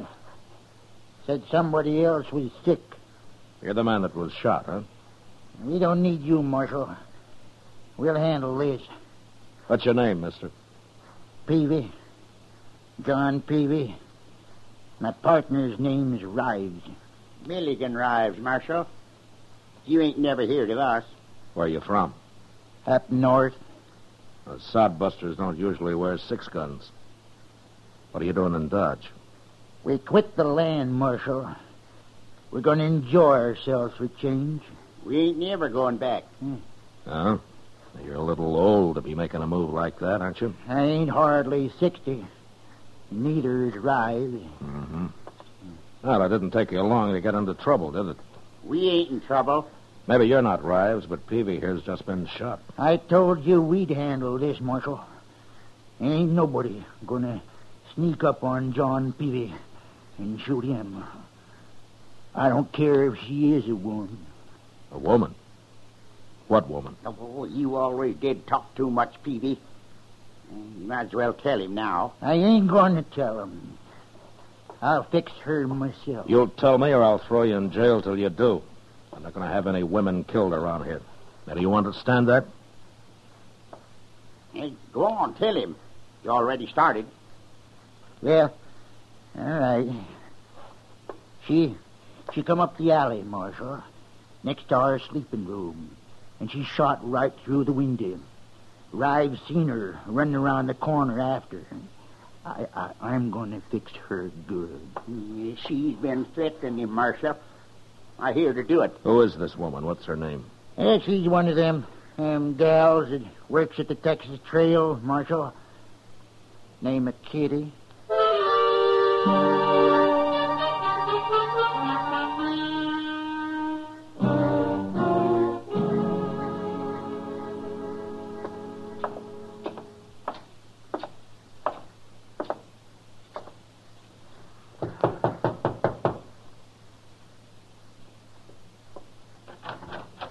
Matt, what are you doing here? I'm sorry to bother you, Kitty. Well, come in. Come in. Yeah. My room's a mess. I wasn't expecting any callers. Well, it's important, Kitty. Of course. What's the trouble, Matt? You know a man called John Peavy? Peavy? Yeah. Yeah, I know him, the old fool. But did you threaten to shoot him? Don't tell me he's come and complained to you about that. Well, no, not exactly. Well, I told him I'd shoot him, and I will, too, if he doesn't leave me alone, the old goat. He's been shot, Kitty. What? He wasn't hurt very bad, but he and his partner claim a woman did it. Now, they say it was you. Do you think I did it, Matt? Well, Kitty, if you got mad enough and you had a gun in your hand, I'd be one of the first to hide, but to sneak up on somebody in cold blood is... No, you didn't do it. When did it happen? No, an hour or two ago. I've been right here, alone. I guess I couldn't prove it. Well, you don't have to, Kitty. Thanks, Matt. The reason I came was to tell you about it and see if you had any ideas.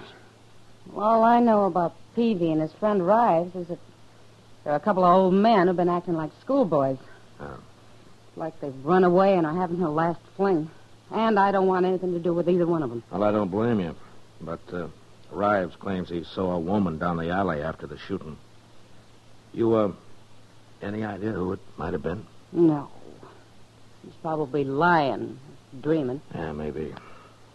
Well, if you hear anything, let me know, Kitty. And if Peavy gives you any more trouble, send for me. I sure will.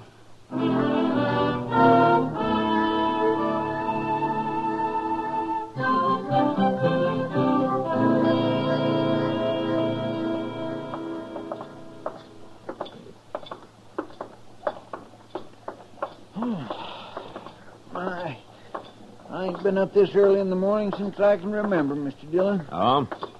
How about last Sunday, Chester? Last Sunday? Yeah.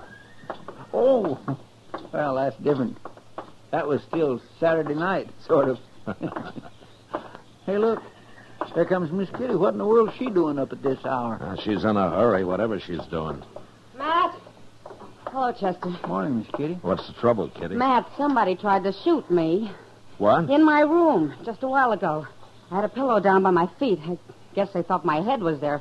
They put a bullet right through it. What, did you see anybody? No, it came from outside. I didn't dare look out right away. It's kind of the same as happened to Peavy, Mr. Dillon. Yeah, maybe it was Peavy. He threatened something like this. I'm scared, Matt. Well, you should be. Chester. Yes, sir? You stay with Kitty. Don't let her out of your sight. I'm going after Peavy and Rives.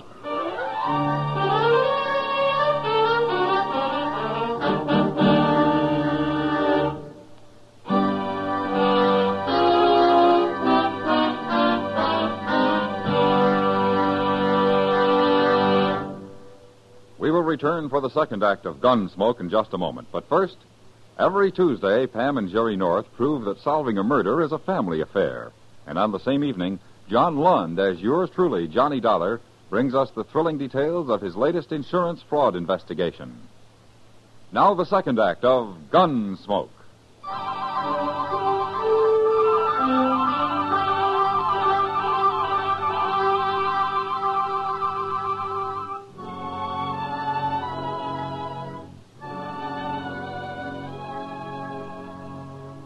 By noon, I'd searched the whole town, and there was no sign of Peavy or his friend Rives. They'd disappeared. And until I found them, I didn't dare leave Kitty where they could get at her. So I had Chester drive her out to a friend's place a few miles from Dodge, and she was happy to go. Now, we didn't have any luck until the next afternoon.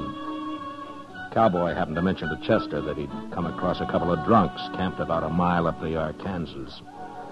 I decided it was worth riding out and taking a look. And it was.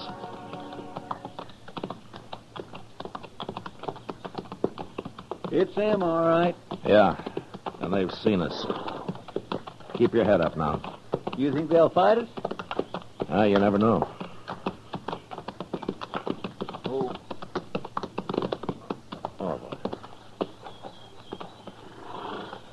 What are you doing out here, Marshal? Looking for you. Well, you found us. Get down and have a drink.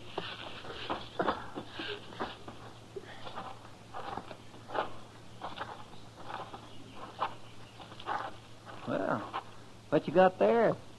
Corn liquor. Only about half a jug left, though. What's that other jug? We killed that yesterday.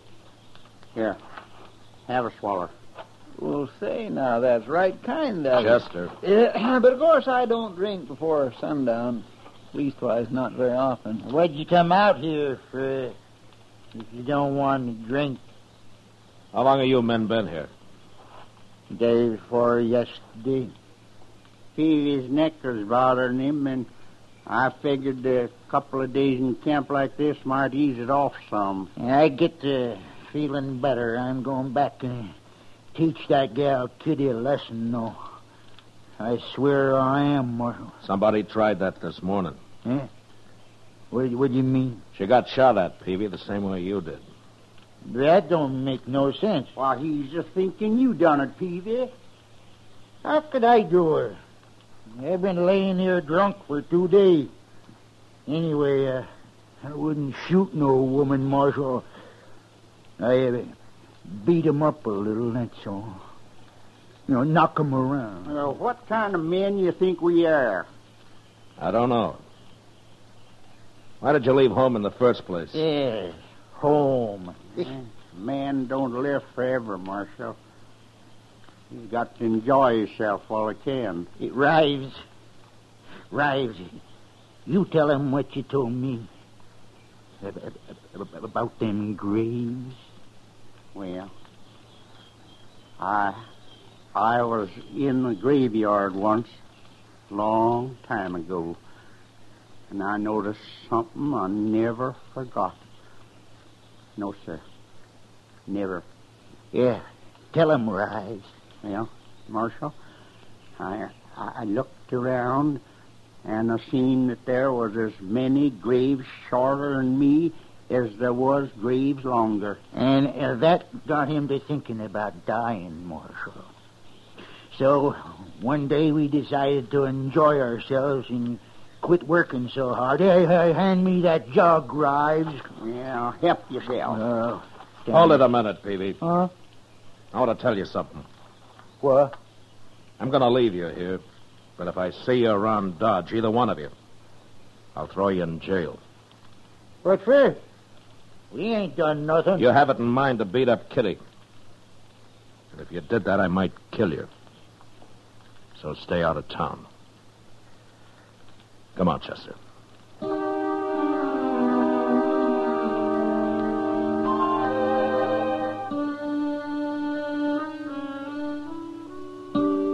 We left them there, passing the jug back and forth across their fire on the riverbank. Talking of death, probably, and of the hard, empty lives that they'd had. And the prairie often left men a little too hungry and a little too dry. Chester and I were talking about it when we spotted a woman up ahead. She was walking after a saddle horse, which we figured must have thrown her and got loose. She was an old woman, and dressed for Sunday in a long black skirt and a big hat with a fancy pin stuck through it. I sent Chester to catch the horse while I rode up to her and dismounted. My friend will bring your horse back, ma'am. Are you all right? I'm all right. Well, how'd he get loose? Mean critter, he run off. Oh, I see. You live around here? No. You been down by the river, ain't you? I just came from there. Why? See anybody? Well, a couple of men lying around a fire, that's all. Drinking? Yeah, they were drinking. You know them? I might. Are you looking for somebody? I might be. Well, maybe you'd like us to ride back there with you. And I don't need nobody to ride nowhere with me, mister. Oh, what's your name, ma'am? What's my name? I don't take to scallywag cowboys asking me my name. Well, I'm sorry. I didn't mean to offend you. You didn't? Well, no, ma'am. Of course I didn't. What's yours? Matt Dillon, ma'am. Dillon. I heard that name somewhere. We won't be introduced proper unless you tell me yours. My name's Sabina Peavy. Ms. Peavy? I've been married 35 years, Dillon. Here he is, Mr. Dillon. Seems gentle enough. I'll hold him while you get back on, ma'am. I can manage. Hey, look what you got tied to her saddle, Mr. Dillon. One of them old cavalry pistols. Yeah, grab it and put it in your belt, Chester. What? You heard me. Yes, sir. You put that back, you thief. What are you, anyways? Suppose you'll steal my horse next. I'm a U.S. Marshal, Miss Peavy. Everything's going to be all right. A marshal, eh? I want you to come back to Dodge with me.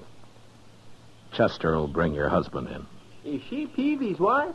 You can't stop me, Marshal. Chester, go back to that camp and shoot a hole in their jug. And when they're sober enough, bring them to town.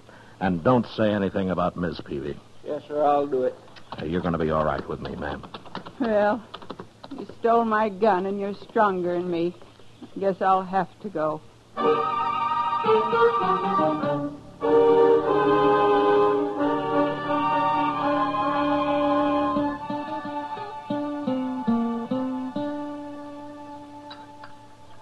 Shall I make another pot of coffee for us, ma'am?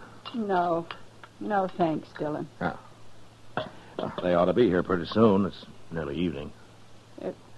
You'll tell that girl, Kitty, how sorry I am I tried to shoot her, won't you? I'm sure Kitty will understand. Imagine me being blind jealous after 35 years. You, told me you were out to kill your husband. Well, if that's true, why would you be jealous? You can be jealous. even if you hate a man, Dillon. You hate Peavy? I didn't know how much I hated him till the day that old fool Rives come by. The two of them rode off together. He come into the house and took the money and left, just like that. After 35 years. How'd you know they'd come here? They was always talking about Dodge. They was always talking about laying on the bank of the Arkansas and drinking corn liquor, too. I knowed where they was. You're mighty dressed up for a woman riding out to shoot a man. Well, it seemed fitting somehow. Only good clothes I ever owned, Dillon. Wore 'em when I left home, St. Louis. Yeah. Well, I'm glad I ran into you, Miss Peavy, before it was too late. I'll talk to him. I told you I would. But I ain't never going back to him. He's had his fun. Maybe he'll settle down now. Not with me, he won't. Dillon, I bore that man 13 children. 13? 11 of them died. And he beat me every time we lost one.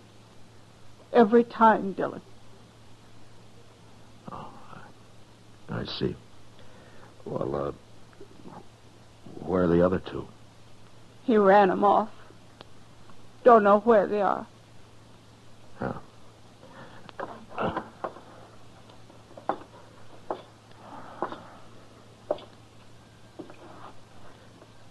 Oh, here comes your husband. Looks like Chester's got him pretty sober. But I don't want to talk to him in here in front of everybody. Well, you could go out back there in one of their cells, if you don't mind. Oh, what difference it make? My hat on straight, Dillon? Yeah. Yes, ma'am. You look fine, ma'am. I'll wait out back.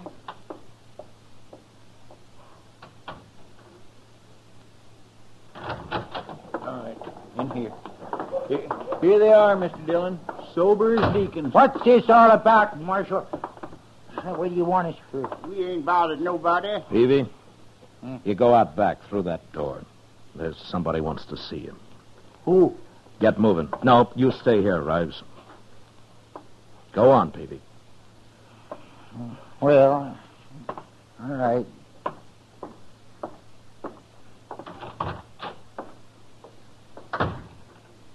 Who's out there, Marshal? His wife. What will it do with their guns, Mr. Dillon? Throw them in a drawer, Chester. Okay, sir.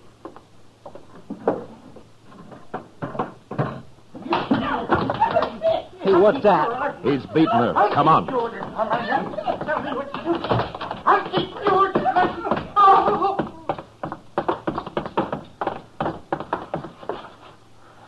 Look at Peavy. She knocked him out. I think I killed him, Dillon. Killed him? He sure looks dead. You stabbed him. I had been. He beat me for the last time. Said he was going to kill me. I put it right in his heart. When you old devil, I'll get you. No, you won't, Rives.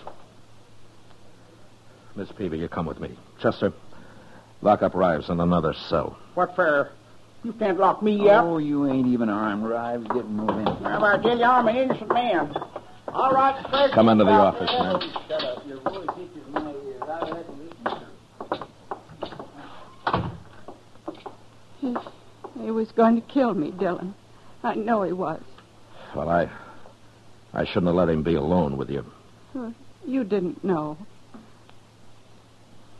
What are you going to do with me now? You mentioned St. Louis, Miss Peavy.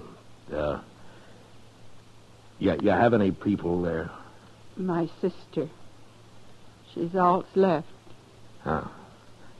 Well, how'd you like to see her?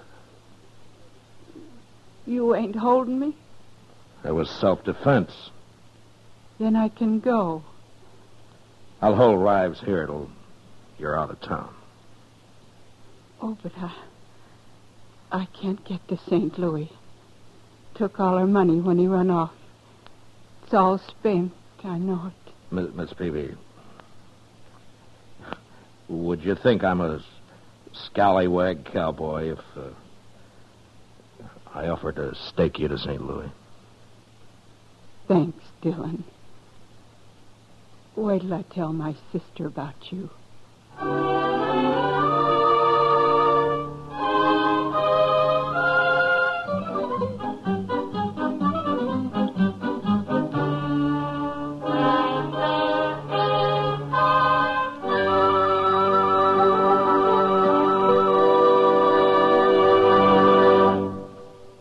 Gunsmoke, under the direction of Norman Macdonald, stars William Conrad as Matt Dillon, U.S. Marshal. Tonight's story was specially written for Gunsmoke by John Meston, with music composed and conducted by Rex Corey. Featured in the cast were John Daner, Ralph Moody, and Helen Cleve. Harley Bear as Chester, and Georgia Ellis as Kitty. Join us again next week as Matt Dillon, U.S. Marshal, fights to bring law and order out of the wild violence of the West in Gunsmoke.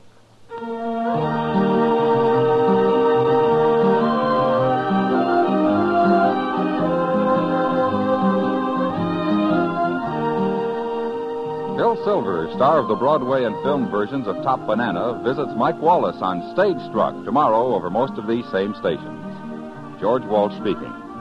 Stay tuned for Gangbusters, which follows in a few minutes over most of these same stations. This is the CBS Radio Network.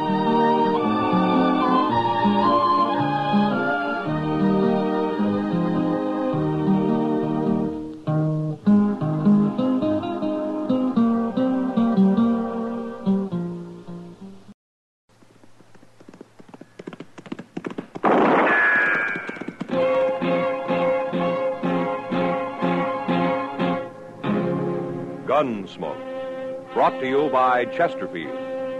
Chesterfield packs more pleasure because it's more perfectly packed, thanks to Accuray.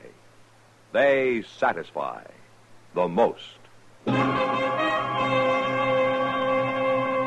Around Dodge City and in the territory on West, there's just one way to handle the killers and the spoilers, and that's with a U.S. Marshal and the smell of gun smoke.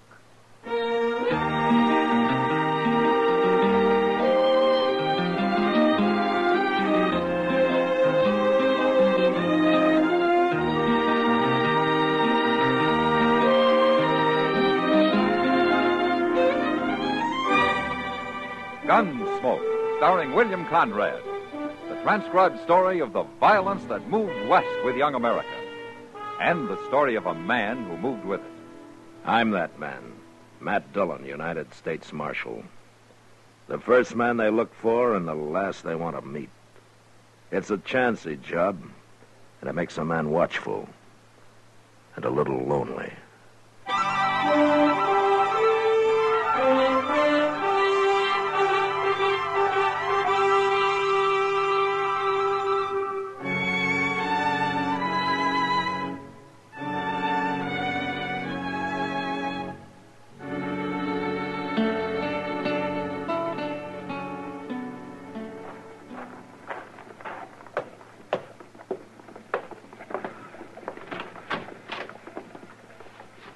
This the marshal's office? Yeah, come in, stranger.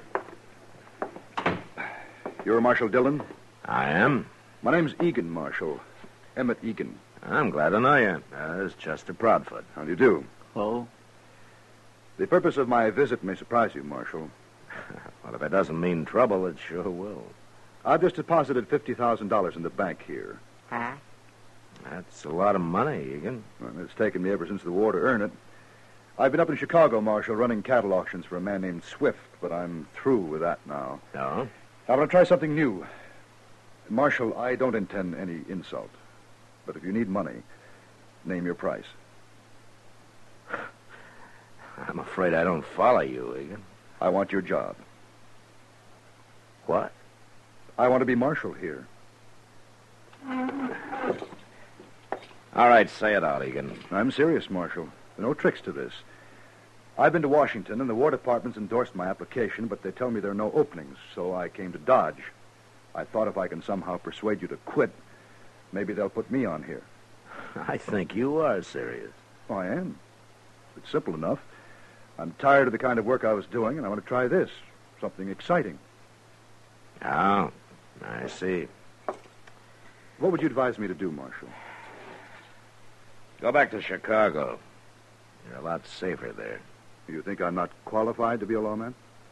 Well, you're wearing a gun. Well, I'm accustomed to authority, Marshal. I was a major under General McClellan. Took my first bullet in the Chickahominy in '62. I see. Is this your first trip to the frontier, Mr. Egan? It's my first since '67. Uh-huh. Well, I still advise you to go back to Chicago. No, Marshal. All right, Mr. Egan, you want this job so bad, you can have it as far as I'm concerned. Now, Mr. Dillon. There's very little money in it and absolutely no thanks. I've been a live target for every drunken bum and glory hunter in Kansas about long enough. You mean it, Marshal? Yeah, but on one condition. Yes? That you hang around for a week, see what it's like. And then if you still want it... Oh, I'll want it all right. All right, then we'll start right now. I'm ready. What do we do first? You all set, Chester? My, yes, sir, I guess so. All right, then follow me.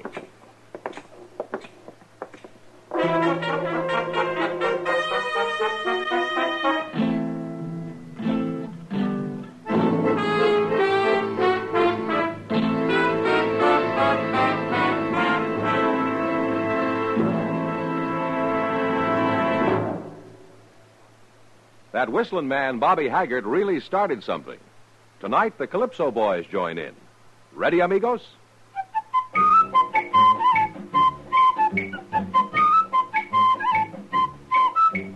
Packs more pleasure, packs more pleasure. Chesterfield packs more pleasure because Chesterfield's more perfectly packed. The more perfectly packed your cigarette, the more taste and mildness are released for you. Chesterfield, made by exclusive Accuray, has an open, easy draw that unlocks all the pleasure of fine tobaccos. Now, Accuray ensures an even distribution of tobacco from one end of your Chesterfield to the other. Chesterfield is firm and pleasing to the lips, mild yet deeply satisfying. Chesterfield packs more pleasure because Chesterfield's more perfectly packed. To the touch, to the taste, Chesterfield packs more pleasure because it's more perfectly packed. Why Chesterfield? Mild, yet they satisfy the most.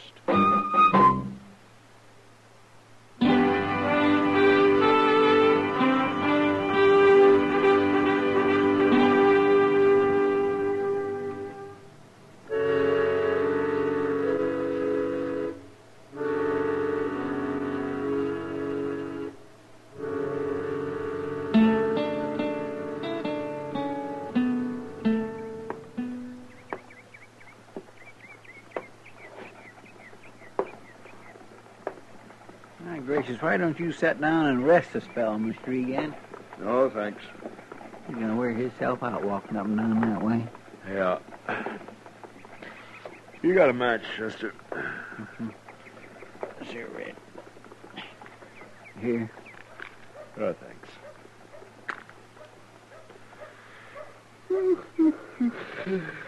Your Dodge sure ain't very lively today, is it?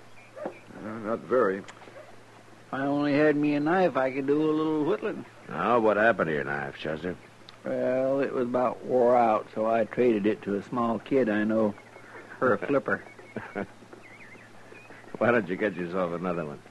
Mr. Dillon, I am so mean poor, I just couldn't stand the outlay of another knife. Yeah, I forgot. Hey, look there. Somebody hadn't ought to be in town. Oh, where? Who? That fella coming up the street, riding that sway back to old Broodmare, see him? He looks like a farmer. If you call a man whose wife hoes a 10-yard patch of mealy potatoes a farmer, then he's one, all right. You said he shouldn't be in town. He can't be very dangerous. He's dangerous to himself. Oh, what do you mean? Why, he gets the doggone drunk every time he comes in here. He can't hardly climb back up on that old mare. And when he does, he usually falls off summers before he gets home and lays out there on the prairie all night like a dead man. It's a pure wonder he ain't been et by something. Oh, Marshal, we've been hanging around this porch for 3 hours. I'm beginning to feel like a bum myself. Now, that's part of the job, Egan. Keeping an eye on things, we call it. Keeping an eye on things? You and Chester both are fighting to stay awake. Are you calling it quits, Egan? Oh, no. Of course not. Well, then let's go get a cup of coffee, huh? It'll be dark soon, and we can start making the rounds.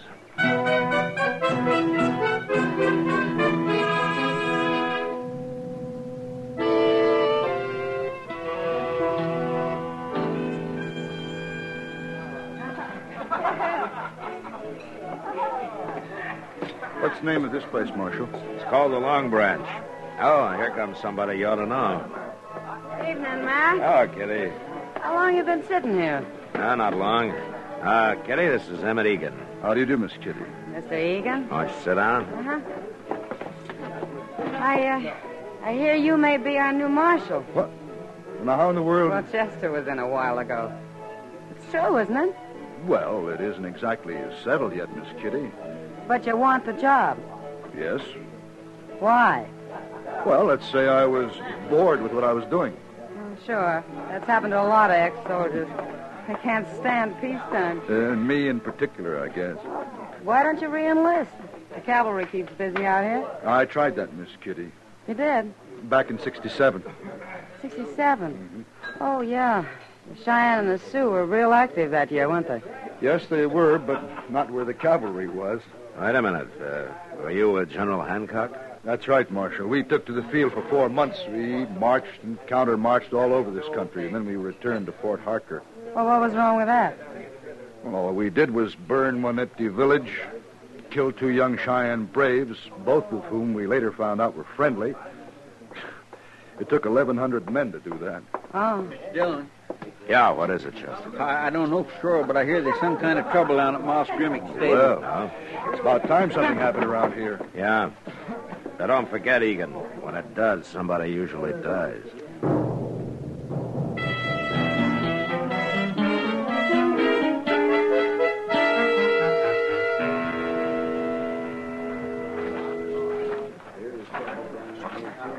What's the trouble here, men?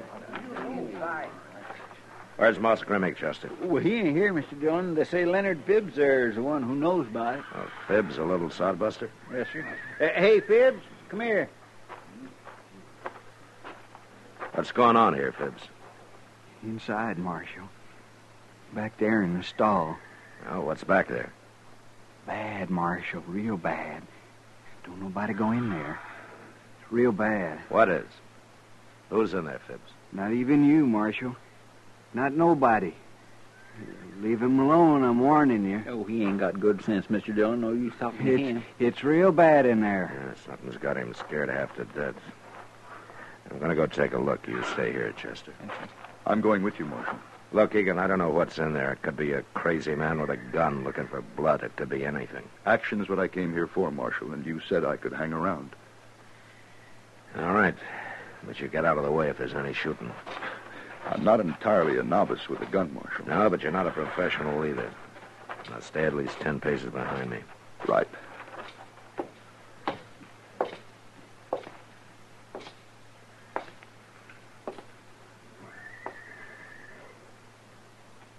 You see anything? No. It's Marshal Dillon. Who's in here? Come on, speak up. Maybe he's hiding, waiting for you. Well, he can't see me any better than I can see him. You're taking an awful chance, Marshal. You stay where you are, Egan. What? What's this?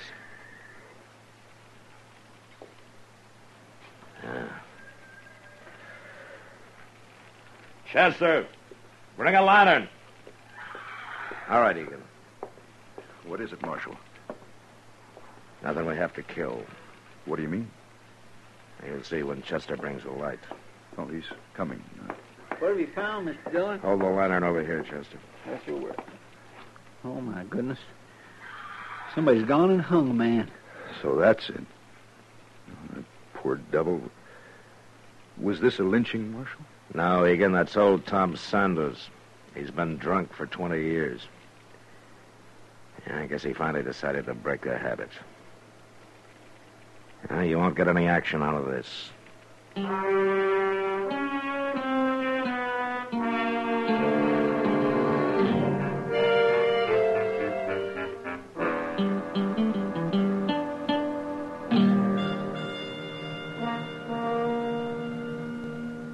Liggett, it's been nearly a week. Enough excitement for you? I must admit, Marshal, it's not quite what I'd expected. Somehow the idea Marshal was always busy, doing things. You mean gunfighting? I've told you I don't think gunfighting's necessary. Yeah, I remember. Any man accustomed to command should be able to control these Dodge City ruffians without much trouble. I only draw my gun as a last resort, Egan. And besides, you haven't seen any of these men in action yet. I still want the job, Marshal. Yeah, I know. Oh, Matt? Yeah, come on in, Doc.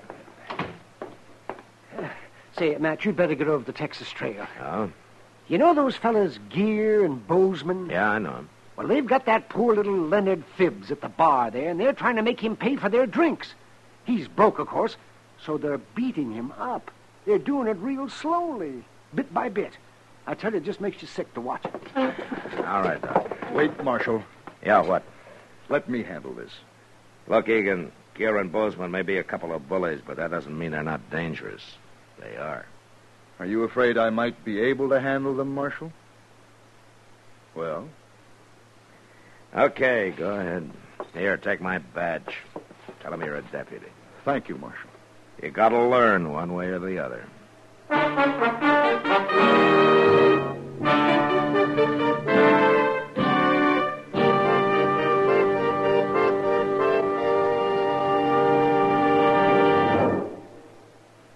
Where are you listening to Gunsmoke? In your favorite easy chair? Or out driving? Oh, there you are. In the kitchen. Say, you want to make whatever you're doing more enjoyable? Have a Chesterfield. Enjoy Chesterfield's better taste and mildness. You see, Chesterfield packs more pleasure because it's more perfectly packed. A more perfectly packed cigarette gives you an open, easy draw that unlocks all the better taste and mildness of fine tobaccos. And Chesterfield, made by exclusive Accuray, is more perfectly packed, with an even distribution of tobacco from one end of your Chesterfield to the other. Firm and pleasing to the lips, mild, yet deeply satisfying. Remember, to the touch, to the taste. Chesterfield packs more pleasure because Chesterfield's more perfectly packed. Buy Chesterfield. Mild, yet they satisfy the most.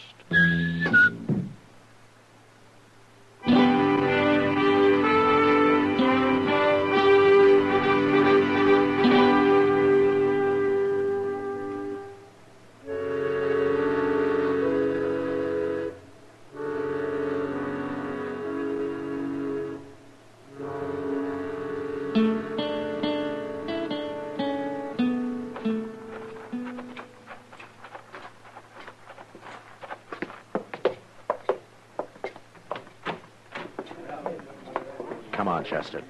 I knew you wouldn't leave Mr. Egan all alone. Nobody will look for us coming in the back door. And let's move a little closer. Egan's facing him, Mr. Dillon. Yeah. Oh, look at poor little Phibbs. They got him all bloody. What makes you think you can do this to a man? Is there no law where you come from? We come from Dodge, Mr. Deputy. Where do you come from? Are you Bozeman or Gear? I'm Bozeman, Mr. Deputy. I'm the one who generally does the talking, but we both do the fighting. You're out of order, Bozeman. What's that? I said you're out of order. I will not tolerate your insolence. I'm not sure, Mr. Deputy. But are you saying you don't like us? That's enough. You and Gear will turn and face the bar while I take your guns. You're the most doggone foolish man I ever saw, Mr. Deputy. Do as I say. Why? Because you're wearing a badge? That's reason enough? Now, Mr. Deputy, that may be reason enough for There'll you. be no shooting. I'm ordering you to face the bar. I guess there's no use talking to you, Mr. Deputy. I'll take him along here. He's going. Hold it, Bozeman! All right, that's enough.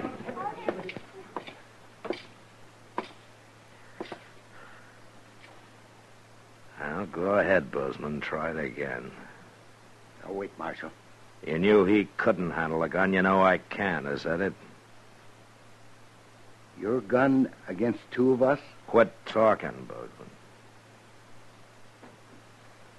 Don't try it, Gear. All right, then do as my deputy told you. Face the bar. Sure. Sure, Marshal.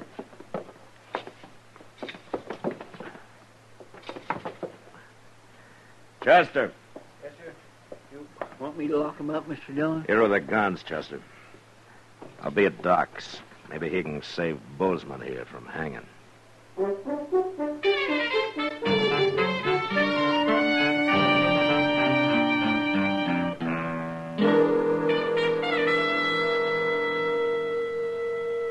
Yeah, it's getting light out, Doc. It generally does this time of morning. Yeah, but I'm not generally sitting up waiting for a man to die. He isn't going to die, Matt. Well, I saw what that bullet did to him. You feel guilty, don't you, Matt? Wouldn't you, Doc? Yes, I guess I would. Doc? Oh, what? Well, he's conscious.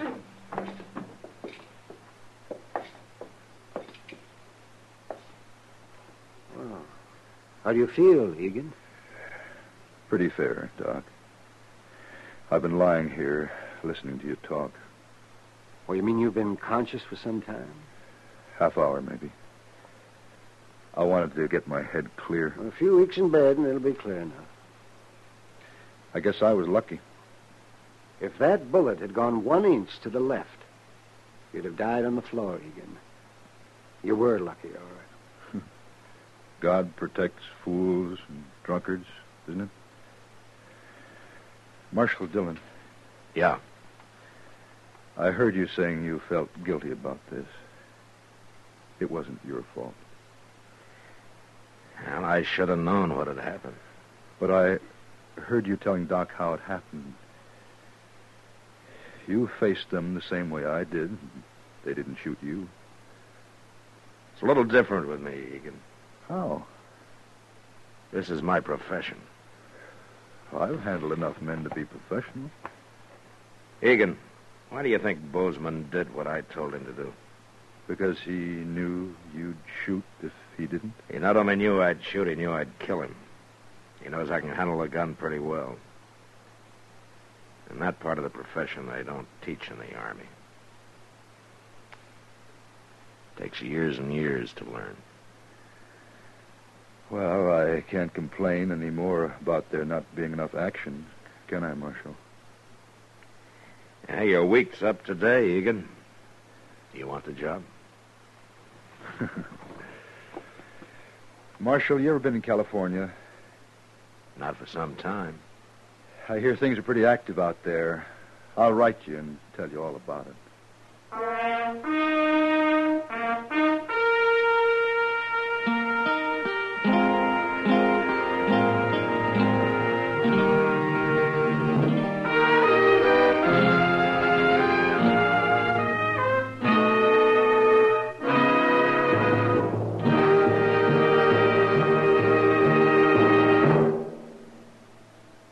In a moment, our star, William Conrad. Chesterfield packs more pleasure because Chesterfield's more perfectly packed. Chesterfield, made by exclusive Accuray, packs more pleasure because it's more perfectly packed. Unlocks all the pleasure of fine tobacco. Chesterfield packs more pleasure because Chesterfield's more perfectly packed. Firm and pleasing to the lips. Chesterfield. Mild. Yet they satisfy the most. You know, there were a lot of ways for death to come to a man on the frontier. All of them hard. But next week, a man meets death the hardest way of all, at the end of a rope. But that was the West. Good night. Gunsmoke. Produced and directed by Norman McDonald, stars William Conrad as Matt Dillon, U.S. Marshal.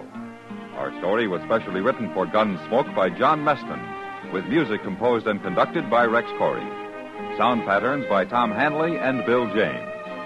Featured in the cast were John Daner, James Nusser, and Harry Bartell. Parley Bear is Chester, Howard McNear is Doc, and Georgia Ellis is Kitty.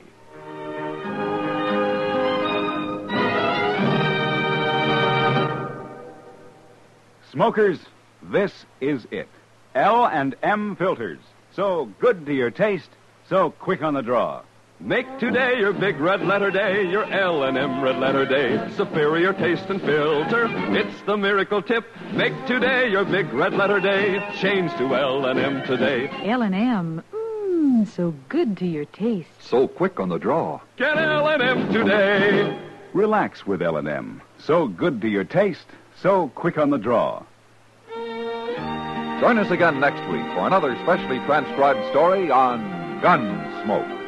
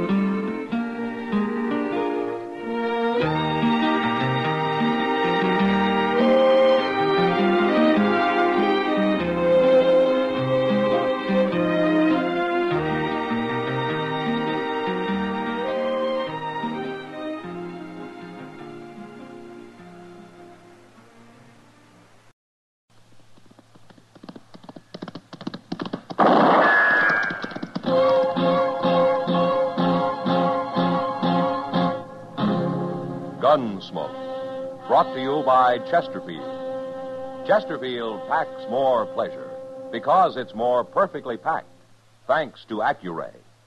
They satisfy the most.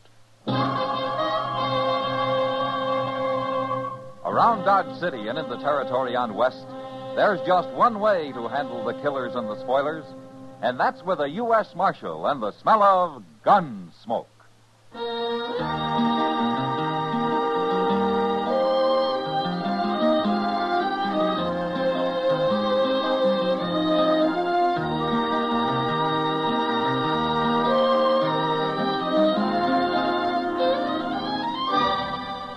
Gunsmoke, starring William Conrad, the transcribed story of the violence that moved west with young America, and the story of a man who moved with it.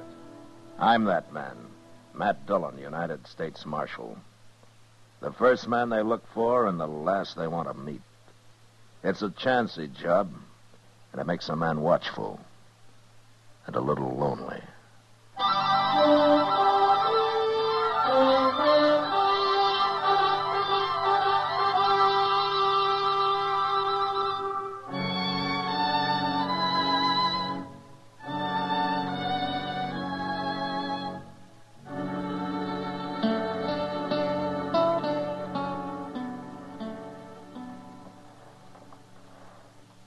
You know this fellow riding in, Morgan? He's a stranger for sure, Abe. That brand on his horse, I can't even read it. Good horse, though. Yeah. Get down, stranger. Who are you men? Well, we're the Curry brothers. We own this ranch. How far is it to Dodge? 60 miles, if you ride in a straight line. I want some grain for my horse. Where is it? Look, stranger, we got no grain. We're fresh out. Now, Abe, if he wants a little grain... And then he can act more polite about it. Oh, ain't I been polite enough for you? Maybe I ought to change my ways just for you. What are you, anyway? Some kid who thinks he's a man just because he's wearing a gun for the first time? Mister, I've been wearing a gun 8 years, ever since I was 16. That makes you 24 and still a kid that ought to be taken out to the shed. You aim to take me out, mister? Somebody ought to. A lot of men have tried. I guess it's your turn now.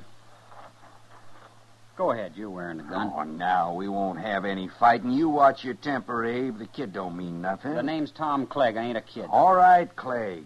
Forget it. You too, Abe. Well, Say you're sorry, mister. Say what? You heard me. Are you crazy? Maybe this'll help you. Now draw. No, Abe. Abe, don't move, mister. You killed him. You killed my brother. Why, he hardly got his hand on his gun. Why don't you try me? Abe wasn't no gunfighter. Neither am I. Then I tell you what. You practice a little. I'll be in Dodge for a spell. Come see me.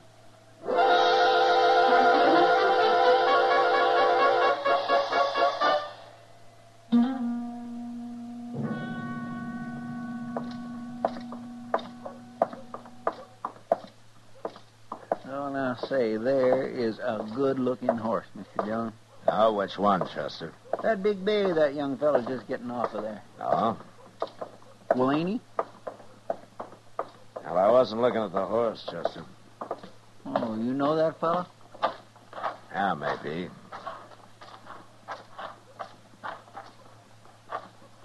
What are you people staring at? Aren't you Tom Clegg? What? Matt Dillon. At Las Cruces about 8 years ago, wasn't it? Exactly 8 years ago. I've changed some since then, Marshal Dillon. Yeah, I'm a marshal. This Chester Proudfoot, Clegg. How do you do? Hello. Well, Marshal, I suppose you're remembering how I didn't dare draw on that fella in Las Cruces. You were smart not to. He'd have killed you, sure. I left there. I went out by myself. I practiced for 2 years, every day. I got pretty good with a gun, Marshal. Did you? That fellow's dead now. I went back and I killed him.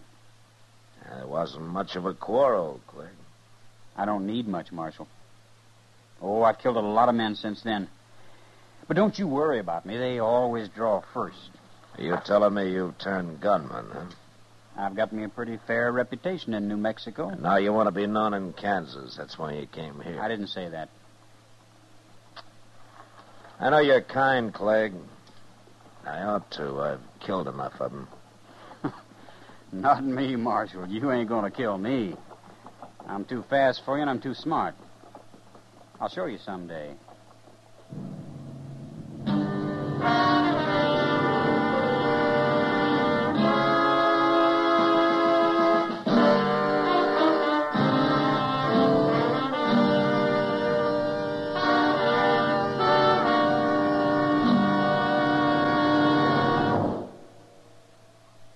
That whistling man, Bobby Haggart, really started something. Tonight, the Calypso Boys join in. Ready, amigos?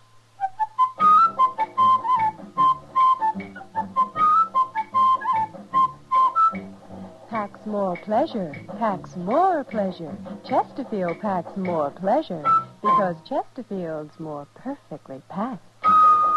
It stands to reason a cigarette made better and packed better smokes better, tastes better. And Chesterfield is more perfectly packed by Accuray. This electronic miracle removes human error in cigarette manufacture.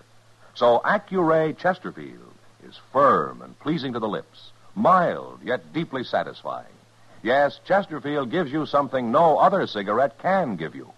Chesterfield packs more pleasure because Chesterfield's more perfectly packed. To the touch, to the taste, Chesterfield packs more pleasure because it's more perfectly packed. By Chesterfield, mild, yet they satisfy the most.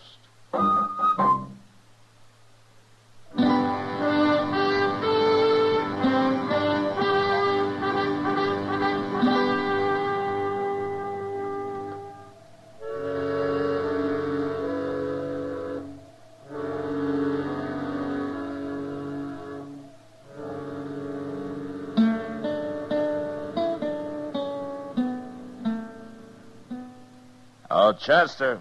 Yes, sir, I'm coming, Mr. Dillon. What was it you wanted? You all through out there? Well, I'm through to one. I was trying to open that back door again. I guess it won't never get fixed properly unless we just build us in there. Oh, Morgan Curry. All right, come on in, Morgan. Oh, Chester. Where's Abe at? It's about Abe. I come to see the marshal. Is something wrong, Morgan? Marshal, you've known me and Abe a long time. I sure have. Would you say I'm a man who tells lies? You know the answer to that, Morgan. And I'll say it short. A fella rode up to the ranch day before yesterday, and him and Abe got into a little argument, but Abe was about willing to call it off when this fella slapped him. And Abe went for his gun, huh? He never had a chance, Marshal. This fella was the fastest man I ever seen. Did you say his name, Morgan? Tom Clegg. Yeah, I thought so. He's a killer, Marshal. He made Abe draw. That's what he means about being smart. No man can take being slapped. That ain't self-defense, Marshal, and he can't claim it is. The law says he can, Morgan. Look, Marshal, I ain't a coward. You know that, but there's no use my facing him. He'd kill me easy as he did Abe. Now, what good would that do? I wish I could help you, Morgan. Well, it ain't just me, Marshal. It's all the men he's going to kill before he's through. Somebody's got to stop him. Somebody will. Someday. Now, before he kills any more men. Well, it's like poisoning a wolf. Don't you see that? Morgan, I'm a lawman. When Tom Clegg breaks the law, I'll go after him. But until he does, there's nothing I can do. I don't know if you're fast enough for him, Marshal. But you're the only man I do know who might be. I'm not hired to gun men down, Morgan. He's got to be killed. And I'll admit the world would be better off without him. You said something about his being smart. Now, he claimed that. And we'll see how smart he is. Marshal, Tom Clegg's going to die, no matter what. He's going to die.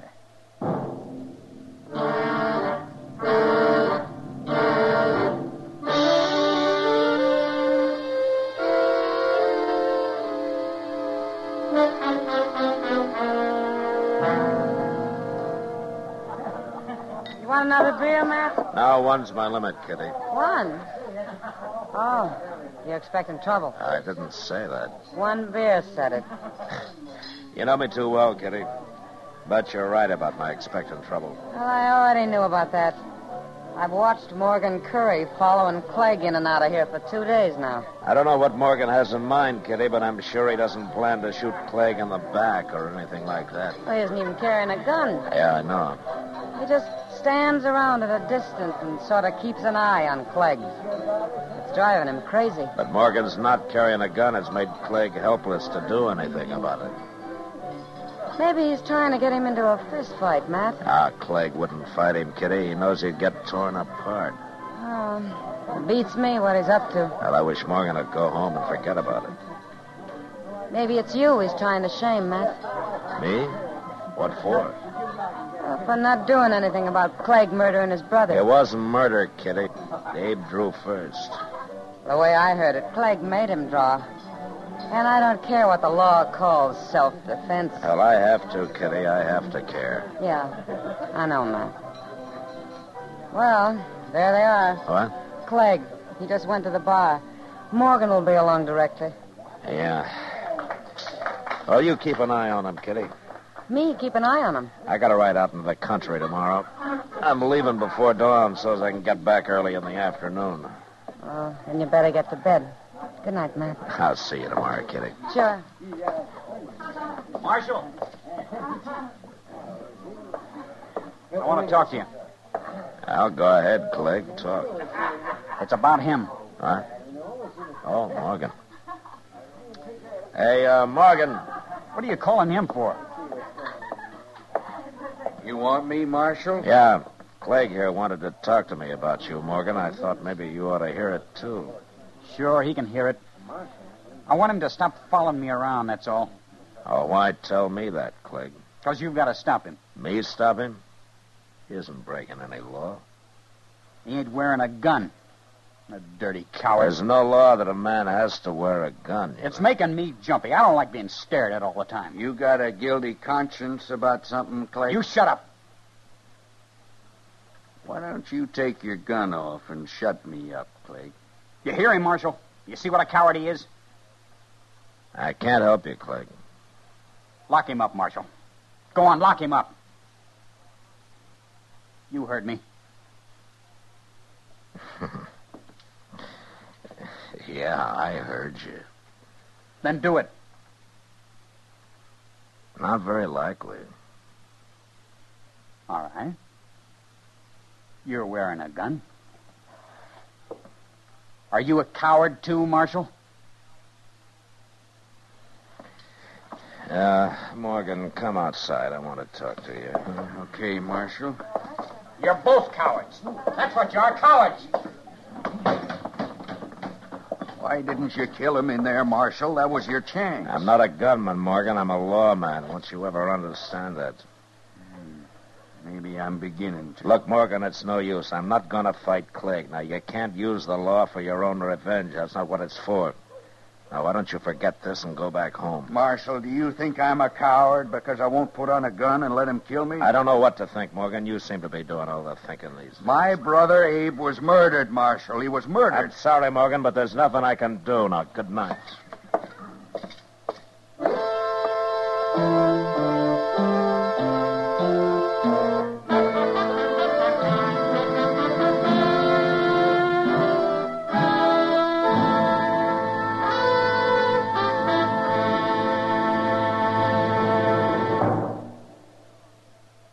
Where are you listening to Gunsmoke? In your favorite easy chair? Or out driving?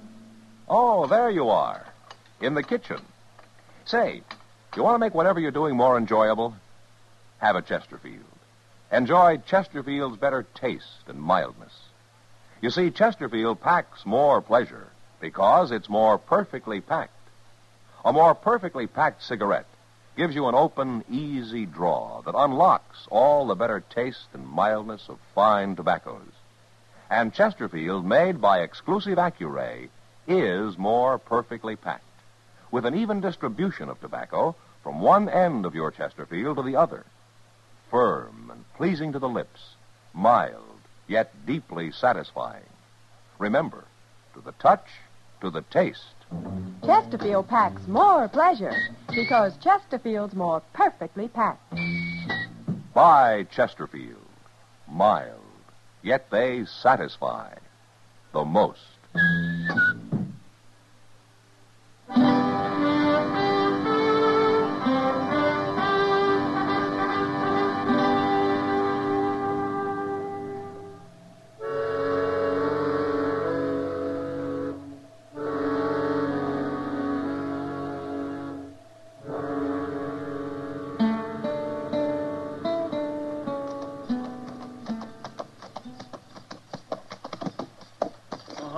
Dillon?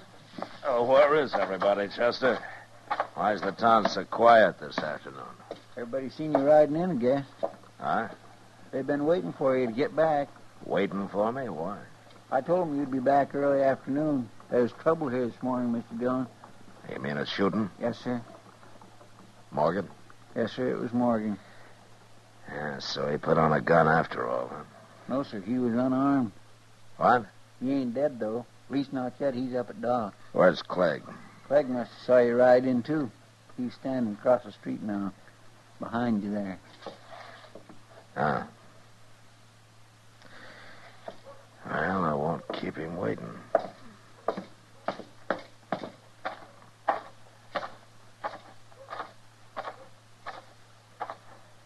I hear you shot another man, Clegg. He deserved it. Did he?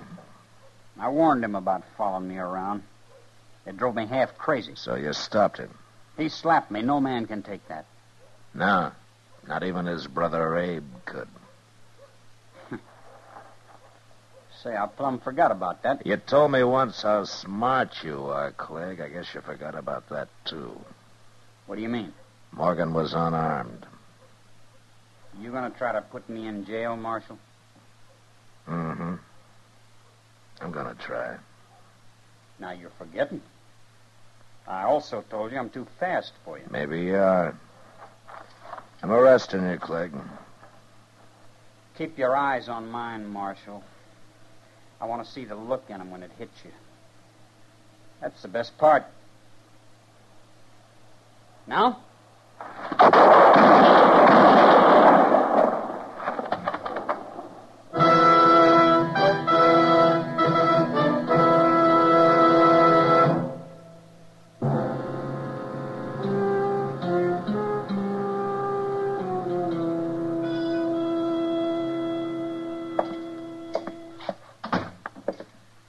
Well, Matt? Doc? I heard the shots, Matt. I see Clegg still lying there. And if he's got any friends, they can move him. I doubt if he has. A man like that. I guess not, Doc. You did it the only way possible. I was trying to arrest him, Doc. I didn't walk out there to shoot him down.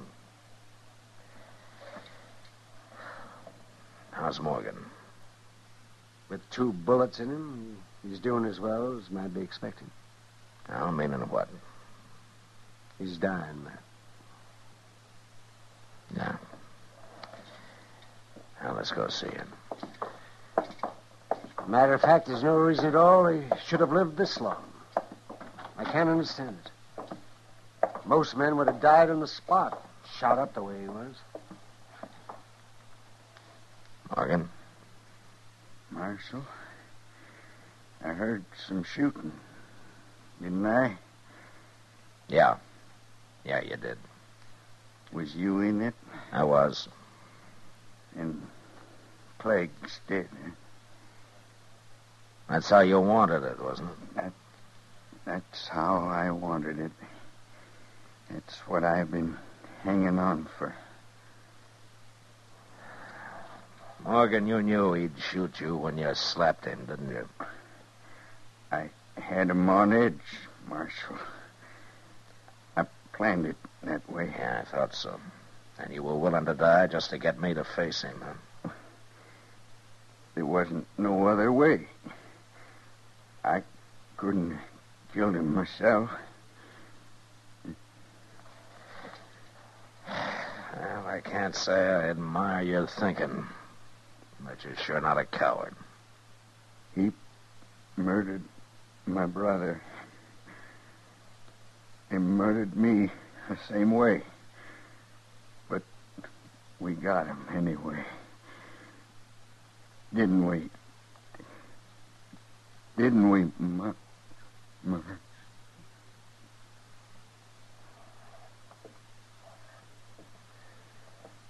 Well, he was right. He won. Even if he had to die to do it. Yeah. But you know something, Doc? I feel like a hangman. You made an executioner out of me. And I don't like it. I understand that, Matt. But you'll forget it. You'll forget it. In time. Yeah, sure. One more thing to forget.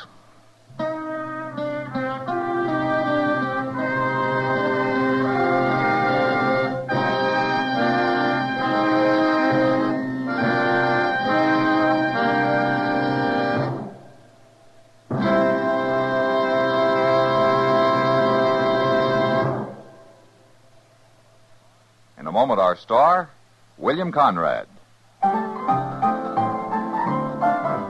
Chesterfield packs more pleasure because Chesterfield's more perfectly packed. A cigarette made better and packed better, smokes better, tastes better. And Chesterfield is more perfectly packed by Accuray.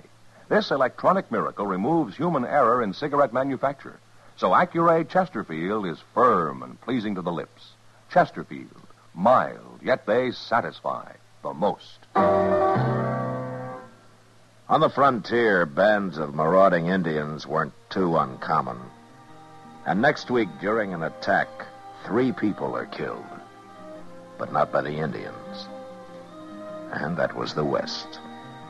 Good night. Gunsmoke, produced and directed by Norman McDonald, stars William Conrad as Matt Dillon, U.S. Marshal. Our story was specially written for Gunsmoke by John Meston, with music composed and conducted by Rex Corey. Sound patterns by Ray Kemper and Bill James. Featured in the cast were Sam Edwards, Vic Perrin, and John Daner. Harley Bear is Chester, Howard McNear is Doc, and Georgia Ellis is Kitty.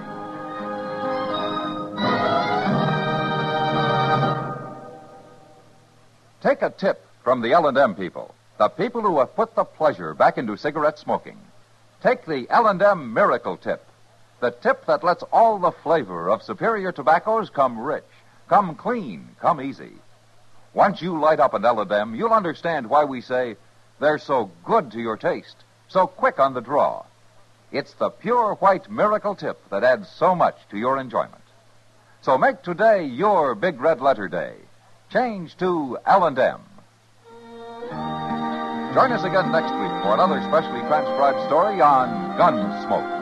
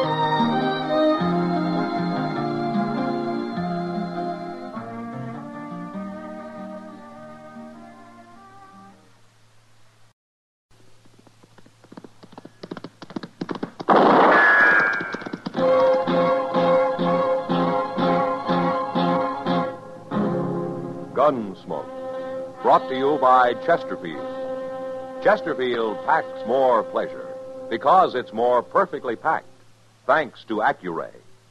They satisfy the most.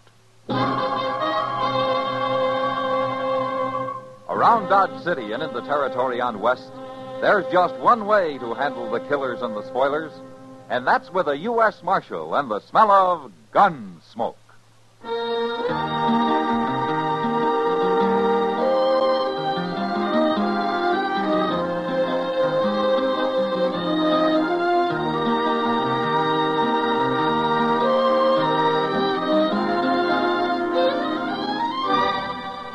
Gunsmoke, starring William Conrad, the transcribed story of the violence that moved west with young America, and the story of a man who moved with it. I'm that man, Matt Dillon, United States Marshal. The first man they look for and the last they want to meet.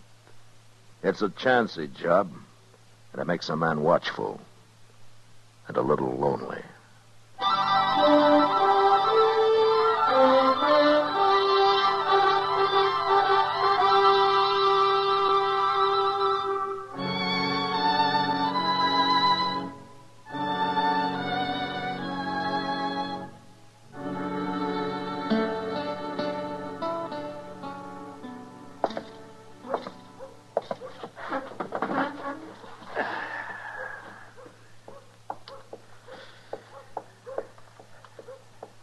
Hey, Kitty. Huh? What's your hurry? I'm late for work, Matt. I should have been at the Long Branch an hour ago. I was just over there. The place is full of nothing but loafers. Why, there isn't a dollar in the crowd. I never saw a loafer yet who didn't have at least a few pennies hid out somewhere. Maybe you're right, Kitty. Of course, sometimes you have to pull his boots off to find it. That's all in a day's work. Mr. Dillon? Who's that with Chester? No, I don't know him. Look at the spread of that man's feet, Matt. He looks like a buffalo. Yeah, they are pretty big, all right. I'll see you later, Matt. Okay, good luck, Kitty. Mr. Dillon, this here is Mr. and Miss Jollop. How do you do? The Jollops has bought themselves old Mather place down at the head of Salt Fork. Oh? Well, that's about 60 miles south of here, isn't it, Mr. Jalop? Well, that's what they tell me, Marshal. Of course, we ain't never been there. We're on our way now. Well, you'll have a good neighbor down there, Miss Jalop. Bob Oren lives only about 10 or 15 miles from you. Well, that's what they wanted to see you about, Mr. Dillon. What? We met this here Bob Oren right here in town today, Marshal. Oh, did you? Now, see, we paid good money for that place. But, well, my wife and me, we've about give up going down there. All we've been hearing about that country. And we met this Oren fella down the Santa Fe Depot today. Now, he said 'twas all lies. And they want you to tell them the truth, Mr. Dillon. Yes. What? The truth about what? About them Indians, Marshal. Them Comanches. Now, everybody but Bob Orrin. Everybody says that country down there is just full of them. And he lives alone. He's got no woman with him. But me, I didn't come west to get captured by no Indians. I've read about that. It's bad what they do to women. I don't intend to expose my wife to nothing like that, Marshal. And we want you to tell us the truth, Marshal. You're the law here, and we'll believe you. Well, that was Comanche country, yeah, but it isn't anymore. I doubt if a single Indian's been seen down there for 2 or 3 years. They're all on the reservation now. Is that the truth, Marshal? You swear that's the truth? Well, you can go out to Fort Dodge and ask the Army. They'll tell you. No, we'll believe you. Well, you can believe Bob Orrin. He's lived there quite a while. All right, then. Laura? Let's get going, Will. I'll brave it. All right. I've got to ride down your way in a few weeks. If you don't mind, I'll come by and say hello. Oh, you'll be welcome, Marshal. Pleased to see you, Goodbye. Bye. Goodbye. Ain't you taking a little too much responsibility for that, Mr. Dillon? What do you mean, Chester? Well, how can you say every Comanche in the country is on that reservation? I think they're taking a big chance. Maybe Bob Orrin ain't seen none, but that don't mean nothing, not when it comes to Indians. They're chancing the weather, too, Chester. And they know it. Yeah, maybe so. But I'm glad it wasn't me told them.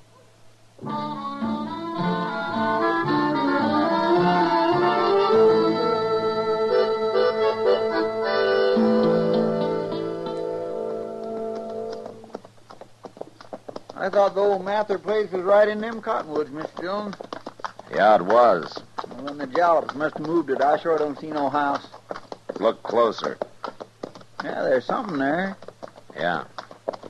Why, it's all tore down. It's just a heap. Mr. Dillon, it's been burned. They've had a fire out here. Looks that way. I don't see nobody around. No. Let's have a look. My, there sure ain't much left, is there? Well, there's this. It's an arrow. Uh-huh. Comanche. Oh, and there's another one, half burned. Oh, my goodness. Hey, look at there, Mr. Dillon. Somebody made a grave. It's fresh dug, too. But it's only one grave.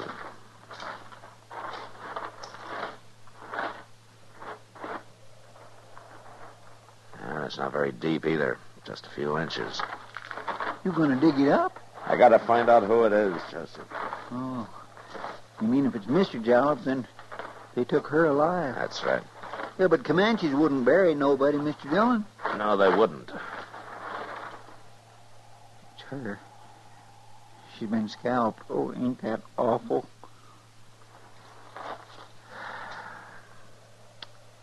Yeah, we'll have to bury her proper, Chester. Then we'll ride over to Bob Orrin's. Maybe they got him, too. Yeah, well, where's Mr. Jalop? You think they took him prisoner? I don't know, Chester, but look sharp now. We don't want him to get us.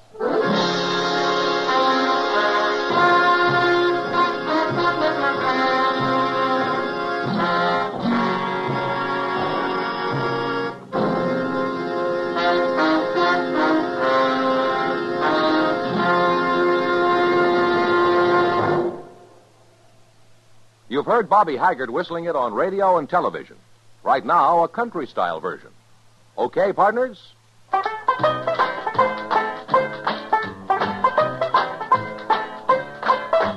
Packs more pleasure, packs more pleasure. Chesterfield packs more pleasure because Chesterfield's more perfectly packed. It stands to reason a cigarette made better and packed better, smokes better, tastes better. And Chesterfield is more perfectly packed by Accuray. This electronic miracle removes human error in cigarette manufacture. So Accuray Chesterfield is firm and pleasing to the lips, mild yet deeply satisfying. Yes, Chesterfield gives you something no other cigarette can give you. Chesterfield packs more pleasure because Chesterfield's more perfectly packed. To the touch, to the taste, Chesterfield packs more pleasure because it's more perfectly packed. By Chesterfield, mild, yet they satisfy the most.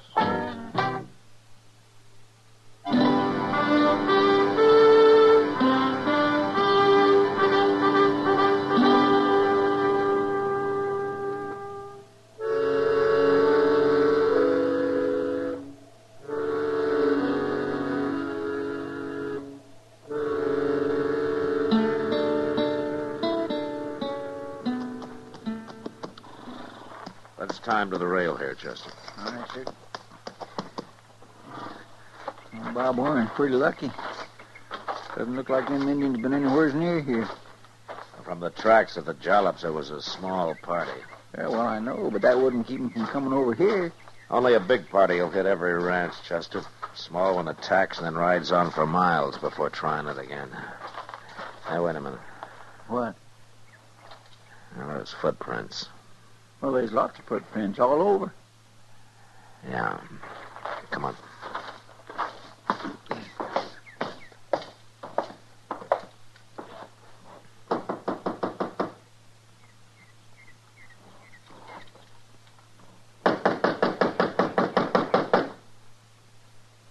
I guess Arn ain't home. He's gotta be. Didn't you notice that saddled horse in his corral? You gonna walk right in? Orrin!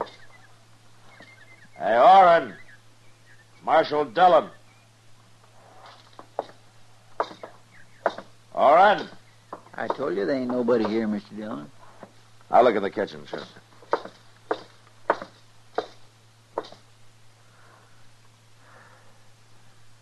He's here, Chester. Quiet. It's Orrin. He's been scalped, too. A bullet hole in his chest. So them Comanches was here after all. I don't know. You don't know? Well, they scalped him, didn't they? Did you ever hear of Indians killing a man and not setting fire to his place? No, I guess I never did. There are 3 horses in that corral. Even drunken Indian wouldn't leave a horse behind. Yeah, but he's been scalped. Anybody with a sharp knife can scalp a man, Chester. You don't have to be an Indian to do that. What do you mean? Outside those tracks I stopped to look at. They're made by a man wearing boots. About the biggest boots I ever saw. You thinking of Will Jalop? Those tracks aren't more than 2 days old, and Bob Orrin hasn't been dead any longer than that. Yeah, but Jalop wouldn't come scalp a man. The Comanches killed his wife, Chester. We don't know what happened to him, but my guess is he's alive. The Indians don't take male prisoners his age. But that don't say he done this to Bob Orrin. Chester, there are only 2 people who told Jalop and his wife they'd be safe out here. Orrin was one of them. Jalop's wife gets killed. He escapes somehow and comes here to take his revenge. He did to Orrin what the Comanches did to her. That's awful hard to believe, Mr. Dillon. Well, he wouldn't be the first man driven crazy with grief. Well, maybe. And if it's true, I'm the next on his list. When we get back to Dodge, I got an idea Jalop will be there waiting for me.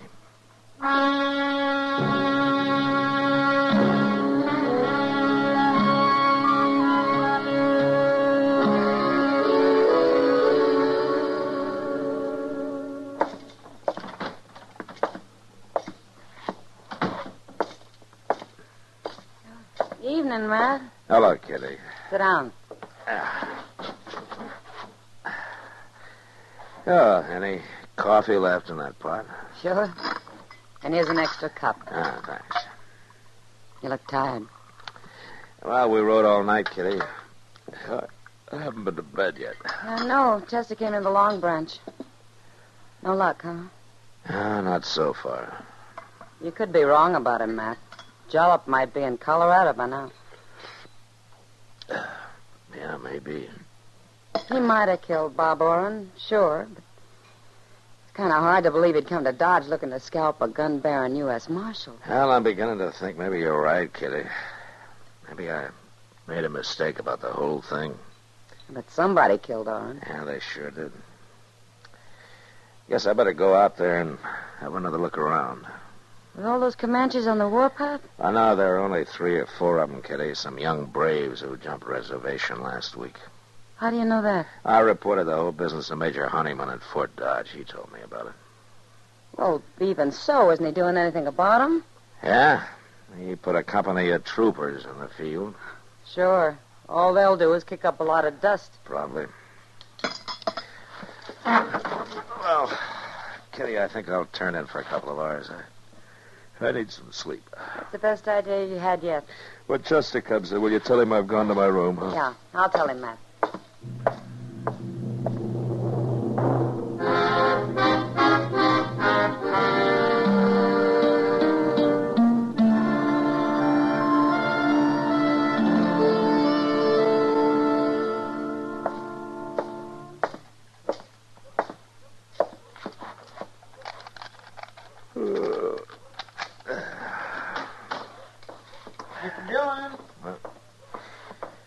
Oh, did you see Kitty, Chester? Yes, sir, I did. I come in just after you left. I've been trying to catch you before you got to your room here. Oh, what is it? Did you find him? No, sir. No. What I wanted to know is, could I get some sleep, too? Well, of course, Chester. I thought you understood that. Well, then I'll go back to the office and lay down there. All right, I'll come by later tonight when I wake up, huh? All right, sir. I'll see you then. Yeah.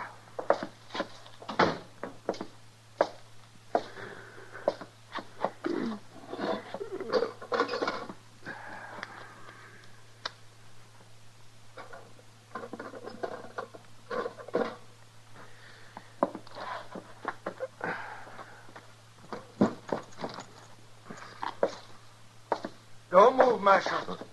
Just leave that gun there on the table. This here's a mighty short-barreled shotgun, Marshal. I stole it off of Bob Oren, and it's loaded with buckshot.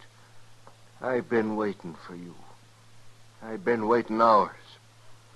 Busted in the back window, if that's what you're wondering. No, that's not what I'm wondering, Jalop. What? I'm wondering how you got away from those Comanches. Seen them coming. Climbed up one of them big cottonwood trees. They looked. They never found me. You mean you left your wife to fight them? I left her, all right. You betcha I left her. Coward. Terrible, them Indians. It was terrible. But I fixed Bob Oren for it. He told me it was safe out there. Now I'm going to fix you. Going to take you right down by the river, Marshal. Going to fix you there. You just make one move on the way, and I'll leave you in two big pieces. Now you walk.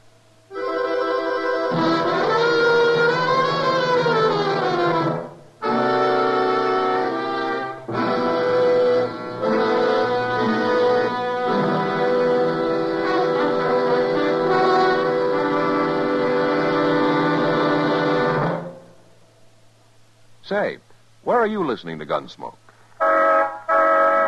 In your car? Getting ready for dinner? Oh, I see. Just relaxing in your favorite easy chair. Well, I'd say you're in a good spot right now to really enjoy a Chesterfield. You see, Chesterfield packs more pleasure because it's more perfectly packed. It stands to reason. A cigarette made better and packed better smokes better, tastes better. And Chesterfield is more perfectly packed by Accuray. This electronic miracle removes human error in cigarette manufacture. So Accuray Chesterfield is firm and pleasing to the lips, mild, yet deeply satisfying. Yes, Chesterfield gives you something no other cigarette can give you. Chesterfield packs more pleasure because Chesterfield's more perfectly packed. To the touch, to the taste, Chesterfield packs more pleasure because it's more perfectly packed. Buy Chesterfield. Mild, yet they satisfy the most.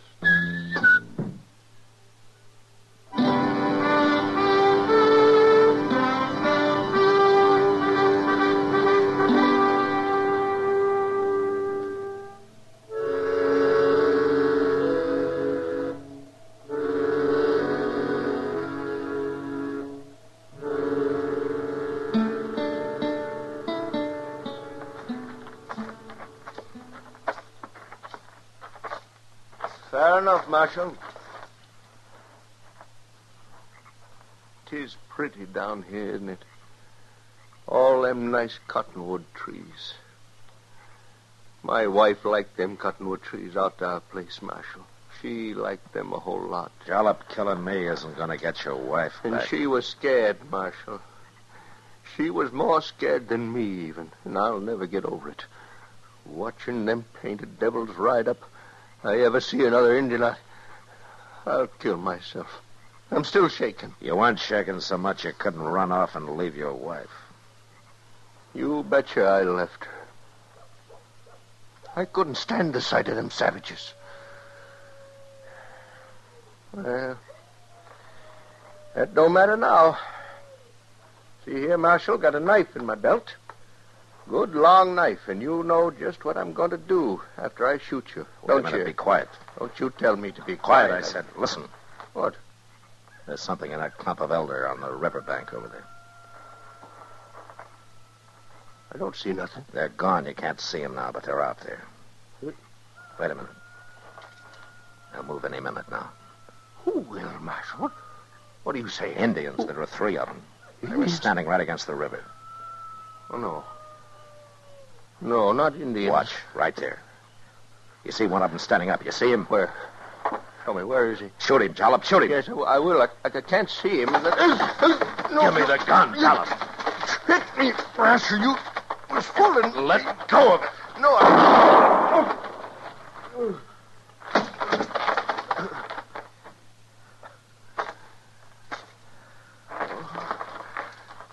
my chest. Hit me in the chest. I couldn't get your finger off the trigger. Gotta die. Bleeding all over. I'm sorry, Jollop. Oh, I shot myself. I shot everybody, Marshal. I'm the 3rd one. The 3rd? Oh, I ain't a coward like you think. I'm scared of Indians, but I didn't run off to leave my wife to them. Not alive, I didn't. You mean you shot her before they got there? You killed her? It was terrible, Marshal. She begged me to. Begged me before they could get her. Ain't been right since. Not till now. Now I know I done wrong. Killing Bob Orr, trying to kill you, I done wrong. But I'm all right now, Marshal. I'm all right now. Jollop.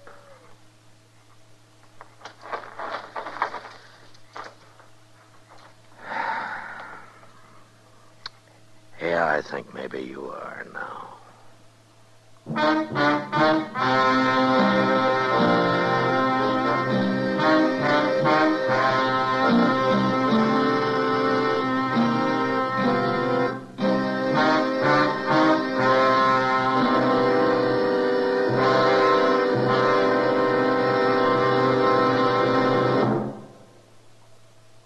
In a moment, our star, William Conrad.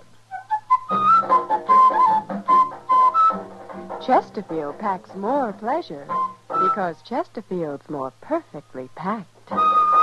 A cigarette made better and packed better, smokes better, tastes better. And Chesterfield is more perfectly packed by Accuray. This electronic miracle removes human error in cigarette manufacture. So Accuray Chesterfield is firm and pleasing to the lips. Chesterfield, mild, yet they satisfy the most. You know, a horse and buggy frontier doctor was about the most useful and beloved citizen in any community. But next week, Dodge learns that a man has been killed and that it was Doc Adams who killed him. And that was the West. Good night. Gunsmoke, produced and directed by Norman McDonald, stars William Conrad as Matt Dillon, U.S. Marshal. Our story was specially written for Gunsmoke by John Meston, with music composed and conducted by Rex Corey. America's medical schools urgently need your help. Join the National Fund for Medical Education today. Write Medical Education, Box 313, New York City.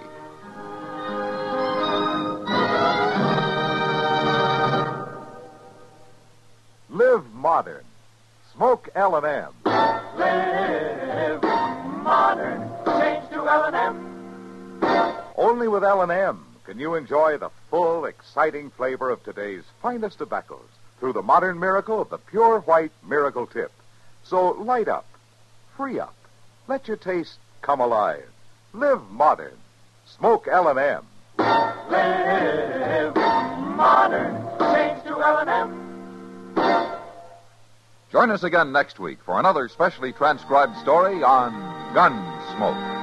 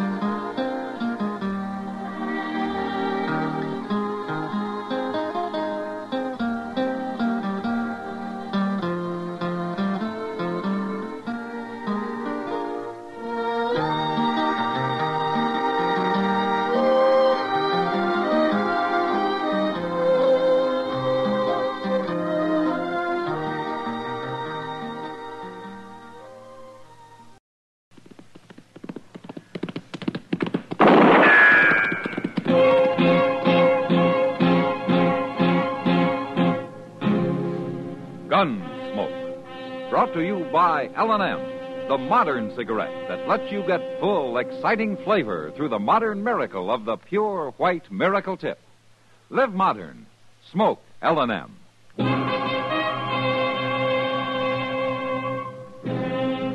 Around Dodge City and in the territory on West, there's just one way to handle the killers and the spoilers, and that's with a U.S. Marshal and the smell of Gunsmoke.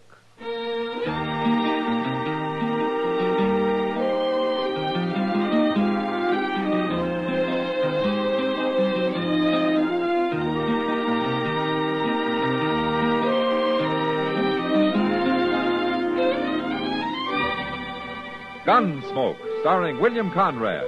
The transcribed story of the violence that moved west with young America. And the story of a man who moved with it. I'm that man, Matt Dillon, United States Marshal. The first man they look for and the last they want to meet. It's a chancy job, and it makes a man watchful and a little lonely.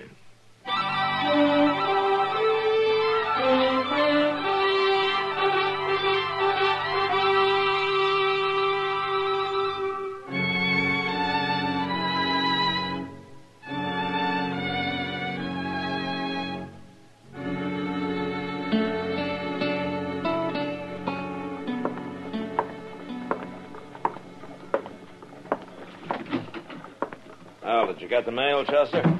I sure did, Mr. Dillon. And if that railroad gets any slower, yesterday's train's going to start getting into Dodge tomorrow. Well, that's happened a couple of times. Is anything important? I ain't had a chance to look. What? Well, it took Will Borgler so long to get them mailbags sorted. Oh, say, he's coming over here in a little while, Mr. Dillon. Will is? What for? I don't know. But he's got something on his mind he's about to bust his britches over. He said it had to do with Jim Rankin. Jim Rankin? Well, I hated to bring it up, Mr. Dillon. You and Jim Rankin being close friends like you was. I can't figure what Will Borgler'd know about Jim's murder. He never gets out of that depot except to eat. Well, maybe he's heard something from El Paso, something over the telegraph. There's nothing to hear, Chester, and there won't be. He was killed for that payroll he was carrying. But they never did find the body. Well, they buried him somewhere out there on the desert, more than likely, and then jumped the border. They sure could get a long ways south on $60,000, all in banknotes. Wouldn't be no weight to it. Wouldn't even fill a saddlebag. It's funny, I was always joshing him about that. A full-grown man being a messenger boy for Wells Fargo, going around carrying a little old hand case with him. And being a target for every hold-up man west of St. Louis. I know. I never had no call to be plaguing him. When I think of it now, I could just kick myself. Jim knew you didn't mean it, Chester. Yeah, you know, he was one of the best. I rode a lot of country with Jim Rankin, back when he was a lawman. Evening, Marshal. Oh, come on in, Will. What's this news about Jim Rankin? Just that you and everybody else is wrong, that's all. Oh, why so? Because all of you figured them killers must have headed south after they murdered Rankin. But they've come north, Marshal. What makes you think so? These. Couple of banknotes, $10 silver certificates, American Federal Bank of Boston. Chester, give me that Wells Fargo list of serial numbers, will you? Yes, sir. Already checked them, Marshal. They're on the list. Where'd you get these, Will? They turned up in my cash box at the depot. Somebody bought a ticket with them. Who? Do you know? It was Miss Lily over to the Long Branch. Lily? That pretty one with the yellow hair. She bought a ticket on the Santa Fe to Kansas City. Said she was aiming to go back there on a visit. Why, them killers might be right here in Dodge, Mr. Dillon. I hope so, Chester. I sure do hope so.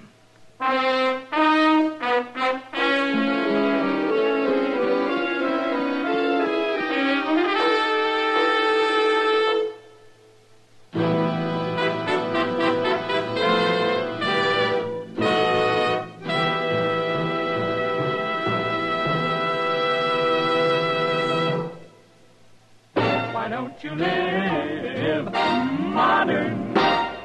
Live modern. Live modern. Change to L&M. Only with with L&M can you enjoy the full, exciting flavor of today's finest tobaccos through the modern miracle of the L&M Miracle Tip. Through the pure white Miracle Tip, L&M tastes richer, smokes cleaner, draws easier. No other cigarette, plain or filter, gives you all the flavor you want. The rich, exciting flavor you get only from L&M. So light up, free up, let your taste come alive. Live modern. Smoke L&M. Make today your big red letter day and start to live the modern way. Live, live, live modern. Get L&M today.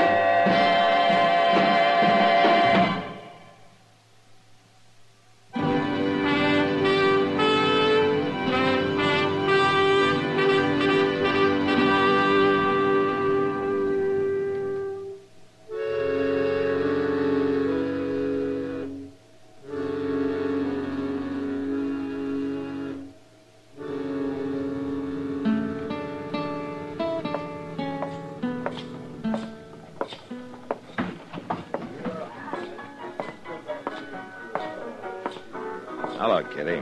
Well, good to see you, Matt. You've been a real stranger the last month. Ever since well, Since Jim Rankin was murdered, huh?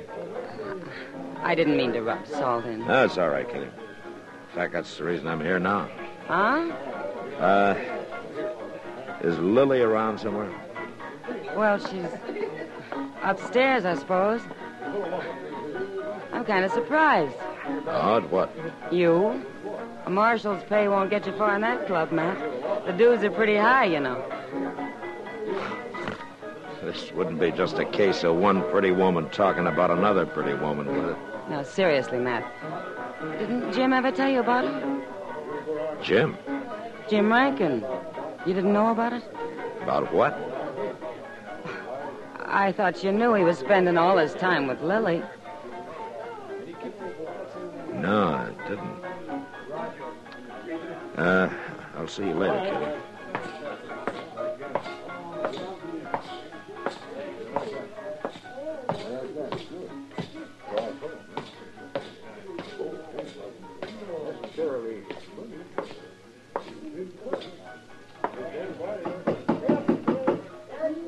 Come in. Marshal Dillon. How are you, Lily? Well, this is quite a surprise. I understand you're leaving for Kansas City. I'm just going for a visit. Is there a law against it, Marshal? Or do you care personally? You bought a railroad ticket this afternoon from Will Borgler. You paid for it with a couple of $10 notes of the American Federal Bank of Boston. My, you have been taking an interest. Where did you get those banknotes, Lily? Oh, come now, Marshal. I want to know where you got those bills. I don't know where I got them. You don't know, huh? Of course not. The gentlemen who come into the Long Branch are usually quite And the generous. gentlemen who come in usually carry gold or silver. Paper money is rare in Dodge, and you know it. I don't remember who gave them to me, and what difference does it make? They're good, aren't they? Yeah. And they were stolen from a man who disappeared from a blood-stained room in El Paso, Texas. How do you know? Because Wells Fargo records the serial number of every banknote they ship. And these numbers match. Oh, but The man's name was Jim Rankin, in case you've forgotten him in the last 30 days. Marshal, Jim and I were going to be married. We're going to be married. Is it that unbelievable? It's just that Jim never mentioned it, that's all. He knew what you'd say. When did you see him last, Lily? 10 days before he got killed. He went from here to St. Louis and then straight to El Paso. Did you know his plans, where he was going to stay in El Paso, how much money he was carrying? What are you trying to say? I just asked you if you... Sorry I couldn't make it any sooner. Will you get out of here, mister? You've got the wrong room. Yes, I have. Sorry, folks. I was looking for Wait somebody just else. a minute. You're a gambler, aren't you? Houseman over at the Elephant. That's right, Marshal. Deuce McCoy. Who were you looking for? Nobody. I'll not bother you folks any longer. McCoy, you wouldn't happen to have any banknotes on you by any chance, would you? Banknotes? I'm strictly gold standard, Marshal. I got caught with some of that worthless paper trash during the rebellion. My apologies, ma'am, Marshal.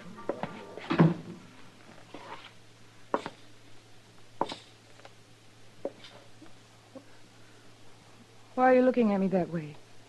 I never saw him before in my life.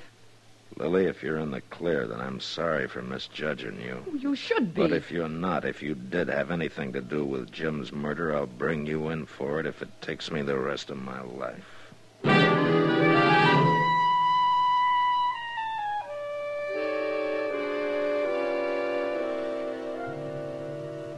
3 days went by, and things stayed pretty much the same. I found out Jim Rankin had told a couple of people that he was going to marry Lily. And she could have been telling the truth about the 2 banknotes. Maybe she didn't remember where she'd got them. But she had lied about one thing, about not knowing Deuce McCoy. Word had gotten around town that she and Deuce had been thicker than thieves for a long time. But that didn't help me. Neither one had been out of Dodge in 6 months. And then one evening about 8 o'clock, Kitty came into the office with the news that started a landslide. Well, oh, Miss Kitty. Matt, there's something funny going on. What do you mean, Kitty? Lily. She didn't show up for work this evening, so I went upstairs looking for her. All her clothes, her costumes, they're gone. She's cleaned everything out. You know where she lives? Yeah, she's got a room at Ellie Grott's place, down south of the Dodge House, a couple of streets. Yeah, I know where it is.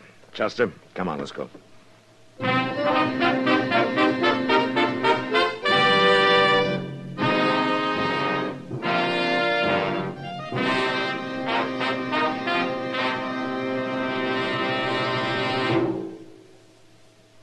Why don't you live modern? Live modern. Live modern. Change to L&M.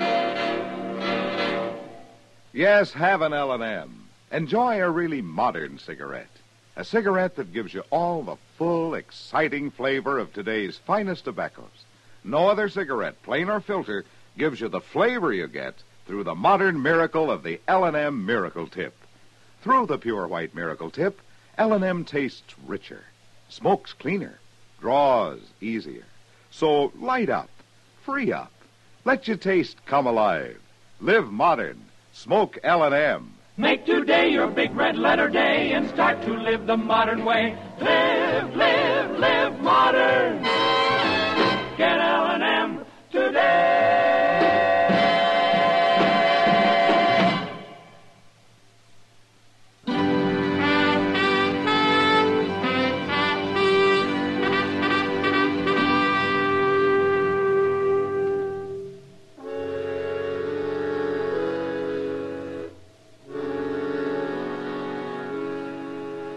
Lily wasn't at the rooming house, and nobody there had seen her since mid-afternoon. So Chester and I went back and took a look at her room in the Long Branch. Kitty was right. She'd cleaned out. Great goodness, Mr. Dillon, if this ain't the most upset room. That's kind of a mess, all right. Things thrown around every which way. Looks like a cyclone hit it. Somebody was hunting for something. Well, you'd think Lily'd know where things was at. It was somebody else, Chester, after Lily had gone. Well, where do you think she's gone to, Mr. Dillon? Well, she bought a railroad ticket to Kansas City. Night train leaves in half an hour. Yeah, we better get over to the depot. Come on. You know, it's kindly hard to think ill of a woman as pretty as Lily. Man just can't hardly help believing anything she wants him to. Yeah, I know.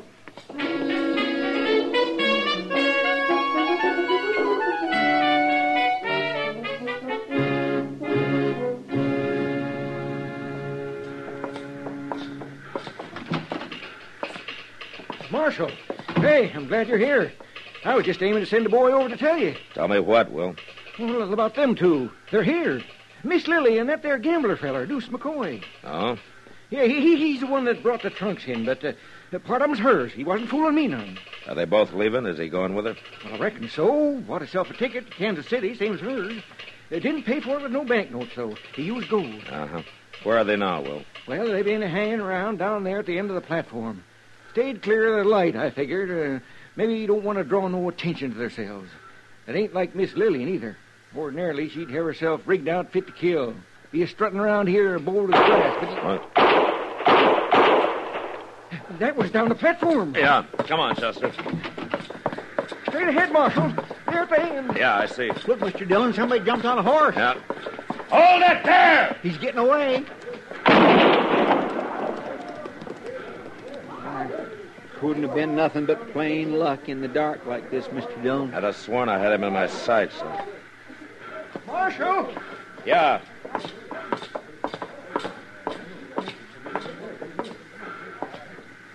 It's Miss Lillian and that gambler feller. They shot both of them. He's dead.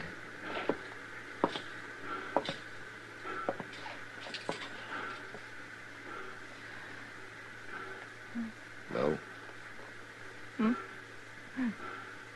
Who was it, Lily? Who shot you? He came back. Who? Jim. Jim? I never thought he...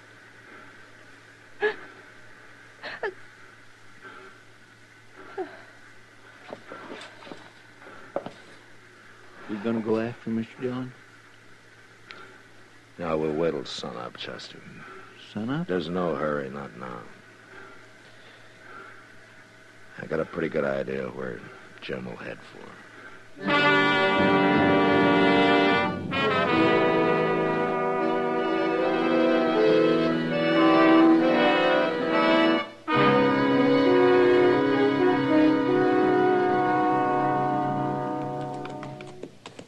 Mr. Dillon, how can you be so doggone certain he's out here somewhere? Because I know how he thinks, Chester. Sir, I never see such a country. Rim rock, gullies, mesquite, plum thickets. We couldn't find him in this stuff in a month of Sundays. I think he'll find us. Oh, dear, I'd as leave you wouldn't talk that way. Mr. Dillon gives a man the willies, knowing all the time there might be a gun sight leveled on him and not knowing just when the shot... Well, you know now, Chester. Hold it. Right where you are. He's just by that point of rim rock. Oh, forget it. He's got perfect cover. Is that you, Matt? Yeah, it's me, Jim. Leave your gun. Come up here. Come alone. Stay here with the horses, Chester. Don't do it, Mr. Dillon. You don't know what he's up to. Only one way to find out. Here, take my gun. Oh, I just don't like this. I don't like it. Over this way, Matt.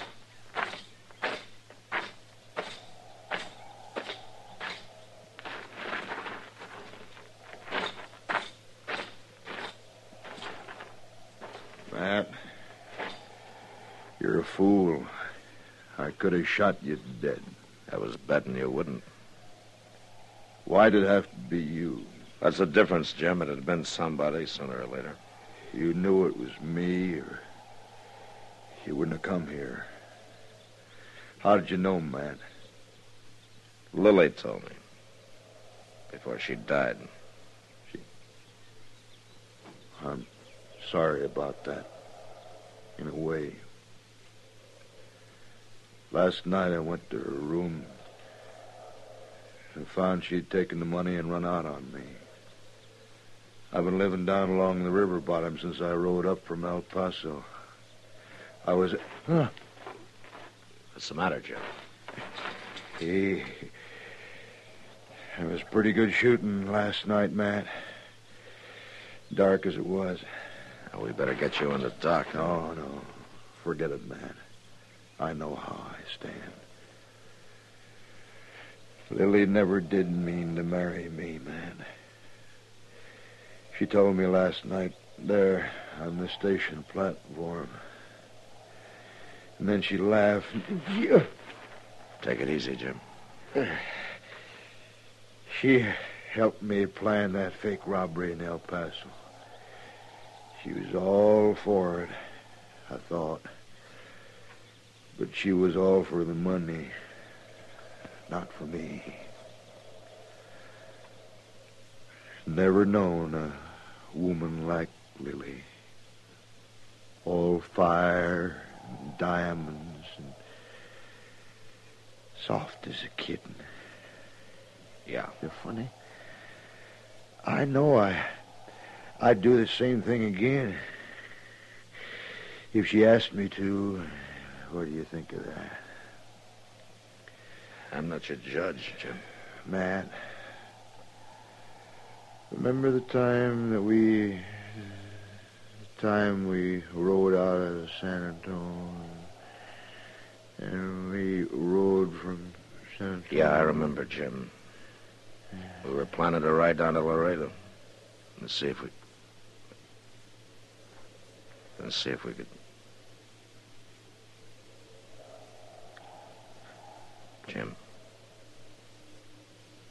Jim?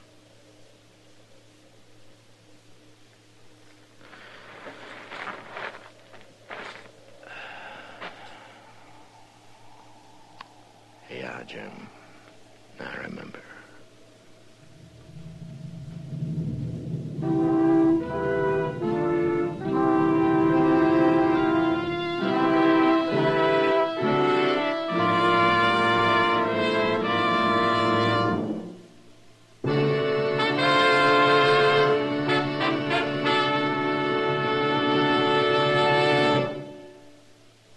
In a moment, our star, William Conrad.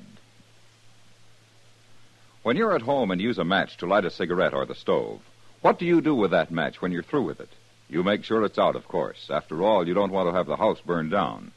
For the same reason, you wouldn't think of leaving the kitchen stove blazing away when you left home. But some of us forget these precautions when we're in the woods. Some folks will stroll through heavily wooded country, light a cigarette, and casually toss the match away without bothering to see if it's out. They'll also toss the cigarette butt away, still burning.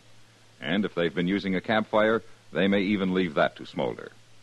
From now on, make yourself a committee of one to help prevent forest fires, because forest fires are usually started by just such carelessness. Whenever you're in the woods or driving past a wooded area, break all matches in two before discarding them. Make sure all smokes are completely out, and drown all campfires. Don't leave any sparks behind. They can cost our country millions of dollars in lost timberland. Remember, only you can prevent forest fires. And now, William Conrad. You know, there were rifles of all makes out on the frontier. Springfields, Henrys, Spencers, Colts, Maynards, Enfields, Sharps, even old flintlocks. And next week, a man discovers it doesn't matter what it's fired from.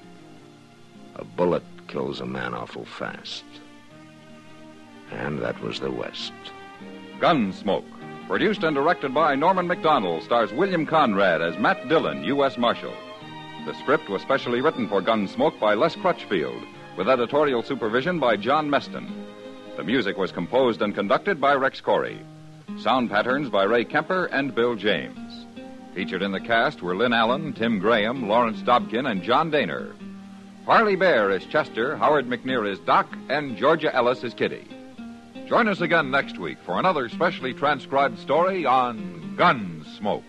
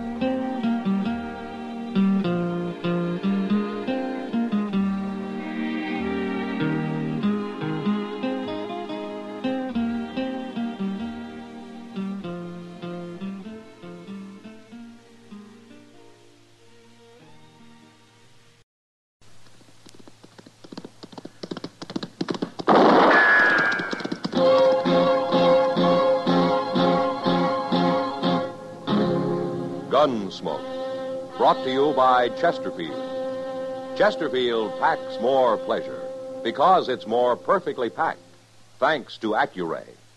They satisfy the most. Around Dodge City and in the territory on West, there's just one way to handle the killers and the spoilers, and that's with a U.S. Marshal and the smell of Gunsmoke.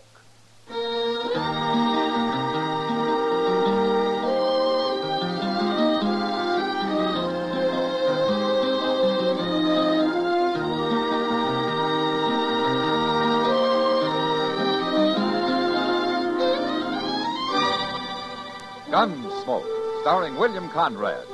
The transcribed story of the violence that moved west with young America. And the story of a man who moved with it. I'm that man, Matt Dillon, United States Marshal. The first man they look for and the last they want to meet. It's a chancy job, and it makes a man watchful and a little lonely.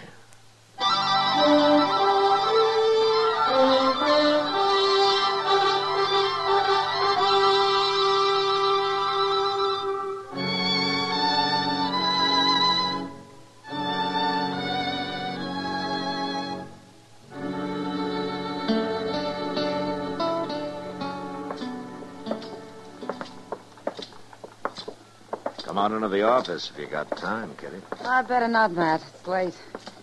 But thanks for the supper. It's my pleasure. It looks like you're going to have a busy night tonight, huh? Mm. Front Street's filling up fast. It'll be busy, all right. 2 trail herds came in today from Texas. That's money, Kitty. Those boys will leave everything they got here. They sure go through a lot of misery for the sake of a few nights howl and dodge, don't they? Well, I'd better go start making it worth their while. Say, isn't that Doc's buggy? What? Yeah, it is. What's that on the seat with him? Looks like a body wrapped in a blanket. Yeah, it sure does. Maybe you don't want to see this, Kitty. I'll stay here. Oh, hello, Matt. Who's that, Doc? Well, he must have been a buffalo hunter. I found him on the south bank of the Pawnee near Turkey Bend. He had a camp there, or he did until somebody came along and shot him. You mean he was alone? There was another camp a few miles downriver, but this man was alone. How did you stop by the other camp? I figured that'd be your job, man. Bringing him in was bad enough. What do you mean? Whoever shot him took his head for a souvenir. What? It's not a very nice killing, is it, man? I'll ride up there tomorrow, Doc.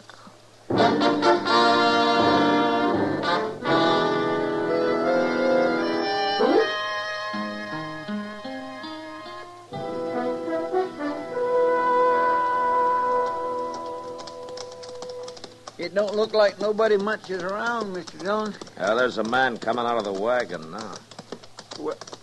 Well, now, there is the one longest, skinniest buffalo hunter I ever seen. He looks like a plucked crow. Well, he isn't very handsome, is he? Well, there must be out hunting, huh?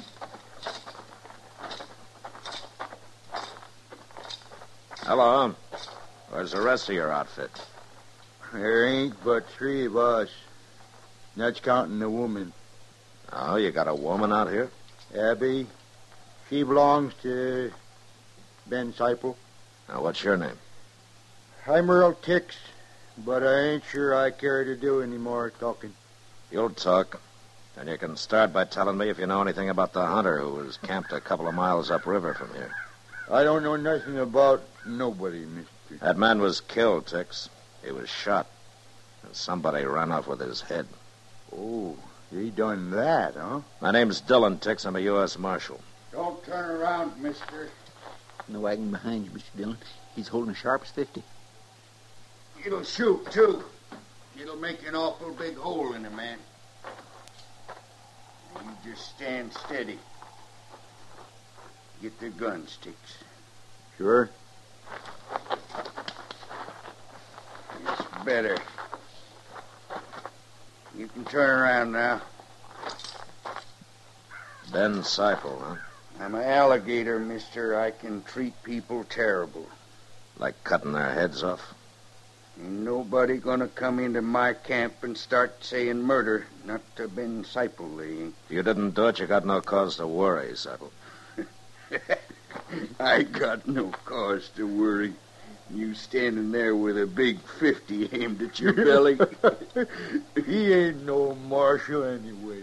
Now, you look here. You two stop acting so crazy. Didn't you never hear of Marshal Dillon? There's no sign on him. Where's his badge? I don't happen to be wearing a badge, Tex. Go carve some thong out of one of them hides, Tix, and put it to soak. We'll tie these two up for the night. Tie them up? Do what I tell you, Tix. Sure. Hello, Abby. What's going on, Ben? You get the wash done? Yeah.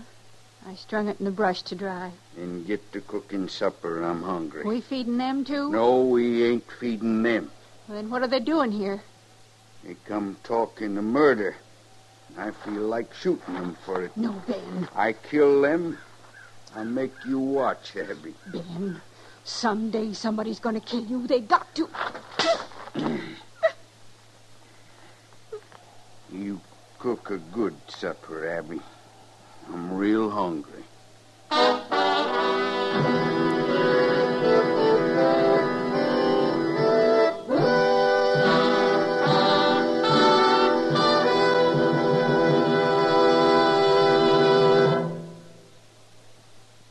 Introducing one of the country's best-known jazz musicians and arrangers, Mr. Bobby Haggart. How about whistling along with him?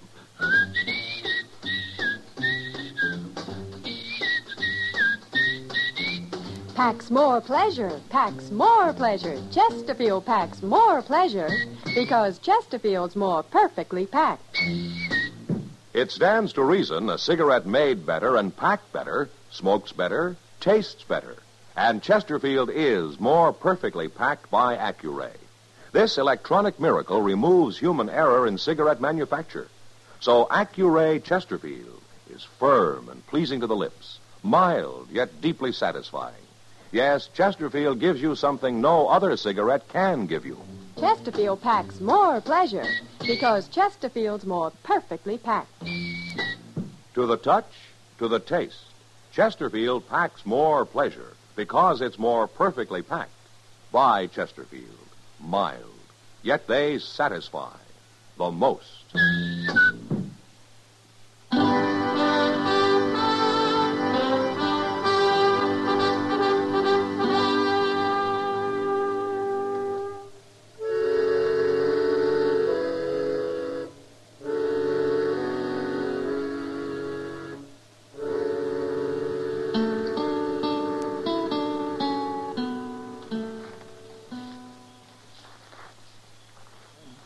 Must have been laying here for hours.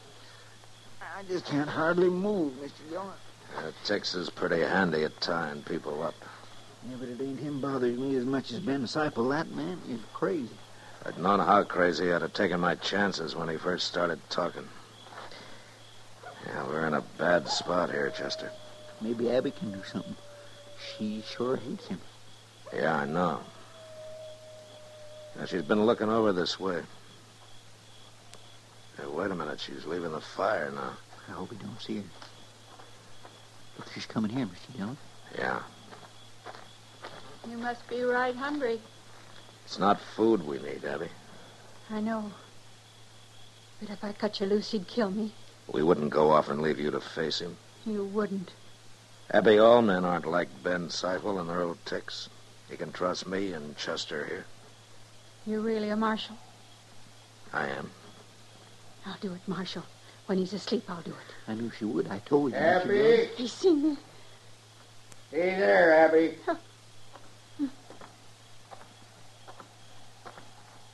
Now, what you been talking about, Abby? You been making plans, maybe? No, I was on my way to the river.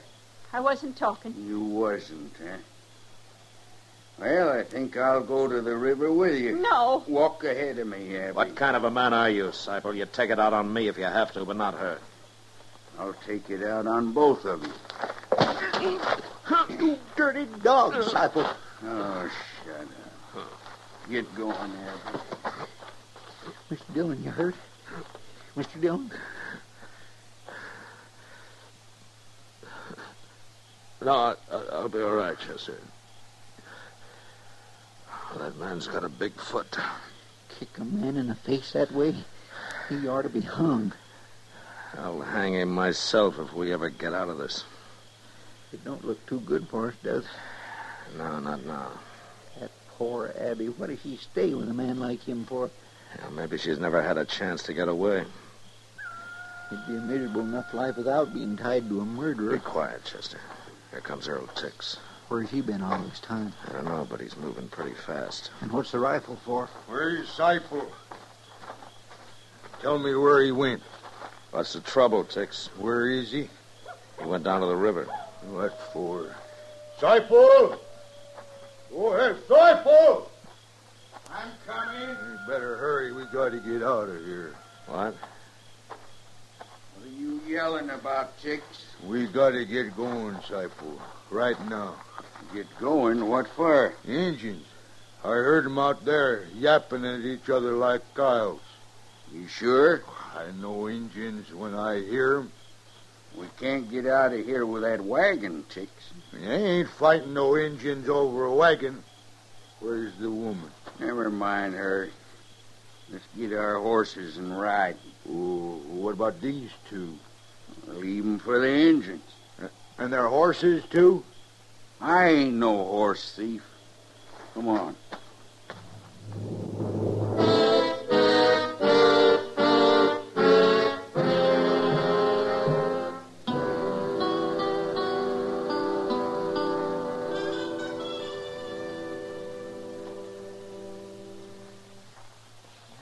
Day is breaking, Mr. Dillon. Yeah. I guess them Injuns will be coming soon. Funny how a man gets to thinking things, ain't it? Oh, like what, Chester? Well, like how I'd like to see one of them circuses before I die. Huh? A circus? Oh, I spend an awful lot of time thinking about that. Wondering what lions and tigers and stuff like that looks like. Quiet. Yeah, I guess Tex was right. I just hope they see we're tied up and helpless before they start planting arrows in us. Look over there. Just beyond the wagon. He's got a rifle. He's signaling with it. And there are 4 more, too. 5. Look, he's signaling them others to stay back. Fierce looking, ain't he? Steady now, no more talking.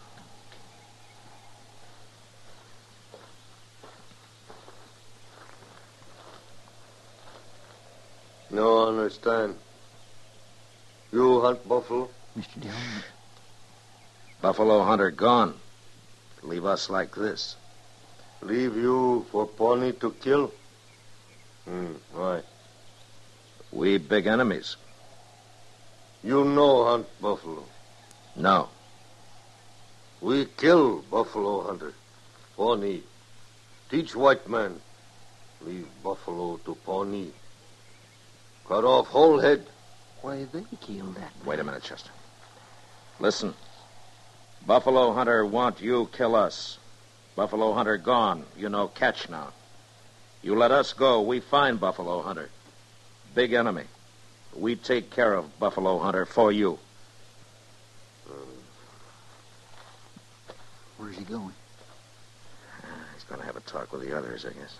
That was awful smart of you, Mr. Dillon. Maybe, if it works. It makes sense. Well, it does to us, Chester. I just hope it will to them. Looks like they've decided. And at least it didn't take them long. Oh, here he comes. He's got his knife out.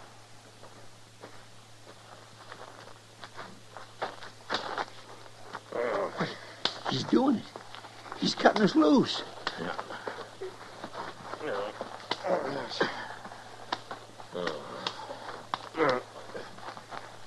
It worked.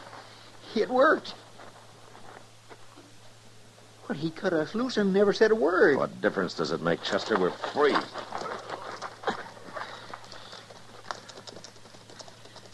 There they go.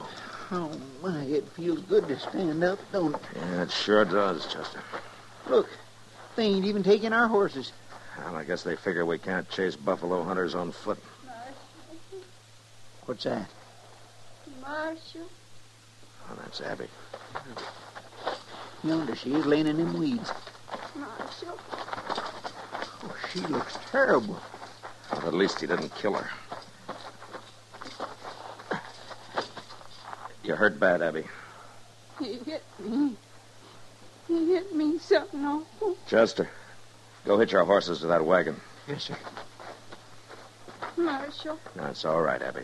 We're going to take you to Dodge. And nobody's ever going to hit you again. I promise you that.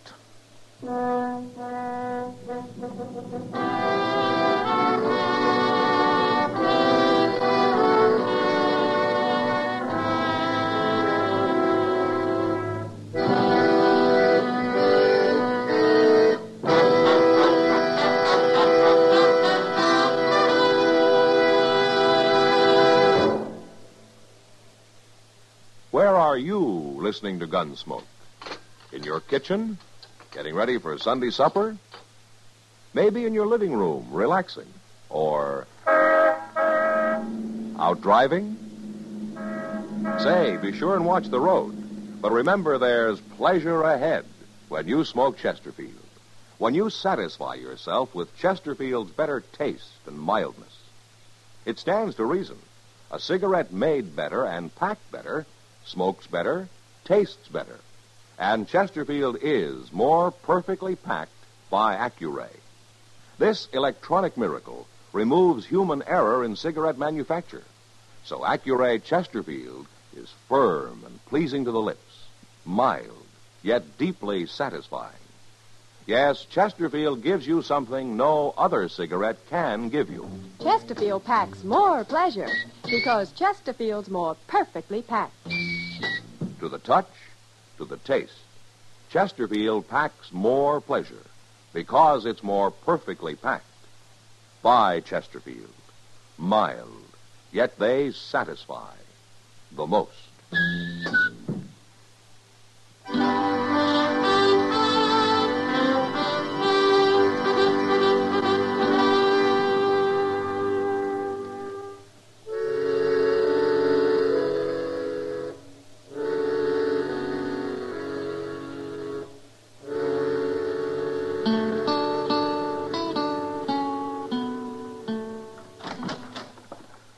Hello, Matt. Come in, Doc. My, hot today, isn't it? Is that what you came to tell me? No, I came to tell you nothing. Oh, except I ran into Kitty down at the depot. She and Abby were watching the Santa Fe come in. Uh-huh. They said they might come by and say hello on their way back. Ah, good. Oh, my, that Abby's looking better every day, isn't she? Well, between you and Kitty, she's been getting some pretty good care. Yeah, Doc. she deserves it. You know, she's already talking about finding a job. I know, Matt. I think she's going to be real happy. Oh, that's Kitty. Matt, hurry. Kitty, what's the matter? It's that man, that Ben Seipel. Seipels and Doc? Yeah. He came up to Abby and grabbed her by the arm and dragged her off toward his wagon. Huh? Chester saw it, too. He thought he'd better stay nearby while I went for you. Where are they now? Across the street there, by that wagon. Now, you wait here, Kitty. Don't let him hurt her anymore, Matt. Just been talking to her so far, Mr. Dillon. Has he seen you, Chester? No, sir, and neither's Earl Tix. Yeah. And they're in for a big surprise. You keep an eye on Tix, huh? Yes, sir, I will. What are you telling me lies for, Abby? You want another beating? That's enough, Seipel. If you wasn't lying. You really are a marshal, huh? Abby, Yes? you can go with Seipel if you want. But if you don't want to, you'll have to kill me first, and I don't think you can do it. What are you saying? This ain't no business of the law. Shut up. You make your choice, Abby. Kitty's waiting for me. Come back here, Abby. You keep your hands off of me. Seipel, you broke a promise I made to her. What? I told her nobody'd ever hit her again. You interfering with my right to beat her when I want? Yeah. You're talking awful big, Marshal. Has everybody always been afraid of you, Seipel? They have. And for good reason. And you're about to lose that reputation, Seipel. For good.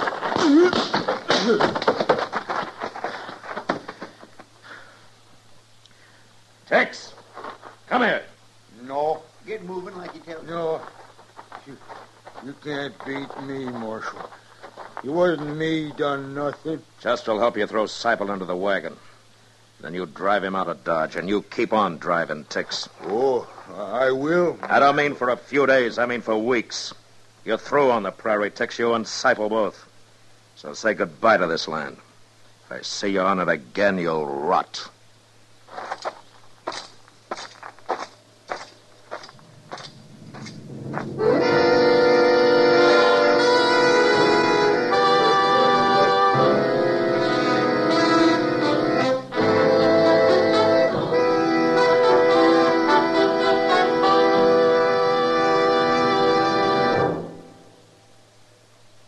In a moment, our star, William Conrad.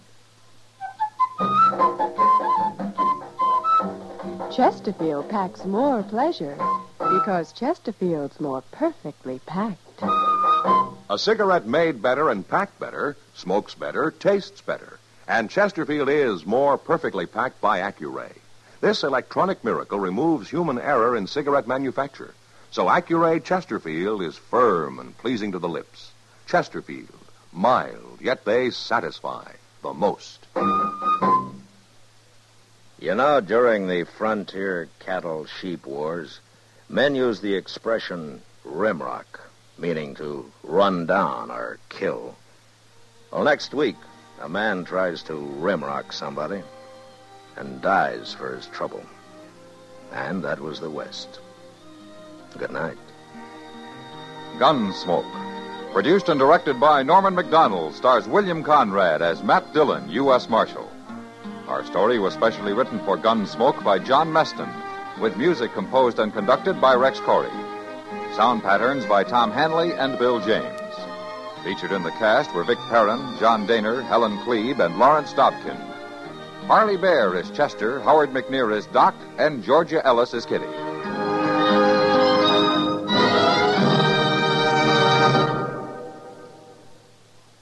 Live modern. Smoke L&M. Live modern. Change to L&M. Yes, have an L&M. No other cigarette you can buy, plain or filter, gives you the full, exciting flavor you get through the pure white L&M Miracle Tip. Through the modern Miracle Tip, L&M tastes richer, smokes cleaner, draws easier. So light up, free up, let your taste come alive. Live modern. Smoke L&M. Join us again next week for another specially transcribed story on Gunsmoke.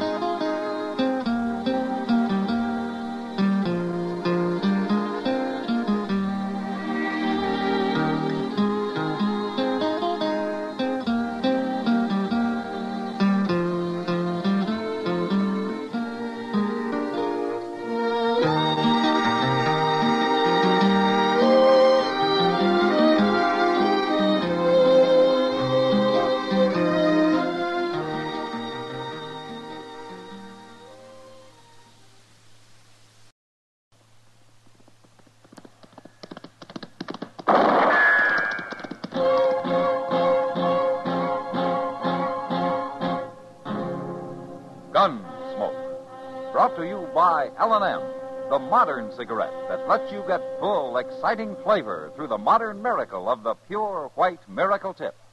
Live modern. Smoke L&M.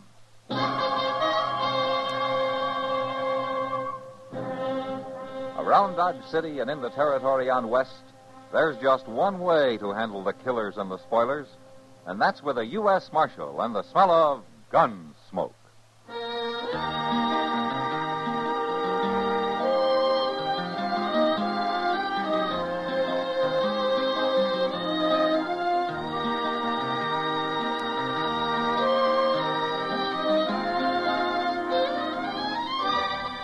Gunsmoke, starring William Conrad. The story of the violence that moved west with young America. And the story of a man who moved with it. I'm that man, Matt Dillon, United States Marshal. The first man they look for and the last they want to meet.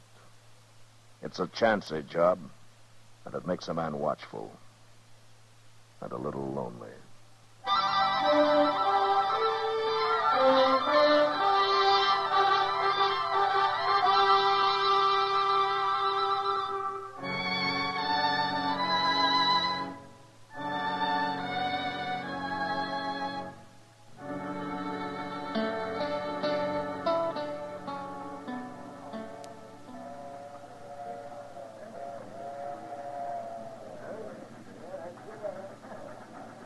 Here come the old Santa Fe, Mr. Dillon. Yeah, and on time, too.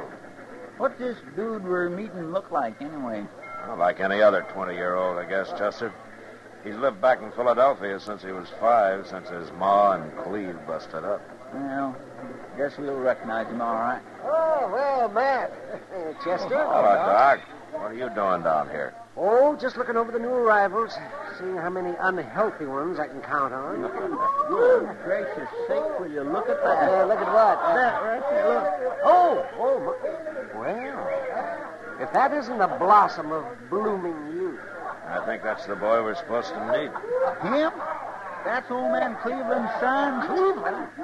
Matt, you mean that swaggering old roughneck's got a son who dresses like that? You can't always tell by appearances, Doc. Hey, Tom? He's sure giving the depot loafer something to choke up over, ain't he? Yes, sir? You are Tom Cleveland, aren't you? Yes, sir, I am. I'm Matt Dillon. I'm Marshal here in Dodge. Pleasure, Marshal Dillon. Your dad couldn't get in today, and he asked me to meet you and get you started out to the ranch. It's very kind of you, Marshal. This is all new to me. Yeah? Well, you'll get used to it. I hope so, but right now everyone seems to be amused at something. Well, the boys around here aren't much used to such style, I guess. In Philadelphia, they told me this was the correct Western attire. Well, it's not quite. At any rate, your father left a saddle horse for you at the livery stable. Saddle horse. Ah. Well, isn't there any means of public conveyance? Well, I'm afraid we don't have any public conveyances in Dodge, Tom. But I don't ride too well, except on a flat saddle. A flat saddle? I never heard of such a thing. Oh, this is Chester Proudfoot, Tom Cleveland. How do you do, sir? How do you... It's my... Your daddy's sure going to have himself a chore with you. Chester. You know, it's strange having a father after all these years. What sort of a man is he, Marshal? Your dad? No, I guess he's just an ordinary frontier cattleman. Well, I guess we'll get on all right. Yeah, well, I hope you will, Tom.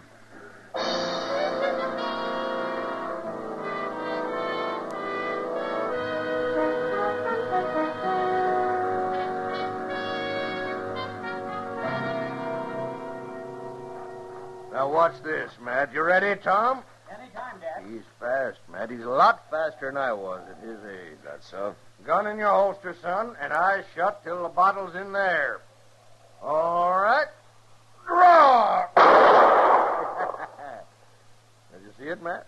You see it? Yeah, it's good shooting, Tom. Thank you, sir. Gets 4 out of 5 of them every time, right out there. Another month and I'll be hitting 5 out of 5. I don't doubt it. Well, Cleve, how better be getting on into town? Nice to see you again, Marshal. Same here, Tom. Me and my boy's been working like this, Matt, 3-4 hours a day for pretty near 2 months now. He's a born gun handler. Yeah, he's that, all right. When he come here and I heard how they laughed at him, Matt, I decided I was going to make a man out of that boy if it killed me. Now, the idea is good, Cleve. But there's more to it than gunslinging. You can make a good shot in 2 months, but it takes longer to turn a boy into a man. Well, maybe. But he'll be treated like one, same as I always been treated. I've stood up to the best of 'em, Matt. You know that. Uh-huh. Like that time in Tascosa when I outdrawed the Waco kid. Yeah, He I was know, at the Cleve. hitcher. But times are changing. The law's here now, and the law asks questions. So, just don't push him too fast, huh? Give him a chance to find something. Find what? I'm not real sure, Cleve. But I know one thing. He's not going to find it in a pistol holster.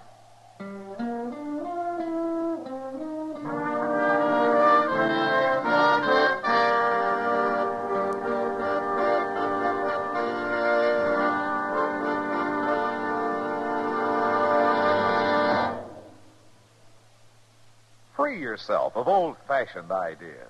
Why don't you live modern? Live modern. Live modern. Free up. Freshen up your taste. Smoke an L&M. Today, all over the country, more people are changing to L&M than to any other cigarette. And it's all because only L&M gives you full, exciting flavor through the pure white miracle tip. L&M draws easier, tastes richer, smokes cleaner. So free up, freshen up your taste, live modern, change to L&M. Make today your big red letter day and start to live the modern way. Live modern. Smoke an L&M. It's America's fastest growing cigarette.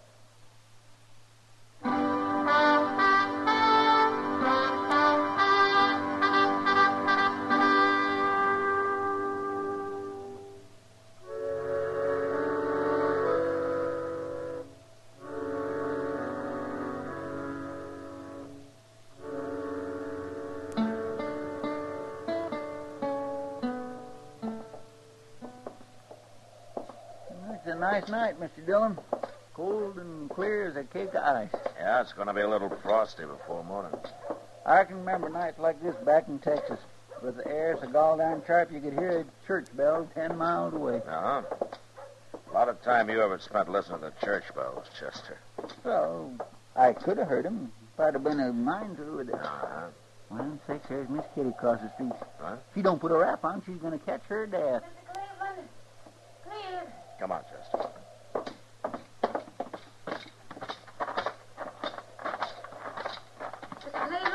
What's the trouble, Kitty? Oh, Matt. Thank heaven. I'm trying to find Mr. Cleveland. Was something wrong? Yeah, he's got to get that boy of his out of the Long Branch. He brought him in earlier and then left him there, and Tom's been drinking too much. Nah, that's Cleve's way of making a man out of him. Well, they better make him a quieter one or he won't live long enough to be a man. What's going on? The boy's talking too much.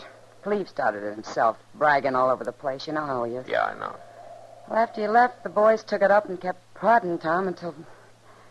Well, he's just asking for trouble, Matt. Somebody's got to get him out of there. Well, they're just having a little fun, Kitty. It won't come to anything. Matt, you don't know who the kid's up against. Brawley Star's in there. Brawley Star? Tom's already got him pretty riled, and Brawley's not one to take it long. Matt? Stay here, Kitty.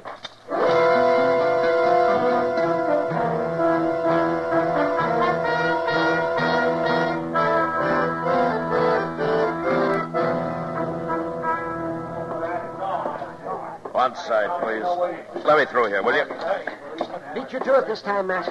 How bad is he, Doc? Just a bullet in the arm. Doesn't amount to much. How'd he feel, Tom? Sick, Marshal. Now, here, let's get over there under the lamp, son. We'll jerk that bullet out and have you fixed up in no time at all. How'd it happen, boy? Who did it?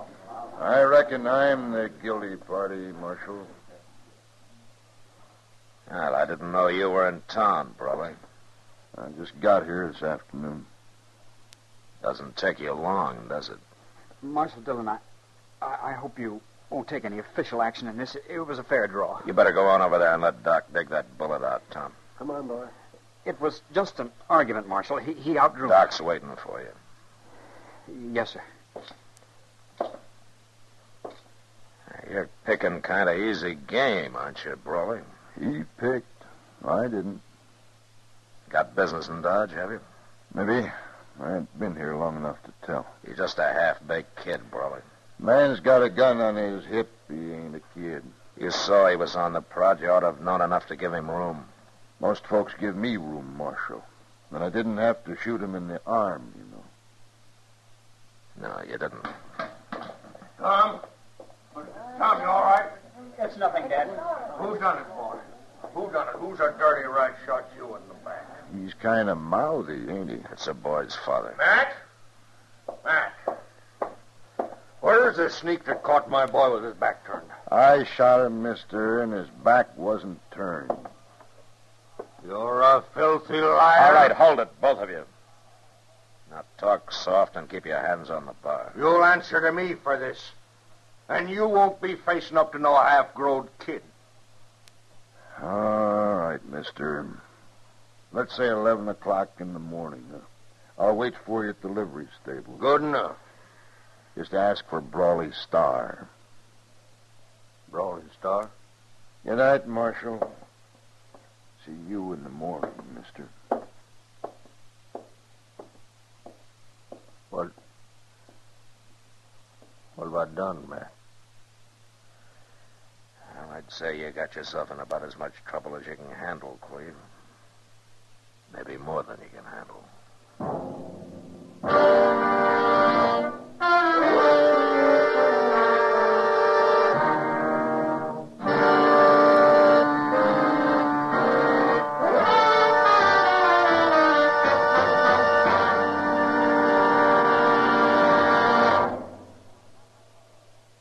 Happy holidays from L&M. And here's how to say it to your friends. Give modern. Give L&M holiday cartons. L&M holiday cartons are gay, handsome. A gift that says both you and your friends know how to Live modern. Live modern. Live modern. free up, freshen up your taste. Smoke an L&M. Remember, when you smoke L&M, you always get full, exciting flavor through the L&M Miracle Tip. L&M draws easier, tastes richer, smokes cleaner. That's why today more people are changing to L&M than to any other cigarette. So smoke L&M, and remember, your friends appreciate your gift of L&M holiday cartons. Live modern. Smoke an L&M.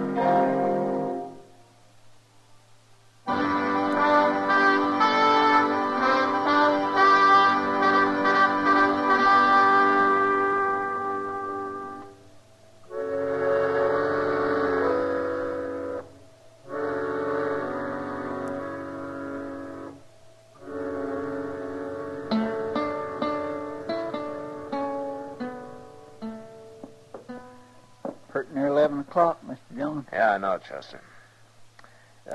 Will you turn that stove damper down? Huh? It's getting kind of hot in here. You just gonna sit here? Yeah, I guess so. But Brawley Star will kill him. Chester, the one thing the law can't do is keep a fool from being a fool. Well, I know, but... Brawley's up there at the stable, leaning on the hitching rail, minding his own business. I got no reason to bother him. And if Cleve jumps him, it'll be self-defense, and I still got no reason. Yeah, but maybe Cleve won't draw first. He will. Brawley will make sure of that. Oh, good morning, Kitty. Oh, Miss Kitty? Matt, I seem to be making a habit of running to you about the Clevelands. Yeah, you and Chester both. What's wrong now? What's the old man, Cleve? He's sitting over there in the Long Branch drinking. Been at it for 2 hours. Oh? I didn't even know he was in town yet. Matt, he acts sort of crazy. Will you come talk to him at least? Yeah, sure, Kitty.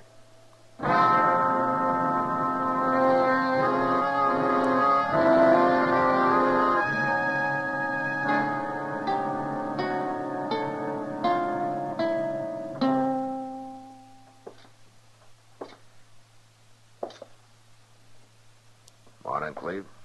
What are you doing here? Mind if I sit down? All right, if you want to. Thanks.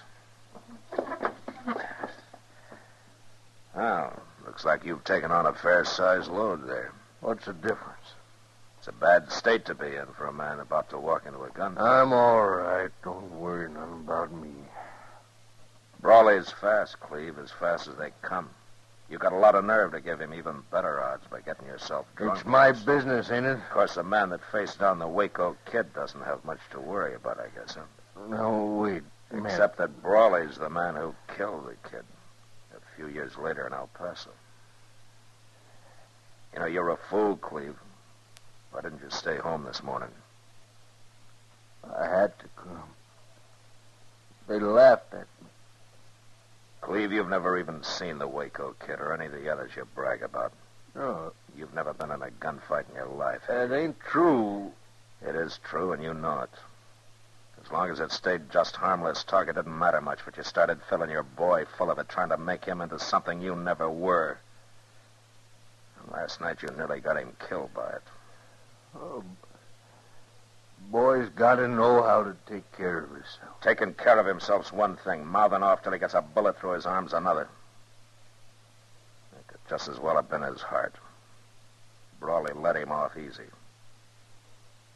And now you're going up there and get yourself killed. No, I ain't. I can't do it. I'm trying to drink myself up to it. And I can't. Matt, I'm a coward. Forget it, Cleve. Every man runs into somebody who can put the Indian sign on him. What's the boy going to say?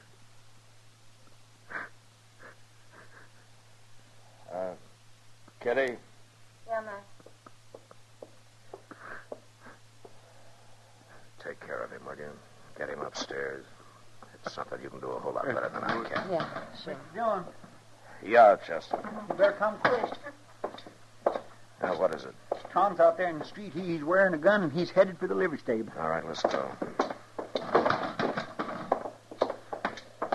Kid must be out of his head. There he is. Tom Cleveland. Yes, sir. Hold up a minute, will you? Where you going, Tom? You know where I'm going, Marshal. It's my fight. I started it. Dad didn't. I don't know who started it, but I know who's going to stop it. Take his gun, Chester. Now, wait. Shut up. Now, you stay here and don't move. Chester, if he tries to get away, put a bullet through his other arm. I'll be happy to.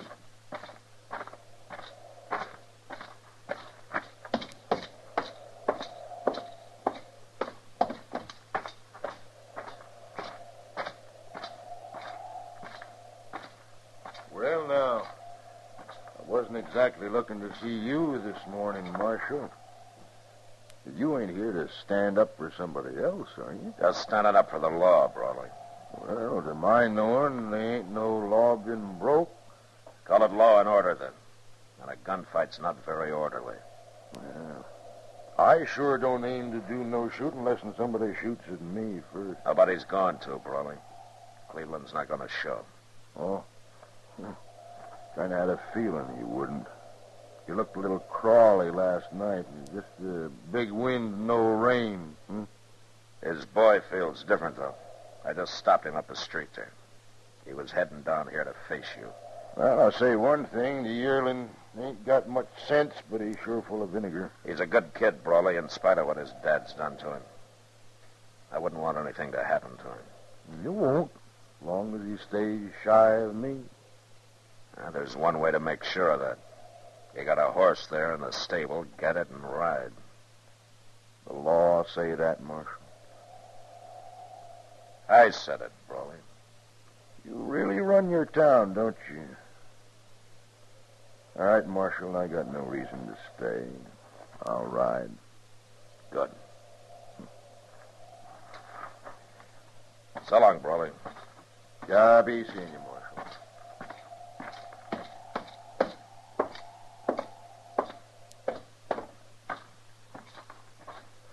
had me worried stiff, Mr. Dillon. What happened anyhow? Nothing much. Tom, Brawley's riding out of town. And you better get on back out to the ranch. I have to find my father first. He's in town somewhere. He'll be out later, Tom. He's drunk, isn't he? Well, It's all right, Marshal. I understand him rather well, I think. He's something of a braggart and a liar.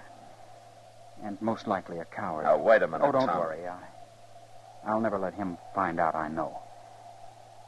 After all, he's my father. Well, then maybe you can help him grow up, huh? Maybe you can make a man out of him. I hope so, sir. You know something, Tom? I think you will.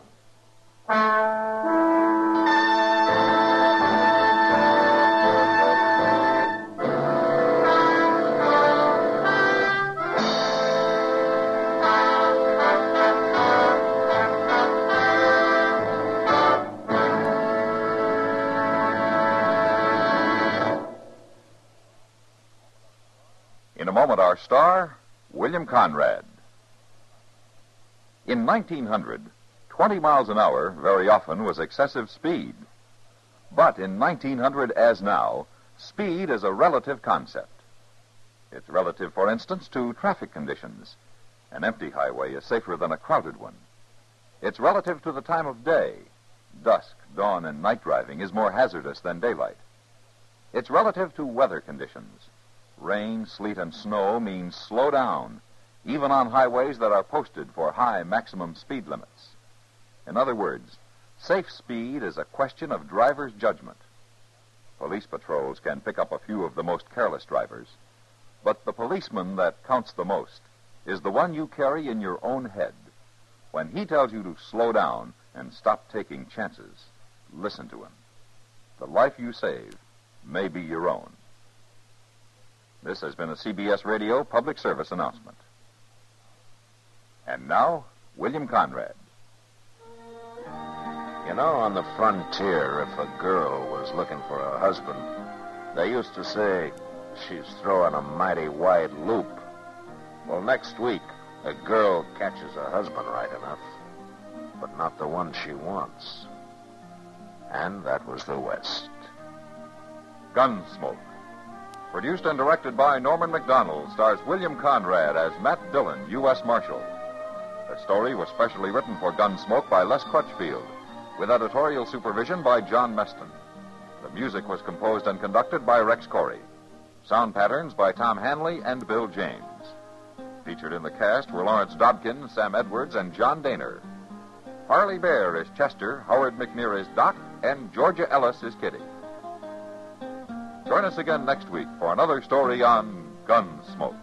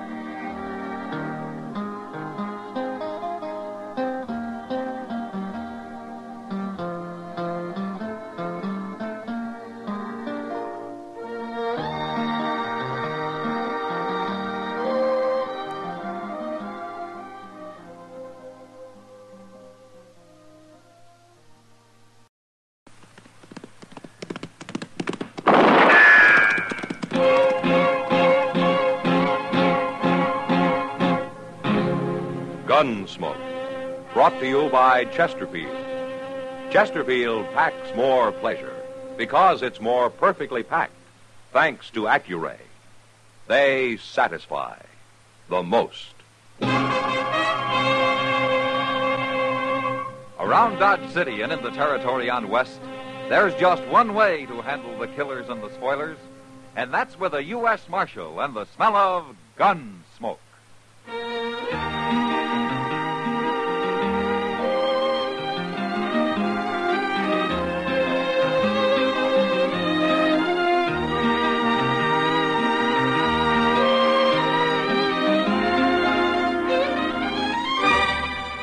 Gunsmoke, starring William Conrad. The transcribed story of the violence that moved west with young America. And the story of a man who moved with it. I'm that man, Matt Dillon, United States Marshal. The first man they look for and the last they want to meet. It's a chancy job, and it makes a man watchful and a little lonely.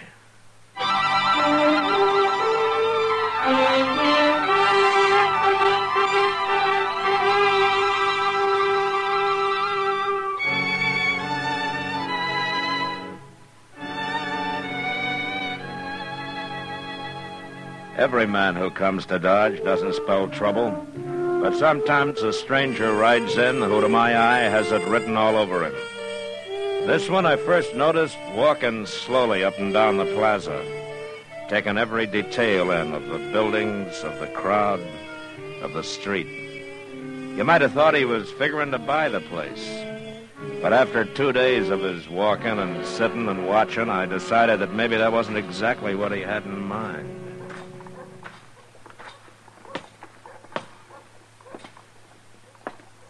You looking for somebody, mister?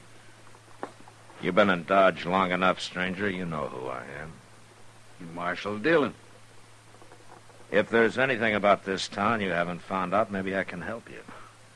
This is the first civilization I've seen in months, Marshal. Just trying to get used to it again. By the way, my name is Cole Yankton.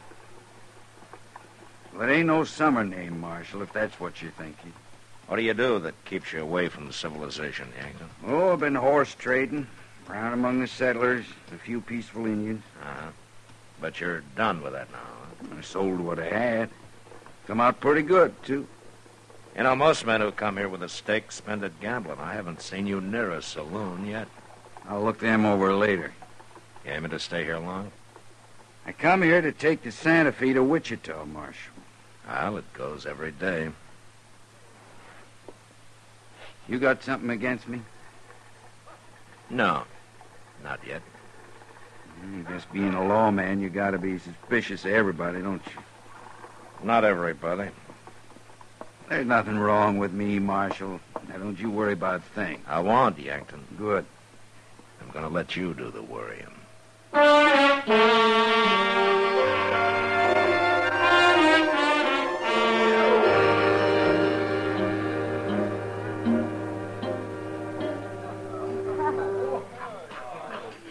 Matt, I figure this saloon's about to go broke. Oh, why's that, Kitty? Well, they've almost stopped the water and the whiskey.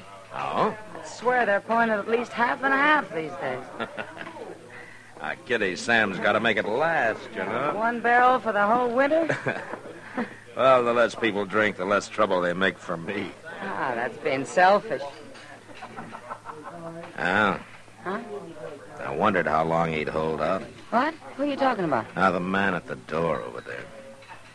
He's been in town 2 days, and this is the first time I know he's come into a saloon. Kitty, what's the matter? Nothing, Matt. Nothing. Oh, you're staring at him like he was a ghost or something. A ghost. Well, what is it, Kitty? Do you know him? Cole Yankton. Well, who is he? Well, what do you know about him? He's coming over here. Excuse me, Matt. No, wait a minute, Kitty. What?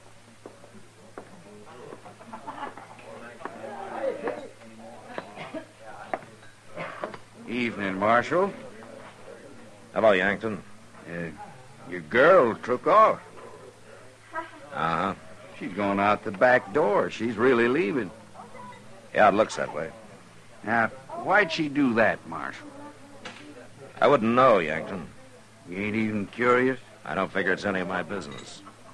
Maybe you're right, Marshal. Maybe it ain't. Like I said, Yankton, You worry about it. Good night. Good night, Marshal.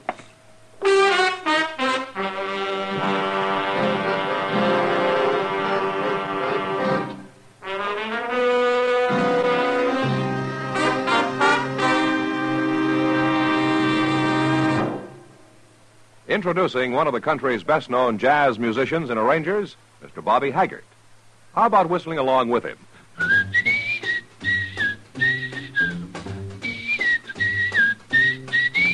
Packs more pleasure, packs more pleasure. Chesterfield packs more pleasure because Chesterfield's more perfectly packed. The more perfectly packed your cigarette, the more taste and mildness are released for you. Chesterfield, made by exclusive Accuray, has an open, easy draw that unlocks all the pleasure of fine tobaccos. Now, Accuray ensures an even distribution of tobacco from one end of your Chesterfield to the other. Chesterfield is firm and pleasing to the lips, mild, yet deeply satisfying. Chesterfield packs more pleasure because Chesterfield's more perfectly packed. To the touch, to the taste, Chesterfield packs more pleasure because it's more perfectly packed. By Chesterfield, mild, yet they satisfy the most.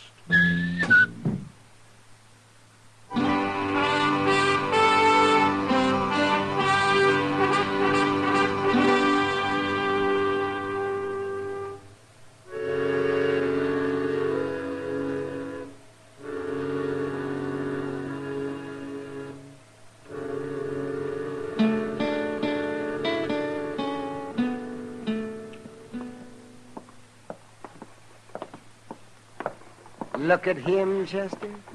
Sitting there half asleep in the sun, and crime is being committed all over town.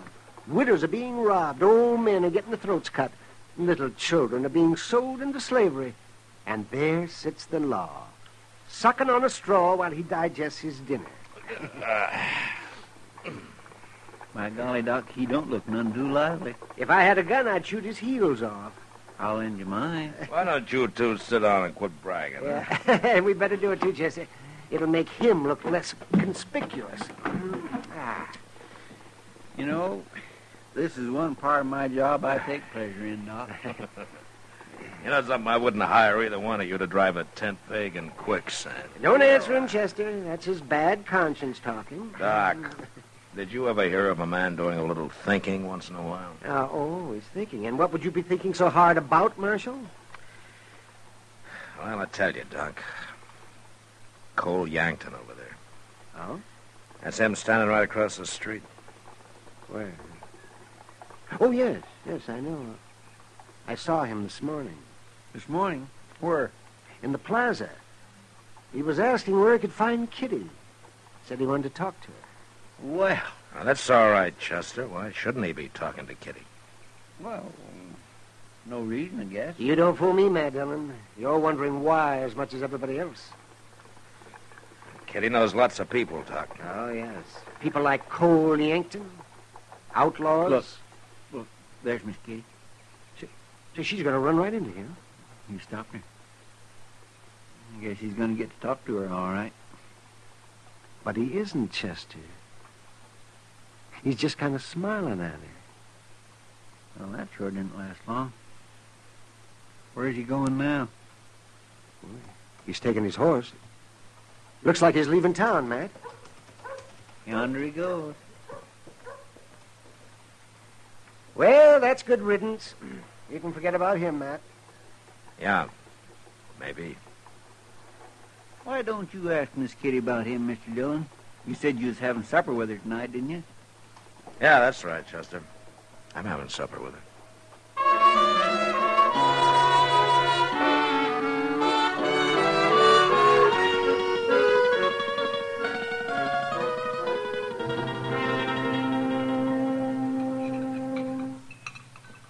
You like the enchiladas, Matt?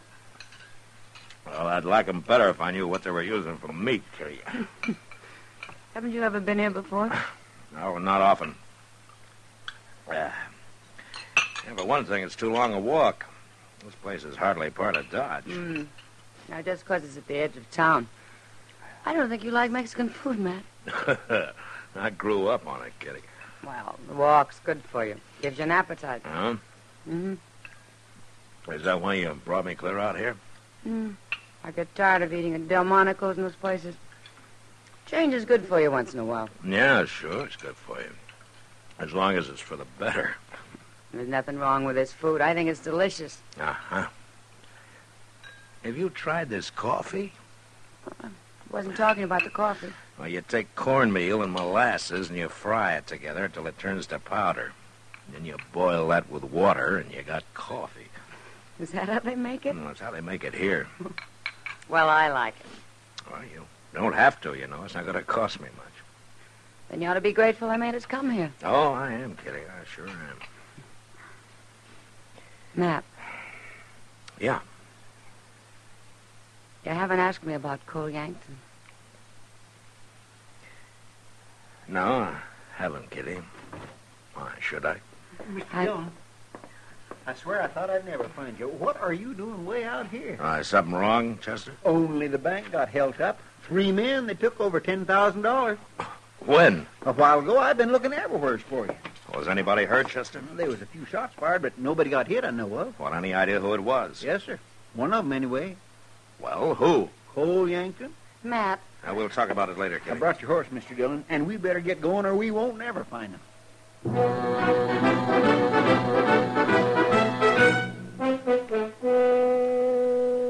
All Chester knew was that Cole Yankton and his partners had headed south out of Dodge. So we started after him. We rode blind for a few hours. I was about to give it up and wait for daylight when we ran into a cowboy who'd heard him ride past him in the dark. When I told him who I was, he told me the only place in the whole country where they might be hiding. And an hour later, Chester and I were crawling on our bellies up to a half-fallen shack that lay under a small bluff. They ain't even hiding in the shack. They got a fire going outside. They'd have been safe enough if it hadn't been for that cowpuncher, Chester. Yankton's the one laying on the ground, ain't he? Yeah. Quiet now.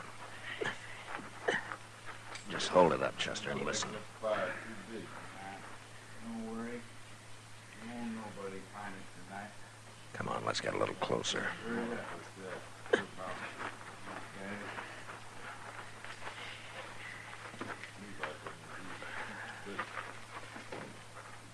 There's only 2 of them, Mr. Dillon. Yeah. The other one's probably in the shack. Listen. How are they gonna find it? Ain't bloodhound. Well, they don't like it, I tell you. Another thing, Yankton.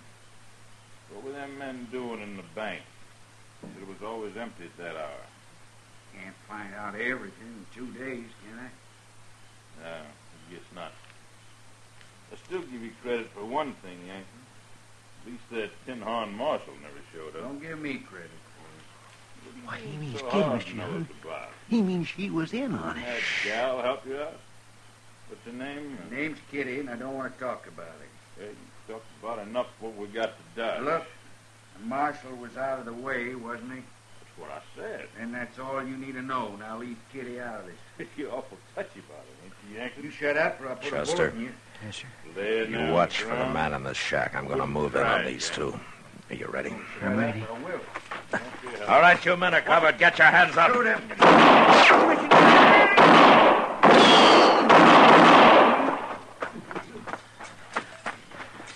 I got that fella in the door, Mr. Dillon. I gave up, Marshal. Don't shoot. Got 'em all but him. All right, keep your hands up, Yankton. You're up. All right, get on your feet. No, I can't, Marshal. I'm too dizzy. What? I got hit. Marshal, Got him, too, I guess, Mr. Dillon. Yeah.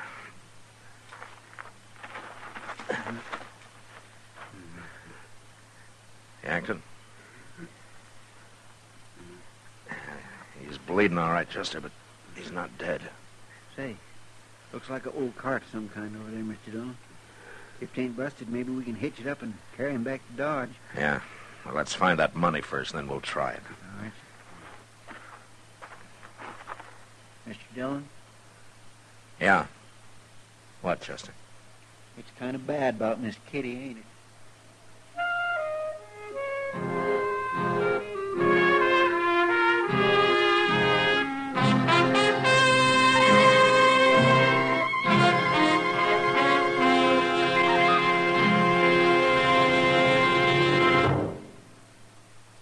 Say, where are you listening to Gunsmoke? In your car? Getting ready for dinner? Oh, I see. Just relaxing in your favorite easy chair. I'd say you're in a good spot right now to really enjoy Chesterfield's better taste and mildness. You see, Chesterfield packs more pleasure because it's more perfectly packed. A more perfectly packed cigarette gives you an open, easy draw that unlocks all the better taste and mildness of fine tobaccos. And Chesterfield, made by exclusive Accuray, is more perfectly packed, with an even distribution of tobacco from one end of your Chesterfield to the other.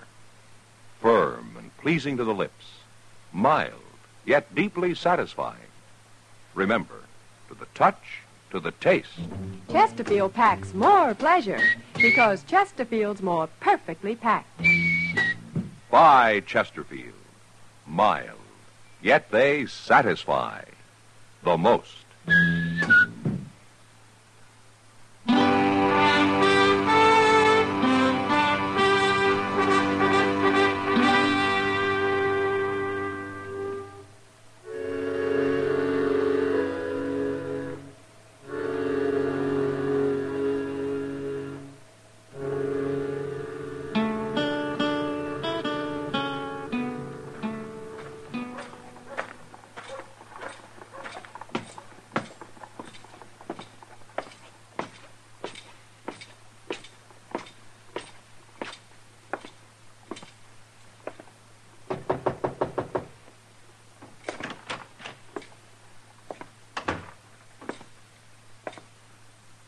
Hello, Matt.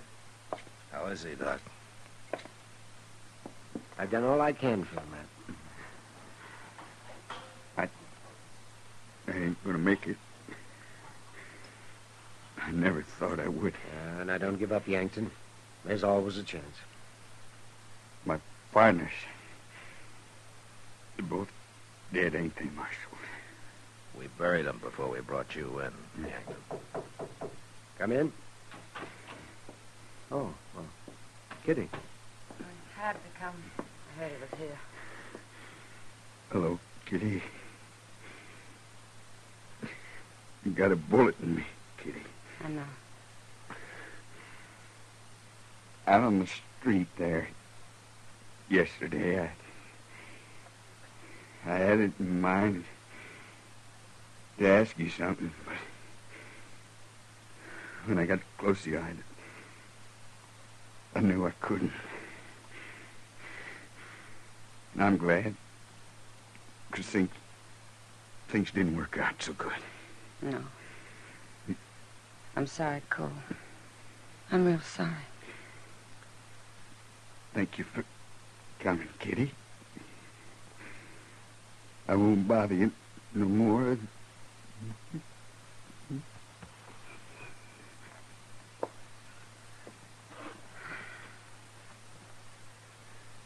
He's dead. Here, I'll cover him up. Matt. No, Kitty. You don't have to explain anything. Yes, I do. I want you to hear, too, Doc. I'm listening. You both think I tried to help him, don't you? Well, it sure looks like you did, Kitty. No. And I guess I'd have to hear you say it before I'd believe it. I stand with Matt, Kitty. Thanks, Doc. Matt. I'll tell you what, let's forget about it, Kitty, huh? No. I want to tell you something about Cole Yankton. He's been in California for years. That's why you never heard of him. Well, I've heard of him. I know what he's been doing. I think he came here because he thought I'd help him. But then he did a nice thing, Matt. He didn't ask me to. He didn't make me say no. Well, then I guess he wasn't so bad after all, Kitty. Cole Yankton, New Orleans. I was just a girl. He was the first man I ever knew. The first grown man.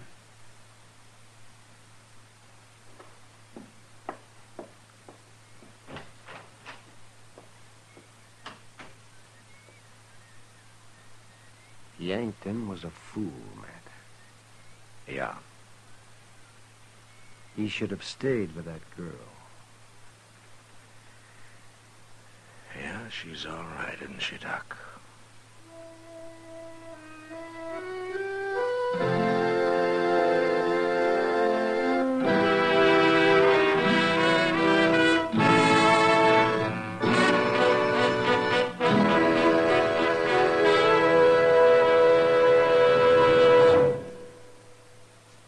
In a moment, our star, William Conrad. Chesterfield packs more pleasure because Chesterfield's more perfectly packed. Chesterfield, made by exclusive Accuray, packs more pleasure because it's more perfectly packed. Unlocks all the pleasure of fine tobacco. Chesterfield packs more pleasure because Chesterfield's more perfectly packed. Firm and pleasing to the lips. Chesterfield. Mild. Yet they satisfy the most. You know, to compliment a Westerner, you might say, he'll do to ride the river with. That means that he's courageous and honest. But next week, when a man rides the river, he dies. And that was the West. Good night. Gunsmoke. Produced and directed by Norman McDonald, stars William Conrad as Matt Dillon, U.S. Marshal. Our story was specially written for Gunsmoke by John Meston, with music composed and conducted by Rex Corey. Sound patterns by Tom Hanley and Bill James. Featured in the cast were Vic Perrin and Barney Phillips. Parley Bear is Chester, Howard McNear is Doc, and Georgia Ellis is Kitty.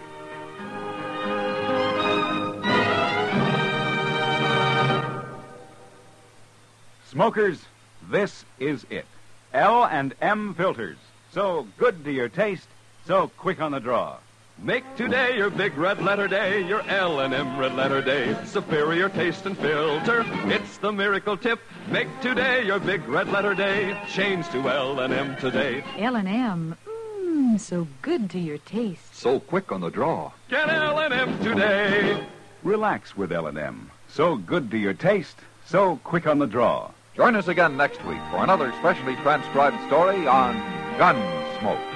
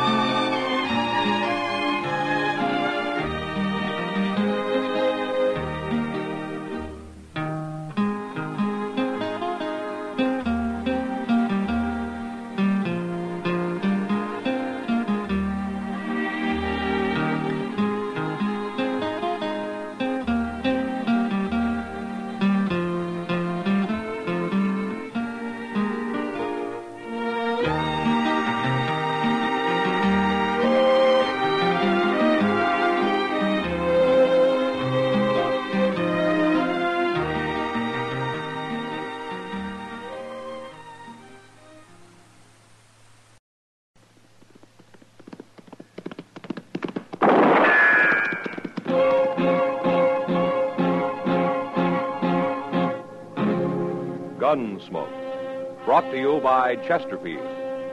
Chesterfield packs more pleasure because it's more perfectly packed, thanks to Accuray. They satisfy the most. Around Dodge City and in the territory on West There's just one way to handle the killers and the spoilers, and that's with a U.S. Marshal and the smell of Gunsmoke.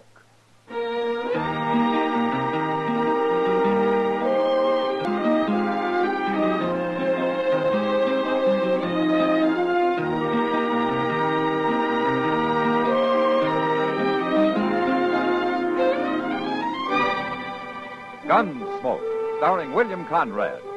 The transcribed story of the violence that moved west with young America. And the story of a man who moved with it. I'm that man, Matt Dillon, United States Marshal. The first man they look for and the last they want to meet.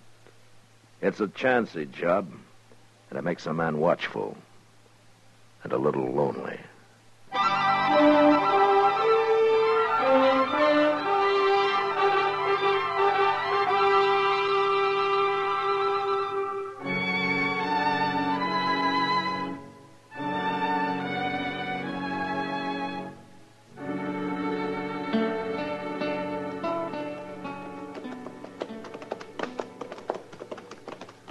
Look yonder, Mr. Dillon. It's Jeb Wingate, ain't it? Yeah. I just hope he doesn't want to find some shade and talk for an hour. I want to get back to Dodge. There ain't no shade to find around here. Lessons over that little rise.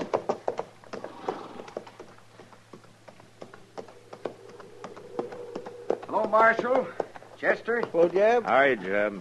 Hey, that's fine. You fellas are carrying lariat ropes. Oh, what's up, Jeb? You want somebody hung? No, it ain't that. It's to help a poor fella out the other side of the mound there.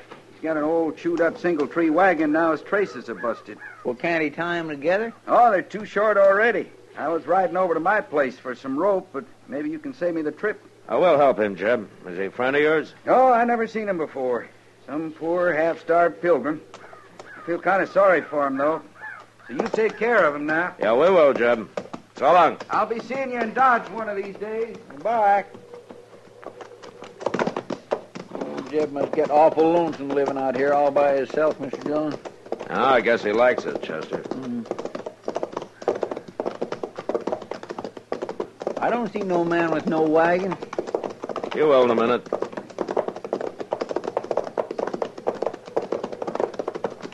There he is. Oh, yes.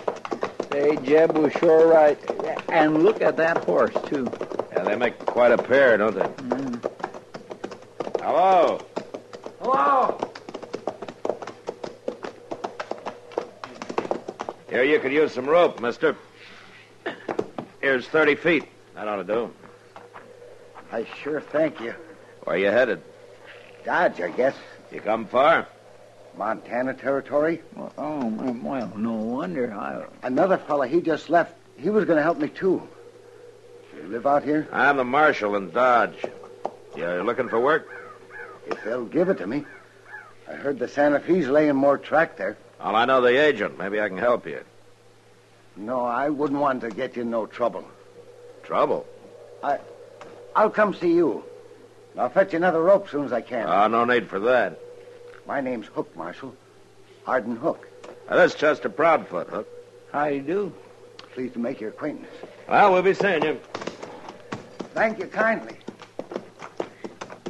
My. He keeps looking around like he thinks somebody's going to hit him any minute.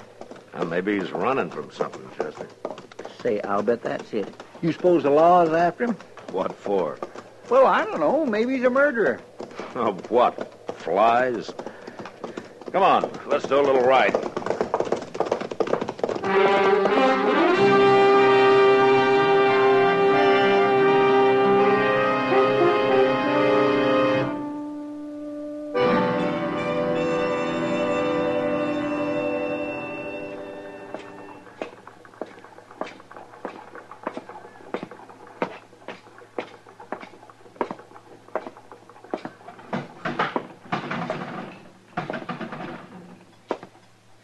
Afternoon, Matt. Hello, Kitty. Have you seen Chester? No, haven't. Well, he was supposed to meet me here. Guess I might as well wait for him, huh? Chester's been living pretty quiet ever since you two got back to town the other day. Yeah, he's broke, Kitty. Being broke never stopped him. But there's a man who's really broke. No, who? Arden Hook. What? The fellow Sam hired yesterday, over there. Haven't you seen him yet? I think he's been poor all his life. Well, what's he doing for Sam? Oh, anything. Cleans the place up, mostly. He seems to know you. Yeah, we ran into him out on the prairie. Oh, hello, Marshal. I see you made it, Hook. Thanks to you. I'll be buying you a new rope soon, Marshal. I got me a job. Forget the rope. You'll need your money for food and a bed. Oh, Mr. Noonan, give me that shack out back. I can cook some there, too. Well, that's fine. Yeah, it's going... Sanders. Oh, no. Look. Oh. Well, what do you know? Excuse me, Marshal. What? Where you going? Wait a minute, you. Yeah, it's him, all right. Who are those men, Kitty? You're Arden Bill Hook, ain't Centers and Ed Hogler. Yes. They drift Don't in you once in remember a us, while. Hook? Don't you remember Lawrence back in 56? Matt, did I tell you that Mr. Podkins... Kitty, wait a minute. We remember, too. I want to hear this. Oh. We ain't very likely to forget, are we, Sanders? No. And neither is any other man who rode with us. Where you been all these years, Hook? Tell us. I've been around. All over. I can't think of a single man who's seen you in Missouri for some 20 years. I didn't mean Missouri. No, I guess you didn't. Ain't a fitting place for the likes of you, is it? We're wasting time talking to him, Hogler. You work in here, Hook? Yeah. Good. We'll have a little talk before we leave town. For old time's sake, huh? You go on about your work now. We'll see you later. Matt, they're going to do something to him. They're just a couple of riders, you say, Kitty? That's all I know about him. Well, maybe I can find out more. How? I think Hook's gone out to his room. Excuse me, Kitty. I'll be back in a little while.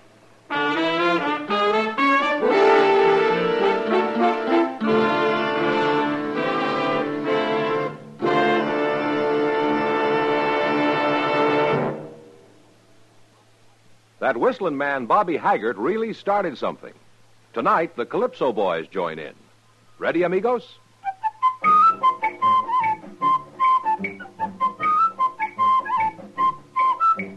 Packs more pleasure, packs more pleasure. Chesterfield packs more pleasure because Chesterfield's more perfectly packed. It stands to reason a cigarette made better and packed better, smokes better, tastes better. And Chesterfield is more perfectly packed by Accuray. This electronic miracle removes human error in cigarette manufacture. So Accuray Chesterfield is firm and pleasing to the lips, mild yet deeply satisfying. Yes, Chesterfield gives you something no other cigarette can give you. Chesterfield packs more pleasure because Chesterfield's more perfectly packed. To the touch, to the taste, Chesterfield packs more pleasure because it's more perfectly packed. By Chesterfield, mild, yet they satisfy the most.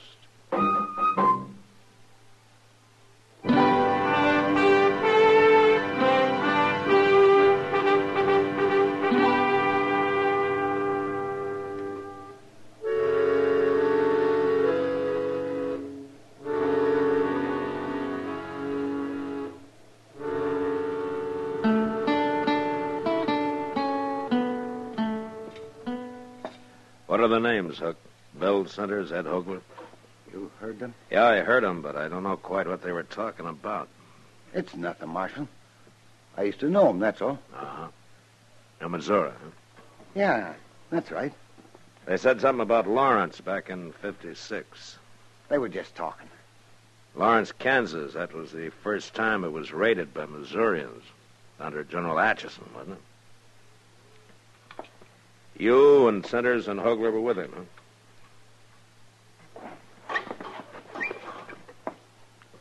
All right. I'll tell you. I was there.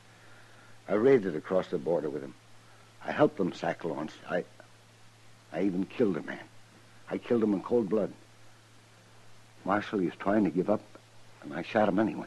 The Centers and Hogler don't hold that against you, do they? Not hardly. Oh, they knew the man. But they didn't care about that. And why are they after you, Hook? The war didn't start at Fort Sumter in 61, Marshal. It started in 56, right here in Kansas at Lawrence. So? I'll never know why I killed that man. But I swore I'd never kill another for any cause. So I run away. There are a lot of men who didn't fight, Hook. But I started out fighting, and then I quit. They don't forget that. Not in Missouri, they don't. Maybe I am a coward. I don't know. But they're going to kill me, Marshal. You're sure of that, huh? I know them.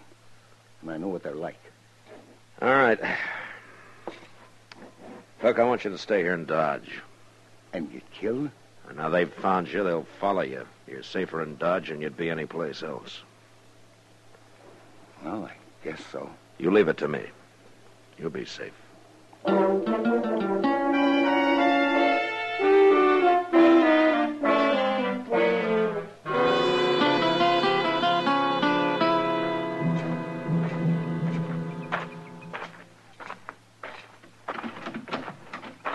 He'll run off if we don't go get him soon, Hogler.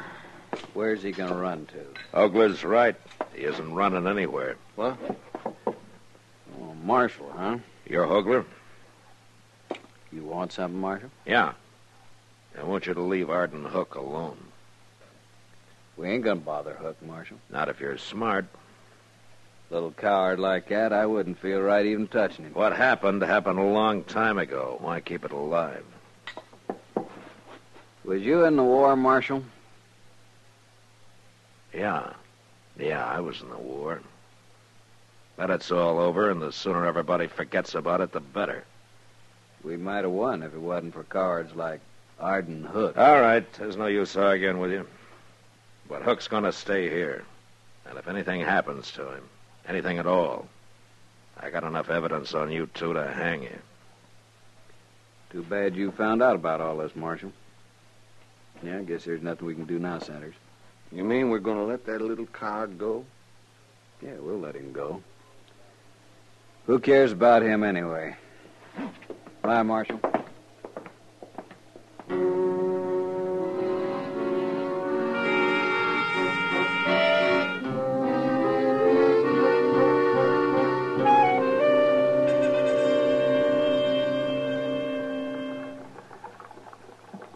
It's awful hot today, Matt.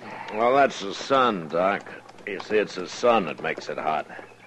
Oh, that's the sun. I was only making a comment. I wasn't asking for a scientific explanation. Oh, excuse me, Doc. I didn't understand what you wanted. Yeah, I see. Well, now that you've started it, I can tell you what the heat does to some people. Oh, good. You tell me about that, will you, Doc? Oh, hello, Doc. Hello, Chester. Has either one of you saw Arden Hook today? No, I haven't seen him for the past few days. Why, Chester? Well, they say Jeb Wingate's looking for him. It might mean a job work, Mr. Dillon. Oh, I doubt it. Jeb's always said he'd never have anybody working for him. Well, if it ain't for a job, why would he be looking for him? Well, I figure that's Jeb's business, don't you? Yes, but here's Miss Kitty. Maybe she know where he's at. Now, I don't know why you're so concerned, Chester. Well, sir, I still think it means a job for him. Well, it's a busy-looking outfit. Yeah, how are you, Kitty? Miss Kitty, have you saw Arden Hook anywhere? It's really important. No, Chester. Not since he left this noon. Left? For where? Well, Jeb Wingate finally found him, and they left. Where'd they go, Kitty? Jeb gave him a job, Matt. He hired him on. There. See? What did I tell you, Mr. See there, Doc? Didn't I tell you? What You were right, Chester, yeah. Well, I wish him luck, but I can't see Arden Hook working on a ranch somehow. He's about the last man I'd pick out. Matt, I've got an idea. Yeah, what, Doc? Well, I just remembered something. Well, tell us. It's nothing you don't already know if you just have thought of it. Yeah, but I didn't think of it, Doc. You ever hear of Lou Wingate? Yeah, Jeb's talked about him a time or two. He talks about him a lot. Hey, wait a minute, Doc. Lou Wingate was killed in the first raid on Lawrence in 56, That's wasn't he? right. Shot down when he was trying to give up. The way Jeb always tells us. Sanders and Hogler. They went to Jeb and told him who killed his brother. So he hired Arden Hook. Hired him so as he can have him out there alone, where there'll be no witnesses. Chester, go get our horses. It's going to be dark before we get there now.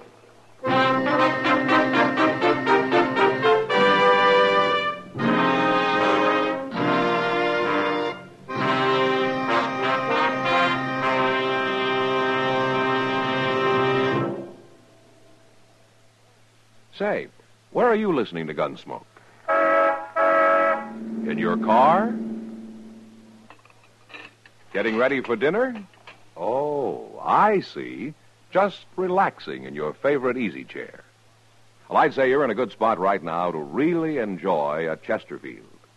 You see, Chesterfield packs more pleasure because it's more perfectly packed. It stands to reason. A cigarette made better and packed better smokes better, tastes better. And Chesterfield is more perfectly packed by Accuray. This electronic miracle removes human error in cigarette manufacture. So Accuray Chesterfield is firm and pleasing to the lips, mild, yet deeply satisfying. Yes, Chesterfield gives you something no other cigarette can give you. Chesterfield packs more pleasure because Chesterfield's more perfectly packed. To the touch, to the taste, Chesterfield packs more pleasure because it's more perfectly packed. Buy Chesterfield. Mild, yet they satisfy the most.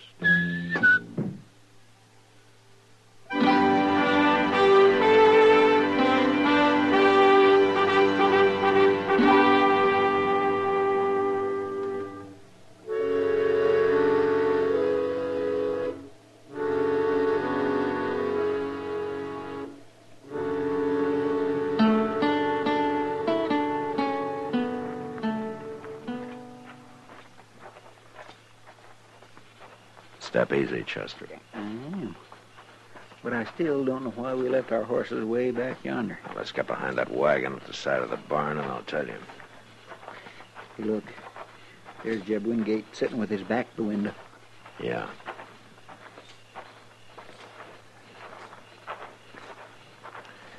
Here, this ought to do it. Now, the reason we left Mr. Dillon, somebody's coming. You think they followed us? Well, I don't know, but they weren't far behind us. Now, don't let them see you now. No, sir, I won't.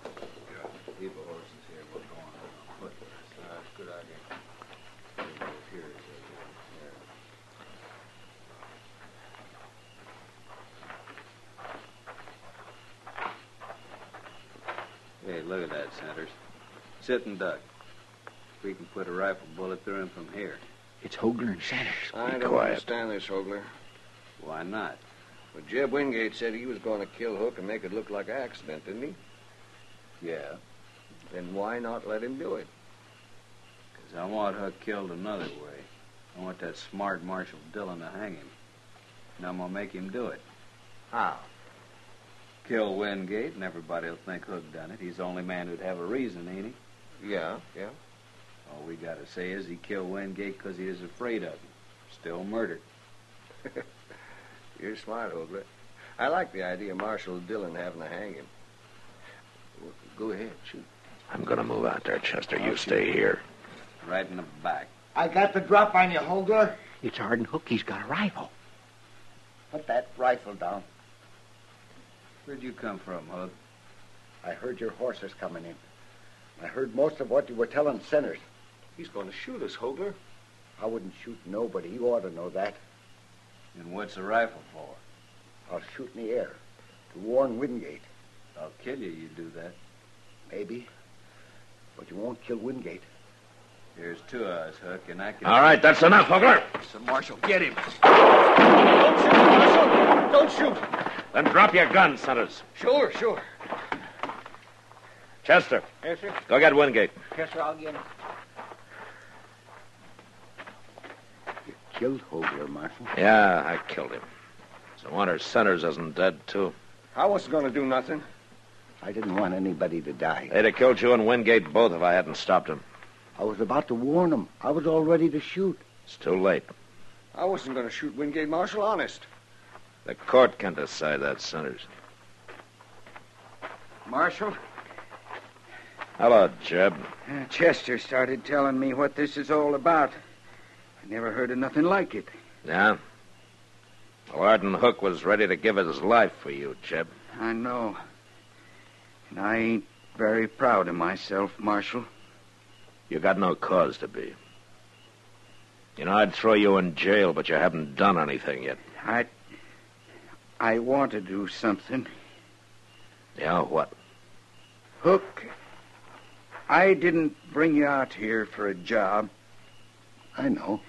But, well, I'm offering you one now, if you'll stay. I ain't sure I'm strong enough for this kind of work. I don't know how to tell him, Marshal. Why don't you tell him that you've got that kind of strength? Tell him it takes a different kind of strength to be a brave man. Thank you, Marshal.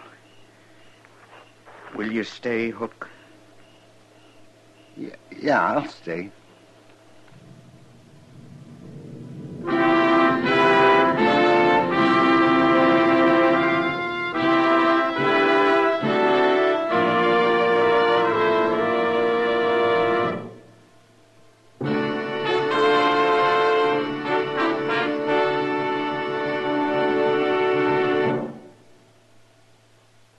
In a moment, our star, William Conrad.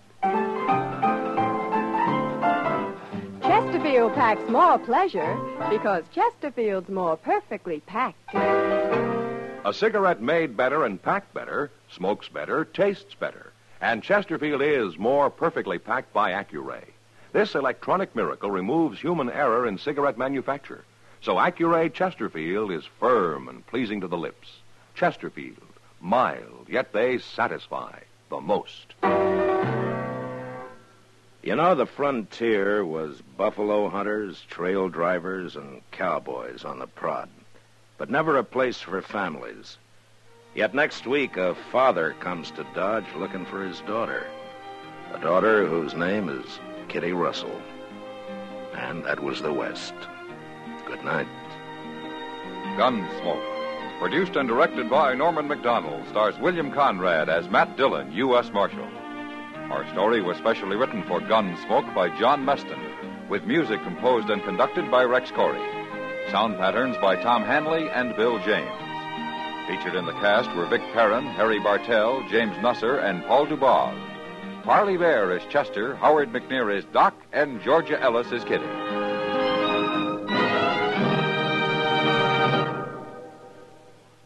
Live modern. Smoke L&M. Live modern. Change to L&M. Only with L&M can you enjoy the full, exciting flavor of today's finest tobaccos through the modern miracle of the pure white miracle tip. So light up, free up, let your taste come alive. Live modern. Smoke L&M. Live modern. Change to L&M. Join us again next week for another specially transcribed story on Gunsmoke.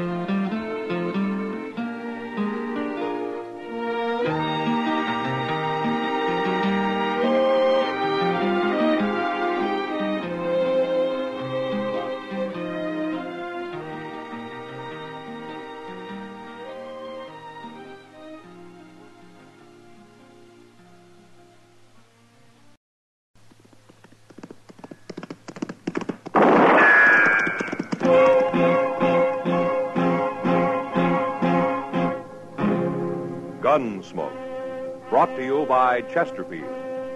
Chesterfield packs more pleasure because it's more perfectly packed, thanks to Accuray. They satisfy the most. Around Dodge City and in the territory on West, there's just one way to handle the killers and the spoilers, and that's with a U.S. Marshal and the smell of Gunsmoke.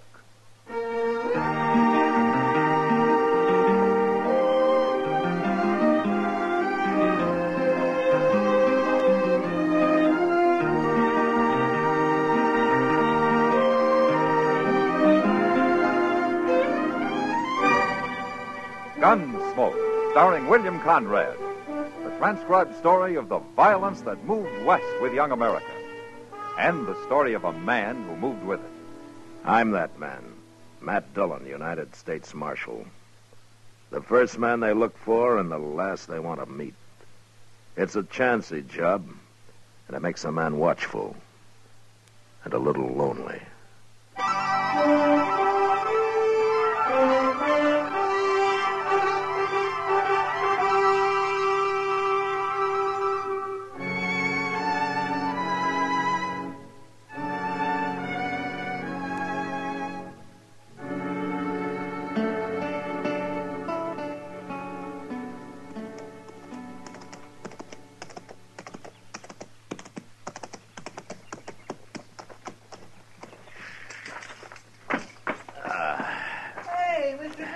What? Mr. Dillon, how are you? Hi, Chester. Well, sir, I sure am glad to see you back. Well, it's good to be back, Chester. My, you've been gone over a month. That's 6 weeks to be exact. Gracious, you sure must have covered a lot of territory. Well, I'll tell you all about it later. What's been going on here? Oh, nothing much, I guess. You know how Dodge is. Things are just about the same. They are, huh? Mm-hmm. What about that new sign over the Long Branch there? New sign? Oh, my goodness, Mr. Dillon, I plumb forgot. That happened the week you left. Sam Noonan and Kitty Russell, proprietors. Ain't that the doggonest thing you ever heard of? They're partners now, Mr. Dillon. Miss Kitty bought a half interest in the place, and her and Sam's running it together. Well, where'd Kitty get the money? Well, you know, Miss Kitty, she never spends much, and she's been saving it for years and years. I guess it mounts up. You save money that way. Yeah, you ought to go in and say hello, Mr. Dillon. Miss Kitty's been waiting real proud for you to get back. Well, I'd like to. If you'll put my horse up for me. Well, sure will. Okay. I'll see you at the office later. All right, sir.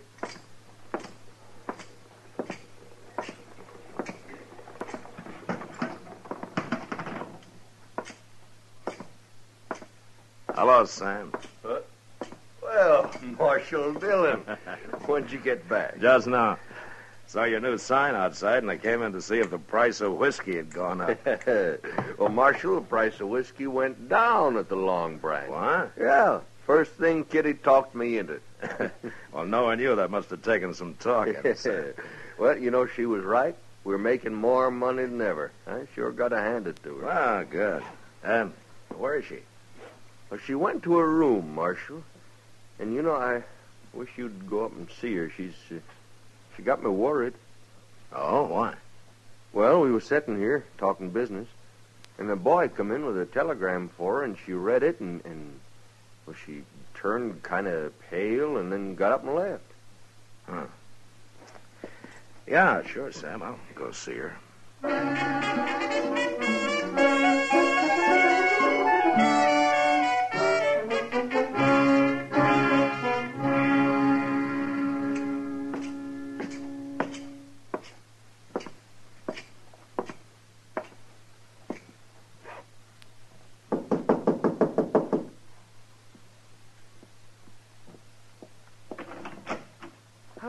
Matt. Hello, Kitty. Oh, come in. Thank you. I just got back. I thought I'd come around and congratulate you. Oh, well, thanks. Kitty. Huh? Sam told me about the telegram. If there's anything I can do to help. Oh, Matt, you got it all wrong. Sam, too. It's not bad news. Oh? Well, I'm glad to hear that. It's my father, Matt. What? My father, Wayne Russell. He's coming here to Dodge tomorrow. Well, I thought your father was lost. Well, he has been. I've never even seen him. He left my mother in New Orleans a few months after I was born. Yeah, I know. He was a gambler, Matt. He worked the riverboats. Mother always said he was a very charming man. Funny thing is, she never held it against him, his deserting her. She just accepted it as the way he was. a strange sort of way, she was proud of him. Well, how do you feel about him, Kitty? Same as my mother, I guess. He's coming tomorrow, you say, huh? Matt, will you go to the depot with me to meet him? Like I say, I'm real happy about it. But I feel kind of scared.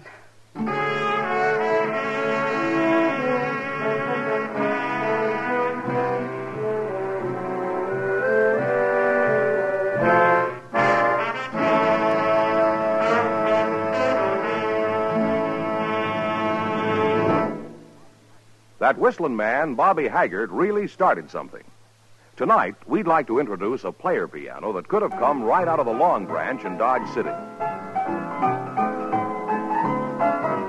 Packs more pleasure, packs more pleasure. Chesterfield packs more pleasure because Chesterfield's more perfectly packed. The more perfectly packed your cigarette, the more taste and mildness are released for you.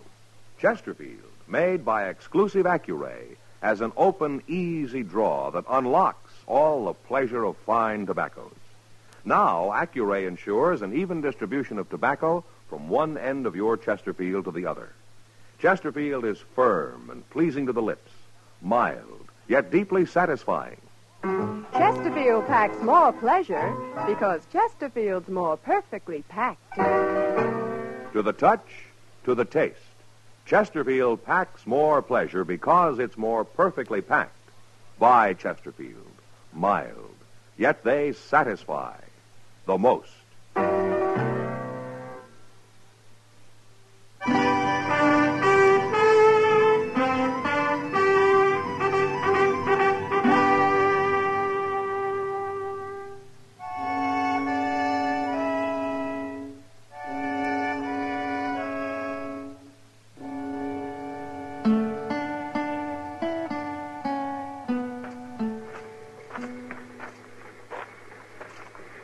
Matt, you really think he'll be on it?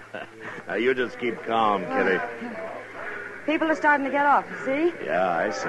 Oh, I just thought of something. What? Well, I recognize him. I don't even know what he looks like.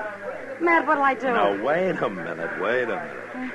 Ah, here comes Chester with somebody now. Oh, you think that's him? Well, he's about the right age. Yeah. Gray hair.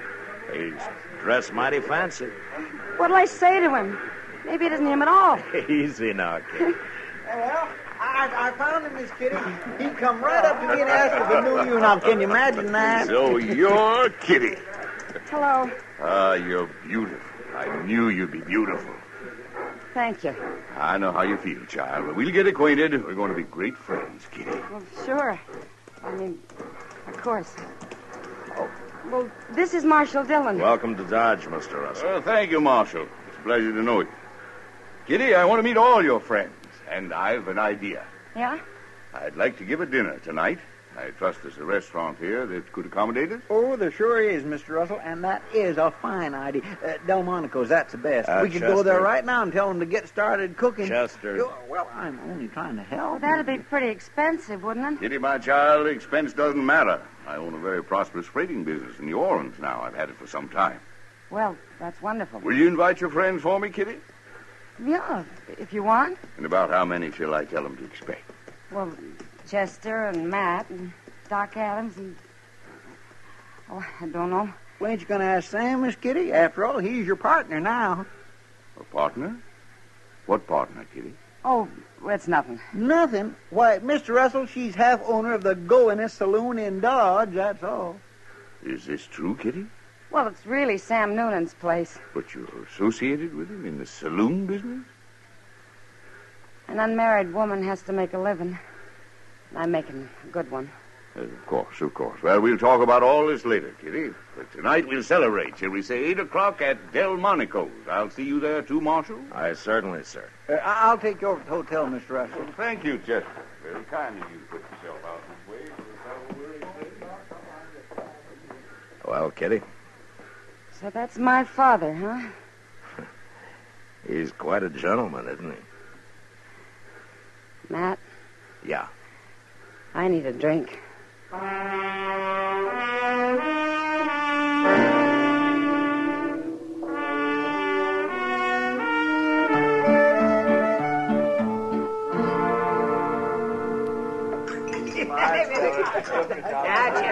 Chester, you've had just about enough.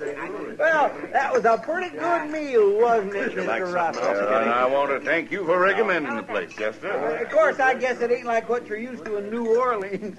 Miss Kitty's told me about how good they eat down there, ain't you, Miss Kitty?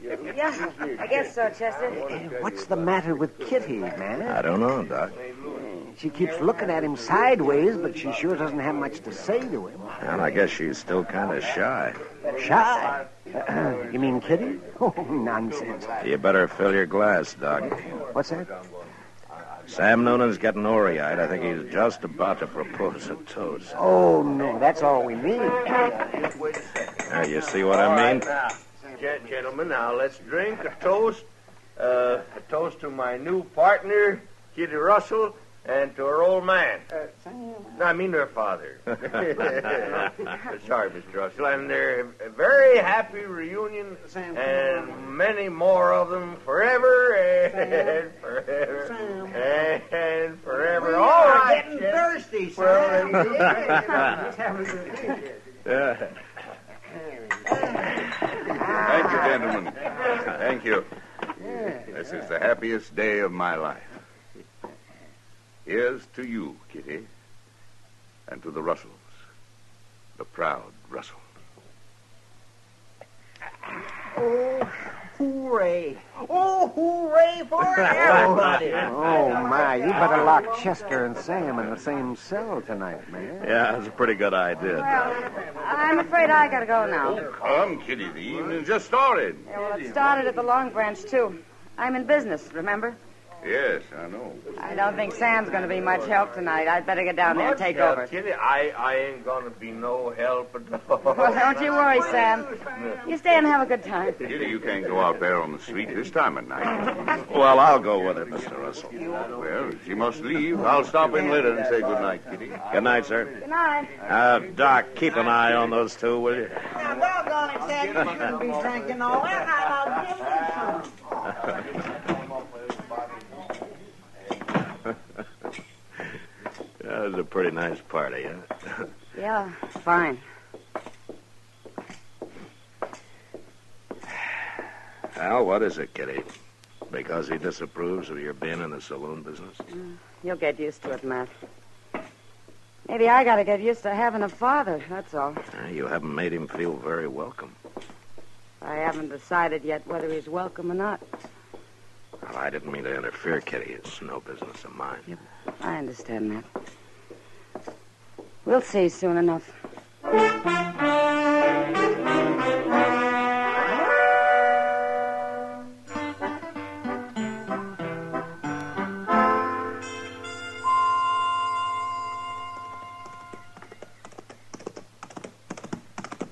Well, that's a good-looking horse Chester's riding, man. He's thinking of buying it, Doc. Buying it, buying it. With what? That horse will be as old as Methuselah before he closes the deal. Well, that could be. Isn't that Kitty and her father coming out of the bank? Yeah. She treating him as cold as ever, man? It's been 2 weeks, and she hasn't changed a bit toward him, as far as I've noticed. Yeah. Well, she's waving to you.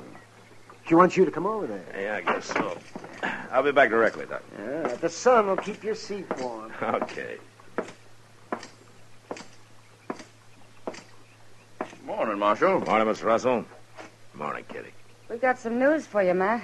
Oh? Good news, Marshal. Matt, we've been talking to Mr. Botkin, and he'll buy my share of the Long Branch anytime for cash. You mean you're thinking of selling out? Tomorrow morning, just before we leave. Just before you leave? I'm going back to New Orleans, Matt. I'm going to take my money and put it into my father's freight business there. Makes sense, Marshal. Kitty and I should be together. Besides, the saloon business is no place for a lady. I can see that now. I've had to learn a lot in the last couple of weeks, Matt. Yeah, I guess you have. Well, if you're going to get packed, you better start, Kitty. I am, right now. I'll see you at supper. Fine. I'll go over to the depot and see the Santa Fe agent about our tickets. I'm a proud man today, Marshal, a proud and happy man. Now, if you'll excuse me.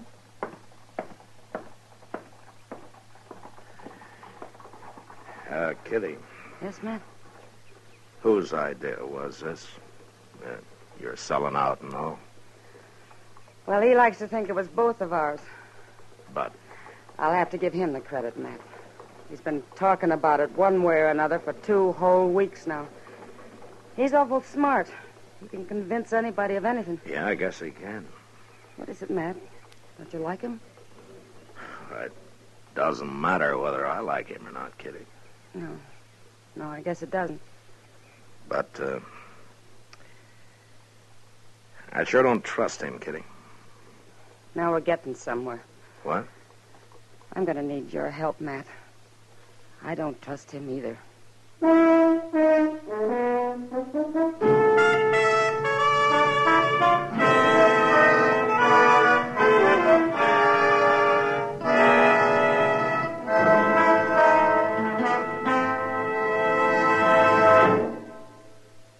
Where are you listening to Gunsmoke? In your kitchen? Getting ready for Sunday supper? Maybe in your living room, relaxing? Or out driving? Say, be sure and watch the road. But remember, there's pleasure ahead when you smoke Chesterfield. When you satisfy yourself with Chesterfield's better taste and mildness. It stands to reason. A cigarette made better and packed better smokes better, tastes better. And Chesterfield is more perfectly packed by Accuray. This electronic miracle removes human error in cigarette manufacture. So Accuray Chesterfield is firm and pleasing to the lips, mild, yet deeply satisfying. Yes, Chesterfield gives you something no other cigarette can give you. Chesterfield packs more pleasure because Chesterfield's more perfectly packed. To the touch, to the taste, Chesterfield packs more pleasure because it's more perfectly packed. By Chesterfield. Mild, yet they satisfy the most.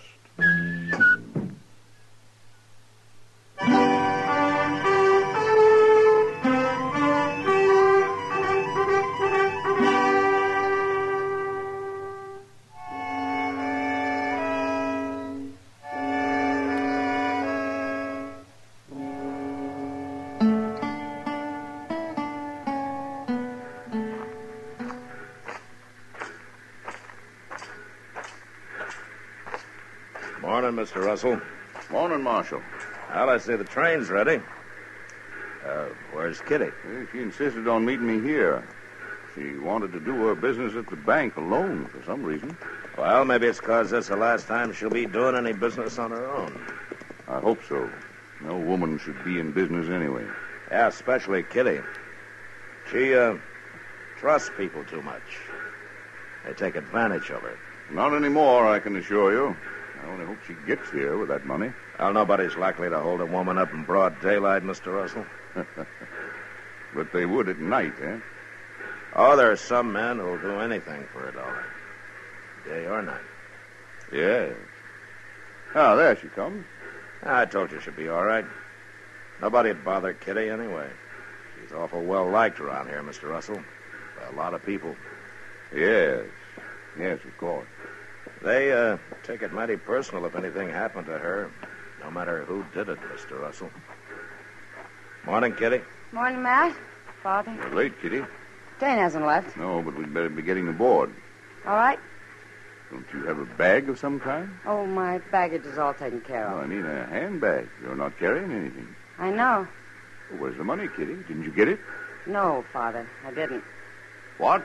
I changed my mind the last minute. What do you mean? I decided to leave it here in the Long Branch with Sam Noonan. It's a good investment. I can always come back for it. Now, look here, Kitty. I'm deciding things for you Well, from we'll now talk on. about it on the train. No, we're not leaving till you get that money. Which is it you want, Father? Me or the money? There isn't a question of that. Now, you do as I say. You haven't changed a bit. What? Mother always said you'd never change, and she was right. Don't tell me you're running a freight business in New Orleans. That's enough. Easy, Mr. Russell. You stay out of this, Marshal. You're just another man to me, Father. And a crook besides. Kitty, you're going to be sorry for this. I'd be a whole lot more sorry if I let you steal my money. All right, Kitty, all right. I think he understands now. You're in this together. Mr. Russell, you played it pretty smart so far. Don't disappoint us now. You see it through. Don't make me throw you in jail. Just play it all the way, Mr. Russell. You can do it. Please, Father, get on the train. Leave me at least that much pride. Yes, I think so. Goodbye, Kitty. Bye. Marshal. Goodbye, sir.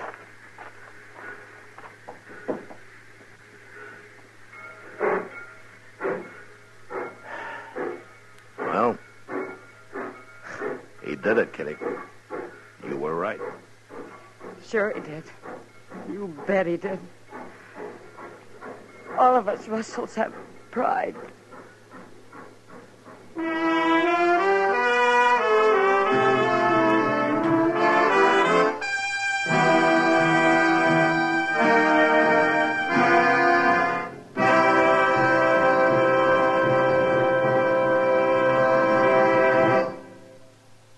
In a moment, our star, William Conrad.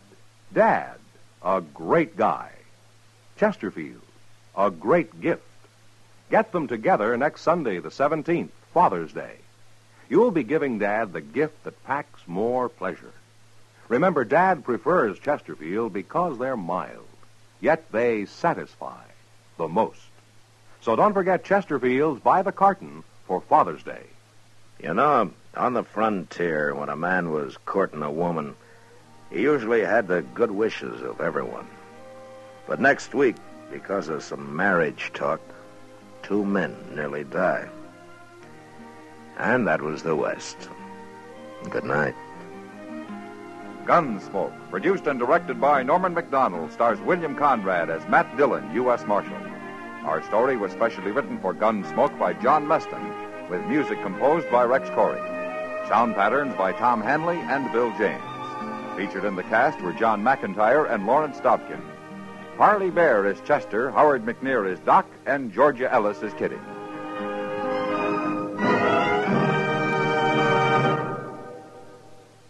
Live modern. Smoke L&M. Live modern. Change to L&M. Yes, have an L&M. No other cigarette you can buy, plain or filter, gives you the full, exciting flavor you get through the pure white L&M Miracle Tip. Through the modern Miracle Tip, L&M tastes richer, smokes cleaner, draws easier.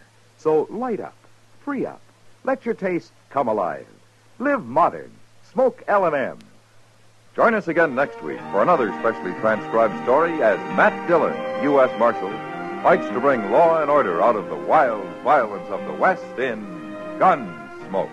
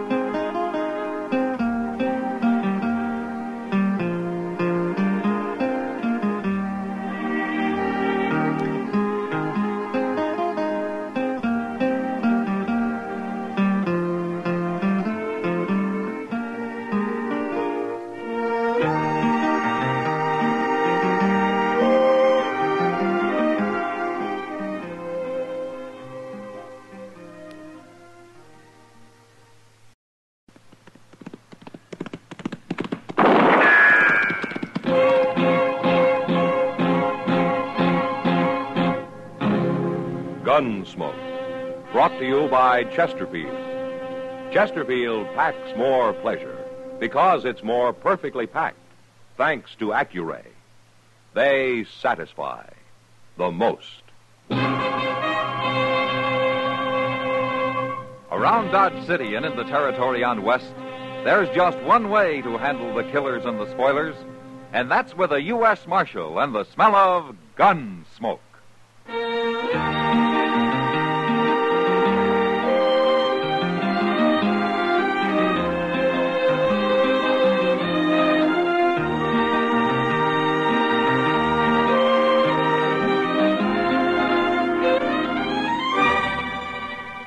Gunsmoke, starring William Conrad. The transcribed story of the violence that moved west with young America. And the story of a man who moved with it. I'm that man, Matt Dillon, United States Marshal. The first man they look for and the last they want to meet. It's a chancy job, and it makes a man watchful and a little lonely.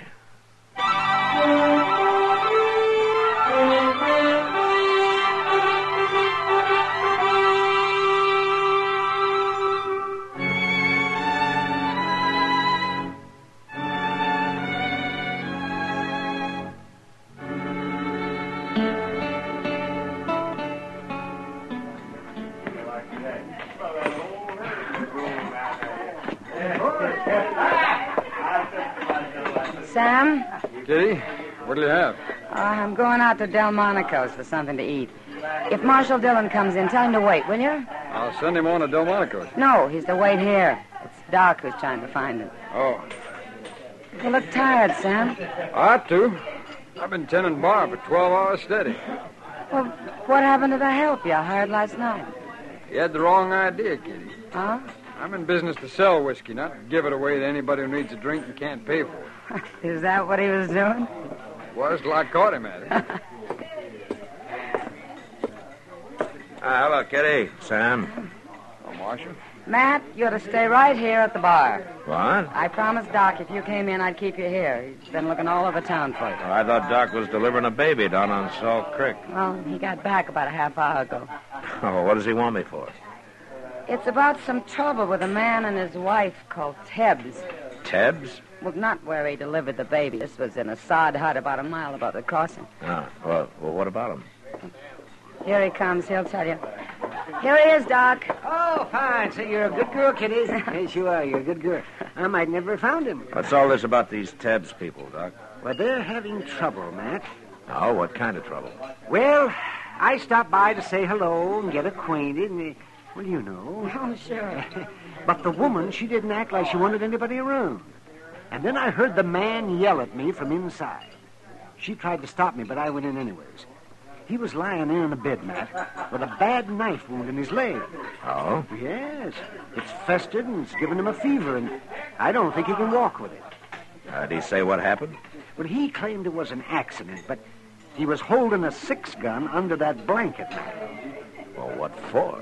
For his wife. He's scared to death of her. I think she knifed him, and I think she's waiting for a chance to finish him off. You better get down there, Matt. Maybe too late already.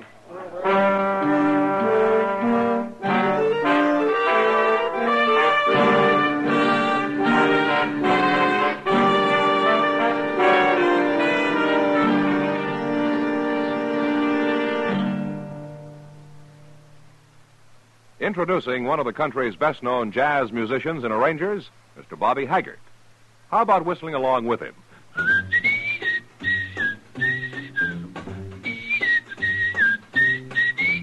Packs more pleasure, packs more pleasure. Chesterfield packs more pleasure because Chesterfield's more perfectly packed. The more perfectly packed your cigarette, the more taste and mildness are released for you. Chesterfield, made by exclusive Accuray, has an open, easy draw that unlocks all the pleasure of fine tobaccos. Now, Accuray ensures an even distribution of tobacco from one end of your Chesterfield to the other. Chesterfield is firm and pleasing to the lips, mild, yet deeply satisfying. Chesterfield packs more pleasure because Chesterfield's more perfectly packed. To the touch, to the taste, Chesterfield packs more pleasure because it's more perfectly packed. By Chesterfield, mild, yet they satisfy the most.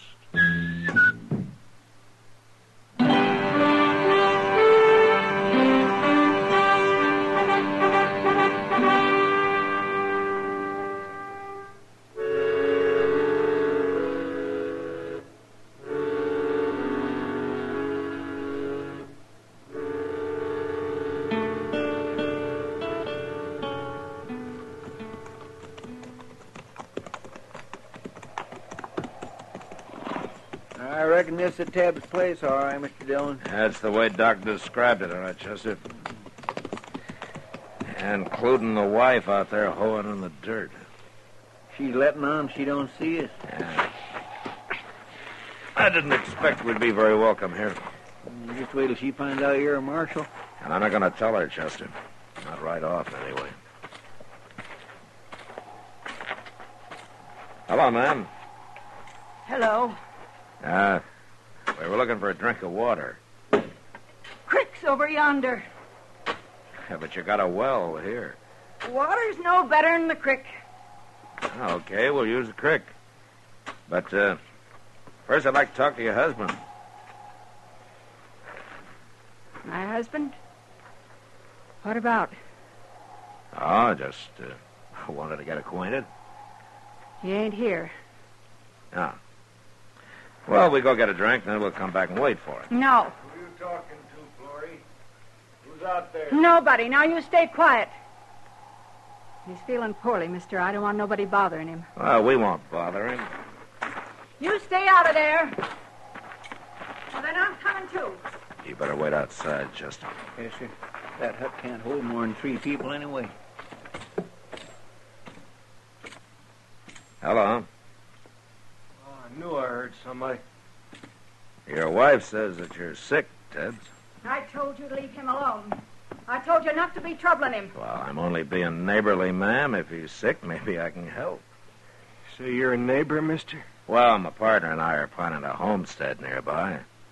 As soon as we can decide on a good piece of land. Now, you get it staked out, then you come see us, mister. Everything will be fine then. Now, Florrie, don't be that way.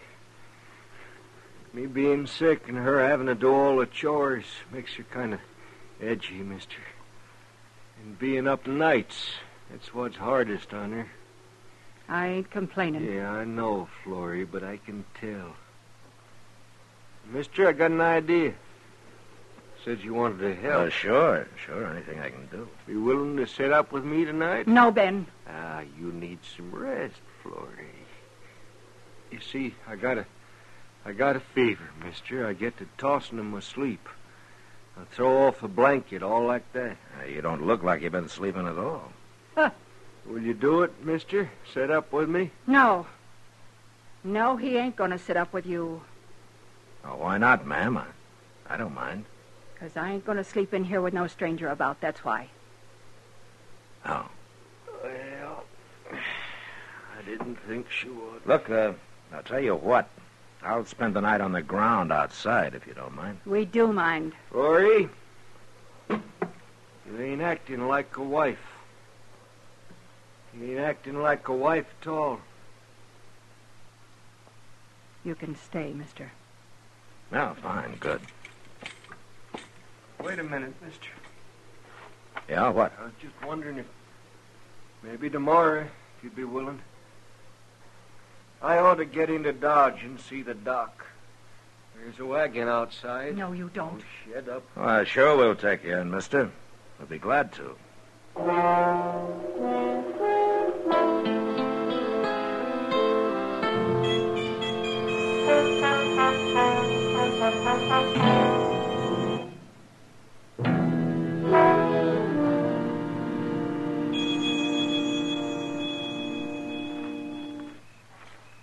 We really going to drive him into Dodge tomorrow, Mr. Dillon? Yeah, we better. Well, why don't she want him to go? Well, I guess Doc was right, Chester. She put a knife in him, and now she's trying to finish him off. Well, if he's got a 6-gun under his blanket, why don't he just shoot her? Then who'd take care of him, feed him? He's getting more fever every day, and he can hardly walk anyway. Well, he sure can't last much longer, with him staying awake, trying to keep an eye on her all the time. Yeah. Chester, I think I'm going to go in there and tell him who I am and load him into a wagon tonight. This has gone on long enough. I reckon you better, Mr. Dillon. Yeah.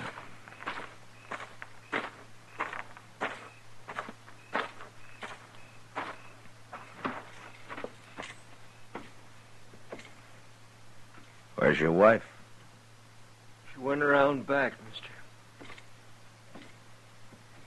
Look, Tebbs. I'm going to take you into Dodge tonight. You are? Oh, that'll be fine. Oh, except for Florida. You want to tell me what's going on here? What do you mean? I'm not a homesteader, Tibbs. I'm a U.S. Marshal. Huh? That's right. And I'm going to take you into Dodge, Flory or no Flory.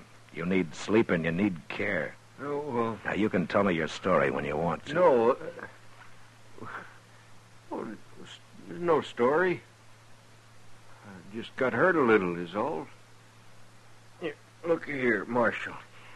You got to understand, Flory.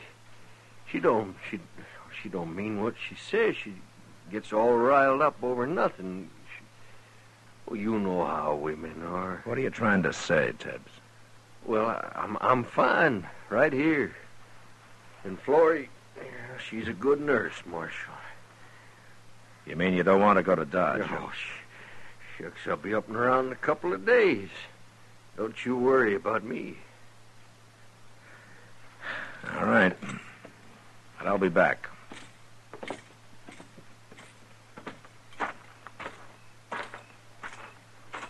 Chester. Chester. Get your hands up and turn around, Marshal. She's got a shotgun, Mr. Dillon. And I'll use it, too. She was listening at the window. Now my hands are up, Flory. I'm taking your gun. She got my gun, too, Mr. Dillon. You're making a bad mistake, Flory. I won't have you nor nobody else meddling where you don't belong. Now get your horses and ride out of here. All right. But we'll be back. I'm going to be sitting right by that door, Marshal. First thing I see or hear gets a load of buckshot. It won't be us, Flory. But we'll be close enough to hear if you do shoot somebody.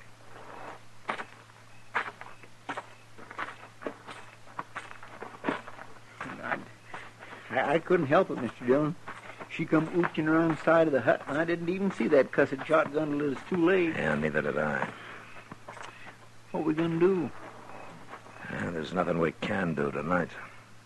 But tomorrow in the daylight, we got our rifles. We'll think up some tricks for her.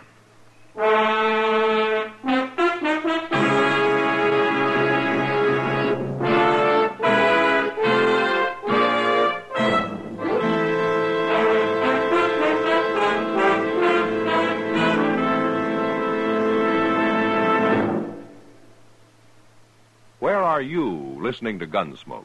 In your favorite easy chair? Or out driving? Oh, there you are.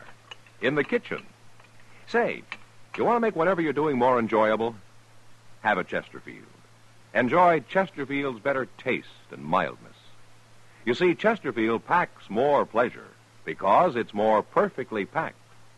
A more perfectly packed cigarette gives you an open, easy draw that unlocks all the better taste and mildness of fine tobaccos. And Chesterfield, made by exclusive Accuray, is more perfectly packed, with an even distribution of tobacco from one end of your Chesterfield to the other. Firm and pleasing to the lips, mild, yet deeply satisfying. Remember, to the touch, to the taste. Chesterfield packs more pleasure because Chesterfield's more perfectly packed. Buy Chesterfield. Mild, yet they satisfy the most.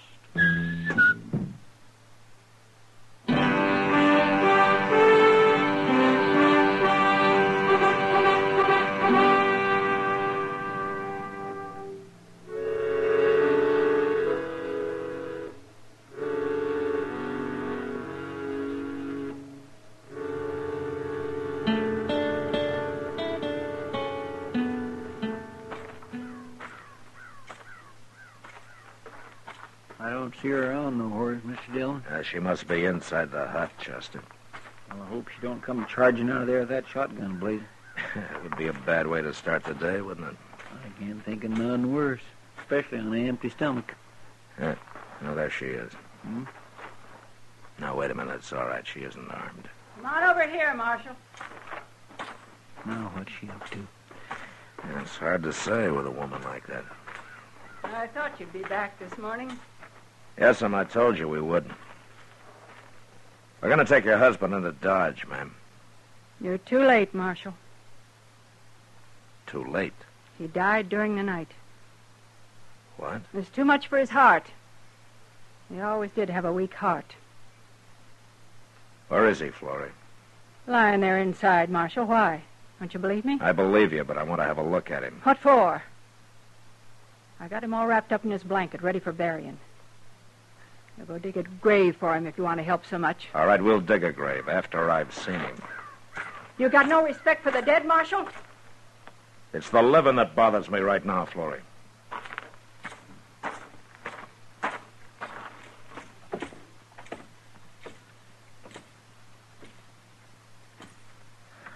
I'm going to have a look at him now, Florrie. You're no better than a coyote, Marshal. You don't have to watch. Oh, go ahead. I don't care.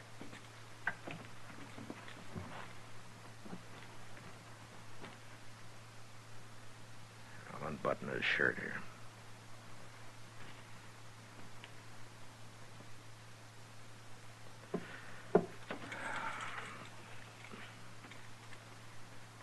All right, what did you use, Florrie? Use? For what? I might have known he couldn't stay awake forever. He fell asleep and you stabbed him in the heart with a needle or something. That doesn't show much, does it? All right, I'll tell you. Don't matter none anyway. I killed him. Why would you want to kill your husband, Florrie? My husband? He wasn't my husband. He killed my husband, Marshal. We never seen him before. He rode by here and started trouble. Over me it was. My husband pulled a knife, but he shot him. And I swore I'd kill him for it, and I did. Why didn't you explain all this to Doc Adams when he was out here? Or to me last night? And let you take him and hang him? I had to kill him myself, Marshal. It's a promise I made my husband while he was dying. And I'm going to have to arrest you. You can't do nothing to me for this. You murdered a man, Florrie. You're wrong, Marshal. You just admitted it. Well, I ain't doing no more talking. You take care of him, and we'll go into Dodge. But I won't be in jail long, you'll see.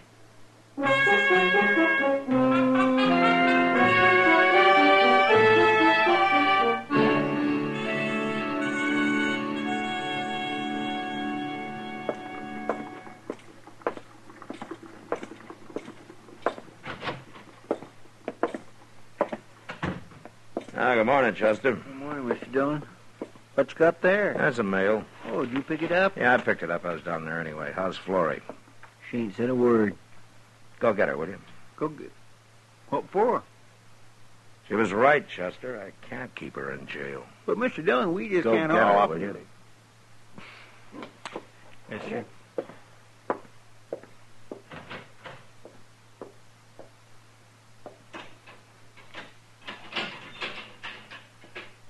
All right, come on out, Florrie. You turning me loose? Not me. Mr. Dillon is. About time. Morning, Florrie. Not much of a jail you got, Marshal. Well, it's not strong enough to hold you. Of course it ain't. Florrie, the man you killed, you told me you've never seen him before, huh? I never had. What was his name? George Bassett. What else did you know about him? He was wanted. Dead or alive. He was wanted? I got a circular on him in the mail, Chester. It's there on my desk. A circular? Well, forevermore. How did you know he was wanted, Florrie? He said so. Now, that's hard to believe. Now, he told me. When he was bothering me.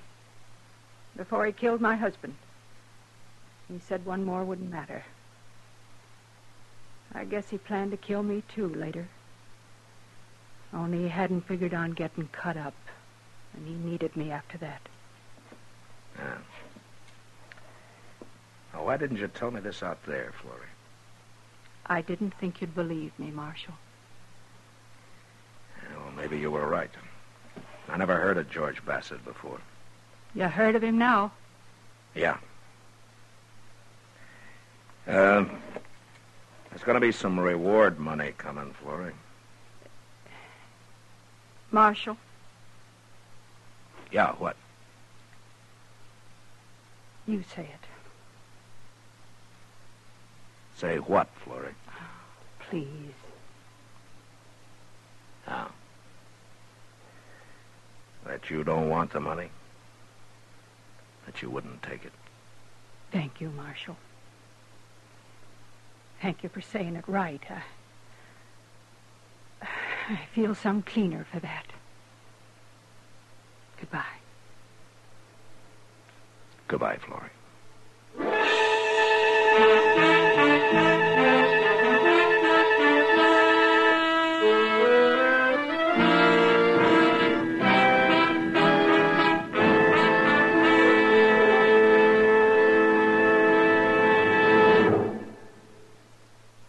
In a moment, our star, William Conrad. Chesterfield packs more pleasure because Chesterfield's more perfectly packed. Chesterfield, made by exclusive Accuray, packs more pleasure because it's more perfectly packed. Unlocks all the pleasure of fine tobacco. Chesterfield packs more pleasure because Chesterfield's more perfectly packed. Firm and pleasing to the lips. Chesterfield. Mild. Yet they satisfy the most. You know, on the frontier, almost anybody who had a few dollars could open a bank of his own. And by the same token, anybody who had a gun could try to rob it. And next week, a man does. And that was the West. Good night.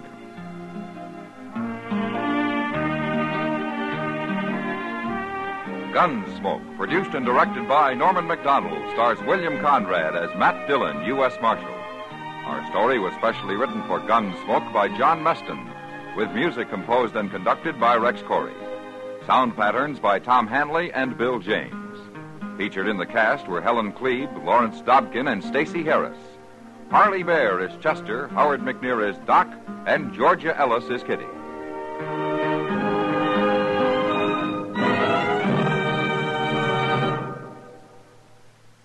Smokers, this is it. L&M filters. So good to your taste, so quick on the draw. Make today your big red letter day, your L&M red letter day. Superior taste and filter, it's the miracle tip. Make today your big red letter day. Change to L&M today. L&M, so good to your taste. So quick on the draw. Get L&M today. Relax with L&M. So good to your taste, so quick on the draw. Join us again next week for another specially transcribed story on Gunsmoke.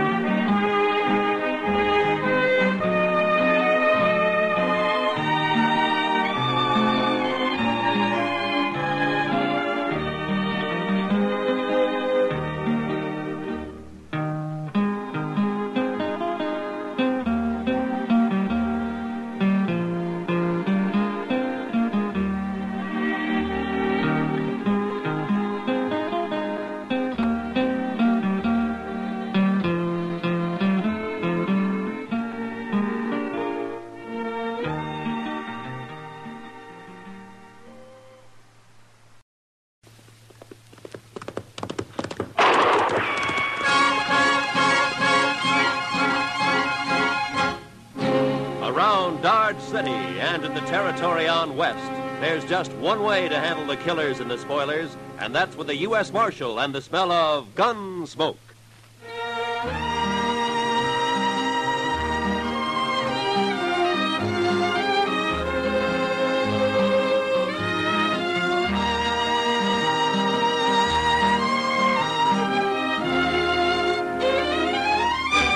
Gunsmoke, starring William Conrad.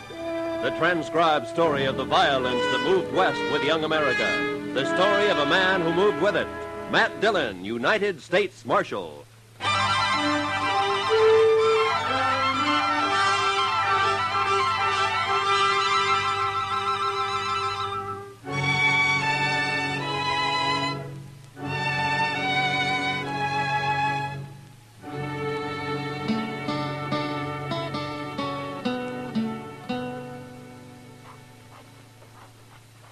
goodness, Mr. Dillon, come over here at the window and take a look at this fella. I'm busy, Chester. Yes, sir, I know, but you just gotta.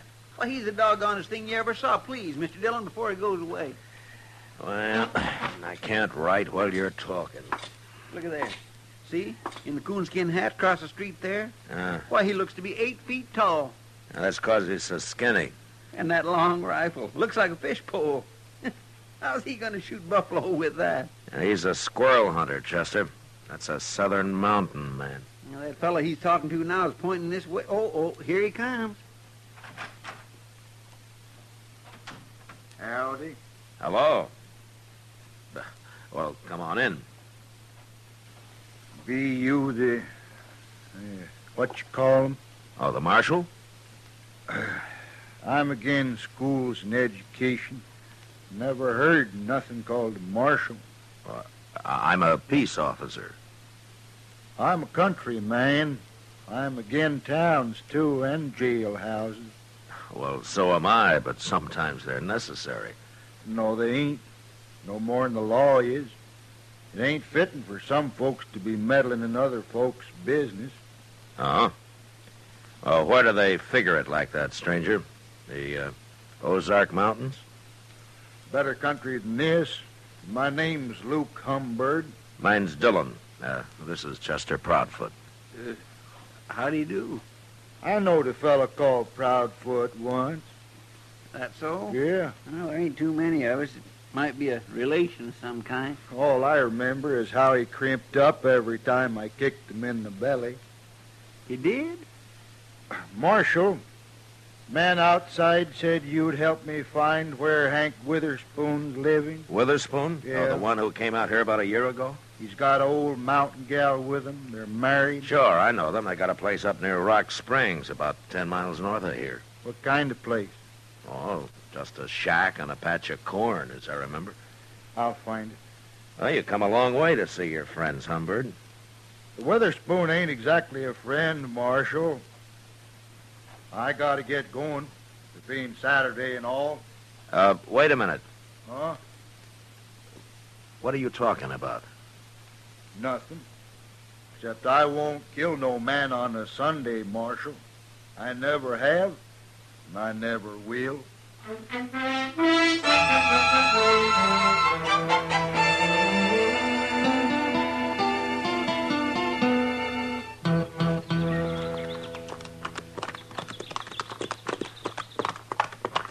You think Humbird meant what he said, Mr. Dillon? He's too mountain simple to lie, Chester. Yes, sir. Hey, look, there's Miss Witherspoon now, out in the corn patch. Yeah, I guess it'd be polite to stop and say hello to her first. Come on.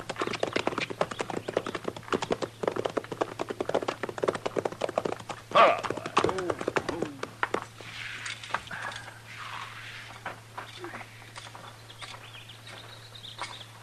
Hello, Miss Witherspoon.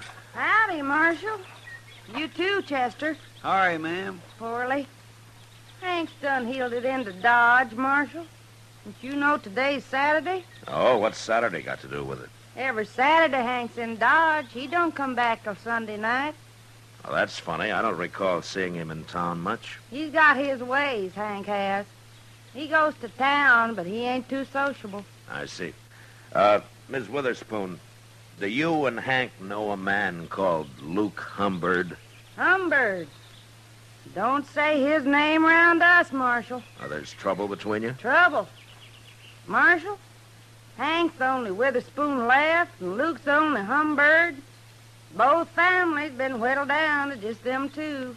Oh, a feud, huh? Their grandpa started it. Now there's only one man left on each side. Well, don't you think it's gone far enough? Hank or Humbird. Either one of them could call it off, only they're both too muley for that. Well, didn't Hank come out here to, get away from it? Course not. He's always talking about going back long enough to kill Luke Humbird. How'd this feud start, ma'am? Well, they say Hank's grandpa stopped by the Humbirds one day, and they asked him to sit and eat. He did. Dinner was slow cooking, and he got to hollering about it. Sat there pounding on the table with his knife just a faunching and as slavering for his victuals until Luke Humbird's grandpa, he took offense and told women not to feed him at all. He went off mad. They've been feuding ever since. Well, forever. You mean they're still fighting over that? Course they are. Where'd you see Luke Humbird? Oh, he was in Dodge asking about Hank. That's bad, Marshal. Hank don't even know he's around. Well, that's why I came out here. Hank ought to be told. He's better shot than Humbird any day. Look, Miss Witherspoon, the law doesn't recognize a feud as justification for murder. If one of them kills the other, he's going to hang for it. I never heard tell of no such law, Marshal. You're making that up. No, it's true, Miss Witherspoon. I've warned Humbird, and I'm going to warn Hank. They'll shoot you start meddling. These people just don't understand nothing, Mr. Dillon. I'm worried about Hank. He'll be drunk soon as it's dark. Oh, well, I'll find him. Goodbye, ma'am. You better find him, Marshal. He'll get killed, sure, if you don't. Yeah. Come on, Chester.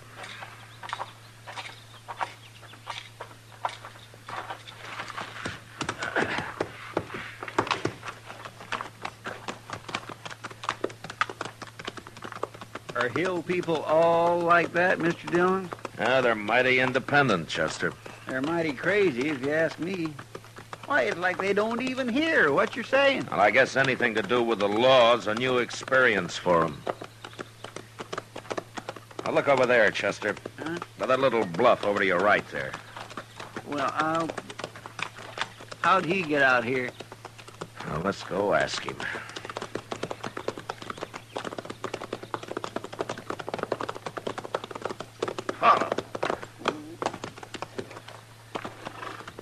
Hello, Humbird. That Witherspoon's place, Marshal? You don't care whether you hang or not, do you? For shooting the Witherspoon? For shooting anybody. Marshal, you're getting downright contrary. Humbird, why don't you take that squirrel rifle and go on back home? 'Cause it ain't no squirrel rifle, that's why. This here is a human rifle, Marshal. Oh, there's no use even talking to him, Mr. Dillon. Where's your horse, Humbird? How did you get out here, anyway? I come afoot. I don't need no horse to travel by. You mean you walked all the way from the Ozarks? 'Tain't far.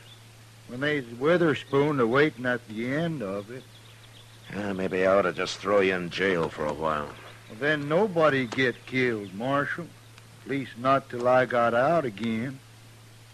But you're being awful meddlesome. I gotta get closer to that house. So long. Now, don't worry. I don't aim to shoot his old lady. Mr. Dillon? Yeah. Maybe it'd be better if you just let them shoot each other and have done with it. Don't tempt me, Chester. Well, let's go find Witherspoon.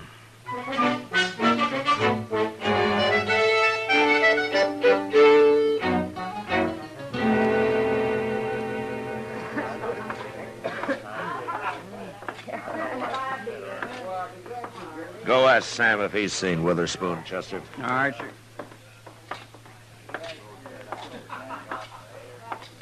Hello, Matt. How are you, Kitty? Well, things have been pretty quiet around here for a Saturday night. Well, I'm not complaining about it. The Santa Fe agent told me there's a big Texas herd due to be shipped out of here in a couple of days. Well, those boys will liven things up for you. For you, too, I expect. Where you been, Matt? It's pretty near midnight. Kitty, I've been trying to stop a feud. A feud? Yeah. What kind of feud? An old one.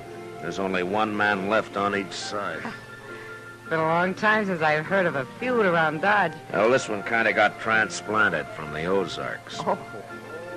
Say, don't tell me that crazy Hank Witherspoon's mixed up in it. I've been trying to find him all evening. You know where he hides out? I bet you $1 he's right out back, Matt. What? Regular as clockwork. Every Saturday night he comes in carrying a long rifle and buys a bottle of corn from Sam and takes it out back and drinks it. All alone, as far as I know. He just sits there, looking at the moon and drinking his whiskey. Never causes any trouble, eh? Oh, no wonder I never see him around. Mr. Dillon? Yeah, I know, Chester. Kitty just told me. Go see if he's there. Bring him in, will you? Yes, sir. Who's he feuding with, Matt?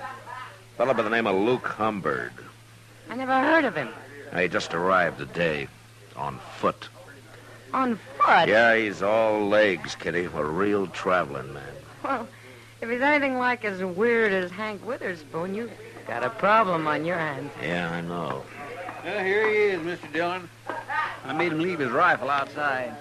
Hello, Hank. What do you want with me, Marshal? I don't like it all cooped up in here. Hank, Luke Humbird is looking for you. Birds and the Witherspoons been looking for each other nigh on to 40 years, Marshal. They most all got found.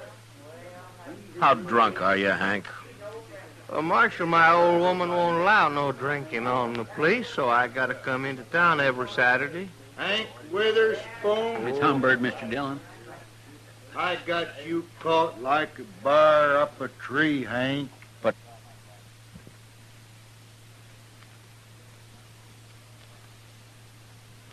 down that rifle, Humbird. You're going to kill me. I ain't even got my gun. Put it down, I said. Get out of the way, Marshal. I'll shoot you, too, if you don't. Now, you listen to me. Hey, wait a minute, everybody. I just thought of something. Why don't all you folks stop meddling in this? It's after midnight, Humbird.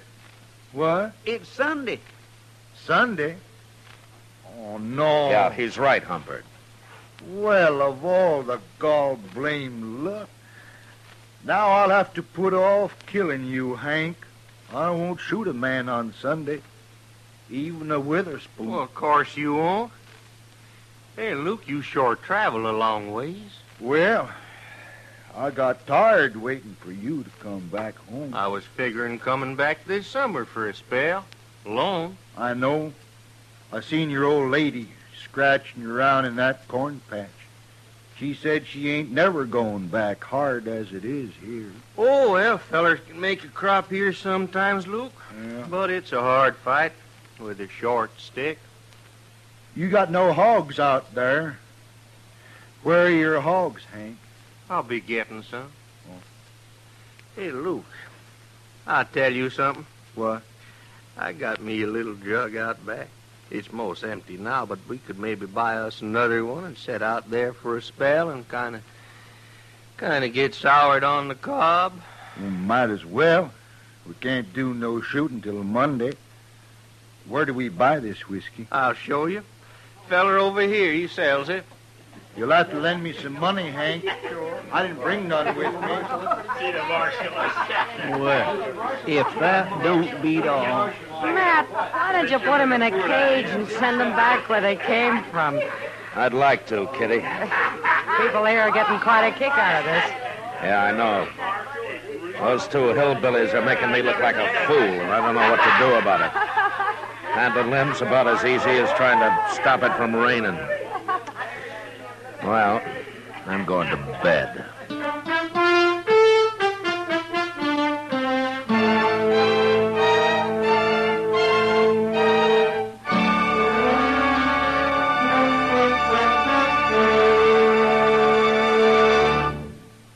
We will return for the second act of Gunsmoke in just a moment. But first, Listen, Young Lovers is the title of Monday night's drama on Suspense on CBS Radio, starring Robert Wagner and Mona Freeman. Don't miss Suspense and one of its greatest productions, Listen, Young Lovers, on most of the Stars Address stations Monday night. Now, the second act of Gunsmoke.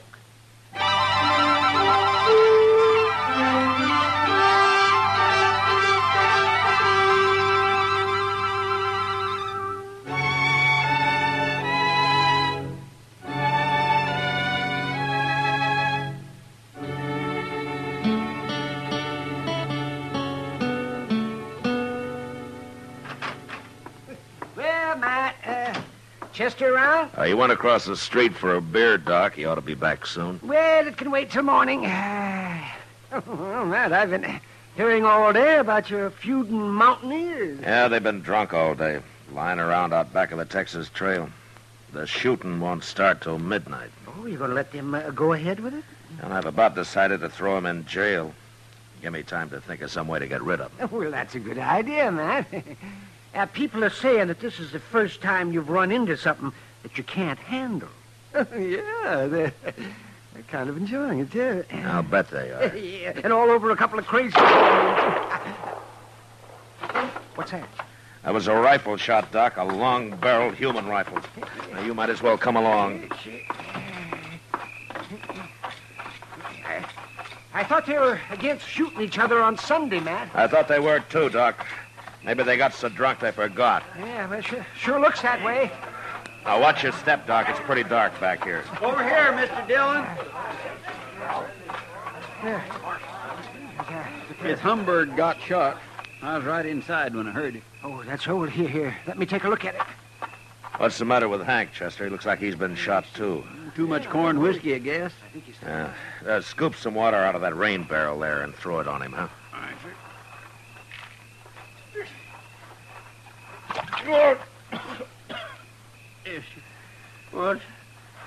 What's that you're doing now, Lou? Give him some more, Chester. Okay. Oh! Hey, now, stop that, I tell you. You're making me all wet. Say, Matt, this man over here is still alive. Let's get him over to my office. Give Doc a hand there, a couple of you men, huh? Luke, huh? Where at's my rifle? I got your rifle right here, Hank. Did you shoot him, Hank? Well, sure. I was aiming to, I guess. How could you shoot him if you were passed out? Well, I don't know, Marshal. We got pretty drunk. I thought neither of you'd shoot a man on Sunday. Well, no, of course not. Why did you, then? You mean it's still Sunday? Hank, I don't believe you did this.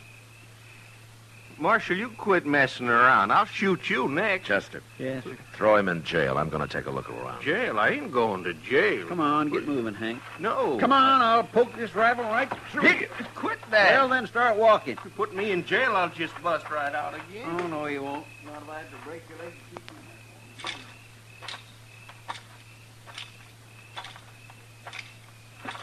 you. Who's that? All right, hold it right there. Hold it or I'll shoot. All right, that's better. Now get your hands up.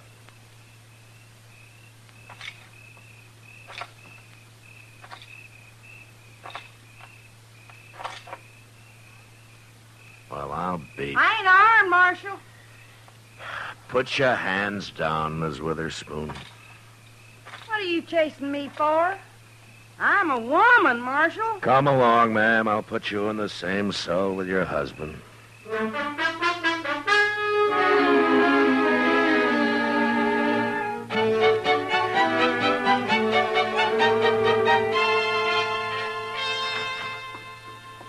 Well, I just give them their breakfast, Mr. Dillon. Hello, Doc. Morning, Chester. How's Luke Humbird doing? Well, I was just telling Matt. It's like shooting a bullet through water with that man. Oh, he's not about to die. Yeah, that's good news, I guess. Well, I'm going to talk to the Witherspoons. You two waiting here, huh?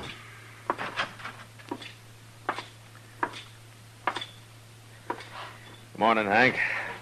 Ma'am. Morning, Marshal. You come on out to our place someday, Marshal. I'll cook you a better breakfast than you give us here. Thanks, ma'am. But it might be a long time before you go home. I've been trying to explain things to Hank, Marshal. Oh? He's still arguing he shot Luke Humbird. But even he don't believe it. You're admitting that you did? Of course I did. You know it. Hank is too drunk. Humbird's all right. He's going to live. But you'll still have to stand trial for attempted murder, Miss Witherspoon. Judge ain't gonna do nothing to a woman. What'd you go do it for anyways? Feuding is a man's job. I got to thinking, that's why. I'm worrying.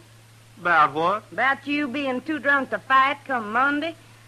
And when I seen you laying around out back there, I knowed I was right, so I took your rifle and shot him. Don't you know if you'd killed Humbird and I hadn't caught you, Hank would hang for this? You're still saying that, Marshal. Oh, don't pay him no mind, woman. Hey, Marshal, when you gonna let me out of here? So you can go shoot Luke Humbird? No, you're staying here, Hank. You can't keep him locked up, Marshal. Yes, I can. No. It's all a mistake. I didn't have to shoot Luke at all. What? Well, the reason they got so drunk was they was celebrating. Celebrating what? They decided to call the feud off, Marshal. Both of them at the same time. Luke Humberg's gonna come out, go to work for Hank, and he's gonna live on the place. They got it all figured out. They's too drunk to tell me.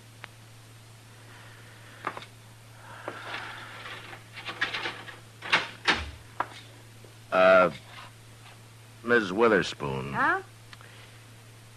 I'll go talk to the judge, if you'll do me a favor. Huh? Why, sure, Marshal. Go on home and take Hank with you, and I'll send Humbird out as soon as he's well enough to travel, and keep him out of Dodge. Will you? Please? Both of them? Sure, I will. Come on, Hank. Your drinking days is over.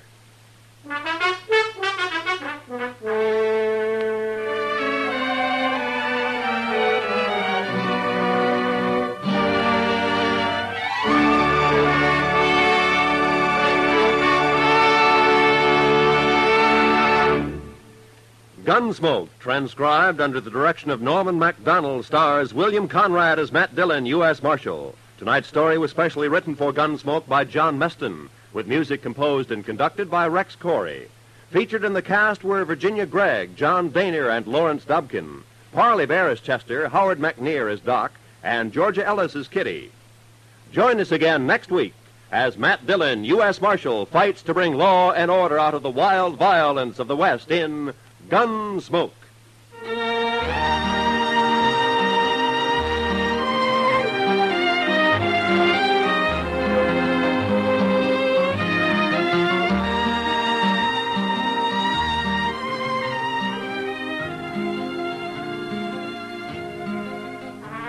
Here's a tip. Make it a safe, sane holiday weekend all the way. Let the drivers in Indianapolis take the only chances anyone takes this entire holiday weekend. And say, don't forget CBS Radio will bring you Memorial Day night, an exclusive program of Indianapolis thrills. That's Monday night on most of these same stations. Roy Rowan speaking. Lionel Barrymore's Radio Hall of Fame is great Sunday night drama on the CBS Radio Network.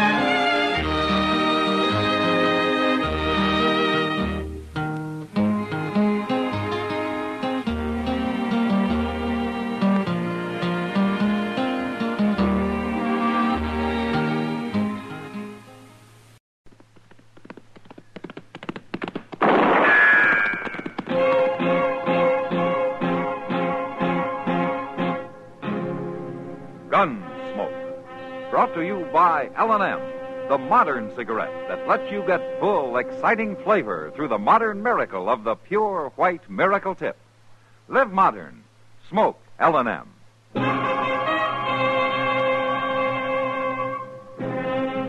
Around Dodge City and in the territory on West, there's just one way to handle the killers and the spoilers, and that's with a U.S. Marshal and the smell of Gunsmoke.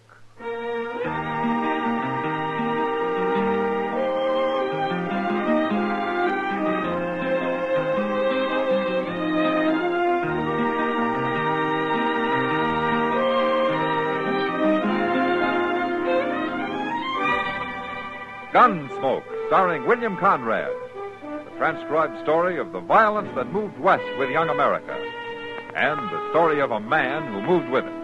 I'm that man, Matt Dillon, United States Marshal. The first man they look for and the last they want to meet. It's a chancy job, and it makes a man watchful. and a little lonely.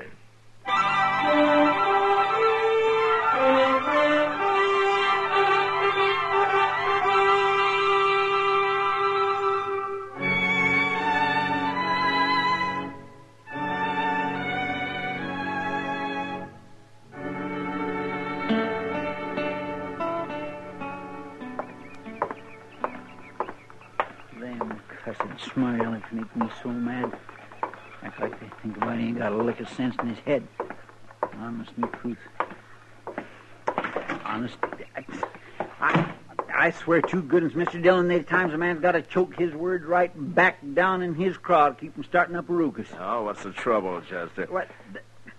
There's a fellow over at the Dodge House, a traveling drummer out of Baltimore, and you know what he said? Now what'd he say? He said they got a railroad train over there in England somewheres that goes 150 miles in 3 hours flat. Oh, is that so?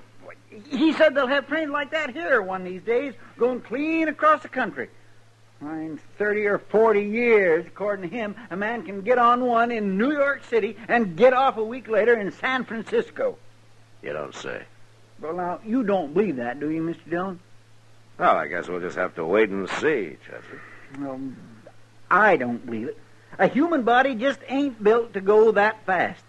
It'd get a man's innards all out of whack, choke him to death trying to breathe. Maybe. The good Lord wanted a man to go 50 miles an hour. He'd have put wheels on him. Well, yeah. Good morning, Matt. Chester. Oh, come on in, Doc. Oh, my, I just been at the livery stable, Matt. Well, what's the matter? Is Ma sick? No, it's old crowbait Bob. Moss Grimmick's been letting him sleep in the hayloft in return for helping with the chores. Yeah, I heard he has. Well, old crowbait took sick in the night sometime. He couldn't get up this morning. Well, what's wrong with him? Yeah, nothing that 30 years off his age wouldn't cure.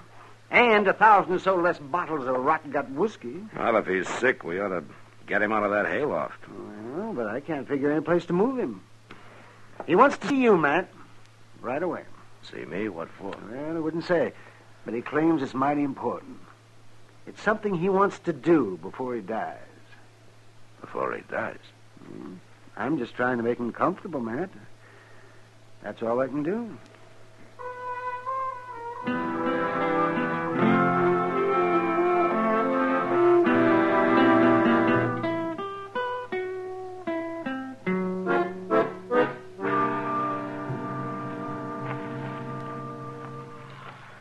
Well, as far as I'm concerned, Marshal, you're the only man in Dodge City that's worth a hoot and a holler.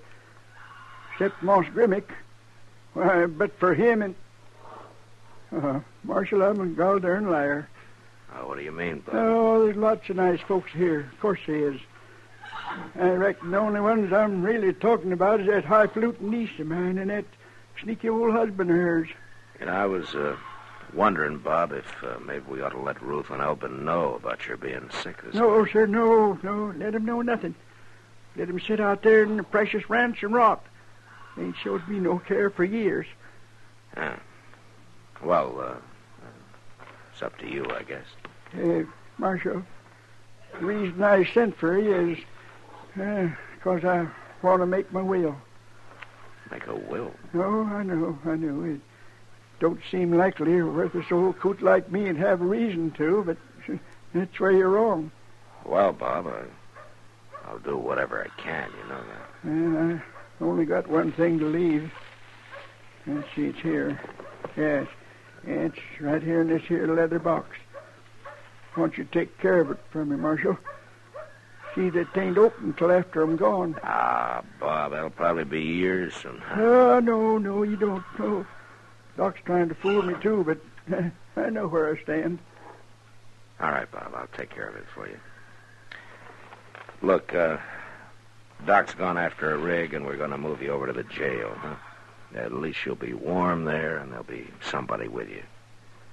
And I'll write up a will of some kind, and you can sign it. Yeah, I'm much obliged to you, Marshal.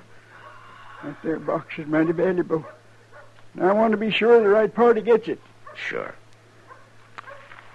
Who does it go to, Bob? It goes to Miss Kitty. What? Kitty Russell? Yep. Yeah, she's a fine girl, Marshal. Just a gol-darned angel, that's what she is. Just a gol-darned angel.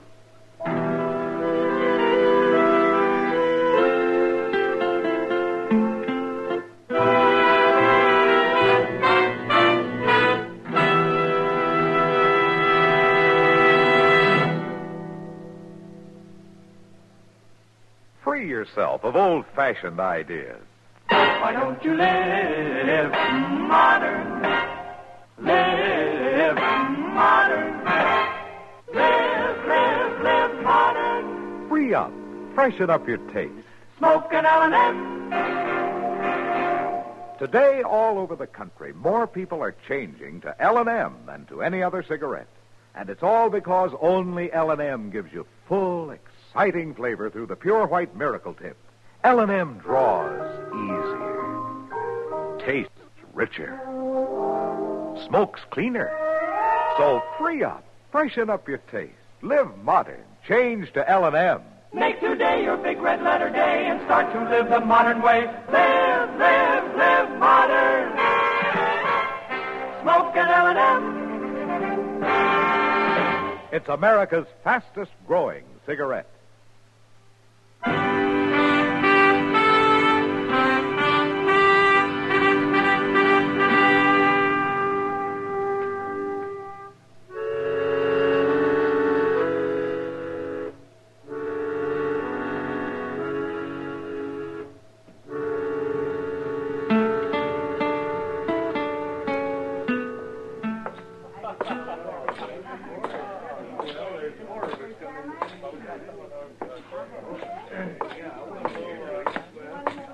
I've been looking for you, Matt. Hello, Kitty. How does it feel to be an heiress? Oh, stop it. That's all I've been hearing for the last 3 hours. How's the old man, Matt? We got him moved over to the jail, Kitty. Fixed up a cell for him, and Chester's staying there this evening to look after him. Must be terrible to know you're dying. Be all alone like that with nobody of your own. I asked him about sending for his niece, Ruth Gudler, and her husband, but he was dead set against that. And I don't blame him. Not the way they've treated him. Yeah. It seems like they might have done something for him. They could have found a place for him out there in the ranch. So he drank too much. Maybe he had a reason to drink. Yeah, maybe. Maybe he is worthless. But he never meant any harm to anyone. No. Probate's all right. I didn't know that you and him were so thick, though. I treated him like a human being, that's all. No. Good evening, Mac and Kitty. Hello, Doc. Well, Kitty, I hear you're about to inherit $1 million. That's foolishness, Doc. Old Bob never had 2 quarters to rub together. Never can tell now. Well, at least you get it, Kitty, whatever it is. Well, I wish he hadn't done it, Matt. I didn't expect any payment. Payment for what? Nothing. Forget it. Matt, you mean you didn't know? Didn't know what, Doc, Doc? you keep quiet Where now. do you think Crowbait's been getting his meals? I suppose Moss, the delivery stable, was feeding him. Moss has been letting him sleep there is all. Doc, if you don't... Why, Kitty's been feeding him for the last 2 years. Kitty, is this true? All right. What of it? They waste enough food here in a Long Branch to feed 10 men like him. Didn't cost me anything. It was just... Oh, come on, let's have a drink.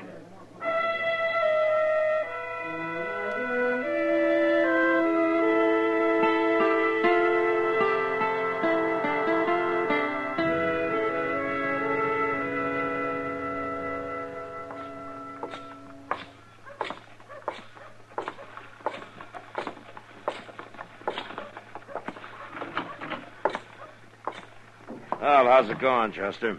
Fine, Mr. Dillon. We got visitors. No.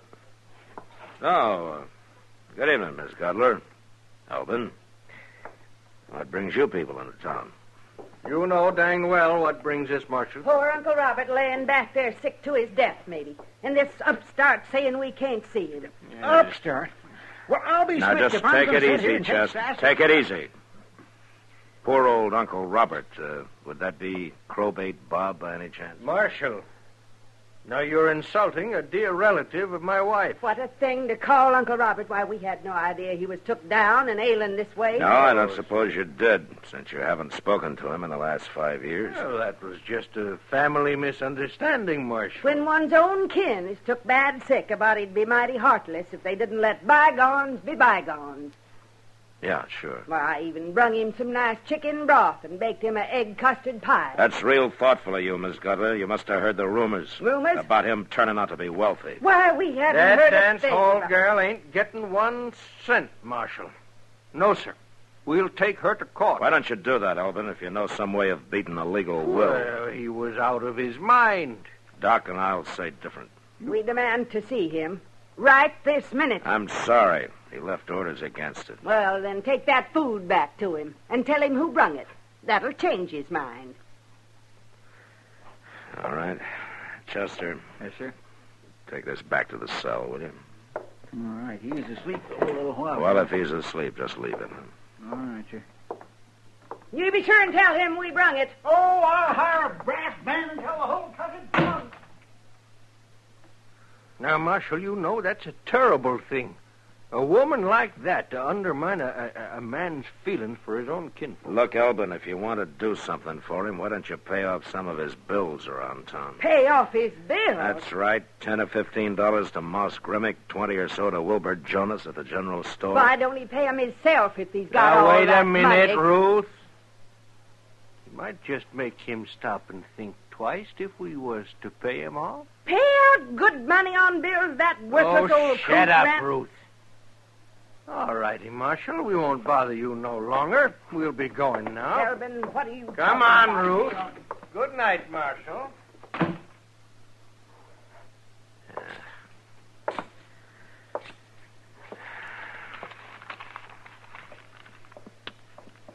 Mr. Dillon, Huh? What's wrong, Chester? we better find Doc in a hurry, Mr. Dillon. That old man don't look too good.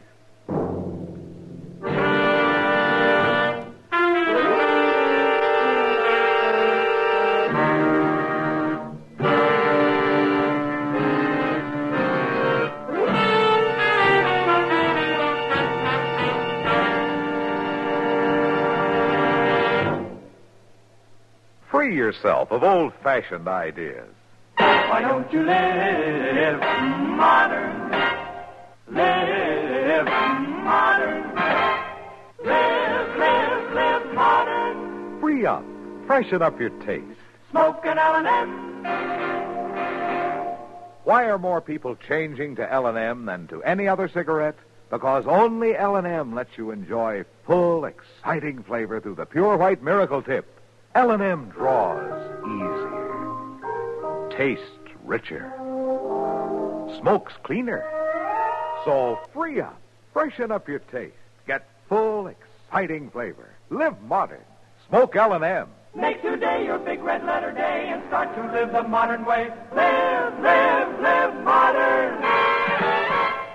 Smoke an L&M. It's America's fastest growing cigarette.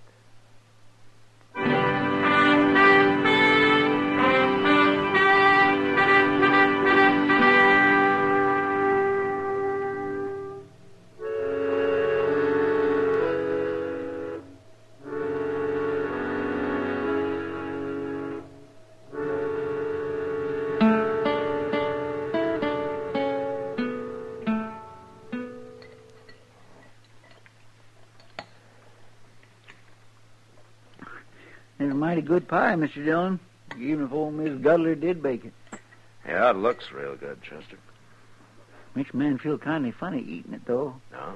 Well, I reckon old Crowbait wouldn't want it to go to waste. No, I don't think you would. I wonder what is in that box, Mr. Dillon. I don't know. But we'll find out as soon as Kitty comes over. Died in his sleep, Doc said. Peaceful as anything. Mm-hmm.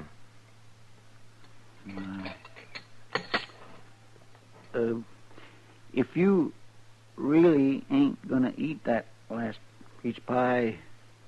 I haven't eaten any of it, Chester. Well, why don't you finish it? Huh? Yeah, it oughtn't to go to waste, ought it? No. Oh, Kitty. Kitty, come on in. Doc told me, Matt. I'm real sorry. Yeah, I know, Kitty. Poor old fella. Well, I hope he had a good life somewhere back along the line. His last years sure weren't very happy. No. Well, here's a box, Kitty. It's all yours. I wish he hadn't done it, Matt. Why not? Oh, I don't know. Looks like I did things for him just because I expected something. I just felt sorry for him, that's all. Well, I wouldn't count any chickens ahead of time. I don't even care what's in it. It's just that I... Marshal. Oh, come in, Elvin. Marshal, you tricked us. All that good hard cash paid You out for folks acquainted with Miss Kitty Russell here? I know who they are, Matt. No. How do you figure I tricked you, Elvin? How do I... Well, them bills are his. I paid out $86.40 in that old soak before I run into Doc, found out he'd died. And him without even knowing what we'd done for him. You ought to be ashamed of yourselves. Oh, mighty fine talk for you, doing his kin out of what's rightfully theirs. Oh, you beady-eyed old Now, goat. take it Why easy, are you Kitty. little hurl on us? Take it All else easy. you can do is whine. All for right, hard settle cash. down! So you think I tricked you, huh, Elvin? Well, you don't think I'd have paid them bills if I'd known he was that far gone. I thought I was giving you a chance to do something decent for once in your lives. We ain't responsible for his debts. No, not legally. Well, now you're he's not. gone and died. He left all his wealth to this here woman. The way I hear, that box is full of diamonds and emeralds. Whatever it's full of, it belongs to Kitty, so you may as well forget it. Forget it. When a fortune that's rightfully ours is laying right there on that table and about to slip through our fingers, you get your hands up, Marshal. You too, Chester. Elvin. Elvin, that was a real foolish move you just made. You know. Now, you hand over the gun. Stay back, Marshal. I'll shoot. Elvin, I said hand over the gun. Marshal, so help me, if you take one more thrust... You hit him. You hit Elvin. All right, drag him back and lock him up, Chester. Yes, Mr. Dillon. All right, come on. You're locking up Elvin. Assault with a deadly weapon. Judge Brent will figure it's worth about $100 in good, hard cash, Miss Cutler. And court's at 10 in the morning if you want to be there. But what'll I do tonight? Why don't you get yourself a room over at the Dodge House and meditate on your sins? My sin. Good night, Miss Cutler. Oh.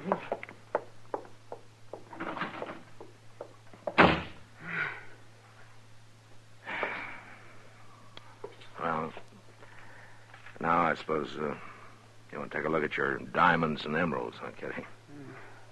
Can't we just burn it, Matt? Not even open it? Crowbait wouldn't have wanted you to do that. Yeah, I know. Anyhow, you got too much curiosity to do something like that, and you know it. Well, you win, Matt. Okay, let's see now. Yeah, I guess if we break the seal on the catch. There we go. Matt, it's full of banknotes. Yeah. Confederate banknotes, Kitty. Well, what do you know? You suppose he thought they might fight the war over again someday, Matt? Maybe. Now, wait a minute. There's something underneath it. Oh, what is it, Matt? It's an Army medal. Bravery in Action Field Citation. Awarded to Lieutenant Robert Danford Conroy. See, that was his name. For conspicuous heroism during the storming of Chapultepec Heights, September 13, 1847. Signed General Winfield Scott, Commander-in-Chief, United States Expeditionary Forces in Mexico. Here's a silver dollar, Matt. Uh-huh. Well, at least that's worth something. Oh, look. It's a ribbon. Silk hair bow. Tied to a curl. Lock of hair. Matt, I wonder who she was. Well, whoever it was, a long time ago. Medal, a curl, dollar. A box full of worthless paper. Story of a man's life, Matt. Yeah. And there have been worse stories. Well, I'll keep the curl and the medal. And you know something? What? We'll spend the dollar on a drink. right, Kitty. I think that'd please him. Come on.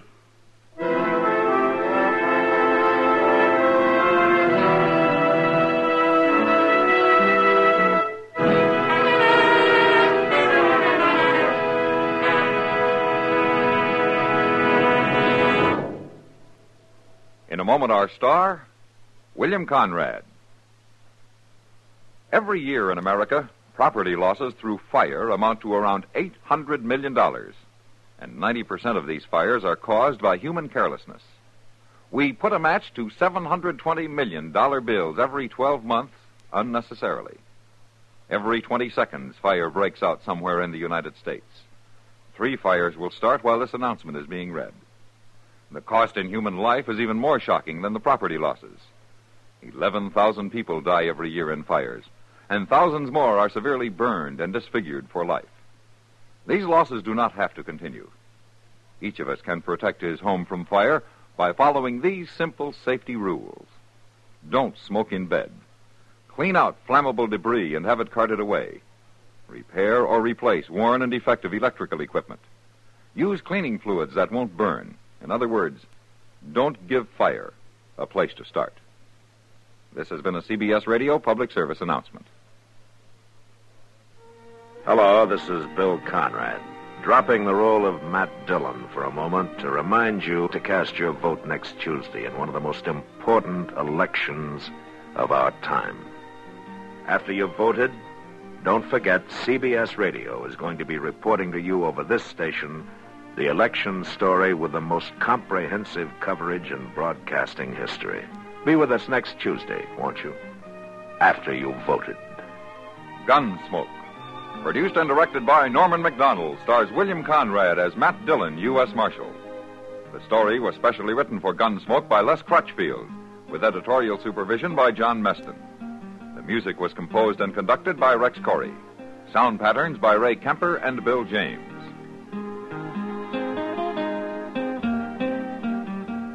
Join us again next week for another specially transcribed story on Gunsmoke.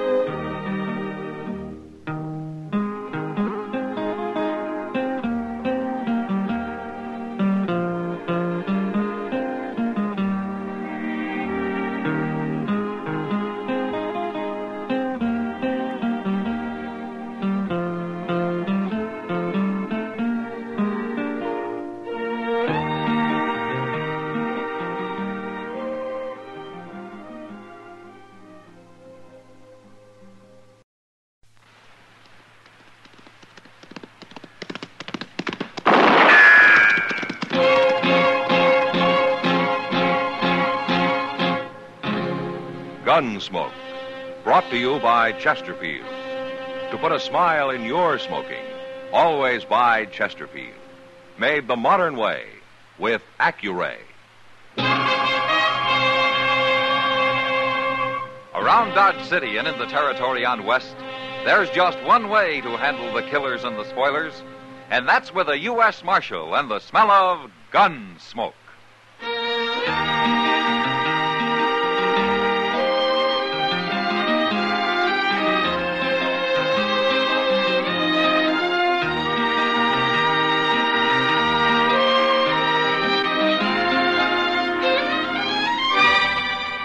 Gunsmoke, starring William Conrad. The transcribed story of the violence that moved west with young America. And the story of a man who moved with it. I'm that man, Matt Dillon, United States Marshal. The first man they look for and the last they want to meet. It's a chancy job, and it makes a man watchful and a little lonely.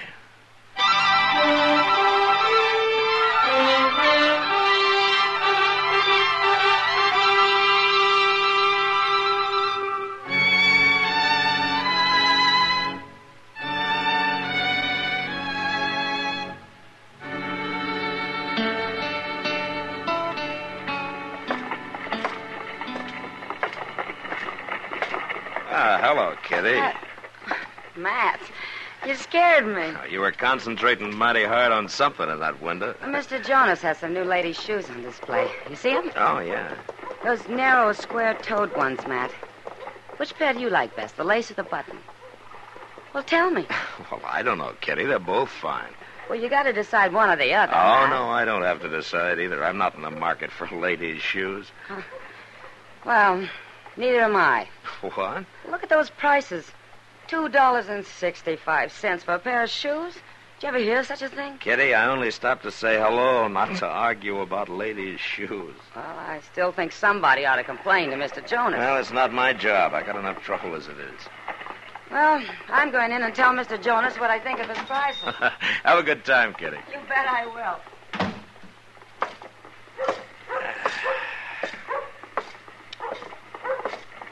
Mr. Dillon? Mr. Dillon? Ah, hello, Chester. Mr. Dillon, this here is Mr. Trumbull. He come over to the office looking for you. How do you do? Marshal Dillon. You're a stranger here, Mr. Trumbull? First time in Dodge, Marshal. First time. Oh, well, what do you want to see me about? I want a badge, Marshal. I want you to make me a deputy. A deputy? Now, you look here, Mr. Never mind, Chester. What do you want to be a deputy for, Mr. Trumbull? Well, I'm leading a party of immigrants up onto the South Fork of the Pawnee. Oh? I thought you were new to this part of the country. Well, I've got maps, Marshal. Good maps. Furnished me by the Santa Fe Railroad. You work for the railroad? No, sir. I work for these immigrants. It's like this, Marshal. I got some 10 families together, and I arranged to buy 5 sections of railroad land for them, about 30 miles northeast of here. I made all the legal arrangements, and I'm guiding them in. I see. What's that got to do with your wanting to be deputized, though? Well, I thought it might be a good idea, just in case there's any squabbling when we get there. You know, over who gets which land, that sort of thing. Uh-huh. Most parties draw straws before they ever see the land, Mr. Trumbull. Haven't yours? Well, yes. Sure, of course. Well, then why should there be any trouble? Well, one of the men's having a little wife trouble, Marshal. You know how it is. Well, maybe I better ride out with you, then. No, that won't be necessary. Everything will probably work out fine. Yeah, sure. Where are these pilgrims of yours? Well, we're in camp down by the Arkansas. We're pulling out in the morning. Well, I thank you anyway, Marshal. Goodbye, Chester. Goodbye. Well, that man sure has got a lot of gall. Yeah, he's some confused, Chester. How do you mean? He can't seem to decide if there's going to be any trouble or not. Yeah, maybe we can find out for him. Come on.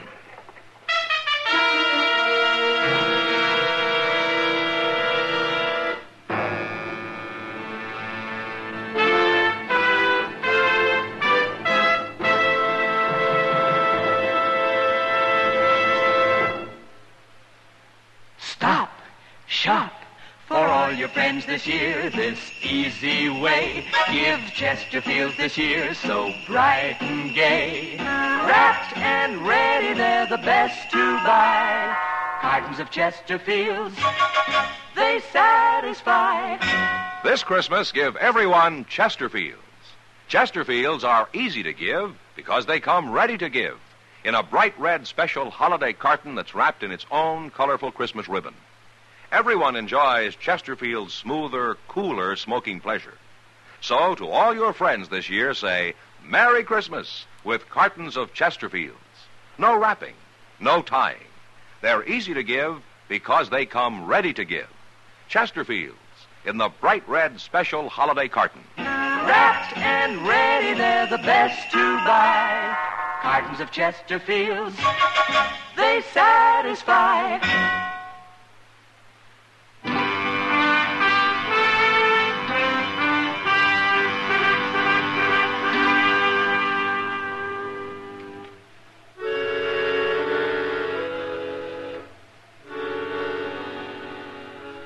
Chester and I saddled up and rode down to the Arkansas. It was easy to find the immigrant camp.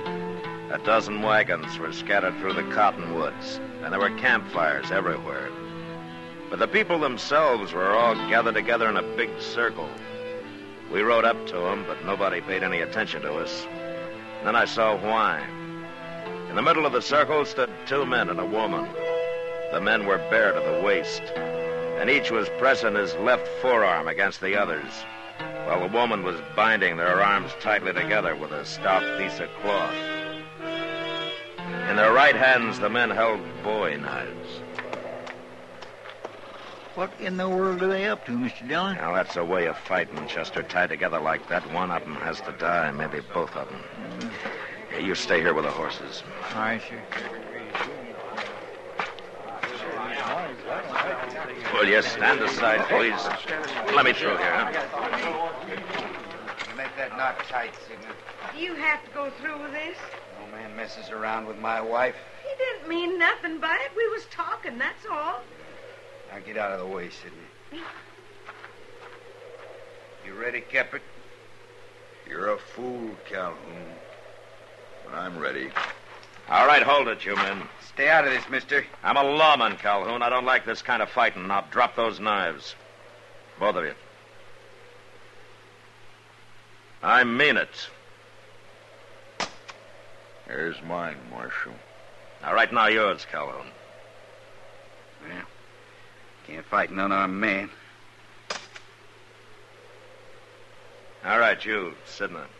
Take one of those knives and cut him loose. All right. Next time, I'll shoot you on sight, Keppert. I told you you're a fool, Calhoun. For keeping you away from my wife? Why don't you find one of your own? Wait a minute, Calhoun. I don't want any shooting. Now, I'm warning you. 30 miles isn't far from Dodge, and I'll come take you both back to jail if I hear any more about this. Now, you get back to your own wagons. All of you get back to your wagons. The party's over. Chester. Chester. Yeah, now where did he go to? Chester! Yes, sir, I'm coming, Mr. Dillon. Oh, where have you been? Nowheres. Nowheres, huh? Well, I was only talking to a fellow over there. Huh? Now, that's Trumbull. Yes, sir. What were you talking to him about? Nothing. I was just finishing a little talk we started the other day. It wasn't nothing important. Oh? Now, you hiding something, Chester? Why, what would I be hiding? I don't know. But I guess you'll tell me when you want to. Yes, sir. All right, let's get back to Dodge.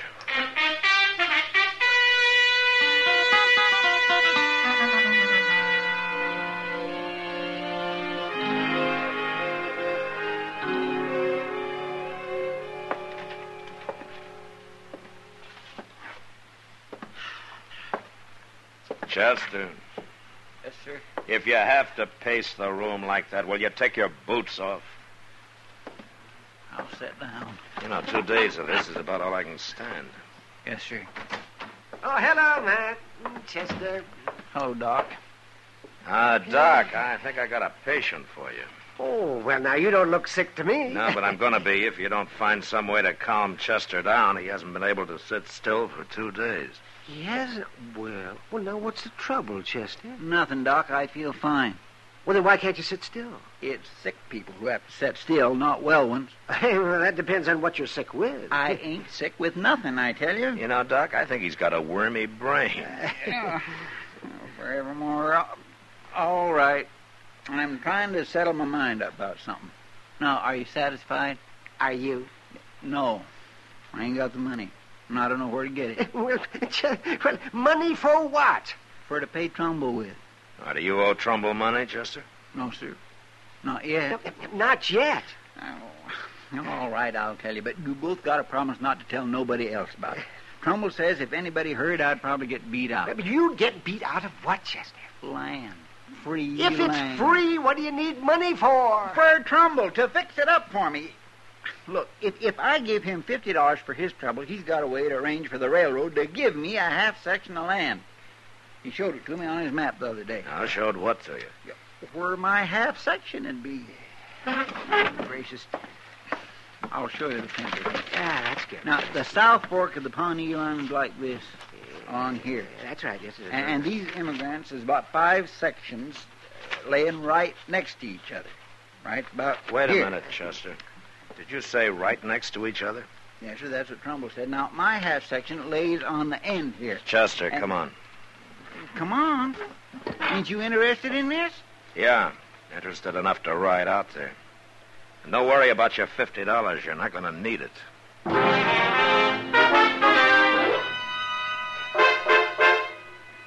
It was just after sunset when we hit the South Fork of the Pawnee, and a half hour later we spotted the first immigrant wagon. A man was working nearby trying to shape the foundation for a cabin from some red cedar he'd snaked up from the river. We got down and walked over to him. It was Keppert. The man Calhoun was about to fight for chasing his wife. Hello, Marshal. Hello, Keppert. This is Chester Proudfoot. Glad to know you. Well, what are you doing out here, Marshal? There ain't been no trouble. Yeah, Keppert, I'm afraid there has been. What do you mean? Hey, look yonder. That fella coming sure is in a hurry, ain't he? It's Calhoun. He's got a rifle. I better get mine. No, you stand where you are, Keppert. But he might shoot me. You saw what he was like? He'll have to shoot me first. Keppert! Oh, now what's the trouble, Calhoun? I'm looking for my wife, Sidney. If she was here, you'd see her, wouldn't you? Maybe she's down by the river. You can look there, too, if you want.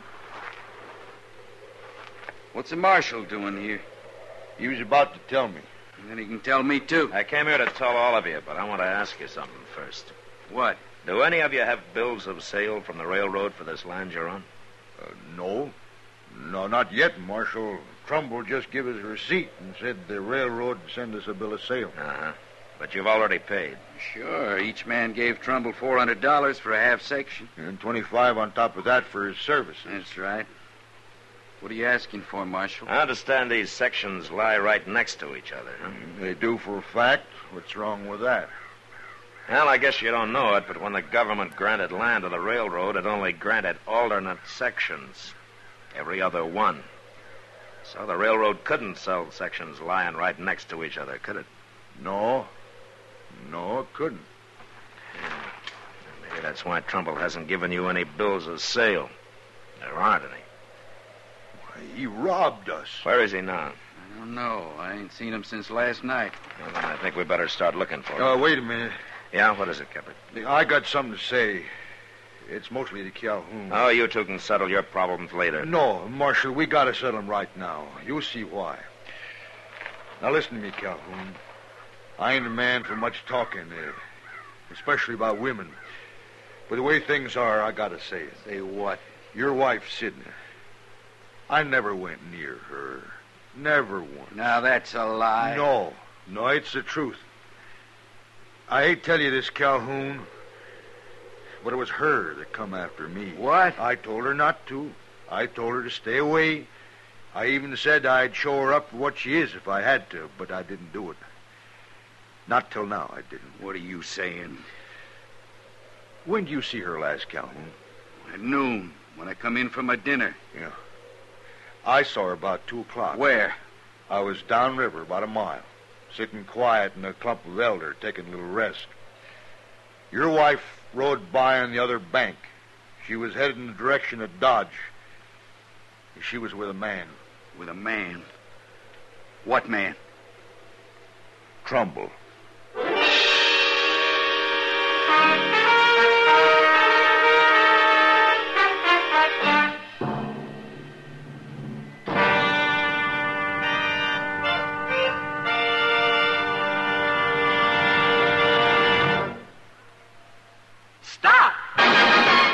Smoking with a smile with Chesterfield. Yes, put a smile in your smoking.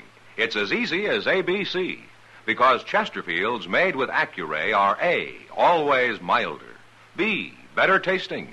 C, cooler smoking. Yes, a Chesterfield is always milder. Accuray controls your Chesterfield in the making.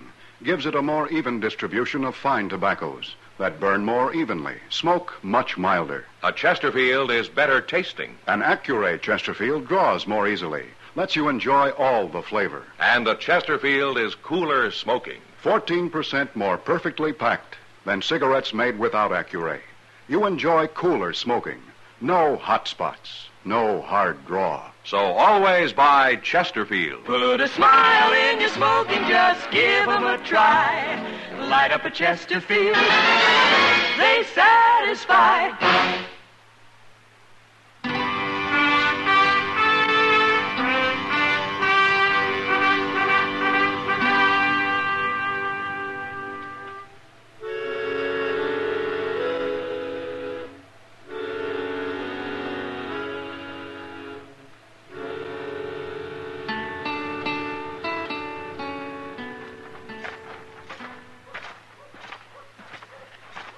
Train's still there, Mr. Dillon. Way past midnight. It ought to be leaving any minute. Now run up and tell the engineer to hold it, will you, Chester? All right. Marshal. Yeah? Look, coming out of the depot. It's Trumbull and my wife. Yeah. They don't see us. They ain't even looking this way. You let me take him, Marshal. No. He's rightfully No, mine. Calhoun. You might get excited and shoot him before he draws. I'll handle this. Now, you two stay back out of the light.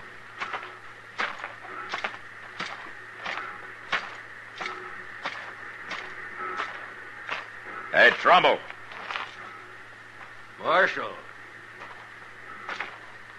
Evening, ma'am.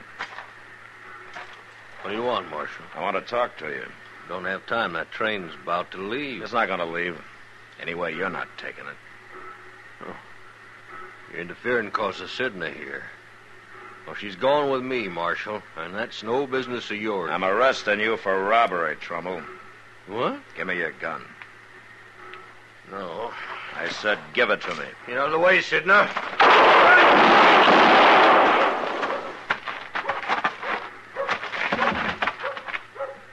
You killed him. You killed him. Jim! Is he dead, Marshal? Yeah. Keppard, see if he's got the money on him, huh? I sure will, Marshal.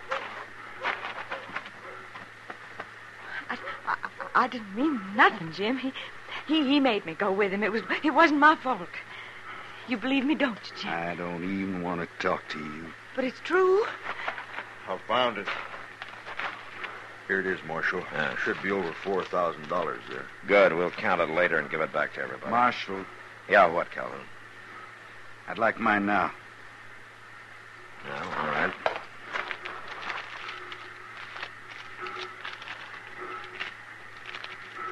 Here. $425. Thanks. Sidney, take this money. What for? Take it. But why? That's all the money I got in the world. I don't figure I owe you nothing now. What are you saying, Jim? You know what I'm saying. Yeah, sure. I know. So long, Jim. Goodbye. Calhoun, What, Kevin? I got some money coming back. I'll lend you half. After all I done to you? Can't blame me much for that. I've been a fool, Keppert. You was right. No, that's over and done. But I can't take your money. That wouldn't be right, now would it, Marshal? Ah, you can decide about that tomorrow, Calhoun. We'll ride out and bring those other people back into Dodge. What for? So they can file for government land at the land office here. Free land. Should have done that in the first place. You know, I know of a fine section north of here that I'd kind of like to file on myself. Why don't you? Well, one man couldn't handle it. It'd take two men to prove it up, you know. Two good men. I might show it to you sometime if you're interested.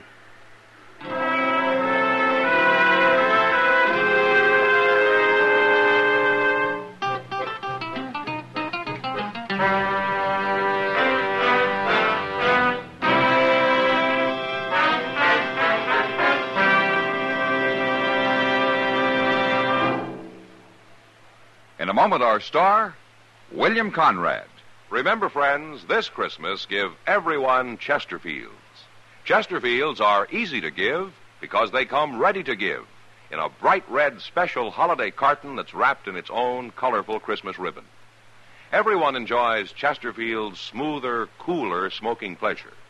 So, to all your friends, this year say Merry Christmas with cartons of Chesterfields. No wrapping, no tying. They're easy to give because they come ready to give. Chesterfields in the bright red special holiday carton. You know, there were a lot of ways for a man to die on the frontier. But on our next Gunsmoke, a man dies the worst way of all, needlessly. But that was the West. Good night.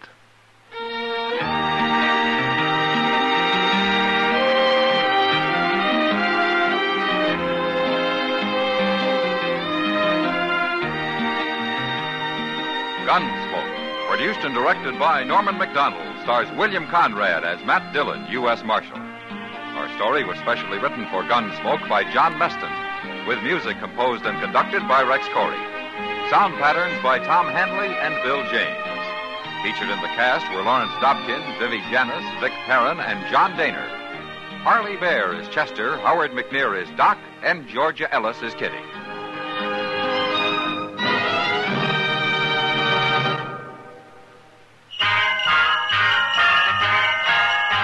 Make Christmas their red letter day, their L&M red letter day. Give 'em the Christmas carton full of America's best. Yes, give L&M's on Christmas Day to friends who smoke the Builder way. L&M's got everything, the gift for Christmas Day. This is it.